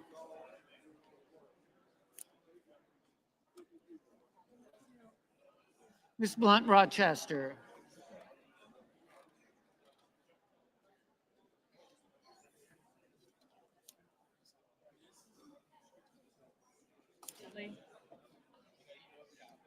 Mr. Booker. Mr. Bozeman.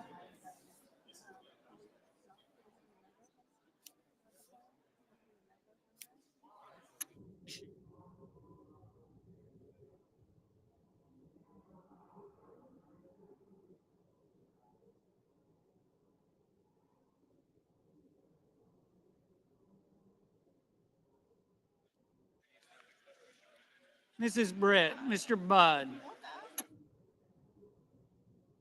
Ms. Cantwell.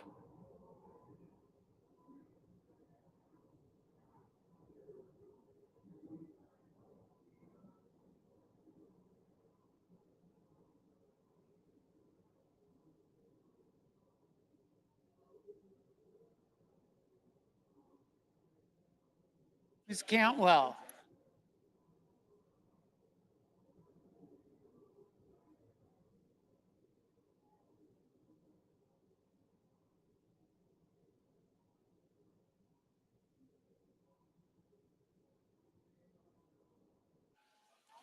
Mrs. Capito. Mr. Cassidy.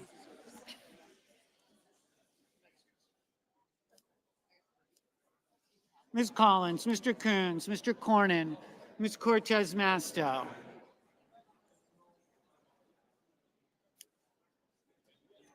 Mr. Cotton, Mr. Kramer.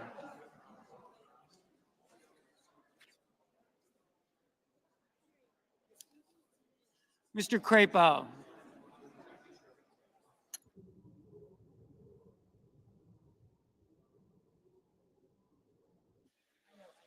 Mr. Cruz.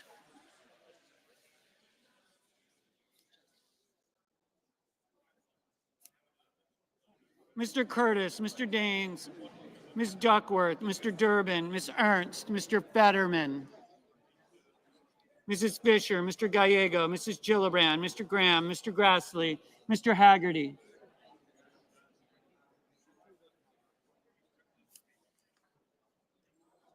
Ms. Hassan, Mr. Hawley, Mr. Heinrich, Mr. Hickenlooper, Ms. Hirono, Mr. Hoven,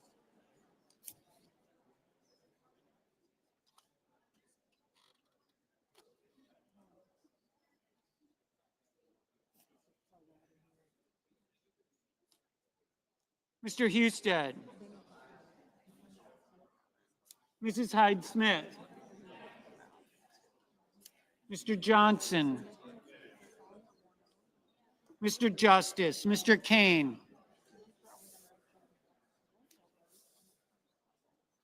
Mr. Kelly, Mr. Kennedy, Mr. Kim, Mr. King, Ms. Klobuchar, Mr. Langford, Mr. Lee,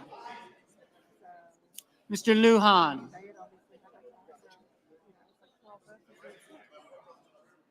Ms. Lummis,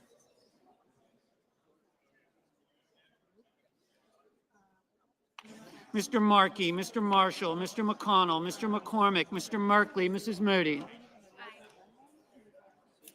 Mr. Moran, Mr. Moreno, Mr. Mullen,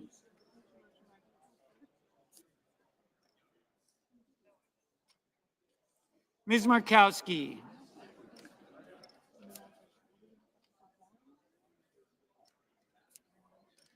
Mr. Murphy, Mrs. Murray,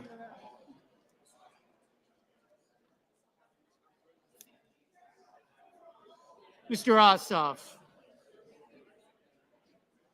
Mr. Padilla, Mr. Paul, Mr. Peters, Mr. Reed, Mr. Ricketts, Mr. Risch,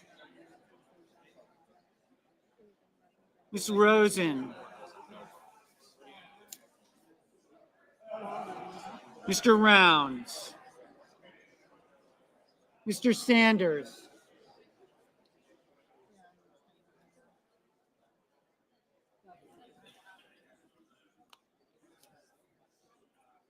Mr. Schatz,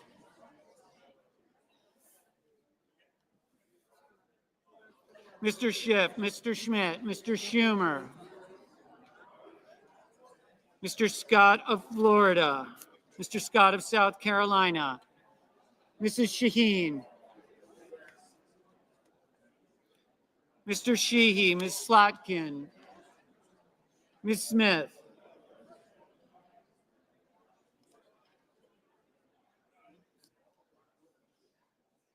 Mr. Sullivan,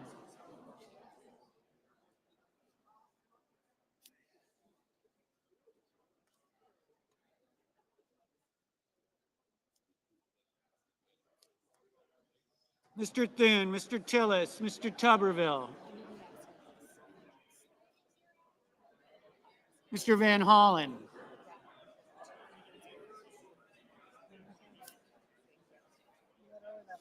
Mr. Warner, Mr. Warnock, Ms. Warren, Mr. Welch, Mr. Whitehouse, Mr. Wicker, Mr. Wyden, No way. Yeah, there's just three, Marion. That's fine. I'll get more. Thank you.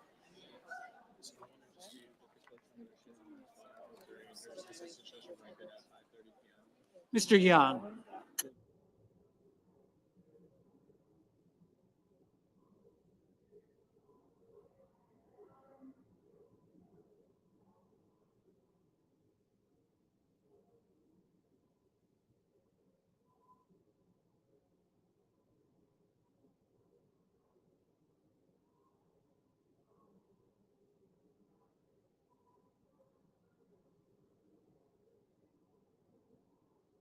Senators voting in the affirmative: Banks, Barrasso, Blackburn, Bozeman, Britt, Budd, Capito, Cassidy, Collins, Cornyn, Cotton, Kramer, Curtis, Gaines, Ernst, Fisher, Graham, Grassley, Haggerty, Hawley, Hoven, Husted, Hyde-Smith, Johnson, Justice, Kennedy, Langford, Lee, Lummis, Marshall, McConnell, McCormick, Moody, Moran, Moreno, Mullen, Murkowski, Paul, Ricketts, Rounds, Schmidt, Scott of Florida, Scott of South Carolina, Sheehy, Sullivan, Thune, Tillis, Wicker, Young.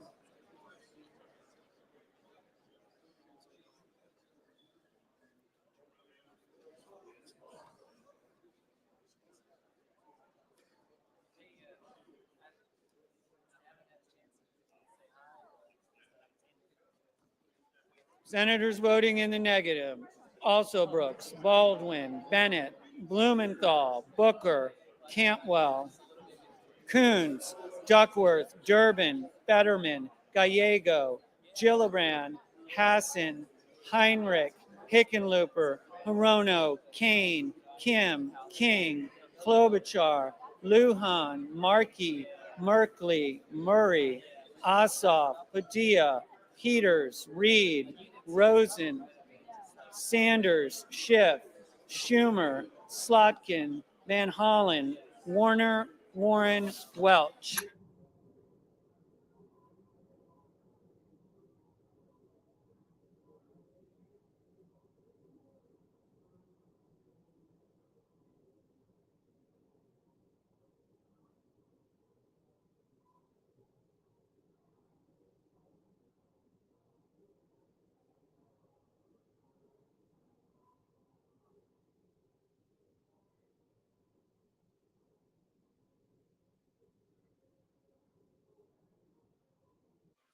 Mrs. Shaheen, Mrs. Shaheen, no.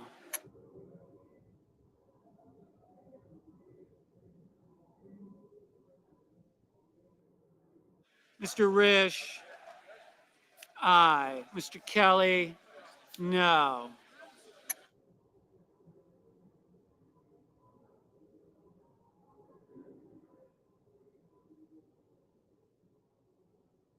Mr. Tuberville, aye. Mr. Crapo, aye.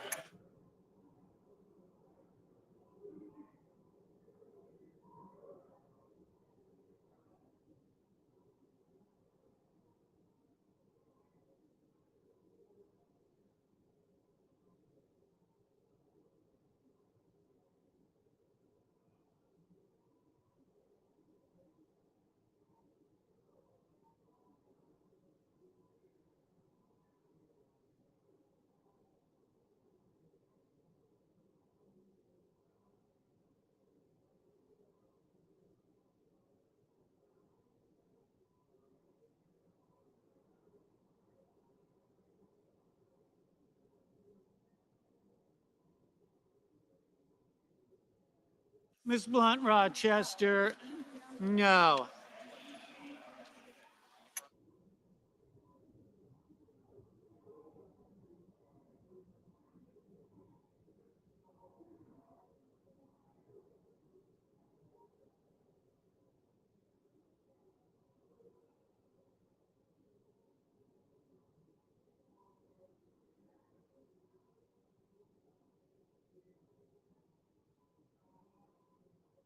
Mr. Warnock, no.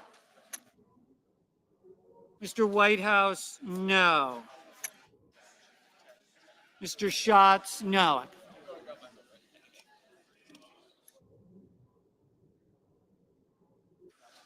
Mr. Murphy, no.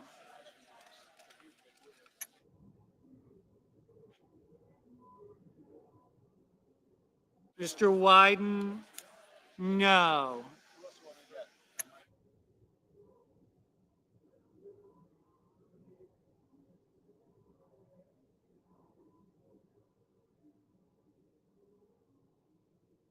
Ms. Smith, no.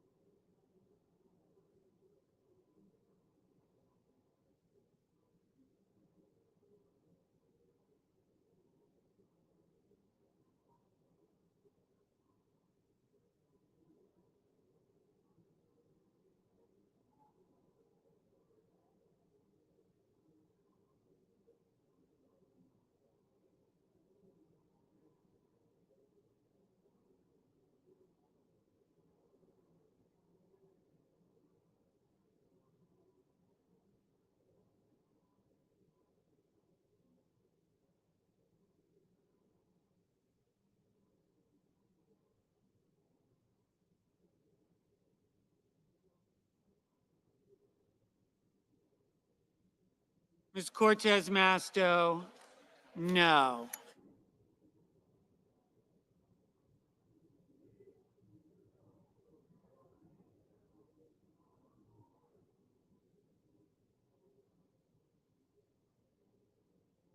The yeas are 52, the nays are 47. The motion is agreed to.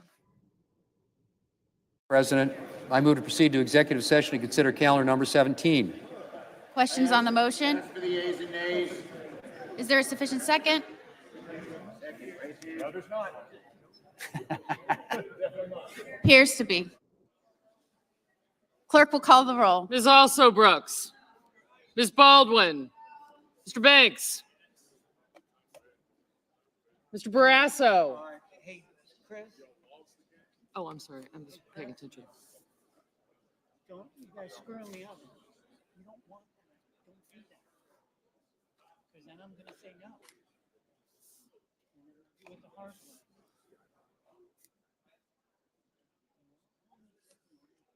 Shots. Record. Thank you. James. Aye. Issue. Rounds. Mr. Bennett.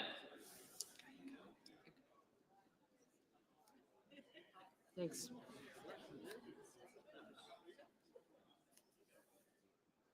Mrs. Blackburn.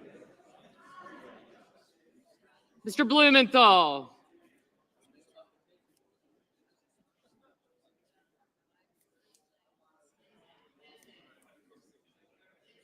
Ms. Blunt Rochester, Mr. Booker, Mr. Bozeman,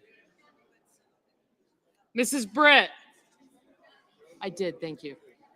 Mr. Budd, Ms. Cantwell, Mrs. Capito, Mr. Cassidy, Ms. Collins, Mr. Coons, Mr. Cornyn,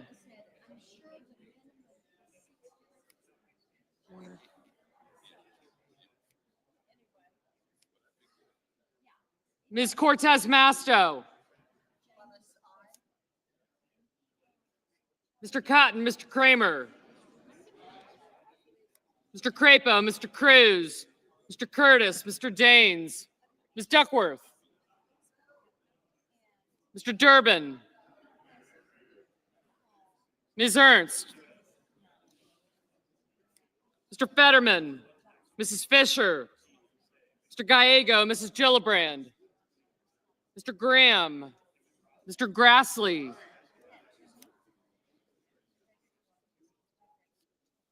Mr. Haggerty, Ms. Hassan, Mr. Hawley,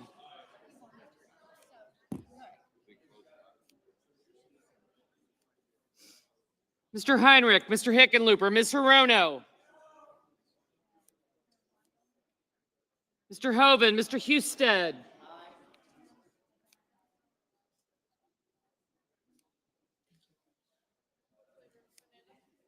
Mrs. Hyde-Smith, Mr. Johnson, Mr. Justice. Thank you. Mr. Kane, Mr. Kelly, Mr. Kennedy, Mr. Kim. I do, I got you.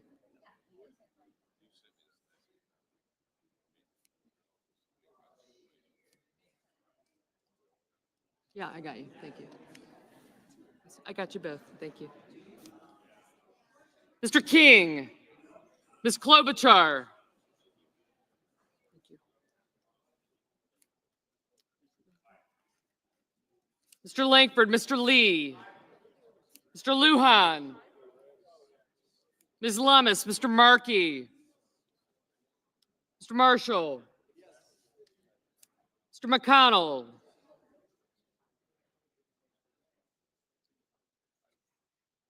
Mr. McCormick, Mr. Merkley, Mrs. Moody, Mr. Moran, Mr. Moreno, Mr. Mullen,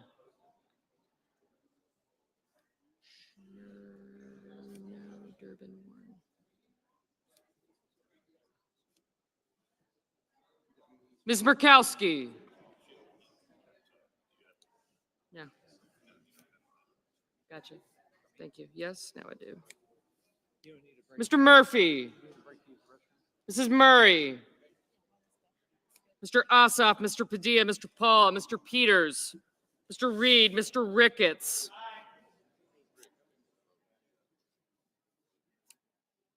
Mr. Risch,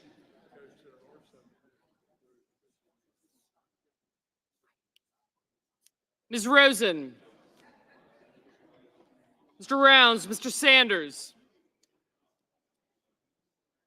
Mr. Schatz, Mr. Schiff, Mr. Schmidt, Mr. Schumer, Mr. Scott of Florida, Mr. Scott of South Carolina. Thank you. Yes. Mrs. Shaheen, Mr. Sheehy, Ms. Slotkin, Ms. Smith,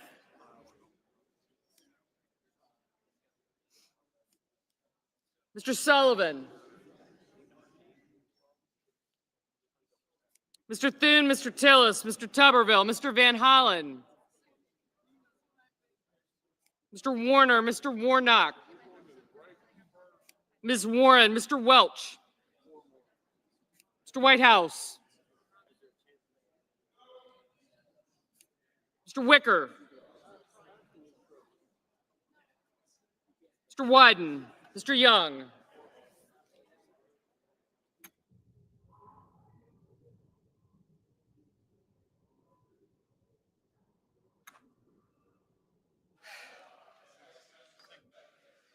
Senators voting in the affirmative.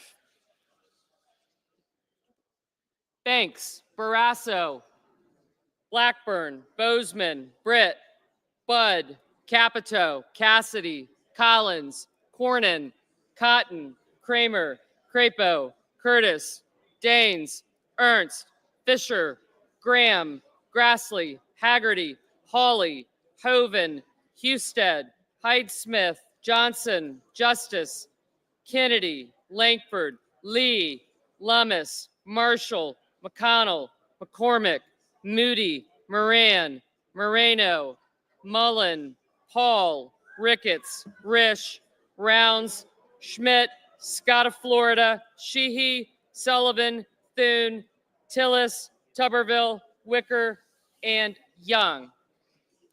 Mr. Murphy, senators voting in the negative. Also Brooks, Baldwin, Blumenthal, Blunt Rochester, Booker, Cantwell, Coons, Cortez Masto, Duckworth, Durbin, Fetterman, Gallego, Hassan, Heinrich, Hickenlooper, Hirono, Kane, Kelly, Kim, King, Lujan, Markey, Murphy, Murray, Ossoff, Padilla, Peters, Reed, Rosen, Sanders, Schatz, Schiff, Schumer, Shaheen, Slotkin, Smith, Van Hollen, Warner, Warnock, Warren, Welch, Whitehouse, and Wyden. Mr. Scott of South Carolina, aye. Ms. Klobuchar, no.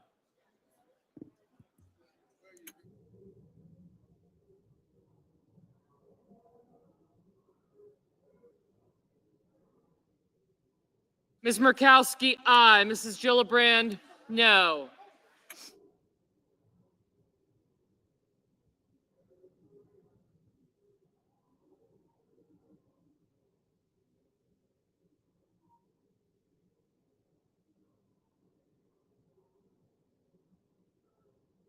Mr. Merkley, no.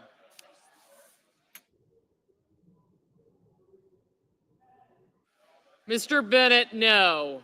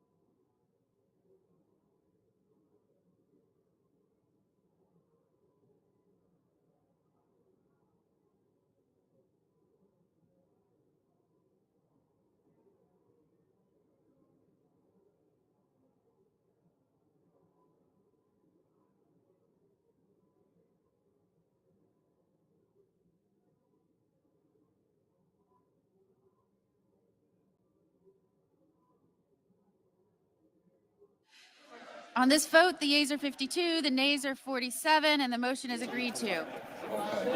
Clerk will record the nomination. Nomination, Department of Health and Human Services, Robert F. Kennedy Jr. of California to be secretary. But this one's just going to ledge, so. Okay. Guess what? Are we in?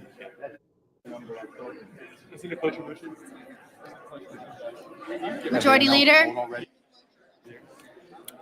Madam President, I send a cloture motion to the desk. the clerk will record. Cloture motion, we the undersigned senators, in accordance with the provisions of Rule 22 of the Standing Rules of the Senate, do hereby move to bring to a close debate on the nomination of Robert F. Kennedy Jr. of California to be Secretary of Health and Human Services, signed by 17 senators as follows. Madam President, I ask consent the reading of the names be waived, Is there objection? No objection. and I move to proceed to legislative session. Question is on the motion. Is there sufficient second? There appears to be. Clerk will call the roll. Ms. Also Brooks, Ms. Baldwin,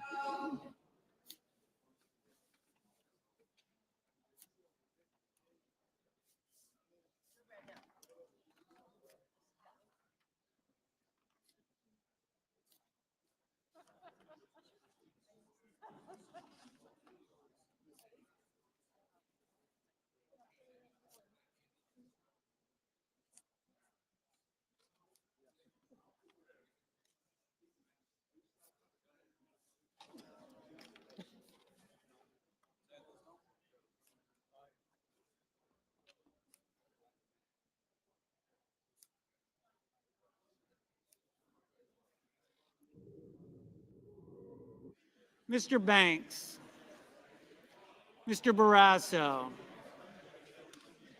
Mr. Bennett, Mrs. Blackburn, Mr. Blumenthal, Ms. Blunt Rochester, Mr. Booker,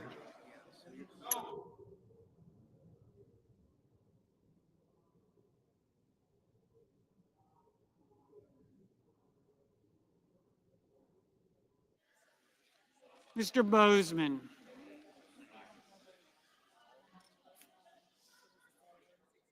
Mrs. Brett, Mr. Budd,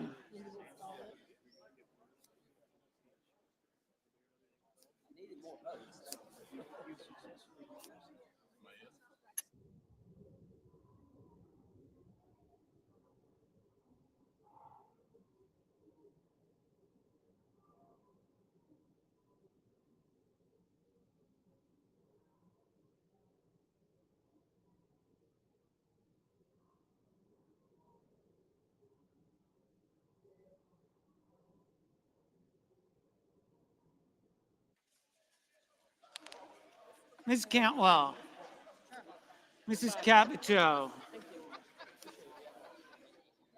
Mr. Cassidy, Ms. Collins, Mr. Coons,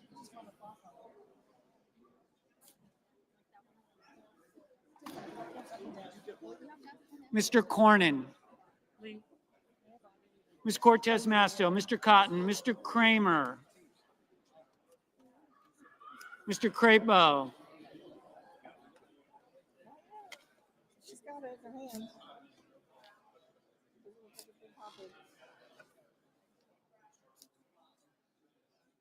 Mr. Cruz, Mr. Curtis,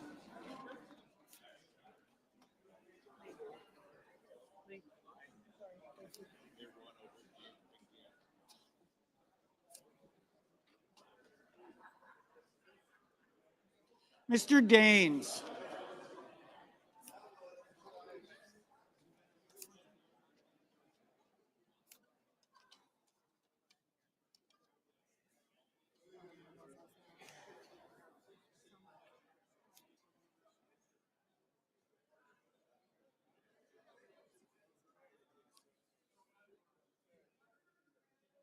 Ms. Duckworth,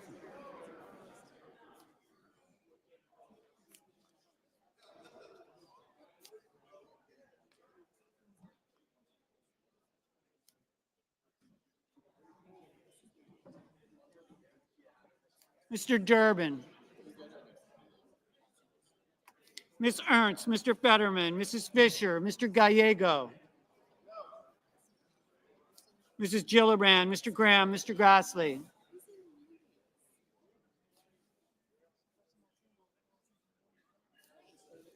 Mr. Haggerty,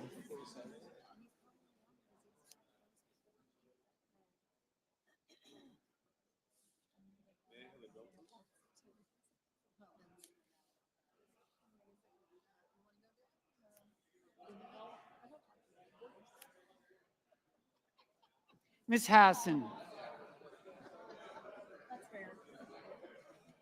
Mr. Hawley,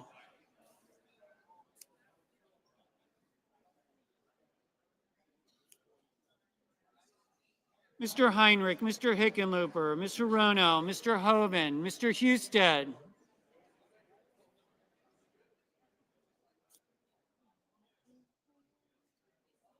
Mrs. Hyde-Smith, Mr. Johnson, Mr. Justice, Mr. Kane, Mr. Kelly,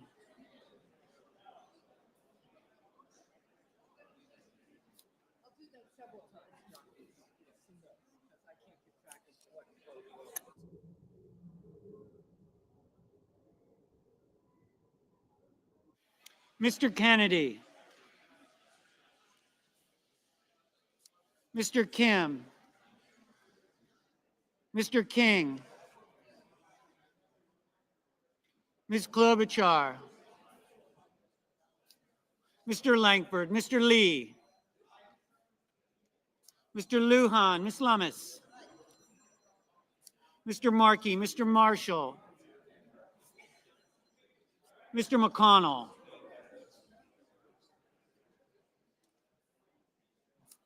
Mr. McCormick, Mr. Merkley, Mrs. Moody, Mr. Moran, Mr. Moreno, Mr. Mullen, Ms. Murkowski, Mr. Murphy, Mrs. Murray, Mr. Ossoff, Mr. Padilla, Mr. Paul, Mr. Peters, Mr. Reed, Mr. Ricketts, Mr. Risch, Ms. Rosen, Mr. Rounds, Mr. Sanders, Mr. Schatz, Mr. Schiff, Mr. Schmidt, Mr. Schumer, Mr. Scott of Florida, Mr. Scott of South Carolina, Mrs. Shaheen, Mr. Sheehy,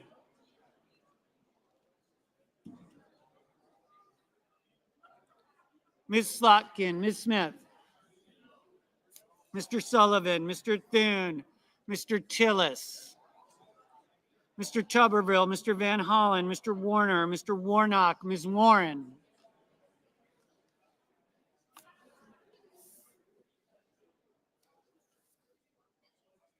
Mr. Welch, Mr. Whitehouse, Mr. Wicker,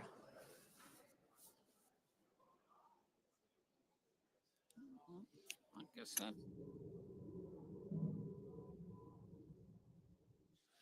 Mr. Wyden, Mr. Young,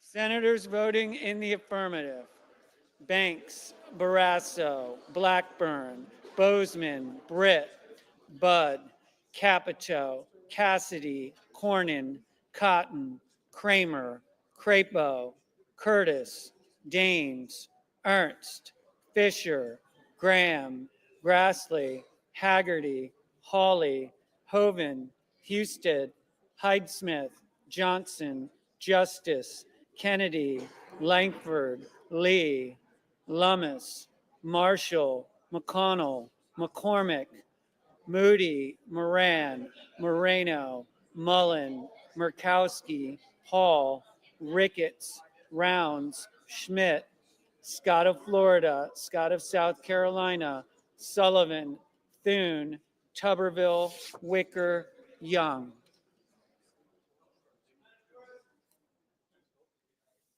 Mr. Tillis, aye. Ms. Collins, aye. Mr. Sheehy, aye.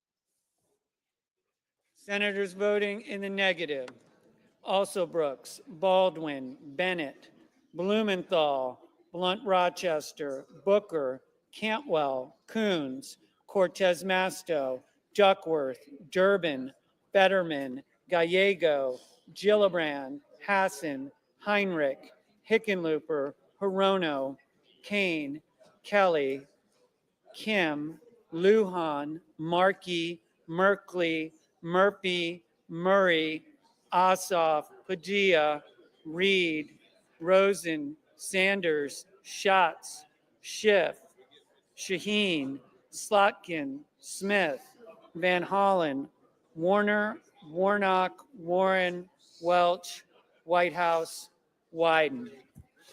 Mr. Risch, aye. Mr. Peters, no.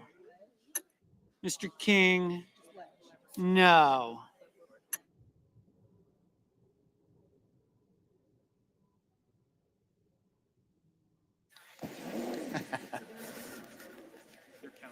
Okay.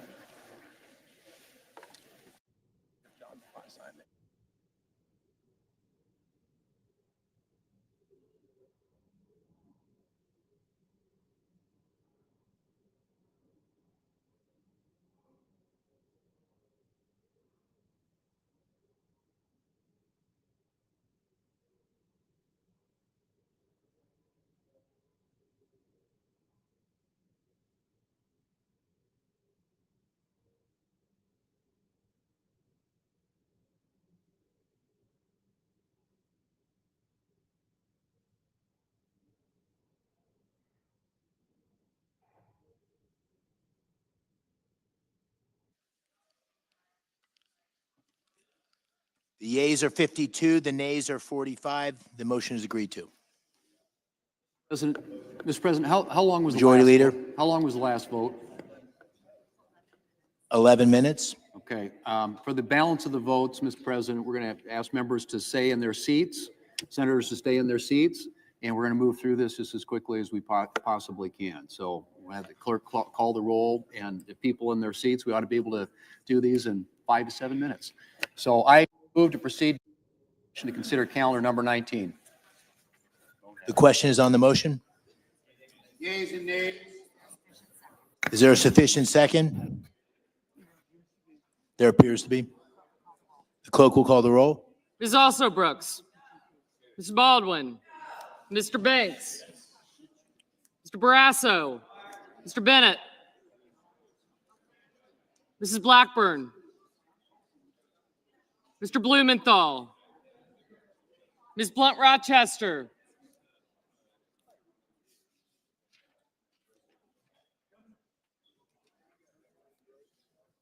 Mr. Booker,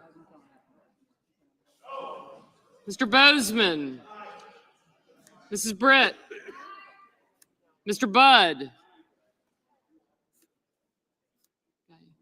Ms. Cantwell,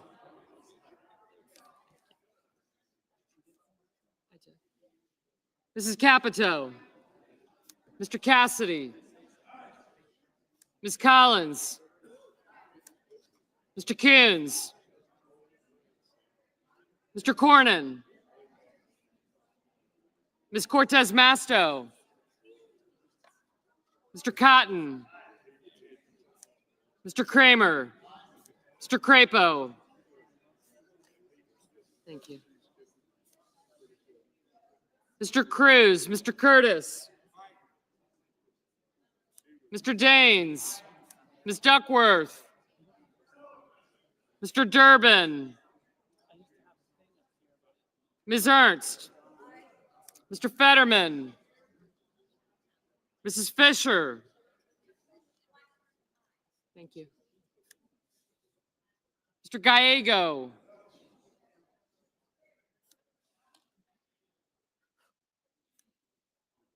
Mrs. Gillibrand, Mr. Graham, you. Mr. Grassley, Mr. Haggerty, Ms. Hassan, Mr. Hawley, Mr. Heinrich, Mr. Hickenlooper, Ms. Hirono, Mr. Hoven, Mr. Husted, Mrs. Hyde-Smith, Mr. Johnson, Mr. Justice, Mr. Kane, Mr. Kelly, Mr. Kennedy, Mr. Kim, Mr. King, Ms. Klobuchar, Mr. Lankford, Mr. Lee, Mr. Lujan, Ms. Lummis, Mr. Markey, Mr. Marshall, Mr. McConnell, Mr. McCormick. Oh, you're back. Thank you. Mr. Merkley, Mrs. Moody, Mr. Moran, Mr. Moreno, Mr. Mullen, Ms. Murkowski,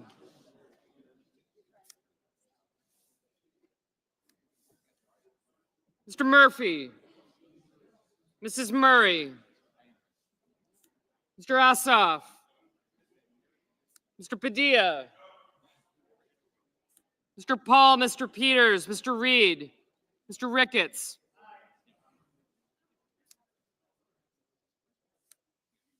Mr. Risch, Ms. Rosen, Mr. Rounds, Mr. Sanders,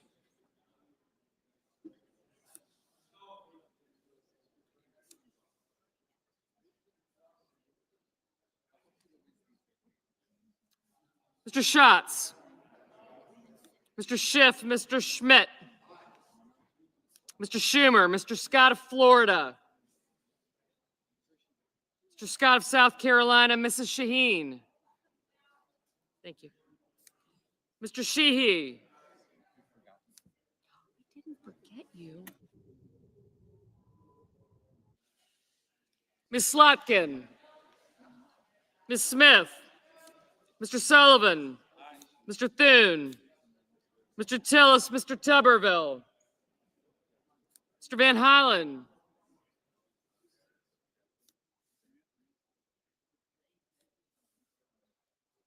Mr. Warner, Mr. Warnock,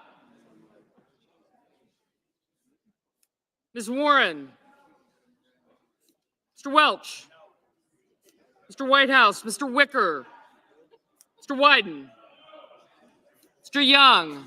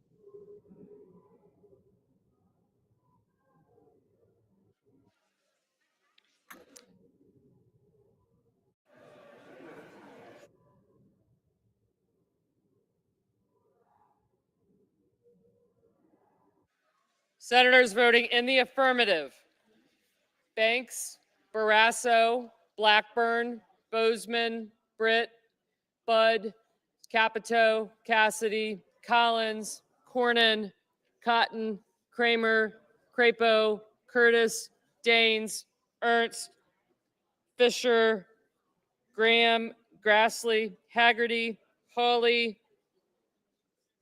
Husted, Hyde-Smith, Johnson, Justice, Kennedy, Langford, Lee, Lummis, Marshall, McConnell, McCormick, Moody, Moran, Moreno, Mullen, Murkowski, Paul, Ricketts, Risch, Rounds, Schmidt, Scott of Florida, Scott of South Carolina, Sheehy, Sullivan, Thune, Tillis, Tuberville, Wicker, and Young. Mr. Hoven, aye. Mr. Durbin. Mr. Bennett. Mr. Murphy. Mr. Van Hoen. Yeah.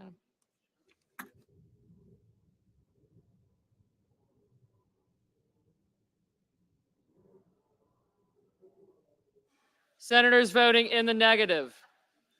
Also Brooks, Baldwin, Bennett, Blumenthal, Blunt Rochester, Booker, Cantwell, Coons, Cortez Masto, Duckworth, Durbin, Gallego, Hassan, Hickenlooper, Hirono, Kane, Kelly, Kim, King, Klobuchar, Lujan, Markey, Merkley, Murphy, Murray, Ossoff, Padilla, Peters, Reed, Rosen, Sanders, Schatz, Schiff, Schumer, Shaheen, Slotkin, Smith, Van Hollen, Warner, Warnock, Warren, Welch, Whitehouse, and Wyden. Mr. Heinrich, no. Mrs. Gillibrand, no.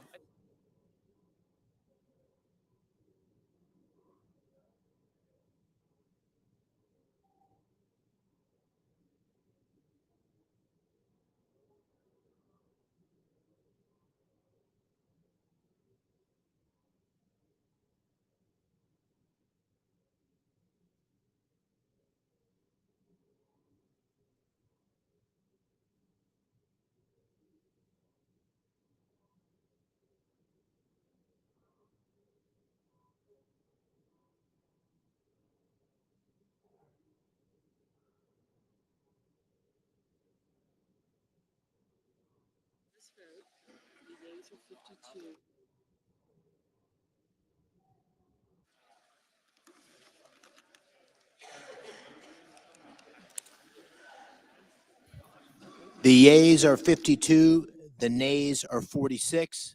The motion is agreed to. Report the nomination. Nomination, Department of Commerce, Howard Lutnick of New York to be secretary. Mr. President, I send a cloture motion to the desk. The clerk will report the cloture motion. Cloture motion. We, the undersigned senators, in accordance with the provisions of Rule 22 of the Standing Rules of the Senate, do hereby move to bring to a closed debate on the nomination of Howard Lutnick of New York to be Secretary of Commerce, signed by 17 senators as follows. Mr. President, I ask consent to reading the names to be waived. Without objection. And Mr. President, I'm going to move here to go to legislative session in just a minute, but I'm going to point out that these next noms that are coming up are bipartisan noms. We're coming up on the Department of Agriculture Secretary, whose nomination was reported out of the Senate Agriculture Committee unanimously. Not a single dissenting vote.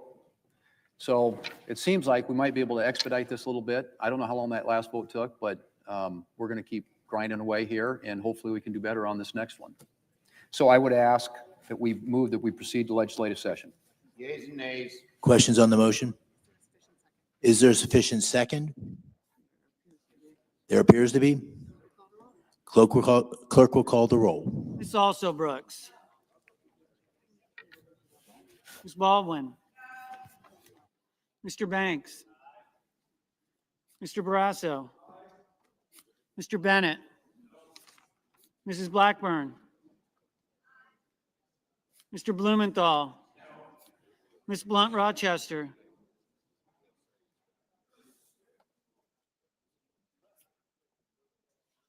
Mr. Booker. Mr. Bozeman. Mrs. Britt.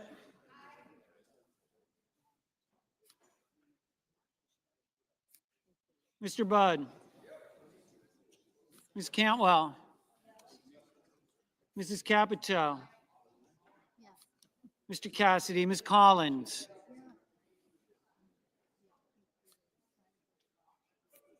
Mr. Coons. Mr. Cornyn. Ms. Cortez Masto. Mr. Cotton. Mr. Kramer. Mr. Crapo. Mr. Cruz. Mr. Curtis. Mr. Daines. Ms. Duckworth.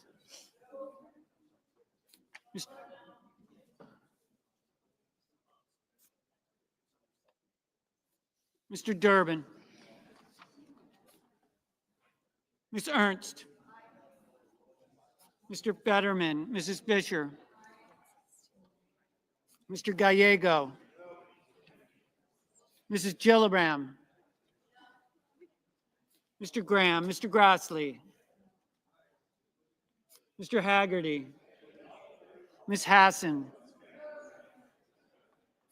Mr. Hawley. Mr. Heinrich. Mr. Hickenlooper. Ms. Hirono. Mr. Hoven. Mr. Husted. Mrs. Hyde-Smith.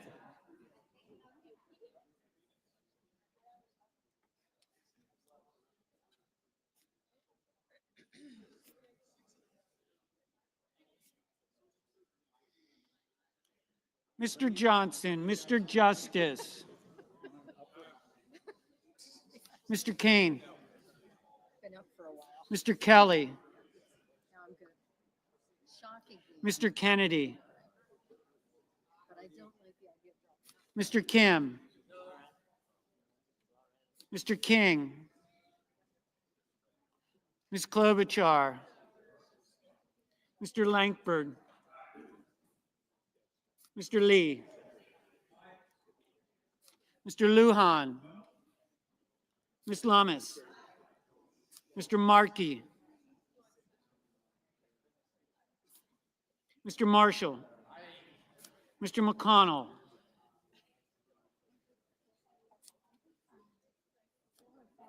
Mr. McCormick. Mr. Merkley. Mrs. Moody. Mr. Moran. Mr. Moreno. Mr. Mullen. Ms. Murkowski. Mr. Murphy. Mrs. Murray. Mr. Ossoff. Mr. Padilla. Mr. Paul, Mr. Peters. Mr. Reed, Mr. Ricketts. Mr. Risch. Ms. Rosen, Mr. Rounds. Mr. Sanders. Mr. Schatz.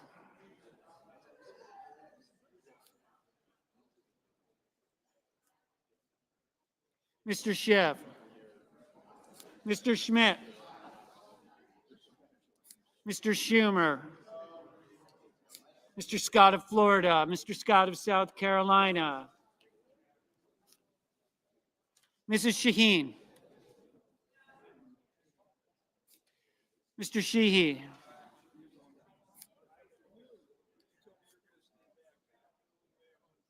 Ms. Slotkin. Ms. Smith. Mr. Sullivan. Mr. Thune. Mr. Tillis. Mr. Tuberville. Mr. Van Hollen. Mr. Warner. Mr. Warnock. Ms. Warren. Mr. Welch, Mr. Whitehouse, Okay. Mr. Wicker,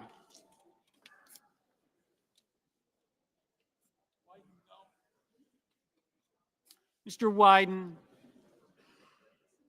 Mr. Young,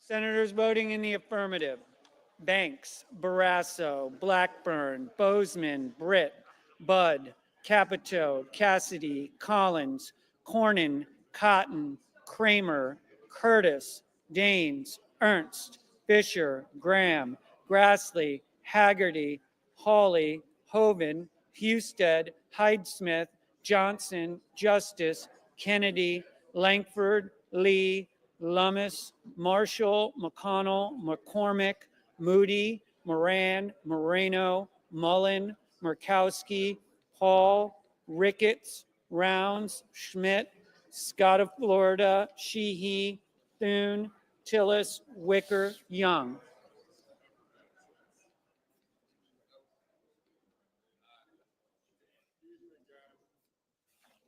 Senators voting in the negative: Also Brooks, Baldwin, Bennett, Blumenthal, Blunt Rochester, Booker, Cantwell, Duckworth, Durbin, Gallego, Gillibrand, Hassan, Heinrich, Hickenlooper, Hirono, Kane, Kim, Lujan, Markey, Merkley, Murphy, Murray, Ossoff, Peters, Reed, Rosen, Sanders, Schiff, Schumer, Shaheen, Slotkin, Smith, Van Hollen, Warner, Warnock, Warren, Welch, Whitehouse, Wyden. Mr. Tuberville, aye. Ms. Cortez Masto, no. Mr. Scott of South Carolina, aye. Mr. King, no. Mr. Risch, aye. Mr. Coons, no. Mr. Sullivan, aye. Mr. Padilla, no. Ms. Klobuchar, no.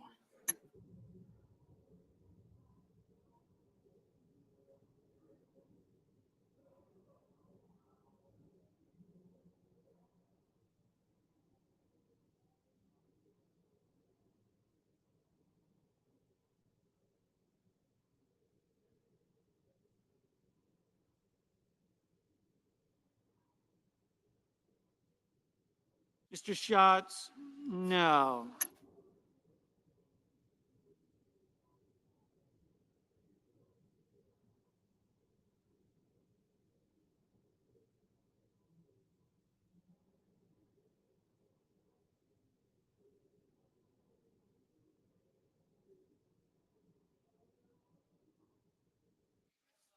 Mr. Kelly, no.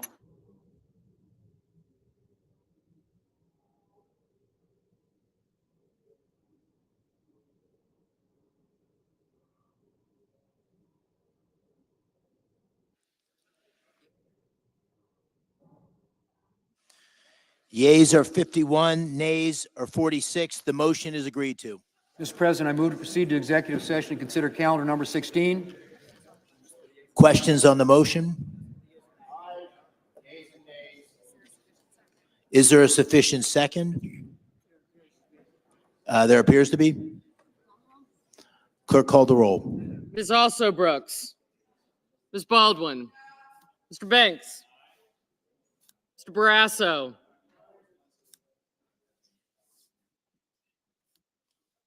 Mr. Bennett.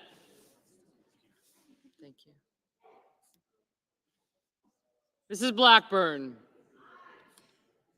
Mr. Blumenthal, Ms. Blunt Rochester,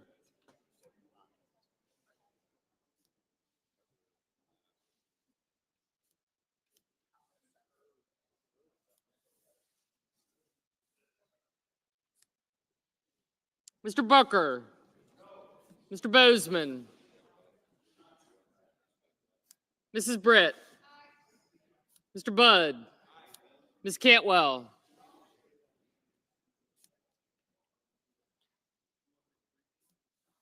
Mrs. Capito, Mr. Cassidy, Ms. Collins, Mr. Coons,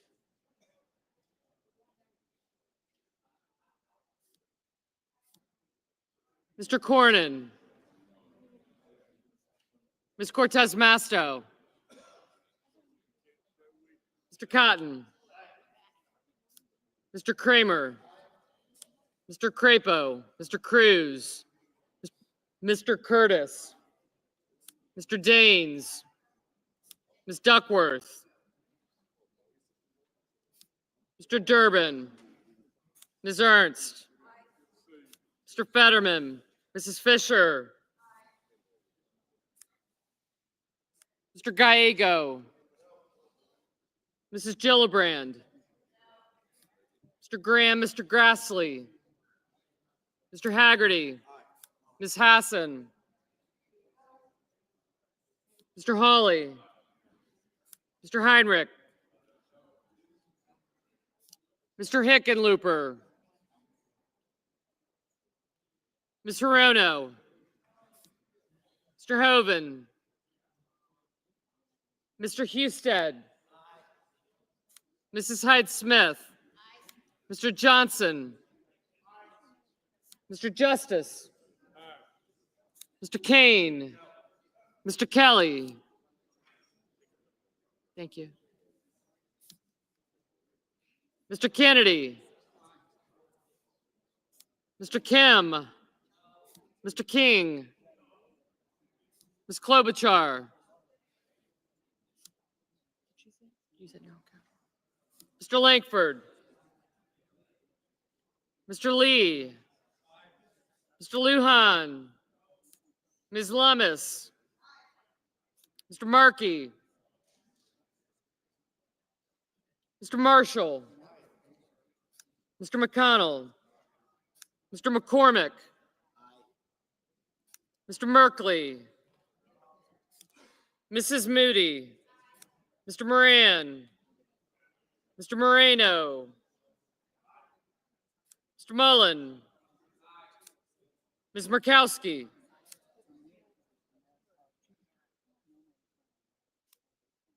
Mr. Murphy, Mrs. Murray, Mr. Ossoff, Mr. Padilla, Mr. Paul, Mr. Peters, Mr. Reed, Mr. Ricketts, Mr. Risch,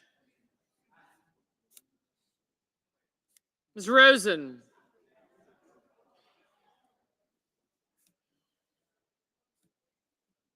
Mr. Rounds, Mr. Sanders, Mr. Schatz, Mr. Schiff, Mr. Schmidt,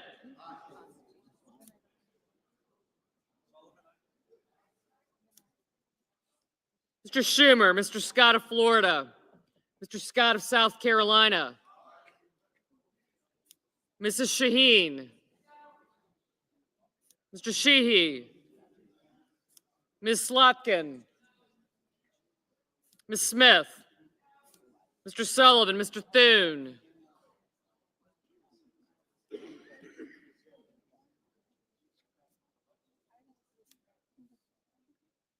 Mr. Tillis, Mr. Tuberville, Mr. Van Hollen, Mr. Warner, Mr. Warnock, Ms. Warren, Mr. Welch, Mr. Whitehouse, Mr. Wicker, Mr. Wyden, Mr. Young,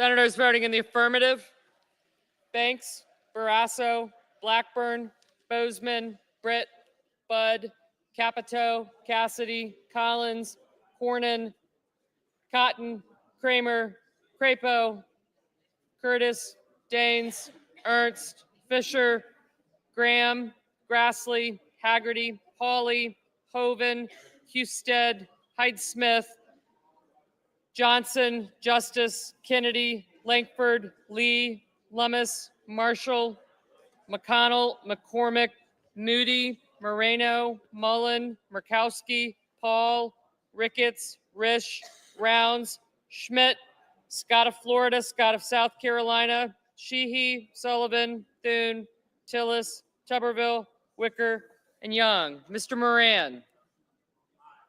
Aye. Senators voting in the negative. Also Brooks, Baldwin, Bennett, Blumenthal, Blunt Rochester, Booker, Cantwell, Coons, Cortez Masto, Duckworth, Durbin, Gallego, Gillibrand, Hassan, Heinrich, Hickenlooper, Hirono, Kane, Kelly, Kim, King, Klobuchar, Lujan, Merkley, Murphy, Murray, Ossoff, Padilla, Peters, Reed, Rosen, Sanders, Schatz, Schiff, Schumer, Shaheen, Slotkin, Smith, Van Hollen, Warner, Warnock, Warren, Welch, Whitehouse, and Wyden.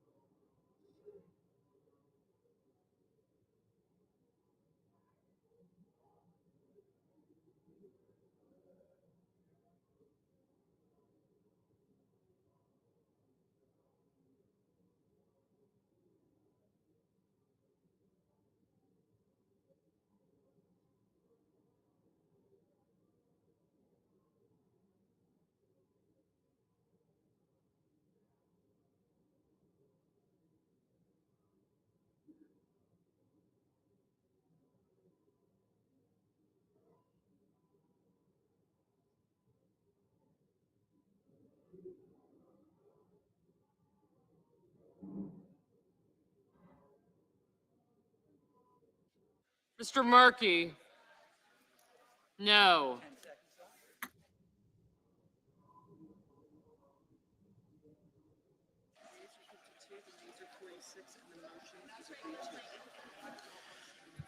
The yeas are 52, the nays are 46. The motion is agreed to.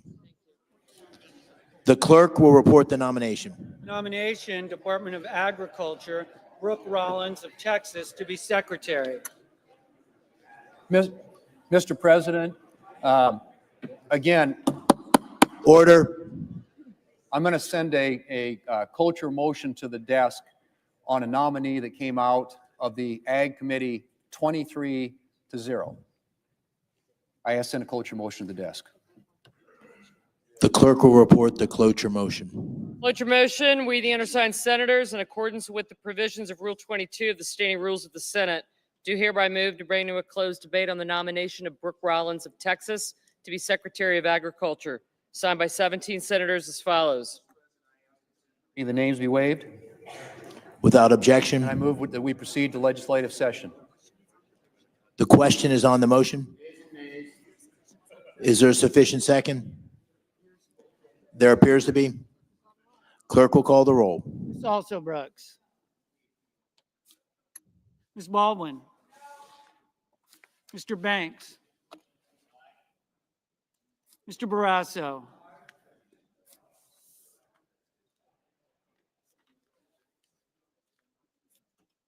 Mr. Bennett. Mrs. Blackburn. Mr. Blumenthal. Ms. Blunt Rochester. Mr. Booker. Oh, thank you. Mr. Bozeman. Mrs. Britt. Mr. Budd. Ms. Cantwell. Mrs. Capito. Mr. Cassidy. Ms. Collins. Mr. Coons. Mr. Cornyn. Ms. Cortez Masto. Mr. Cotton. Mr. Kramer. Mr. Crapo. Mr. Cruz.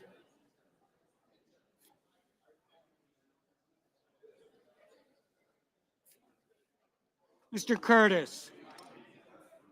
Mr. Daines.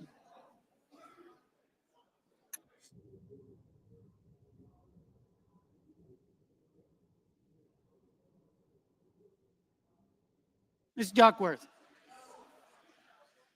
Mr. Durbin, Ms. Ernst. Mr. Fetterman, Mrs. Fisher.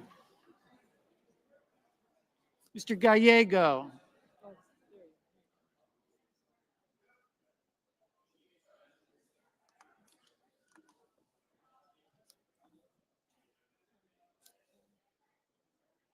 Mrs. Gillibrand.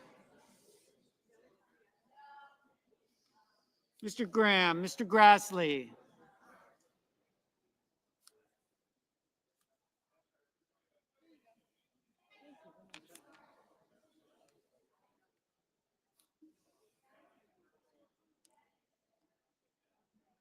Mr. Haggerty. Ms. Hassan. Mr. Hawley. Mr. Heinrich. Mr. Hickenlooper.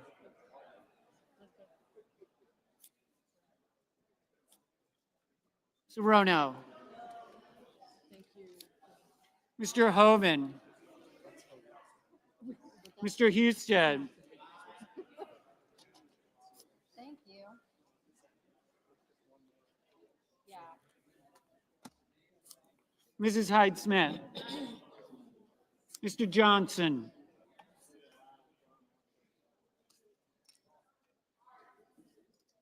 Mr. Justice, Mr. Kane. Mr. Kelly, Mr. Kennedy. Mr. Kim. Mr. King. Ms. Klobuchar, Mr. Langford.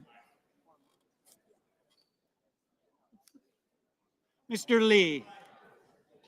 Mr. Lujan. Ms. Lummis. Mr. Markey, Mr. Marshall, Mr. McConnell, Mr. McCormick, Mr. Merkley, Mrs. Moody,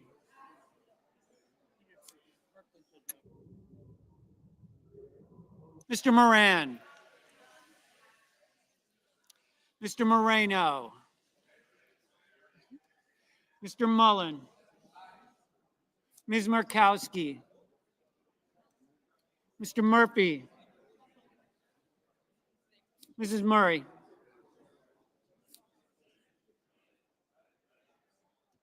Mr. Ossoff, Mr. Padilla, Mr. Paul, Mr. Peters, Mr. Reed, Mr. Ricketts, Mr. Risch, Ms. Rosen, Mr. Rounds, Mr. Sanders,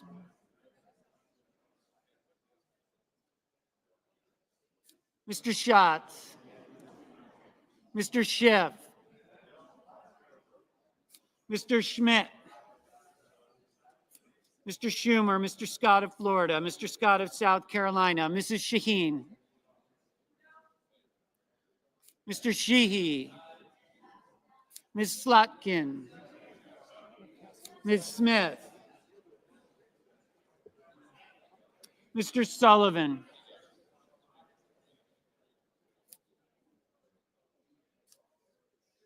Mr. Thune, Mr. Tillis, Mr. Tuberville, Mr. Van Hollen, Mr. Warner,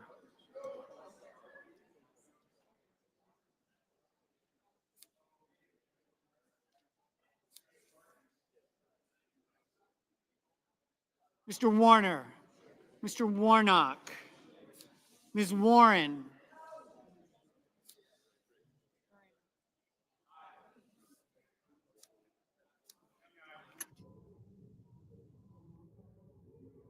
Mr. Welch, Mr. Whitehouse, Mr. Wicker, T to the L. Mr. Wyden, Mr. Young.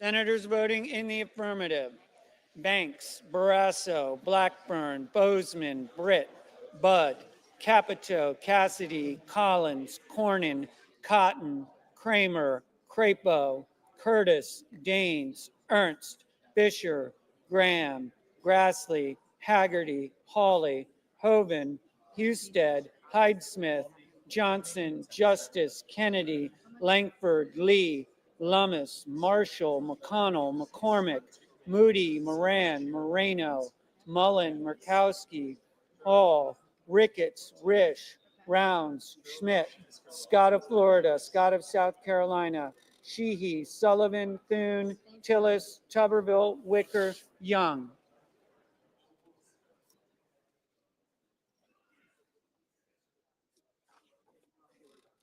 Senators voting in the negative: Also Brooks, Baldwin, Bennett, Blumenthal, Blunt Rochester, Cantwell, Coons, Cortez Masto, Duckworth, Durbin, Gallego, Gillibrand, Hassan, Heinrich, Hickenlooper, Hirono, Kane, Kelly, Kim, King, Klobuchar, Lujan, Markey, Merkley, Murphy, Murray, Ossoff, Padilla, Reed, Rosen, Sanders, Schiff, Schumer, Shaheen, Slotkin, Van Hollen, Warner, Warnock, Warren, Welch, Whitehouse, Wyden.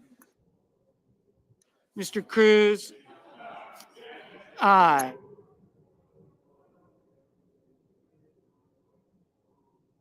Mr. Peters, no. Ms. Smith, no. Mr. Booker, no.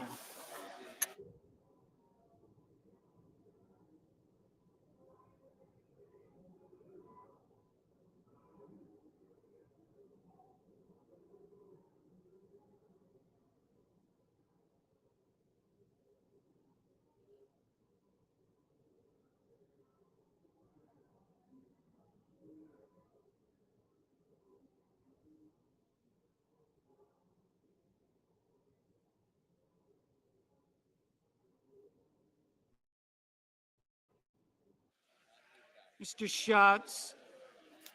No.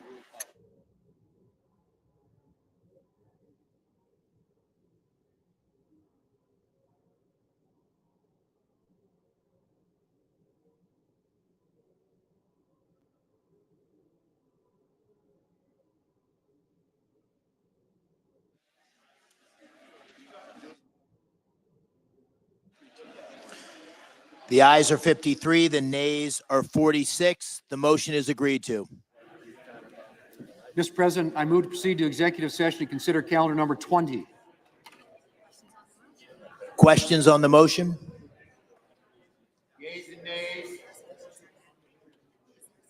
Is there a sufficient second? There appears to be. The clerk will call the roll. Ms. Also Brooks. Gotcha, guys. Yes, ma'am. Ms. Baldwin. Okay, wait. Baldwin. Ricketts. Here now. Mr. Banks. Mr. Barrasso. Cruz. Johnson. Capito.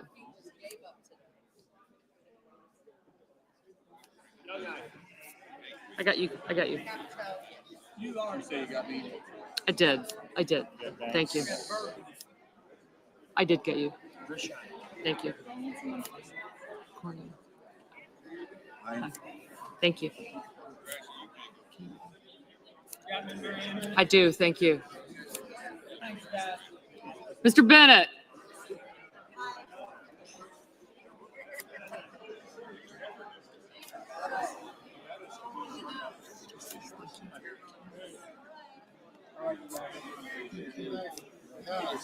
Gotcha. Thank you. Gotcha. Awesome. Smith. Thank you, Bill. Mrs. Blackburn, Mr. Blumenthal. Ernst, Cassidy, Ernst, Sanders. Sanders, thank you. Sanders.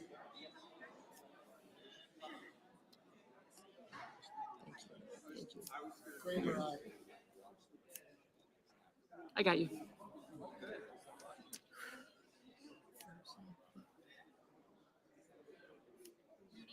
Thank you.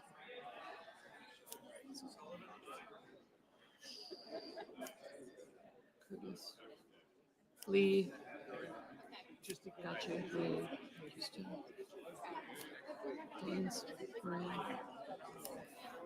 You guys have a good weekend. Stay out of trouble. Thank you. Mr. Wyden. Thank you. Warner. Gotcha. Yep.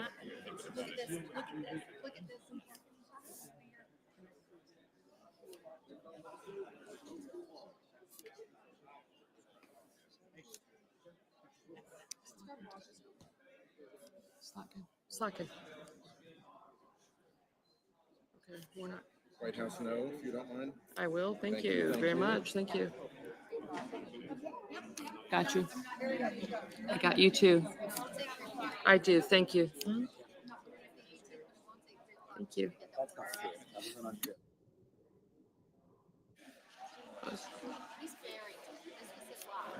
Thank you.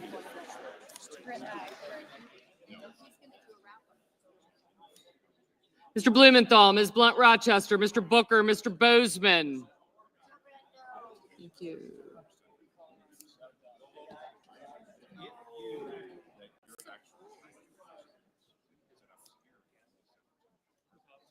Thank you.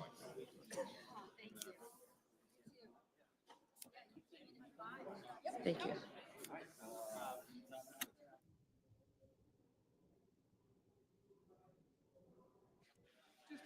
Mrs. Britt, Mr. Budd, Ms. Cantwell, Mrs. Capito, Mr. Cassidy, Ms. Collins.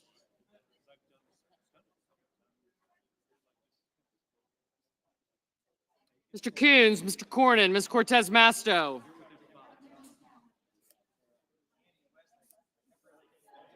Mr. Cotton, Mr. Kramer, Mr. Crapo, Mr. Cruz,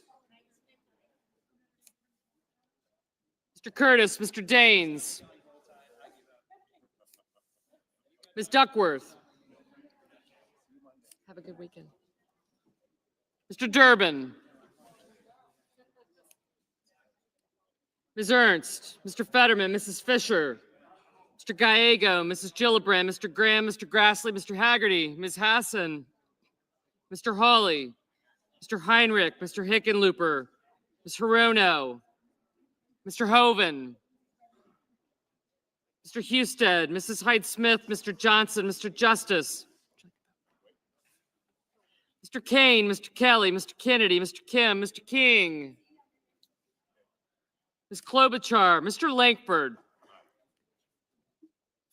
Mr. Lee, Mr. Lujan, Ms. Lummis, Mr. Markey, Mr. Marshall, Mr. McConnell, Mr. McCormick, Mr. Merkley, Mrs. Moody, Mr. Moran, Mr. Moreno, Mr. Mullen, Ms. Murkowski, Mr. Murphy, Mrs. Murray, Mr. Ossoff, Mr. Padilla, Mr. Paul, Mr. Peters, Mr. Reed, Mr. Ricketts, Mr. Risch, Ms. Rosen, Mr. Rounds, Mr. Sanders, Mr. Schatz, Mr. Schiff, Mr. Schmidt, Mr. Schumer, Mr. Scott of Florida, Mr. Scott of South Carolina, Mrs. Shaheen, Mr. Sheehy,